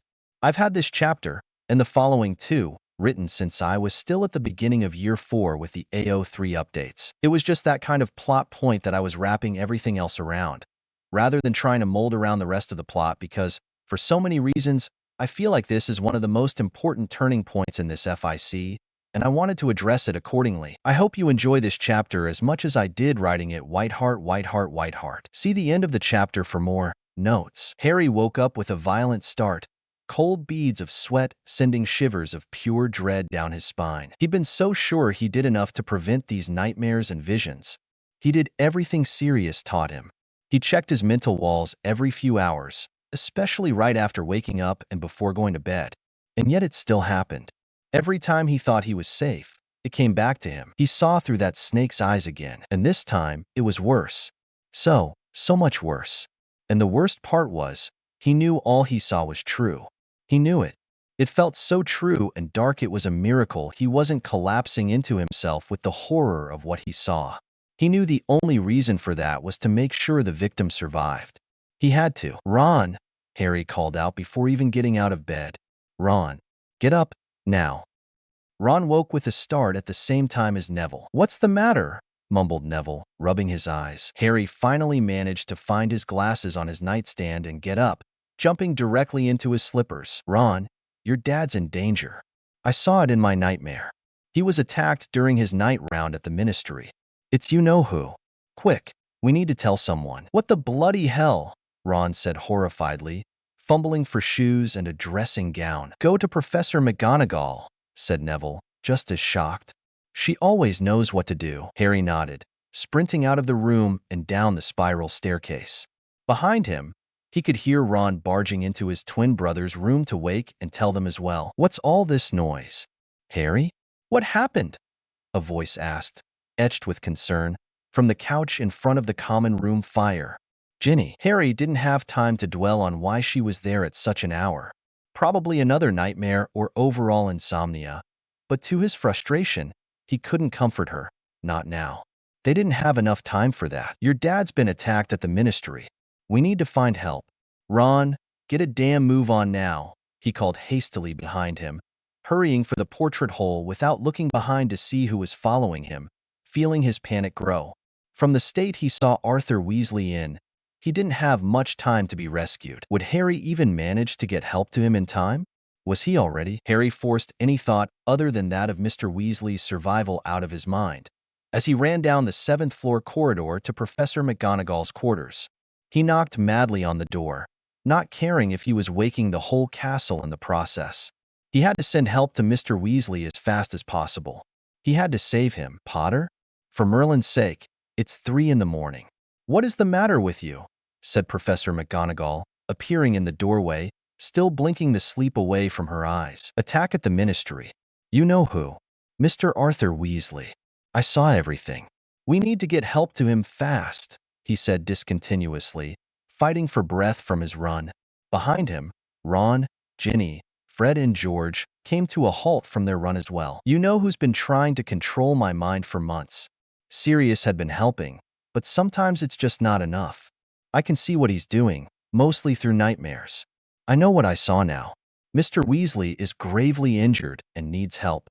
Please, Harry explained, a little more controlled now. Professor McGonagall looked at him with the same aghast expression as the others, quickly making up her mind. Sir Nicholas, she called, and the ghost of nearly headless Nick appeared at their side.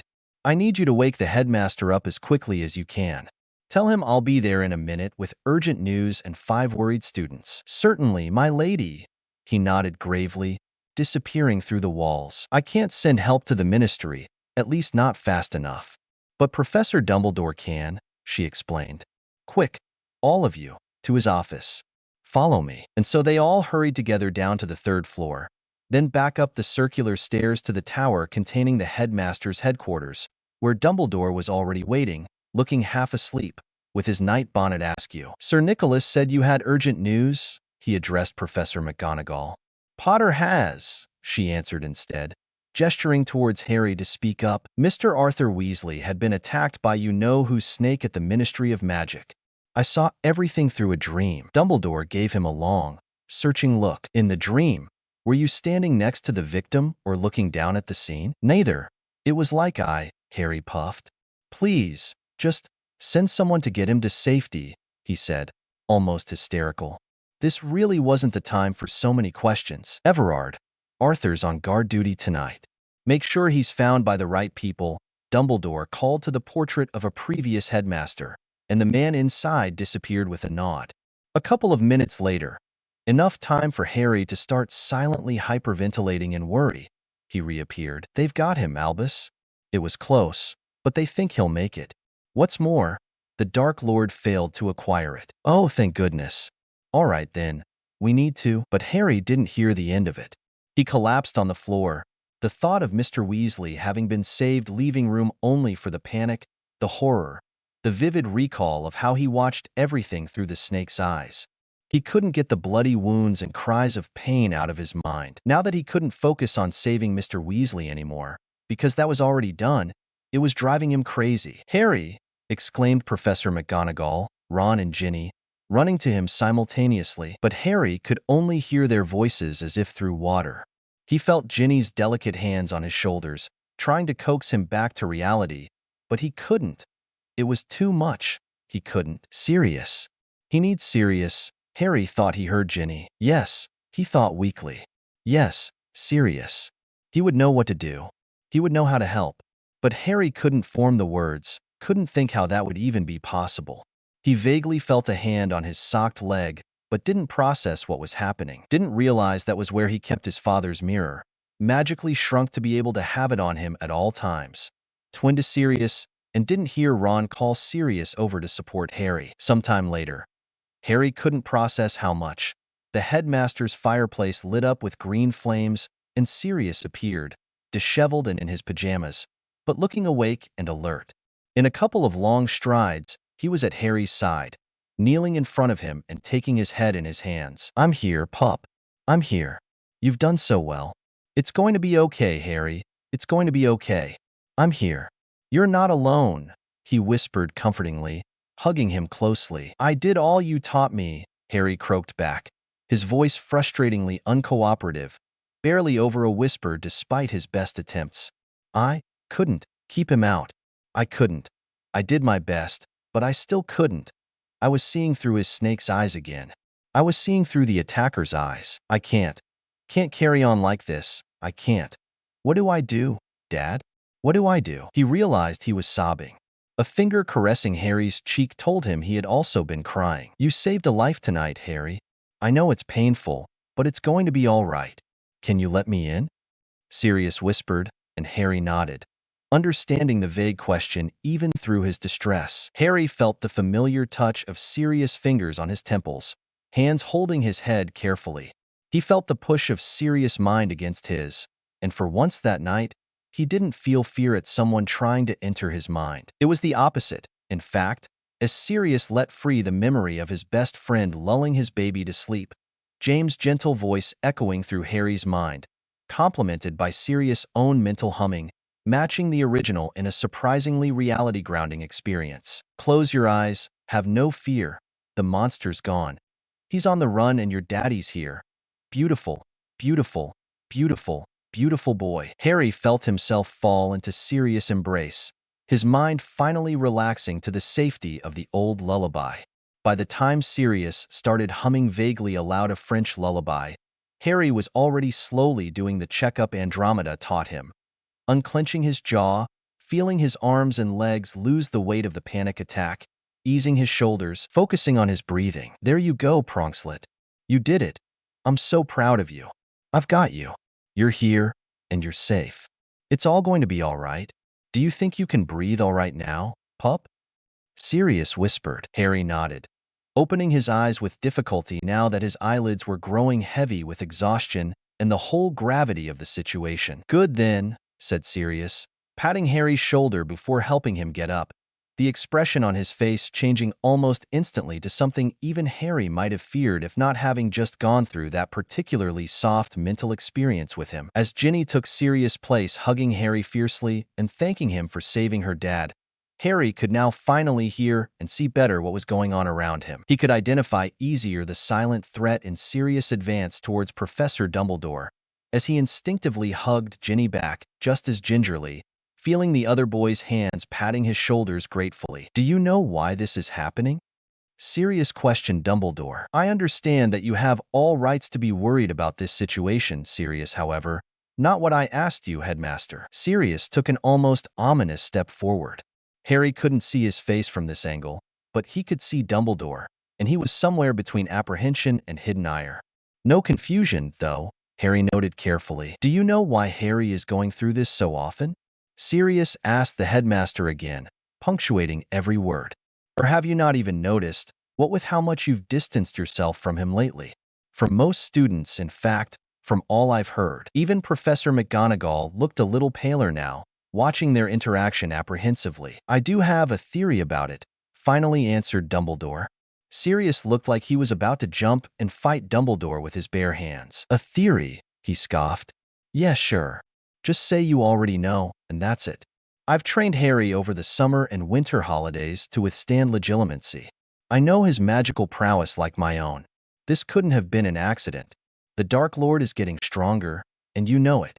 When are you going to do something about it as well, HM? When are you going to stop treating my son? Sirius stopped himself with a grunt from continuing what he was about to say, realizing the kids were still around, glancing astounded at him. The way you know you do? Harry looked from one to another, feeling a headache incoming. He didn't understand what was going on, and his exhausted brain wasn't helping. So I see you figured it out yourself, said Dumbledore quietly, stepping closer to Sirius. For how long? Since the first Triwizard Tournament task. I've been losing my mind trying to find a solution ever since. Since when have you known? Riddle's diary, answered Dumbledore. How many do you reckon are already destroyed? Sirius, I don't even know how many there are in total, answered Dumbledore with a saddened expression.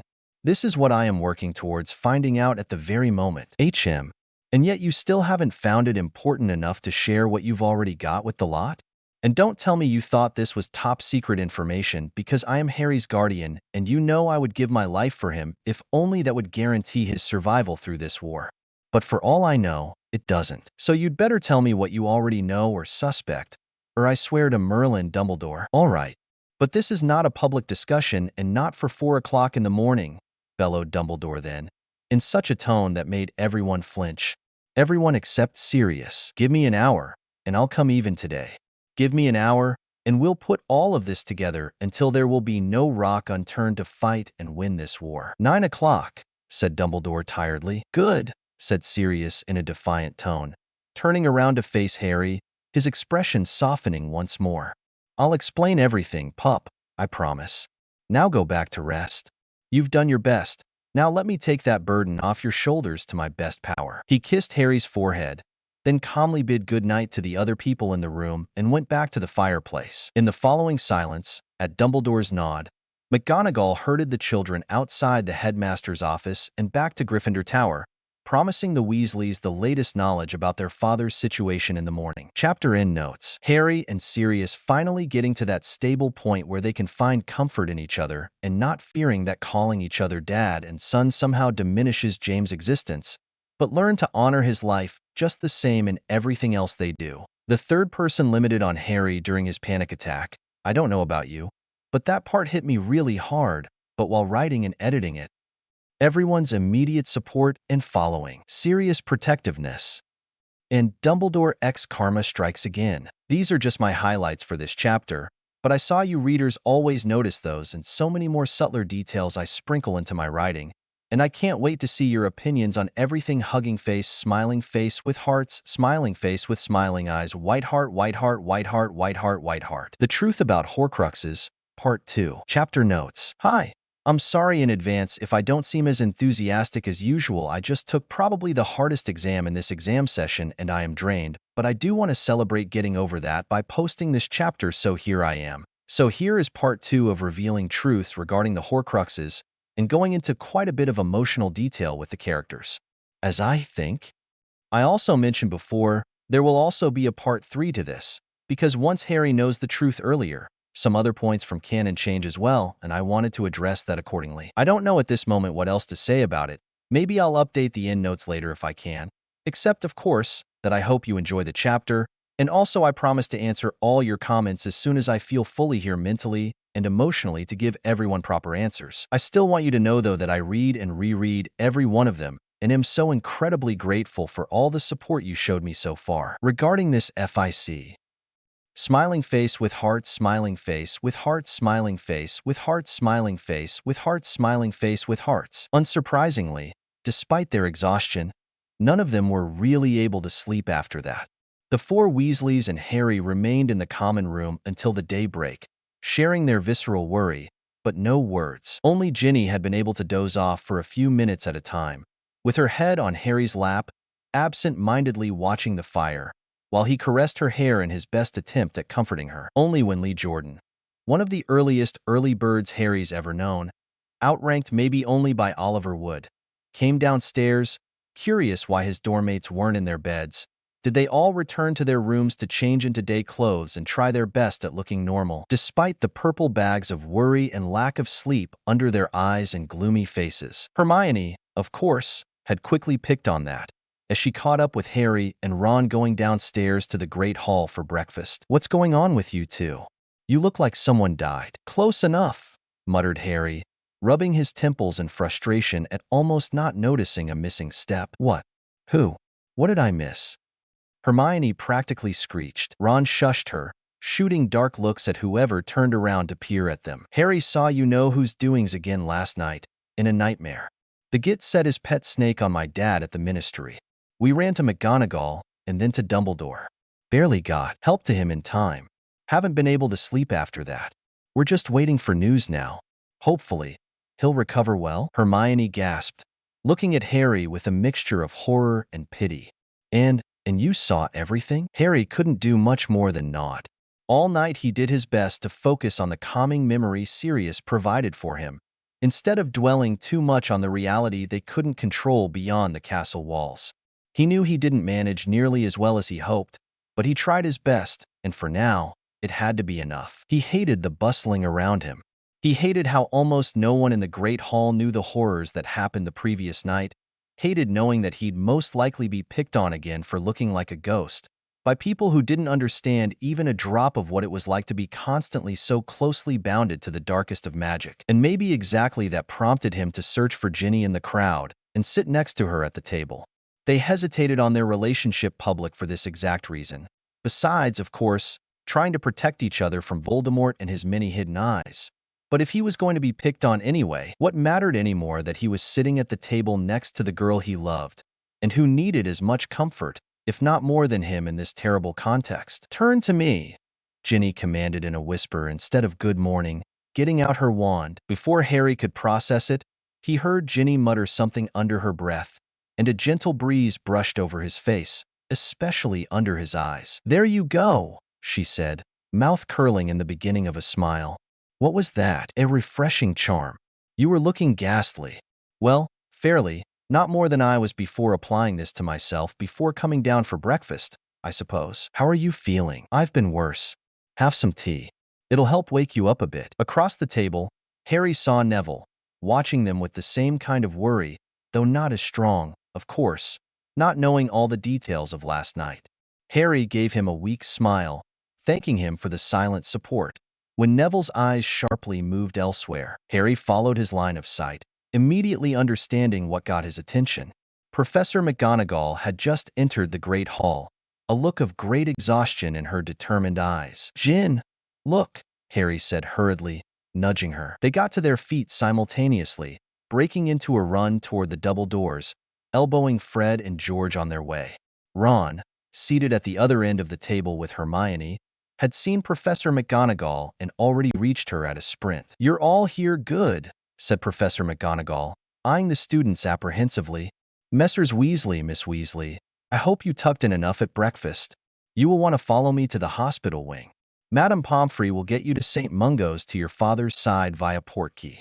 Mr. Potter, you go up to my office, please. I will join you as soon as I deliver your housemates to Madame Pomfrey." The look she gave Harry told him there was something more she wasn't telling him, likely avoiding suspicions from the other students around them. "Yes, Professor," he nodded, waving goodbye to the Weasleys and heading up the stairs as fast as he could without drawing attention. He reached the office in no time, knocking to announce his presence before entering, and closing the door instantly behind him. "Sirius," he exclaimed in relief, running the short distance to hug him.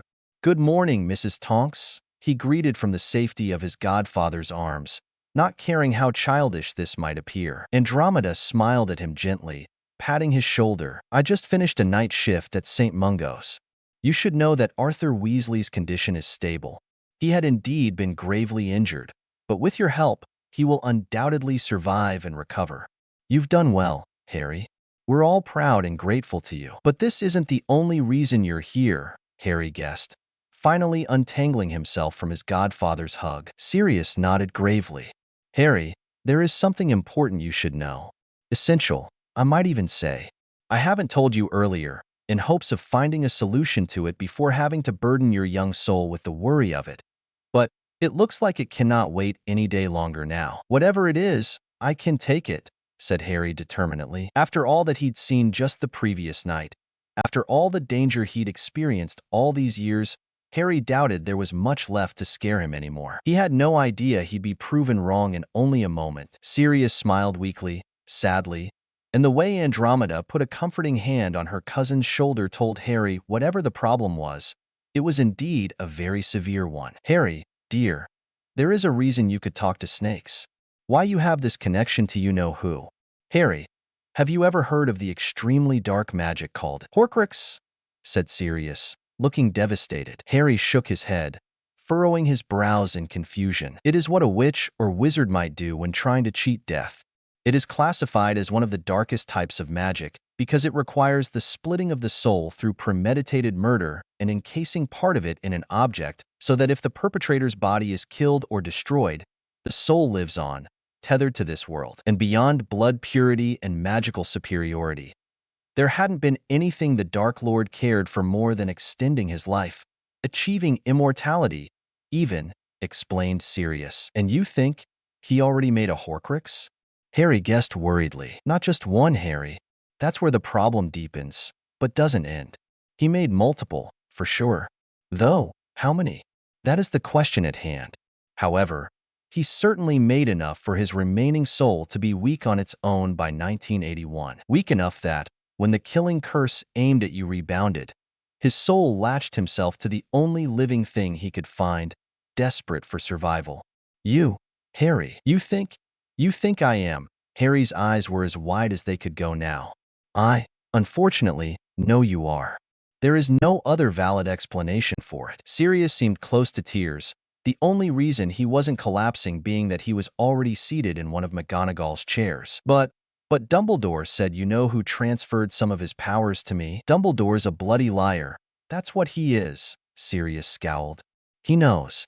Last night he said he knew since the diary you destroyed in your second year. But I have my suspicions it's been longer than that." Harry decided his best next decision would be to sit down as well. All this information was weakening his knees too dangerously. "So Riddle's diary had been a Horcrux too?" Sirius nodded. "By all logic, most likely yes. And I now have reasons to believe that damned snake is another one.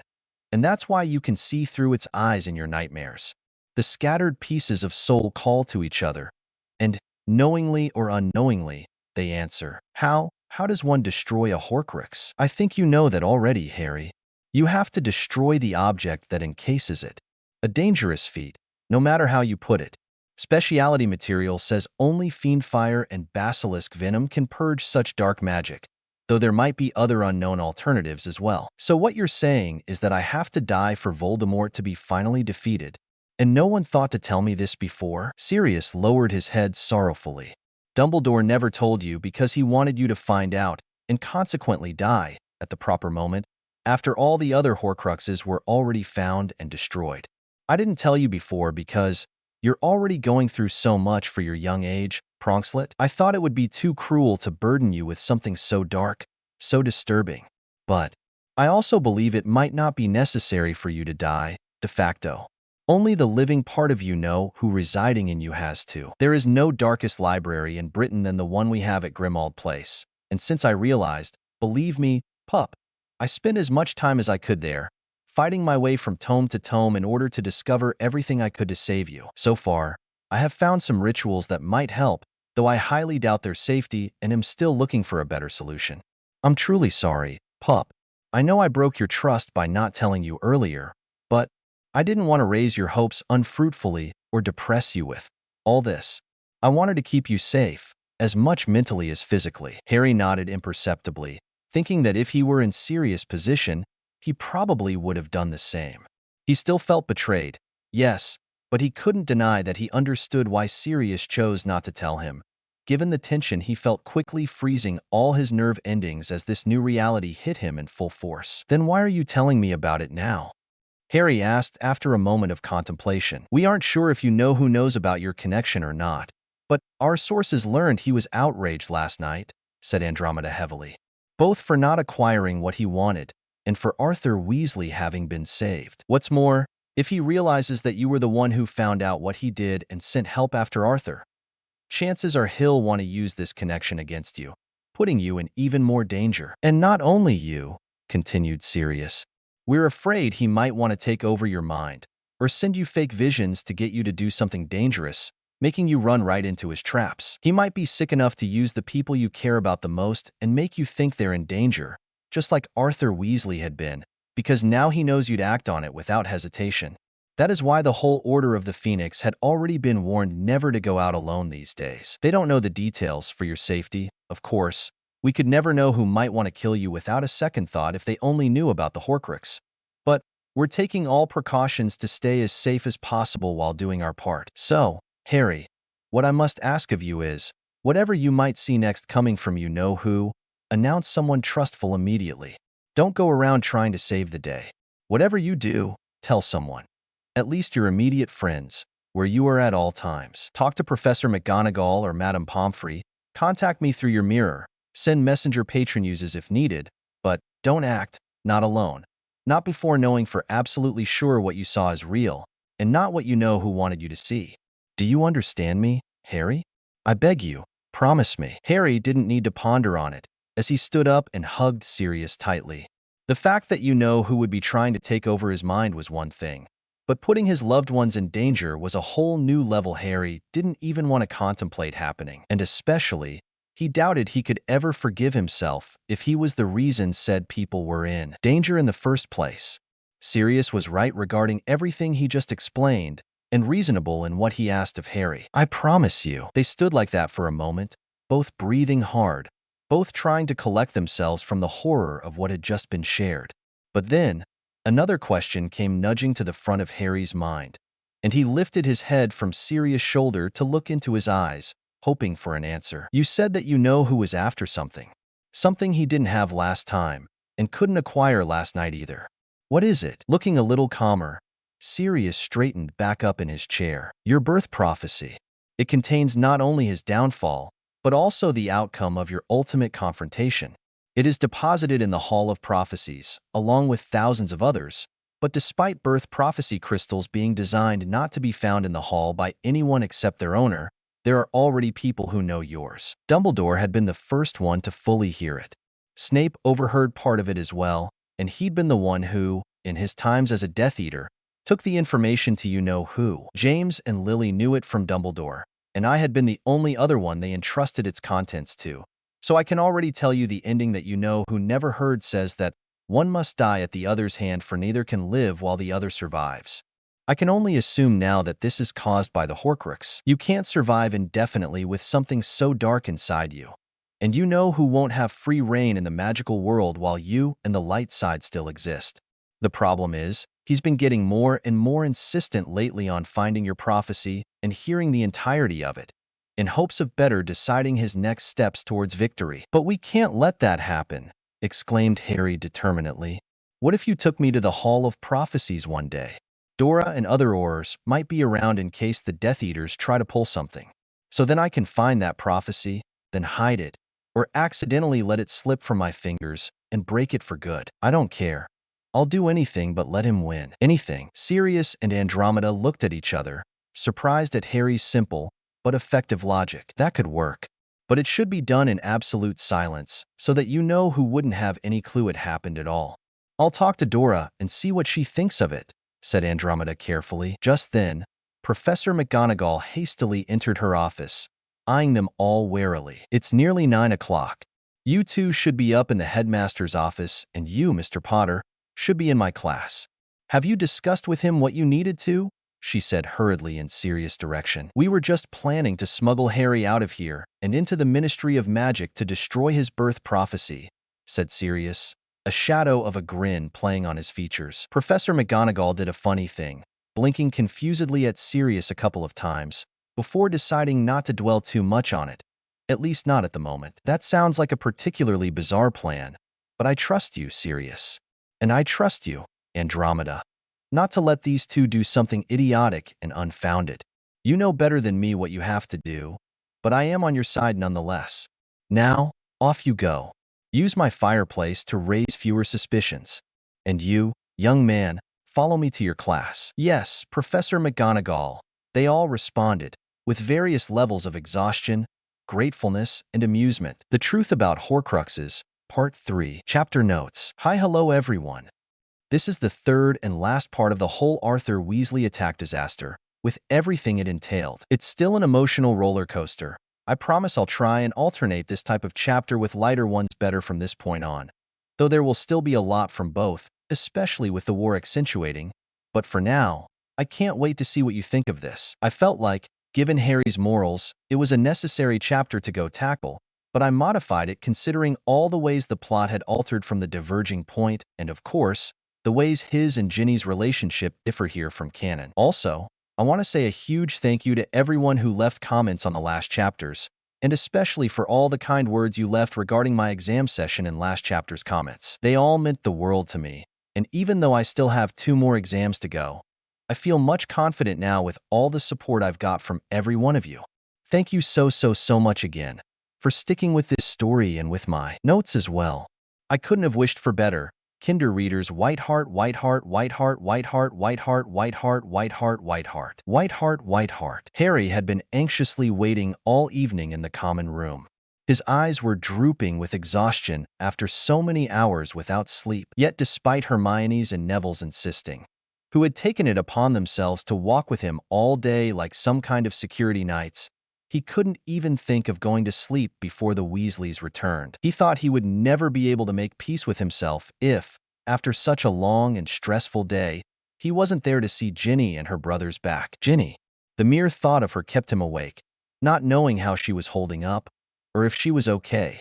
He didn't even have time to properly talk to her about how he found her in the common room at 3 a.m. the previous night, which he was always careful about taking his time to discuss with her, to reassure her she wasn't alone in her distress, to help her get over it safely. He knew all too well how hard nightmares were to let go, and he didn't want her ever to have to face them all alone again. Yet here he was, having failed that promise to her and himself. "Half an hour," he heard Hermione say next to him. "If they're not back in half an hour, we're hauling you up to bed." Harry nodded absently, not taking his eyes from the entrance to the common room, not caring how much longer he had to wait. He only wanted to be there for his friends, and thankfully, not even 10 minutes later, they finally appeared, tired, weary, but certainly relieved and hopeful too. Upon seeing Harry, Ginny instantly broke into a brief run towards him. He barely had time to get up from the sofa before her arms squeezed him tightly around the neck. "Thank you. Thank you so much for saving him," she murmured, uncaring about all the curious eyes on them.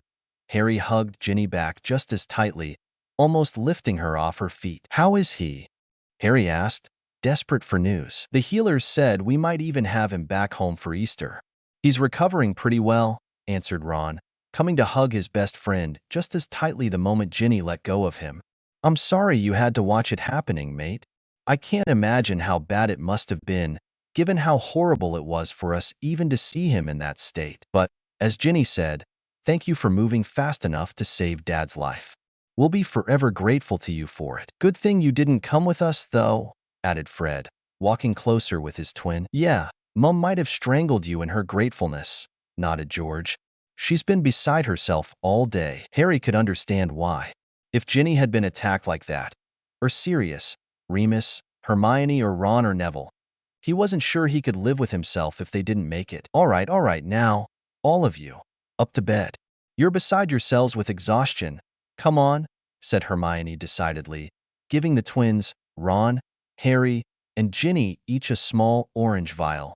Sleep potions. Got them from Madame Pomfrey after classes. I can only guess how badly you all need them. Up to sleep now. Go. Walking up the stairs, Harry had a vague idea he forgot to do or say something. But in his hazy exhaustion, and as the potion was already kicking in as he entered his dormitory, his last full thought was that it could wait. 2 days later, not only did Harry remember exactly what he had wanted to say, but he was determined to. He had to, no matter how much sadness the mere thought brought him. He had to do this for her, to keep her safe. He didn't know what a proper occasion might be, so he waited, letting his nerves fray even worse with anxiety and dread in the process. But 2 days after the attack on Mr. Weasley, the Hobby Club had a pre-scheduled meeting that gave him an unfortunate opening. Harry's mind wasn't fully on the meeting, and he knew it was visible. He knew he was doing his best too, but what was his best if never enough? The thought of that put the beginning of a self-deprecating smile on his lips. It would never be enough, would it? The ending of the meeting felt like both a blessing and a curse. They didn't even learn anything new, just perfecting already studied defensive spells because without Sirius and Remus that evening, for reasons Harry suspected related to the Horcruxes, their main teacher, Harry, was too out of it to even process what the others were doing. He left Ron and Hermione in charge of getting everyone safely out, retreating slowly to his usual corner in the back of the room, hearing himself speaking as if from a distance. Ginny, could you please stay one more moment? She was already walking toward him, but so were Ron and Hermione, identical looks of concern in their eyes. Harry internally cursed himself for speaking too loudly. Just her, please. Ron, stop glaring at me like that. I only want a conversation. I promise. Hermione, bless her, sensing Harry's nerves, grabbed Ron's elbow and whispered something in his ear, pulling him away and out of the room of requirement. Harry! Ginny reached out carefully, pushing a strand of hair away from his eyes. Is this about Dad? He's going to be all right, as we told you. He's alive because you saved him. You know I can sense your anxiety as well as mine, right? Is it because you saw everything in your sleep? I bet it was horrible, and I'm always here if you want to talk about it. I hope you know that. Right? Before Harry realized, the room provided a couch for them and Ginny had already maneuvered them to sit for the heavy conversation. It's not that. I mean, it is, but it's more than you think. Worse than you think. He took a deep breath, trying to control his already slipping emotions. He needed to stay strong for her, as daunting as the task felt.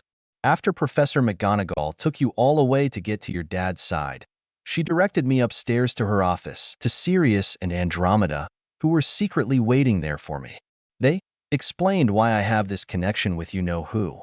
I haven't told Ron or Hermione yet, and I don't even know if I could bring myself to, but you deserve to know now. He took a deep breath and launched into a brief explanation of what he learned the other day. In his desperation to gain immortality, you-know-who used the darkest of magic to split his soul, so that if part of it died, if his body ever got destroyed, another part of his soul lived on, tethered to this world.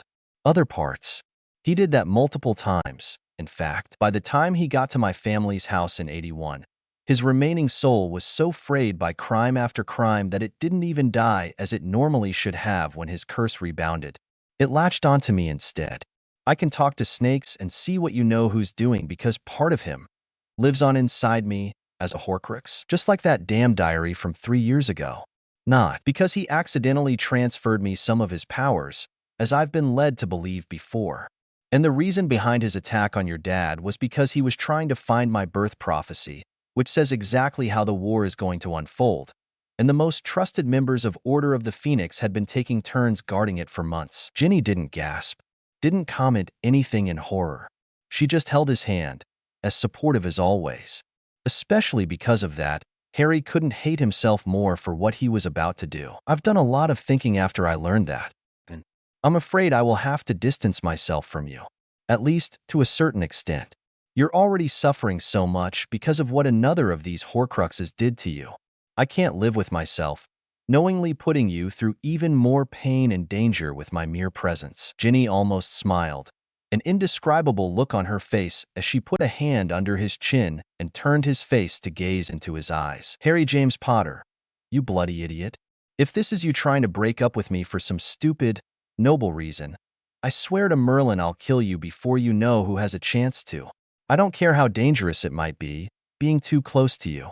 This is where I want to be, so you'd better listen to me carefully. I am not going anywhere, she said fiercely. But, Jin. Harry was barely holding his tears by this point, which was stupid. He wasn't the one getting broken up with. Sweetheart, please. I've never been happier than when I'm with you. I've never wanted to live more than I do when I'm with you. But that might not even be a viable possibility for my future. If we don't find in good time a solution to safely get rid of the Horcrux living inside me, there is no other choice but to let you know who killed me. There is no other way to destroy him forever. Otherwise, he'll just return again and again and again, putting new generations of witches and wizards in the same danger and making the sacrifices of all the previous ones be for nothing. I don't care, Ginny exclaimed, taking his face in both her hands. Harry, you don't understand me. I don't bloody care, she said, punctuating every word with a firm kiss to his lips. We'll find a way. We will. We have to. I can't. I won't let you die a hero's death for Bob to still win, because even if our side wins the war, if you're gone, it's as good as if he won. Despite their mangled tears, Harry couldn't help but laugh. Bob, well, we can't call him you-know-who or he who must not be named forever. And his previous name is literally Tom. Not even Thomas or something, just Tom. Therefore, something just as pathetic would do best to raise our morale, wouldn't it? Harry laughed again, holding her closer. Merlin, how he adored this amazing girl. Okay, then. Bob it is. But Ginny. No, but. None of that. We will successfully defeat Bob. You will survive. We will grow old together surrounded by a mob of black-haired, stupidly bad-sighted children, and that prophecy Bob's been trying to get his hands on will amount to nothing. There is nothing else for it. Do you understand me? Harry pulled his glasses aside to wipe his tears, smiling sadly at her. You know I can't promise that. Yes, you can. But not alone. Never alone, because this is exactly how Bob wants to have you. Isolated and vulnerable. I will never let that happen, and I know there are others who wholeheartedly agree with me. But you have to help us with that. Have a little faith, Harry. All will be well in the end, she finished in a whisper, touching her forehead delicately to his. And despite everything, Harry couldn't help it. He nodded, bringing her closer for a tender kiss. All would be well. No matter what happened, or what they might go through, all would be well, and Harry would remember those words spoken in Ginny's comforting voice forever. Never take criticism from someone you wouldn't take advice. Chapter notes. Hi, and welcome to a Ginny POV, a somewhat continuation of the previous chapter in terms of emotional turmoil coupled with seeing Harry and Ginny's relationship grow. Honestly, on one side, I feel like they seem too mature in this scene, but on the other, it, unfortunately, makes sense given everything they went through. And also, I always felt like Ginny was an extremely awake and aware character, especially after the Chamber of Secrets, but was never given enough credit. There isn't much plot to this, as it won't really be much in the next chapter either, just some character development bonding, but I promise the chapter after that will go right into the important stuff.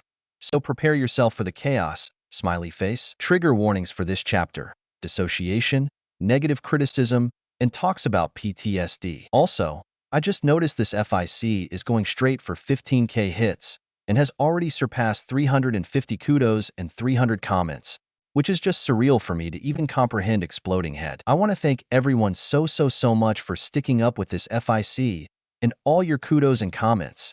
Every email I get with every new notification on this FIC is warming my days and motivates me even more to keep posting until the end. White heart, white heart, white heart, white heart, white heart, white heart, white heart. Ginny knew something was wrong the moment she saw Harry flee from the common room entrance, straight to the staircase to the boys' dormitories.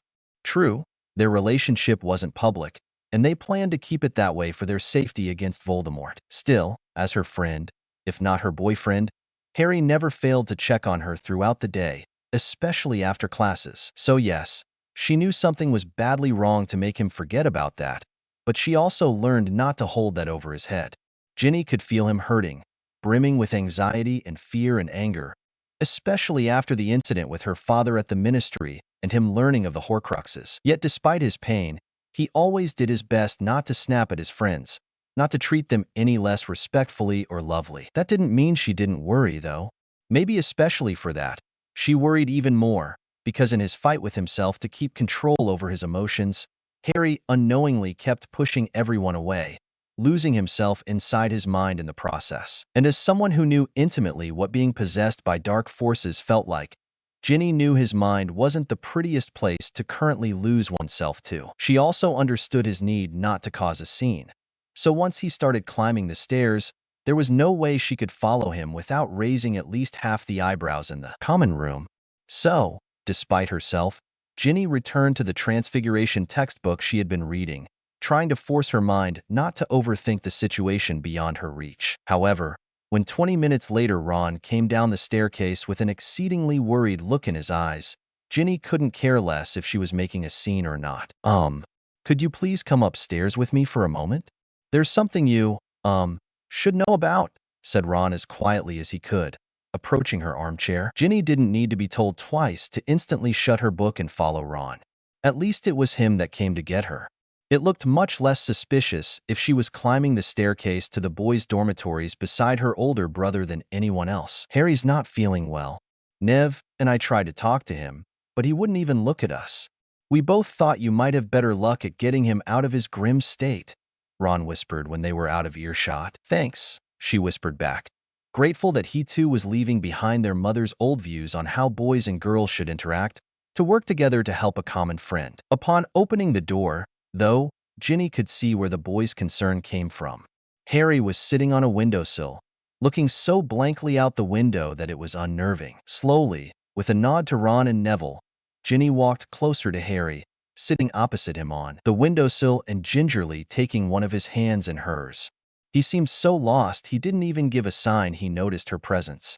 Feeling his desperate need for comfort, which he wasn't yet able to ask for without feeling inadequate, she discreetly created a silencing bubble around them. Just in case, if he wanted to open up only to her and no one else, she at least wanted to give him that choice. Harry, she said tentatively. The lack of response might have made her think he didn't even hear her if only she didn't notice the tear that rolled down his left cheek.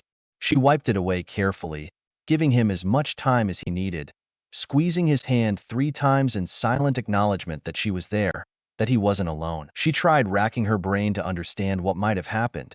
If there had been something specific that triggered this in him. She wasn't proud of it, but Ginny was aware to a certain extent that she also tended to zone out a lot lately, so she tried not to blame herself too hard for not immediately knowing, even if a part of herself still worried she was a bad girlfriend and despised the fact that she couldn't help Harry more. But then, despite her stress, she suddenly remembered Harry off-handedly complaining at breakfast of Dumbledore ordering Snape, of all people, to help with Harry's occlumency training lessons after dinner. Well, that settled it. Few people inside this castle could trigger such a desolate response from such a sweet person as Harry. The only question now was what could Snape have possibly said or done this badly? He called me a brainless jerk, as a comparison to my dad. Weak, useless, selfish, full of myself.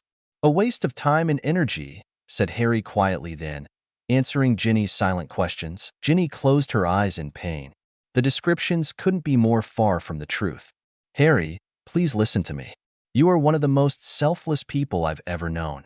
You have been the first person who took me seriously when no one else would. You took to caring for Sirius even before he was fully mentally healed to care for you. You saved my father's life, even though the agony of seeing him in pain was still fresh in your mind. You teach at the hobby club, and the improvement is so evident in all of us that it's impossible to miss, and it's all thanks to you." Harry closed his eyes, looking painfully weak and small. What if he's right, though? I know my father wasn't perfect and had his faults. I've talked about this with Remus and Sirius already, and I know that doesn't make him evil either. But what if? What if in the grand scheme of things? What if it's getting to me? The Horcrux. What if even though my base is good, I'm becoming more like— You're not, Ginny cut in his dangerous train of thought. You and you know who have nothing in common. Except we do. No, you don't. Harry, remember what Sirius told you at Christmas? Everyone has both light and dark inside them. Important is what they choose. And you'd never choose the darkness, would you? Of course not. Never. But that doesn't make me less afraid of what the Horcrux's influence might mean for me. What if I choose the light and it's all for nothing because this abomination is too dark to withstand? What am I going to do then? Ginny could understand why Sirius kept this information from Harry for so long. She could only imagine how terrifying it might be, knowing your life was bound to something so dark, so out of control from you.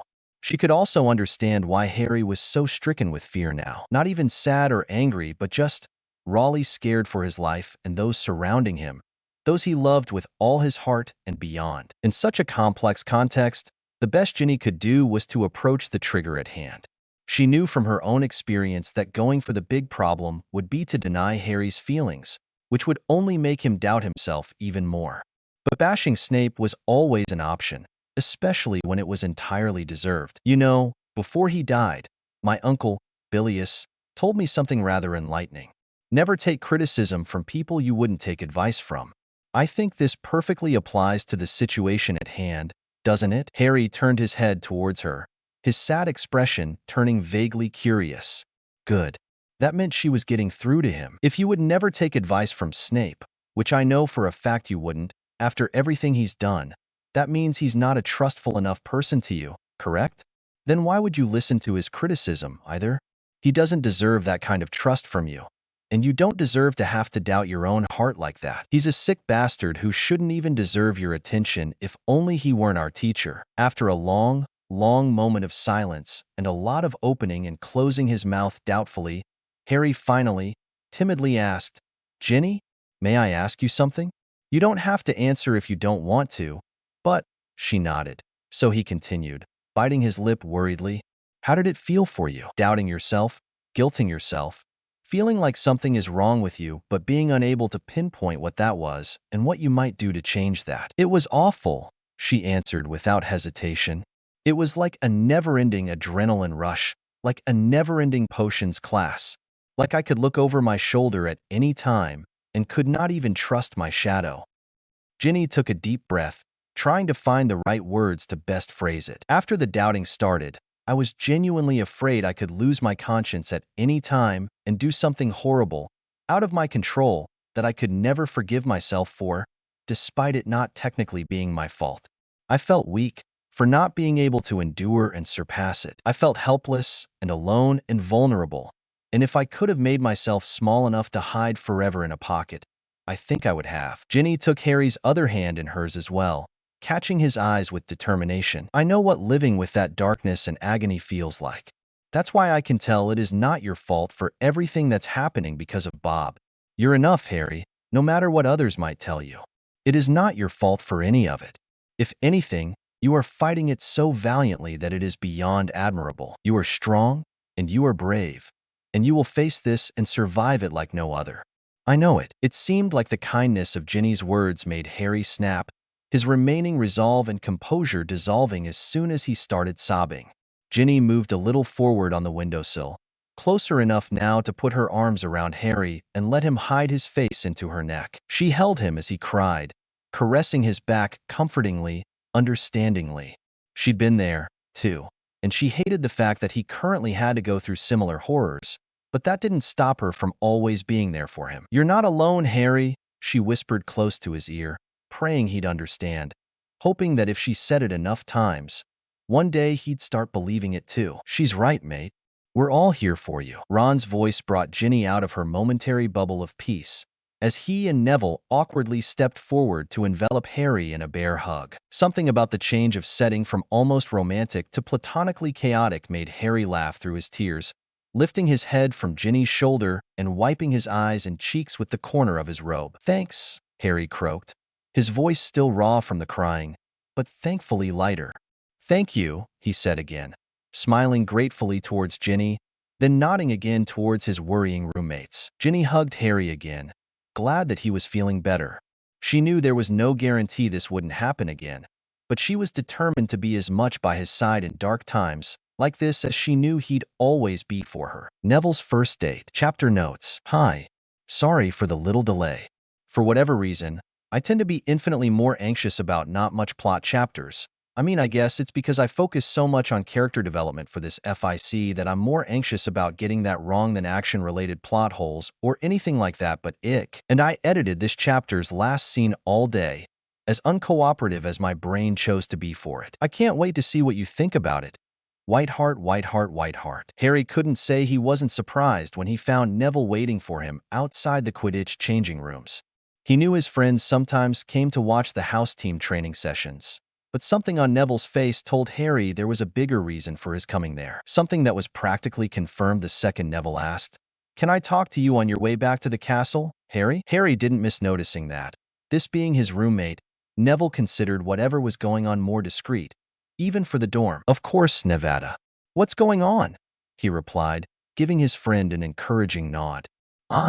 Well, first of all, I can see how happy you and Ginny are, especially after getting together. And I'm really glad for you. You're really good for each other. But considering that, I was hoping, yes, maybe you could give me some advice?" Neville asked fast, his cheeks becoming a dangerous shade of maroon. So that was what it was all about. Advice on what, exactly? Harry asked patiently, inviting Neville to finish his thoughts without fear that he wouldn't be taken seriously. How to ask a girl on a date, maybe? Harry couldn't help but smile at his friend. Having eyes for someone in particular? Neville gazed down before looking determinedly back at Harry and nodding. "Luna? Well, that was quite some interesting news. I think she also liked me back. But I don't know." Neville trailed off nervously. How precisely to ask her out? Neville nodded. "Well, it's not like I'm the most experienced person on the matter, but I guess sometimes the easiest approach is to just ask her. I stammered my way horribly through it, honestly, at the end of one hobby club meeting. But if she likes you back, chances are it won't matter that much in the end. I asked Ginny on a Hogsmeade date at that time, because I knew how ecstatic she always got about jokes and chocolate, so that worked out all right for us. What do you and Luna have in common? Try to start with that." Neville seemed to think a bit before perking up. "We bonded a lot in the nature section of the library. I was always looking for herbology books, most of which are on the shelves across from the Fantastic Beasts, one she's more interested in. All right, then maybe invite her to a walk around the castle grounds? Have an extensive talk about all the plants and beasts you're most interested in. Find more common ground and see how it works out. I know Luna's very passionate about anything exotic or strange, so maybe you could also channel your inner herbologist side and find or conjure for her whatever peculiar flowers you could think of. Most girls like flowers and certain sweets, and oh, don't forget about fluffy things. I got Ginny that fluffy scarf for Christmas, and it was like I'd given her a whole hippogriff or something, judging by her excitement. Focus on what you know about Luna, though, and what you think she might like best. That's likely your best chance at getting her attention. If in doubt, I think you could also ask Ginny for advice. They are good friends and in the same year, after all. But also don't try to overdo everything. If she liked you, being yourself will be enough. Just trust the process, I suppose." Neville nodded, taking everything in earnestly. "Thanks. I'll think about everything. Thanks a lot. No problem. I hope I'll work out for you," answered Harry honestly, wanting nothing more than to see his friend happy. 1 week later, as Harry was sitting in bed with one of the adventure books Remus lent him, he knew it did, after all, work out for Neville, as the other boys stormed into the dorm just after sunset and went straight for plopping face down into his bed and screaming into his pillow. Harry couldn't help but chuckle, despite their other roommates' pure confusion at Neville's random outburst. He put the book aside, got up, and moved to sit at the edge of Neville's bed, poking his back with a finger. "I take it went all right then?" Harry asked quietly, as Neville turned on his back and hugged the pillow. All right? It was, he said dreamily. Harry rolled his eyes, but created a silencing shield around them anyway, knowing how shy Neville was about such matters and not wanting to complicate matters for him. Taking the cue, Neville put the pillow aside and moved up on the bed to sit face to face with Harry. She kissed me, he blurted out, then unexpectedly buried his face back into the pillow. Good for you, mate, Harry chuckled, patting him on the shoulder. Did you hopefully also talk about it? I mean, yeah. She's really great.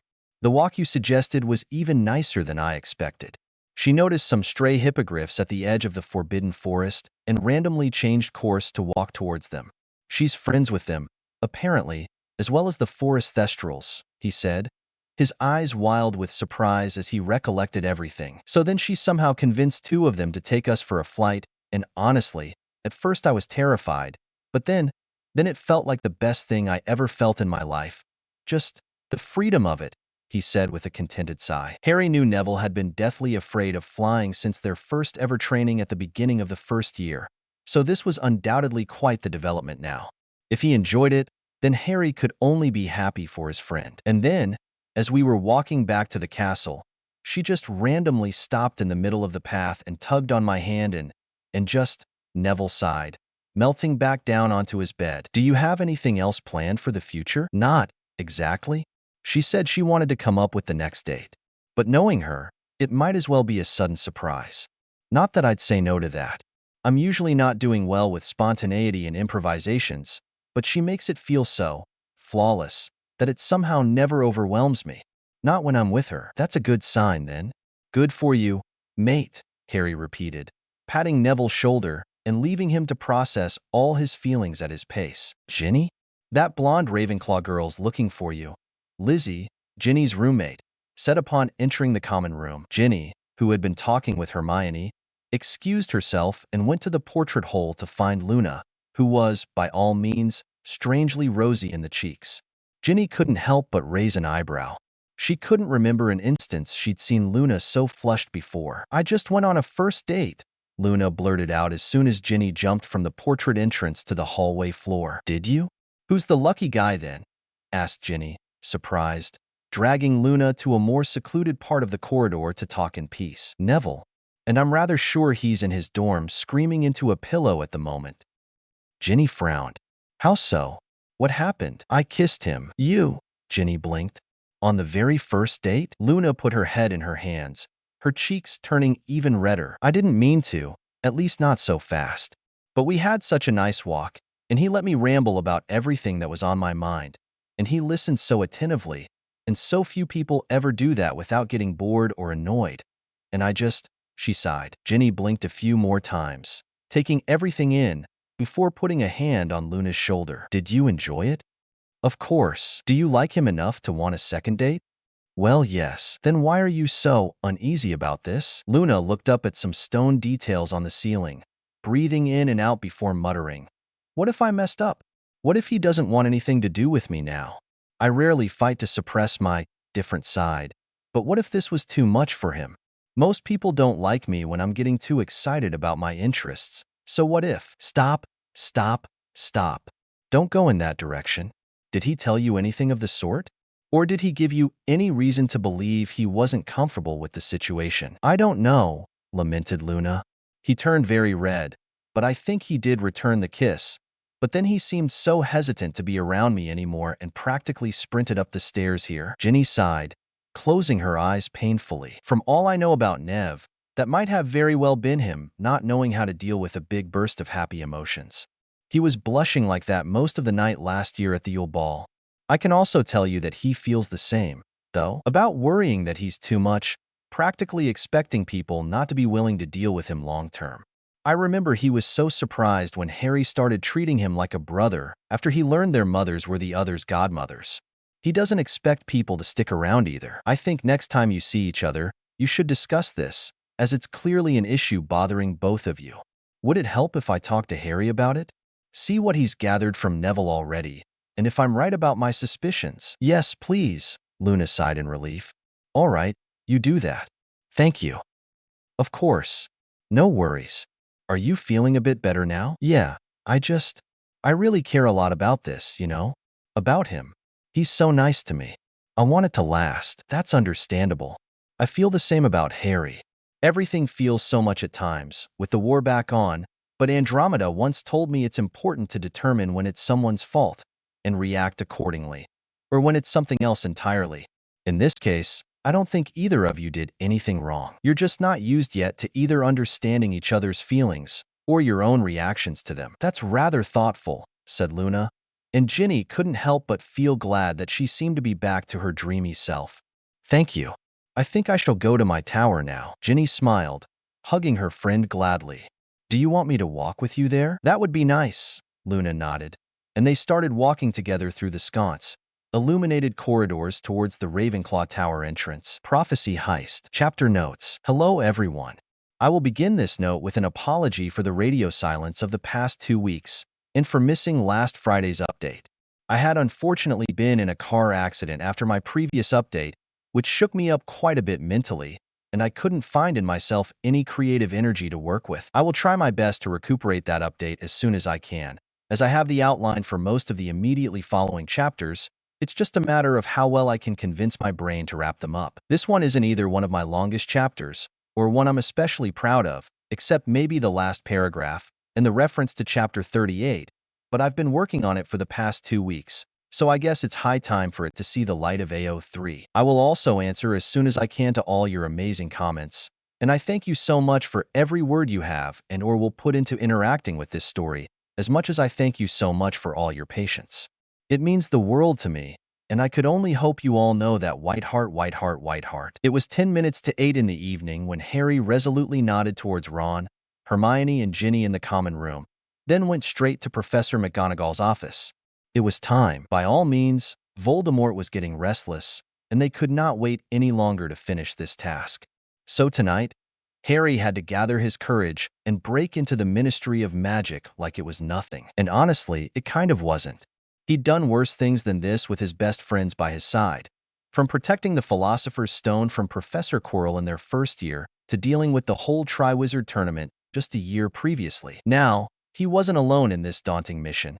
He had his godfather and favorite honorary uncle with him, as well as a bunch of Aurors from the Order of the Phoenix, in case anything went wrong. Harry loved and prized his friends endlessly, but it wasn't necessarily a secret that at times, he felt safer doing something as risky as this with much more competent adults by his side. Harry would be safe.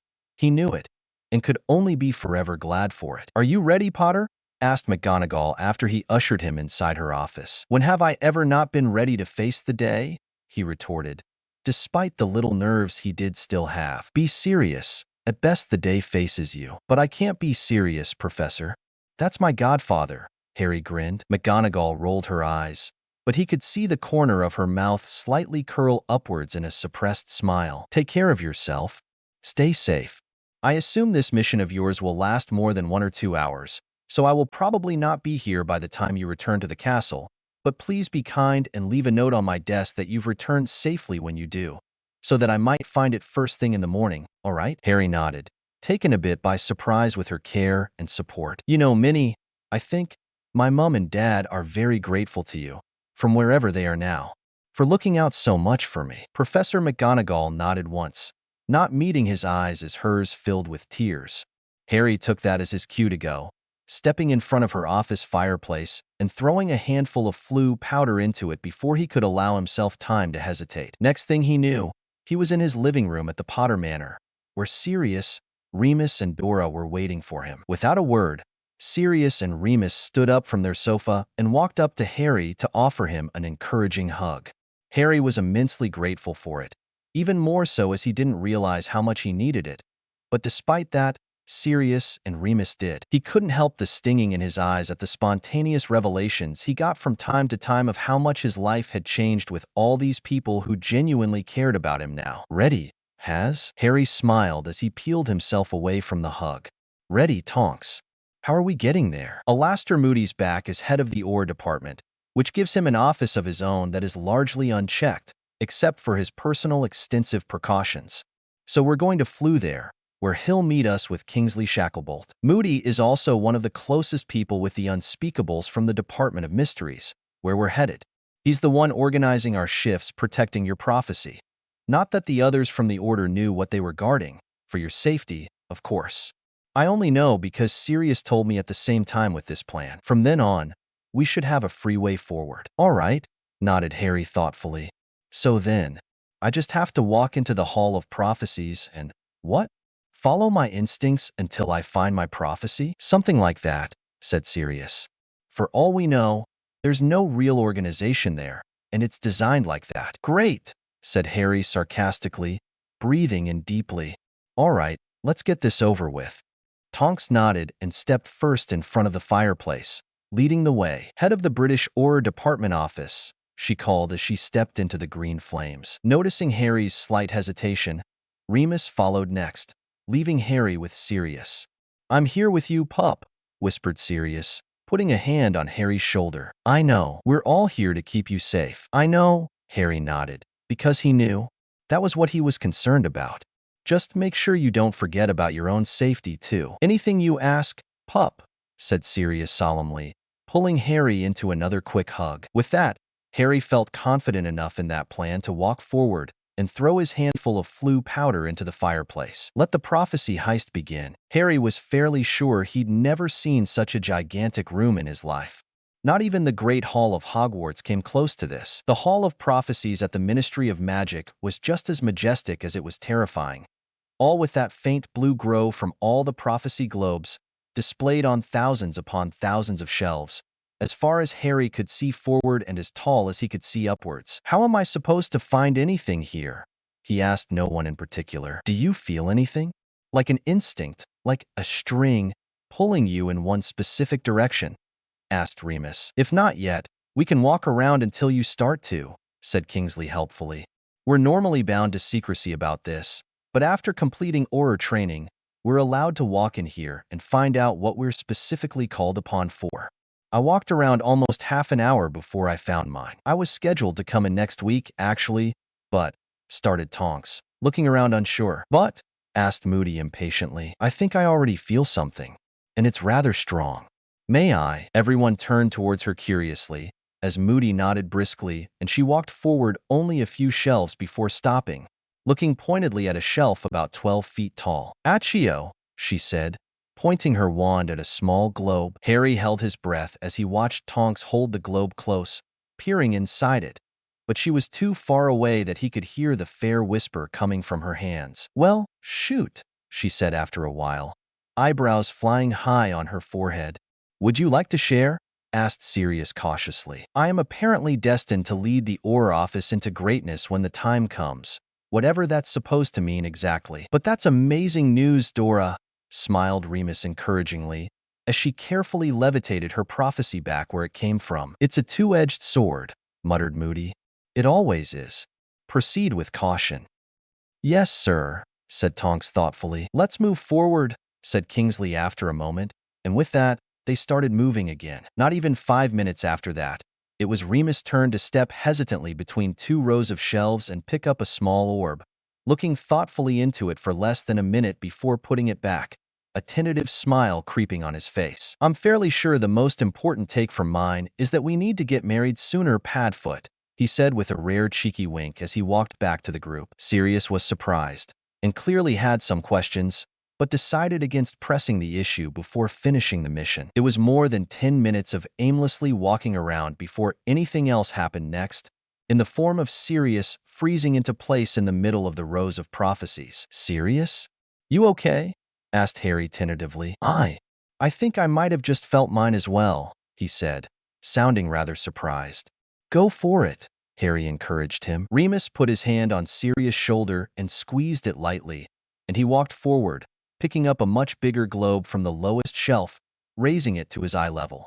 Unable to help his curiosity this time, Harry stepped a bit closer just as the prophecy started whispering. He who has left the violent nest in search of happiness shall return and bring along what he has learned, destined to rewire peace into the violence and light into the darkness and transform the long-gone greatness into newfound legacy through his masterful choices. Sirius blinked a few times before putting it back down, but choosing not to divulge anything to the group for now, visibly lost in thought.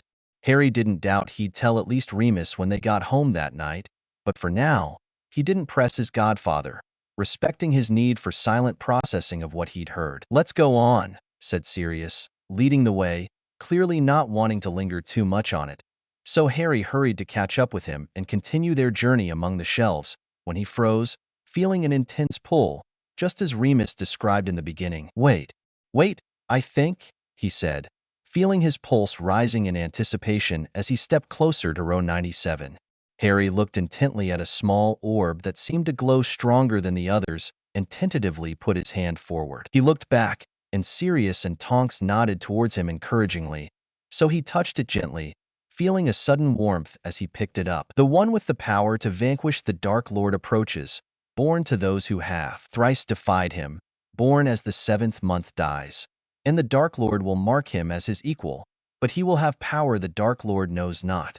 And either must die at the hand of the other, for neither can live while the other survives, the one with the power to vanquish. The Dark Lord will be born as the 7th month dies," it said, sending a shiver up Harry's spine. "Yeah, this is it," he said, barely finding his voice. "Let's get out of here." Before they knew it, Harry, Sirius, and Remus found themselves back at Potter Manor, faced with the question of what to do next with the prophecy. "We could bury it in the backyard," suggested Remus. "The house is protected on enough sides, I dare to say. Harry's secret keeper of the location. We made it unplottable, and then there are all the wards. I still don't trust it existing in only one piece. Not even buried," muttered Sirius. "Same. The people who need to know the contents of the prophecy already do. It's not like I, for one, am gonna forget anytime soon what it said. The less people know about it, the better," agreed Harry. "I mean, that's why we stole it in the first place, right?" Remus and Sirius nodded thoughtfully, and before Harry could convince himself otherwise, he simply dropped the glowing globe from his hand, and it immediately shattered into a million pieces, the light blue of the prophecy dissipating in the air like smoke, leaving the shards as nothing more than ordinary glass. Remus gasped, while Sirius shook his head in surprise, before waving his wand around to gather the pieces and put them in a small pouch. "Come with me," Sirius said, giving Harry his hand to sidelong apparate. "Follow us to that beach Effie and Monty brought us on holiday in the summer after our 5th year." Remus nodded, and Harry gripped Sirius' hand. The next second, the world dissolved around them, and then reformed in a place with salty air, soft sand under their feet, and the sound of waves calming all of Harry's nerves instantaneously. "Would you like to do the honor?" Sirius asked Harry after Remus appeared at their side, handing him the pouch. Harry took it tentatively, then levitated the pieces of the globe out of it so as not to cut his hands in the shards, and with one swift move of his wand, threw them into the waves. The lowly pieces started dispersing and sinking immediately, and Harry watched them go.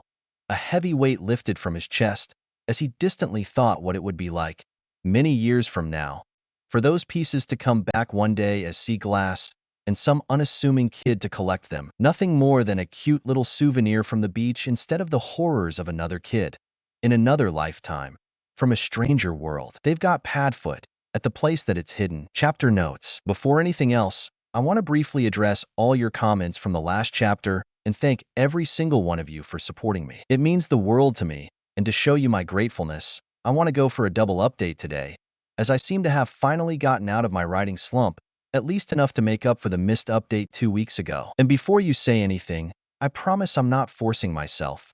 I'm actually rather excited to do it, because they're both very dear chapters to me, from 2 entirely different perspectives: White Heart, White Heart, White Heart, White Heart, White Heart. Secondly, I'm sorry for this chapter.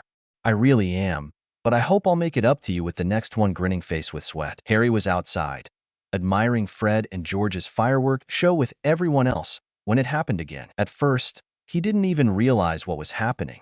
Then he got dizzy, and in a fleeting moment, he was elsewhere. The delighted laughs and applause around him dissipated, echoing in his mind like a broken record, or like he was straining his ears to hear them from the bottom of the Great Lake. And then he saw the new scene in front of him, and his blood instantly froze in his veins. He was looking down at Sirius, whose face was contorted in pain, who had tears in his eyes, but was still looking upwards in pure disdain. I need that prophecy. Voldemort. No, no, no, no, no. Not him. Not now. When Sirius finally got his life together and was so close to getting married and finding a solution to the Horcrux thing and no, not Sirius. Anything, anyone, but not Sirius. If he hadn't realized that he was looking through Voldemort's eyes, not his own, Harry wouldn't have hesitated to jump in front of Sirius and take the next curse in his place. Voldemort had no way of knowing that prophecy was no more, especially not as a globe in the prophecy hall, but merely as memories in a handful of people's minds. Still, he knew if Voldemort was to find that out, he wouldn't hesitate to torture Sirius to insanity to get that information from his mind. "You'll have to kill me," answered Sirius' determined voice, but it sounded so weak already, so pained. "Oh, I will, but first you'll fetch it for me." Crucio. Harry tried to close his eyes, unable to continue seeing Sirius in so much pain. He tried to get out of it, desperate to run for help instead of hearing Sirius' pained grunts and whimpers. He had to get out of it. He had to get help. Harry had already lost 2 parents because they had put themselves between him and Voldemort. He couldn't lose a third. He couldn't. Not now, when he finally had a stable family, when he was getting the closest he'd ever been to healing and feeling safe. Not as suddenly as he fell into this trance. He came back to the real world, to the deafening courtyard of Hogwarts, to Ginny's terrified eyes in front of him and Hermione trying to help him stand back up. Harry didn't even realize he'd fallen to the ground. Sirius. He's got Sirius. Hell, wait a second. Despite his continued dizziness, he ran towards the closest shadowed wall where there weren't so many people around and pulled out the mirror Sirius gave him. Sirius Black, he called to the mirror. Everything he just saw felt so real, but no matter what, he promised Sirius he'd call and make sure. And as much as his heart felt like it was about to jump out of his chest, Harry couldn't throw that promise out the window when it mattered the most. He'd promised to call before doing anything stupid, hoping against hope it was as Sirius warned, and Voldemort had only tried to lure Harry into a trap. But the mirror didn't do anything. "Sirius Black," Harry said again, feeling the panic rise inside him again, harder, stronger, with every second that the mirror remained a simple mirror and nothing more, nothing truly useful. "Professor McGonagall," said Ginny. "We have to get to her. She'd know what to do." Harry nodded, closing his eyes against tears he didn't want to expose to the whole corps of students. He, Ginny, and Hermione ran inside the castle, up the front stairs, left through a long corridor, right at a corner. Then there was only one more fleet of stairs between them and Harry. The mirror Harry was still holding in his hand, so hard it almost cut through his palm, finally answered. Sirius' face appeared in it, disheveled but clearly safe, and Harry collapsed against the closest wall, this time in relief. "Sirius. Thank Merlin." Sirius. He let his relieved tears run free, propping his head against the cold wall. For a moment, he'd almost thought he had lost him, too. "Pup, talk to me, what happened?" Sirius' voice rasped, brimming with concern. "Tell me you're okay. Just tell me." "Yes, I'm all right, I promise. I'm home. Nothing happened. I'm safe here with Remus." "Why? What made you ask?" "I saw you," Harry started through his sobs, "on the floor of the Hall of Prophecies, getting Crucio-ed by him. I heard you, and Merlin." "Bloody hell," said Sirius, absolutely horrified. No, Harry, dearest. "I'm safe at home, I promise." "Shit. It was as I feared. He tried to mess with your emotions and bring you into a trap. I'll take care of it, pup. I'll warn the Aurors there might be Death Eaters involved, waiting at the Ministry." "Please don't go," Harry cried. "Don't go too. Stay home, I beg you. Warn them, do what's needed. But, okay, pup. I promise. I'm staying where I am. I'll let the others take care of it. It's going to be all right. Do you have anyone trustworthy around?" Ginny and Hermione appeared at Harry's side, waving worriedly to Sirius. "We were just about to get Professor McGonagall," Ginny explained. "Good. Thank goodness. Harry, dearest, please go to Madame Pomfrey, okay? As soon as this is over, I'll meet you there with Remus. I love you. It's all going to be all right." Harry nodded weakly, storing the mirror back in his pocket and trusting Ginny to lead him to the hospital wing. while Hermione went on to warn Professor McGonagall about what was going on. Not even 10 minutes previously, he had been so happy, so full of joy, and now he could barely walk through the numbness. He trusted Sirius. He knew if he said something, it would turn true. So everything had to be all right, in the end, hadn't it? But it was too late for his anguished heart to fully trust it as well. It was too late to get the pained grunts out of his mind and pretend it never happened, even though it did not happen. Not really. Not, Harry sighed, wondering how much more would he still have to endure before it would all be blissfully over. Hours later, Harry woke up in a silent room, except for the whispered voices that were having a conversation somewhere close by. He opened his eyes slowly, at first surprised to see white curtains around his bed. But then he felt pressure on his hand and turned to see Ginny, already looking back at him with hopeful but worried eyes. And then he suddenly remembered everything, from why he was in a hospital bed to the visceral worry that convinced Madame Pomfrey to drug him up with a sleep potion as a last resort against his anxiety attack. "Hi," he rasped, trying to smile towards Ginny, but knowing he was failing, as all that worry was coming right back as he left behind the last cusps of sleepiness. "Do you know if—" Harry, another, deeper voice brought his attention. He could only sigh a breath of relief as Sirius pushed the curtain aside, walking with Remus closer to Harry's bed. "You're here," said Harry, feeling part of the worry finally leaving his body. "We are," said Remus somberly. "How are you doing, pup?" What happened?" "After we talked." "Sirius." "What happened?" Sirius sighed. There had been indeed a Death Eater trap set up at the Ministry. The Aurors were able to capture most of them, including Malfoy, Dolohov, the Lestrange brothers, McNair, Crabbe, Knott, Rookwood, Jugson, Avery, and Mulciber. "Most of them?" asked Harry tentatively, not really liking the sound of that. It was Remus' time to sigh desolately. "One escaped." "Only one. But that was Bellatrix. She was fighting off both Dora and Kingsley when more Aurors arrived, and she blasted them both back with a nonverbal stunner. To our current knowledge, Kingsley is fine, but Dora is at St. Mungo's. She hit her head pretty badly during her fall to the ground, but Andy and Ted say she'll be fine in a couple of days. There's also one Auror we don't know yet the fate of, Thomas Davies. He was hit by Dolohov with the killing curse, but it was non-verbally since Dora managed to hit him first with a silencing charm. The healers didn't have any previous case to compare this with, so they're unsure what to expect for now, though they're trying their best to take care of him. Harry placed his head back on the pillow, sorrowful for that poor Auror, but unable to help selfish thoughts of thankfulness that it wasn't Sirius or Remus who were going through that. His thoughts were brought to an abrupt halt a moment later, as Sirius murmured, creating a silencing bubble around the curtains of Harry's hospital bed. "There's something you should know, Harry," started Sirius hesitantly. "Something I've been thinking about for quite some time, and now feel like I can't delay any longer." "Oh, you can stay, Ginny. Don't worry," he added hastily, as Ginny stood up respectfully from her chair. "We trust you enough with this.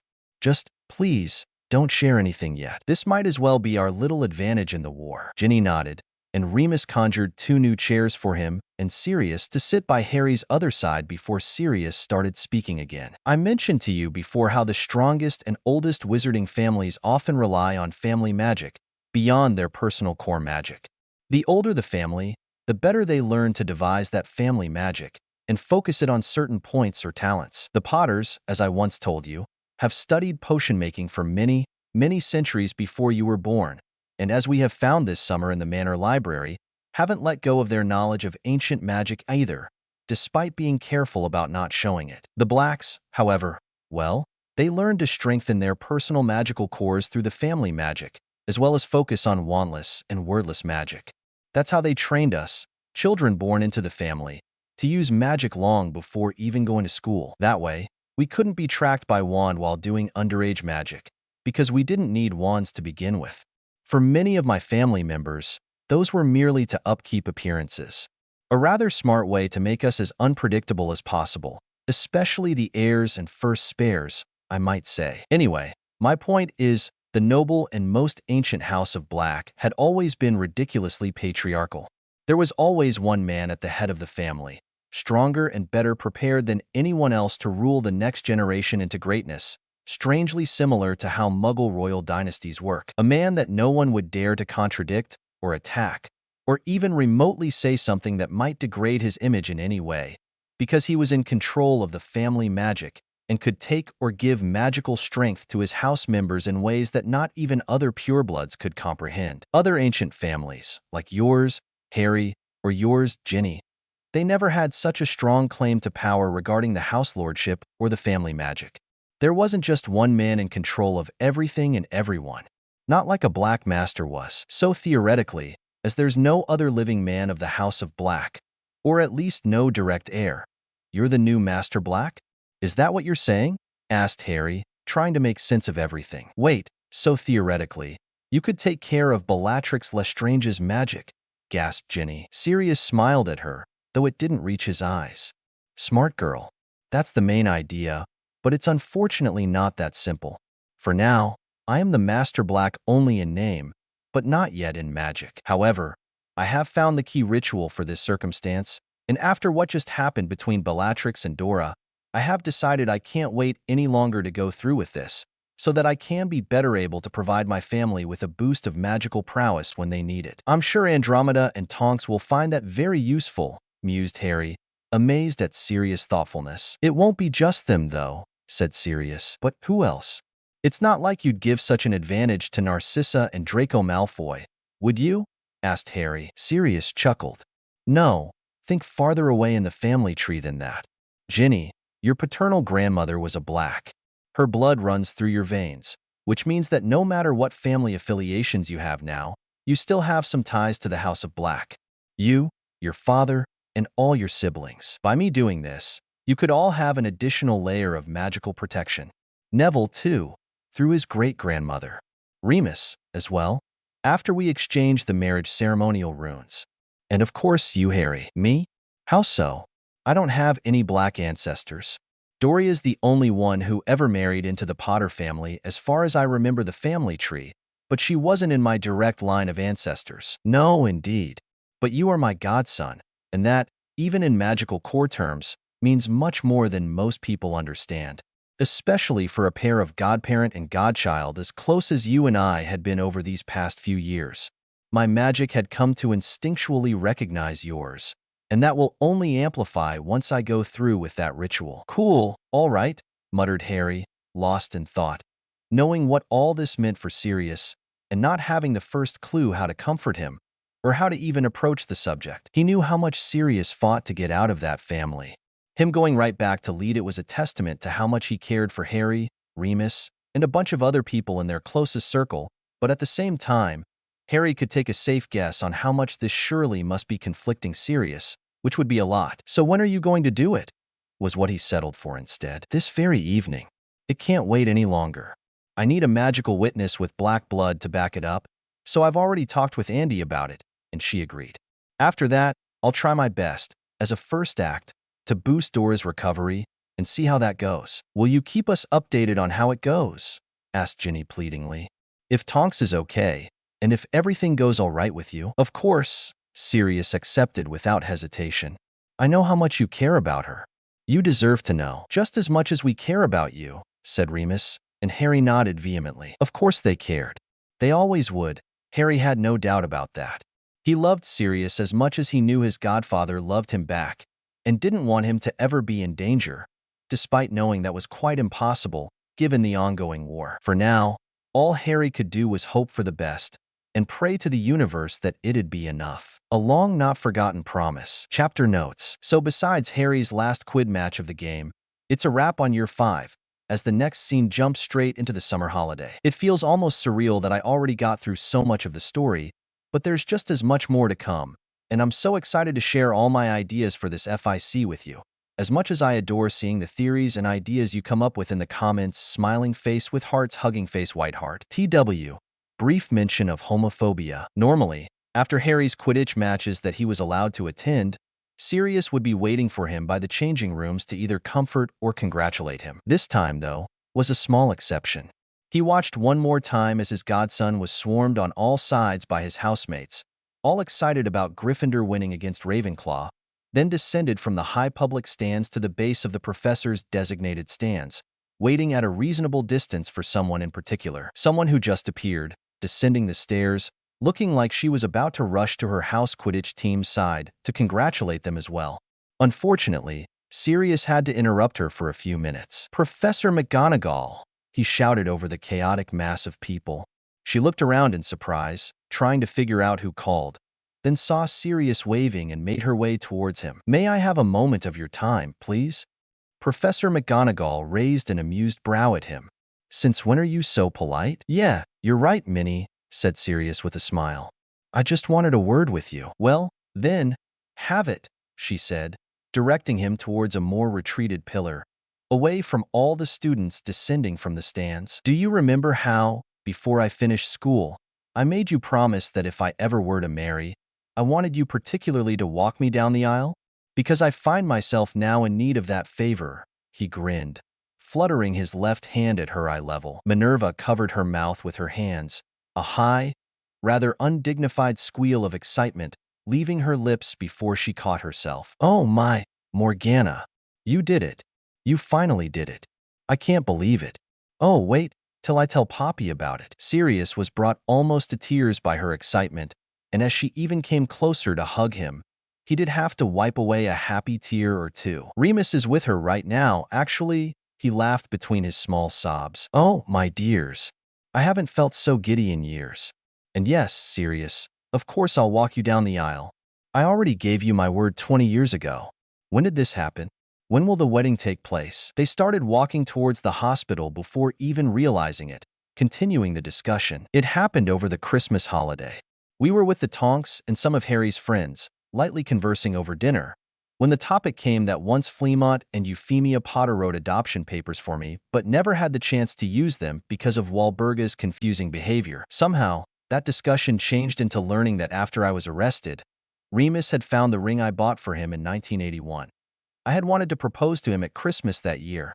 Then he just pulled another ring out of his pocket and proposed to me right then and there. As for the wedding, we hoped maybe at the beginning of summer break, so both you and Poppy, and of course Harry, could attend. Andromeda is ordained by the ministry, and she already said that very evening she'd do us the honor. This is all we want, just something very small and unassuming. I don't need everyone to know, especially not now, with another war brewing on the horizon. I just need Remus to become mine and I his." By the end of his little explanation, Professor McGonagall was pulling a handkerchief from her pocket, blowing her nose in unhindered happiness. Suddenly, Harry appeared at their side, broom in one hand and a small satchel with his Quidditch uniform in the other. "Did you tell her?" he asked Sirius with a grin just as radiant. "Yep. We're going to the infirmary to meet Madame Pomfrey and Remus. Want to come with?" "Absolutely. I want to know all the plans." At exactly noon, Ron, Ginny, Hermione, Luna, and Neville started pouring through the Potter Manor living room fireplace, where Harry had been waiting for them. "What's with all the decorations? I thought you invited us over for a casual picnic?" asked Hermione with a frown. Of course, the first to notice something amiss. Harry couldn't help but grin. But before he could say anything, Ron exclaimed, Is that McGonagall I see in the backyard? And why is Mrs. Andromeda levitating a cake? What on Merlin's beard is happening?" "Well, if you didn't notice, the invites weren't from me. They were from Sirius and Remus," started Harry, walking with everyone else outside, where a gigantic picnic carpet was spread on the grass, under the shade of a couple of apple trees, filled with food, and now a big cake. "Hi, hello, welcome kids," greeted Sirius, brimming with excitement, as he approached the group. "As your faces confirm, you've already understood this isn't a casual picnic you got invited to. However, unfortunately, some of your parents are not, as far as I know, supportive enough to have let you come, had I written you the real reason. So here we are." "What is it, though?" asked Ginny curiously. "It's a wedding," said Remus, coming closer as well and putting a hand around Sirius' waist. "Our wedding. Andromeda will be our officiator. Ted and Dora are the only other people from Sirius' side of the family trusted enough to be here. My parents unfortunately passed during the First War, as well as most of our friends, but, through Harry, you became just as close to us during these past few years, so we wanted you to be able to celebrate with us. And, oh, Minnie and Poppy are the ones who promised to give Sirius and I, respectively, away into marriage. Quite funny how that happened. Really? He added with a smile. Oh, but that is wonderful, squeaked Hermione in wonder. But then her face paled. Oh, no. But we didn't know to bring you wedding presents. There's no need to worry about that at all, chuckled Sirius. We're just happy to be able to celebrate this and have trusted people at our side to share our happiness. The group cheered together before Ron asked timidly, So, you want us to keep this quiet, right? If possible, yes, thank you. For rather unfortunate reasons, I won't be changing my name for the public. At least not yet. I have to upkeep the Master Black strategy. However, I can absolutely change it on paper and bury the papers so deep in the ministry that no one will ever notice. Or at least not in good time, smirked Sirius. How will you do that? Asked Neville. That would be me, said another voice, coming from behind them, walking outside the house. Sorry for the lateness. The ministry is truly hectic at this moment, but I wouldn't miss this in the world. Thank you. Kingsley's going to be our accomplice, Remus explained, shaking his hand like a good friend. Cool, said Neville appreciatively. Is anyone else coming?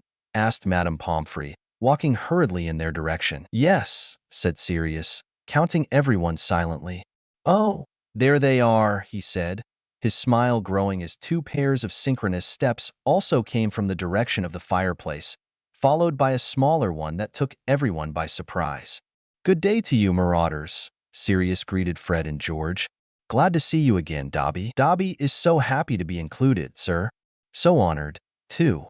Any friend of Harry Potter is a friend of Dobby, and to be invited here with so many of Harry Potter's friends and family is an absolute honor, he said dreamily. Harry chuckled, past his days of avoiding Dobby. We're happy to have you here, Dobby. Indeed, agreed Remus with a smile. Well, now that everyone's here, I suppose we can begin, he said, beckoning Minnie and Poppy over. Let's do this, Sirius grinned, taking Minnie's arm at the same time Remus took Poppy's, and they started walking together towards where Andromeda was waiting for them with the biggest smile plastered on her face and the book of vows and marriage documents at the ready. Harry had never been to a wedding before. Though, even if he would have, it probably wouldn't have helped too much with this unique one. There were no extravagant arrangements to make. No carefully combed lists of guests, no phenomenal, countless dishes to prepare, no seating disputes, or careful behavior around potential uninvited reporters. The fanciest preparations done were the flower arrangements and a simple course of meal with a big cake with which Sirius, Remus, and Harry had the fun of their life making. It was all they wanted. It was all they needed and more to make for one of the most memorable days. Career discussions and future prospects. Chapter notes. Hi. I'm really sorry for the delay. I really have no excuse other than being ridiculously anxious for no real reason. This chapter isn't necessarily relevant to the plot, or at least not to what's happening right now, but I'm currently rereading HBP and finding so many unresolved plot points that I just don't have it in me to ignore them when they have so much potential. This isn't the only plotless chapter I'll be basing off those unfinished issues from canon, but since I started this FIC wanting to focus on the psychological part of it as much as the actual plot development, I don't want to stop that now. Hope you'll find these points as interesting and worthy of discussion as I did. White heart, white heart, white heart. So, children, now that you've sat through your O, W, L, S and wait for their results any day now, have you given any thought to a potential future career? Asked Sirius around the picnic blanket after the wedding. I dunno, said Ron through a mouthful of cake. Shouldn't we wait to see what classes we're supposed to take next to decide that? There's no too early to contemplate your future, said Andromeda thoughtfully. It's important for you to have an idea of what you would like your life to look like. Maybe your true calling won't stay the same over the years, or maybe you don't know exactly right now, but you might end up having a very specific wish in the future, but you should always have a plan for when you're out of school and it's time for you to move out of your parents' house to build up your own life. Well, said Hermione nervously, I always liked rules. I've thought for a while I might work in the Ministry for Magic, but if you know who seizes it, there would be no place for a muggle-born like me there. Or anywhere else in the magical world. Really? We're not gonna let him do that, said Harry resolutely, reassuring his friend. And call him Bob.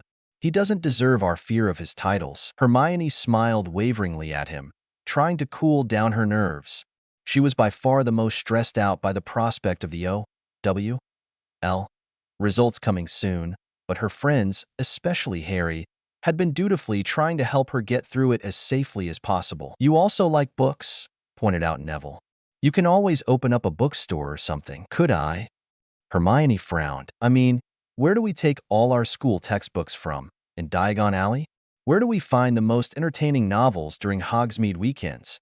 Maybe it's not the most conventional wizarding job, or doesn't scream magic like working in the Ministry for Magic would, but it's still important in many aspects." Hermione nodded thoughtfully before passing the baton to Harry. "What about you, Harry?" Now that I think about it, I don't even know if I have a proper overview of all the job opportunities one might have in the magical world. I think the only path anyone had ever suggested that I go for until now was the OR department, but," he trailed off, unsure how to say it was Crouch Jr., disguised as Moody, who planted the seed for that idea in his mind. "Good thing we opened the discussion then," said Sirius encouragingly. "If that's something you'd like, we would always support you. But you also don't have to battle bad guys forever if that's not something you might find purpose in. Tonks, help me out here." "Sure thing," grinned Tonks, excited to be included in the conversation even though she already had a stable job she was very proud of.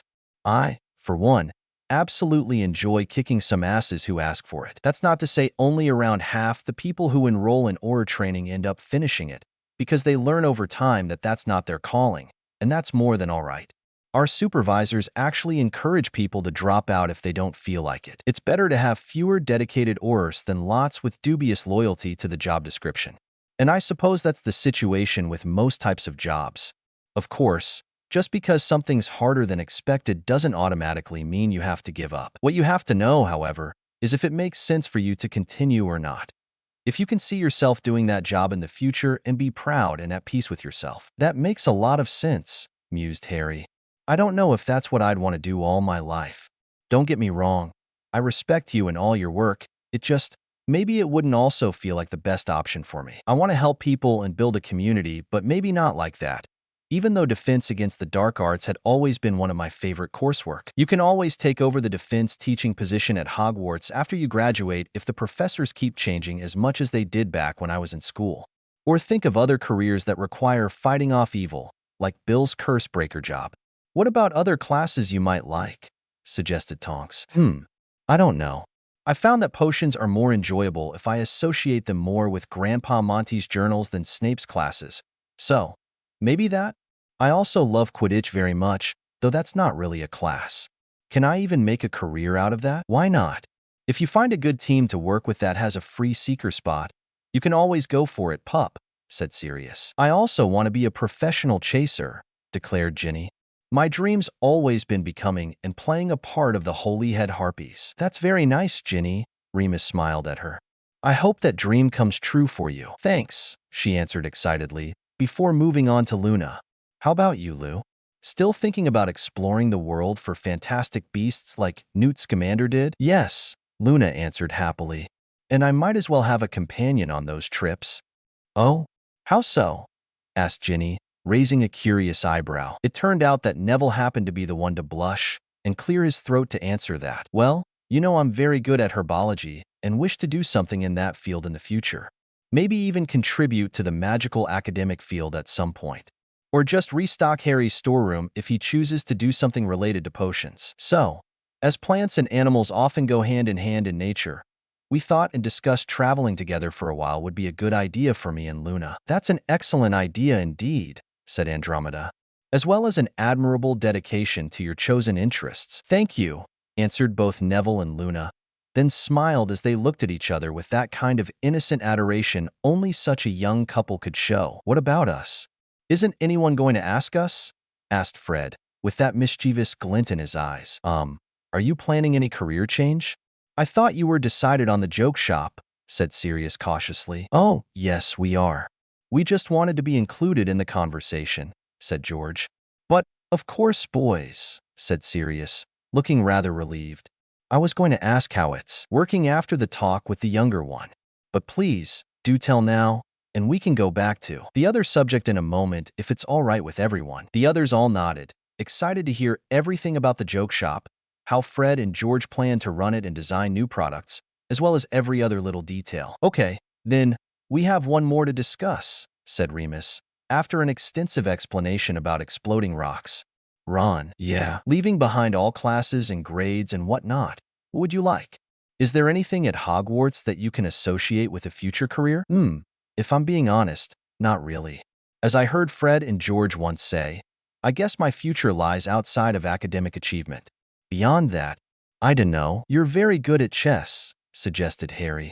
How about that? I can't really make a career out of that now, can I? Mumbled Ron distractedly. Why not? Chess is popular in both the magical and muggle worlds. There are international contests, like the Quidditch ones, focused only on chess. You could participate in those, or you could teach other people how to play too. Even in the muggle world, beyond the little differences in game rules, loads of parents are willing to pay good money for their kids to learn how to play and think in chess moves, said Remus. Wait, really? Asked Ron in surprise. Besides, being a chess master means knowing strategy. That can, to some extent, apply to Quidditch as well, which I know you're just as passionate about as your sister. There are enough Quidditch teams that employ strategists alongside field players, too. Just putting the thought out there, added Sirius. Oh, I never thought about all of that. Thanks. Anytime, kiddo. What about you, Dobby? Said Sirius, turning kindly to the house elf, who almost jumped on the spot in excitement. Dobby is very pleased to help in many ways, he said. Dobby has found good employment at Hogwarts and is very happy there, but Dobby is also willing to try new jobs if it would be more helpful. Dobby is small and especially overlooked by important wizards, and he knows how to hide, so he can eavesdrop and help the good wizards in the war. That's brilliant, Dobby, said Hermione.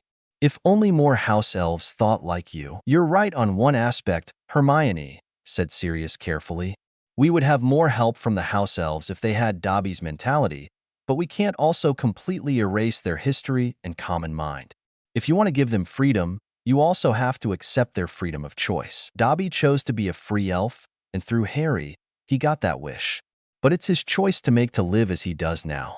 If he ever chose, in the future, to seek employment at another wizarding home, that's also his call to make.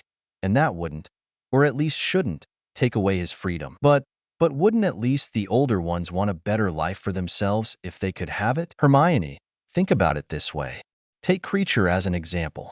He had been serving the House of Black for the past 170 years, a time in which he had a roof over his head, food for himself, and a purpose in his life. He had never been paid, that is true, but he had also never seen the need to have his own money. If you gave him money now, he'd think you were disrespecting him. So, given these circumstances, what do you think would feel easier for him from his perspective? Abandoning 170 years of experience doing the same job, or trying to find something new now that, given his respectable years, he would undoubtedly be afraid to mess up? There is a reason the older side of any society is more resistant to change, and that is usually the sense of security constancy brings to life. Dobby nodded at Sirius, looking surprised and relieved at his deep understanding of the matter. Dobby is still young in his house elf years, he added, turning to Hermione, which means Dobby sees the rest of his life ahead and is not afraid of trying to start again in a different place, with a different purpose. Unlike older house elves, Dobby has nothing to lose, except the rest of his life, doing a job he finds no true purpose in. That okay, all right, muttered Hermione, visibly lost in thought. Thank you for sharing your perspective, Dobby. As Dobby said, Dobby only wants to be of help, he said happily. All right. Sirius clapped his hands together after a moment of silence. Back to you two boys, he said, pointing at Fred and George. How can we help with your shop?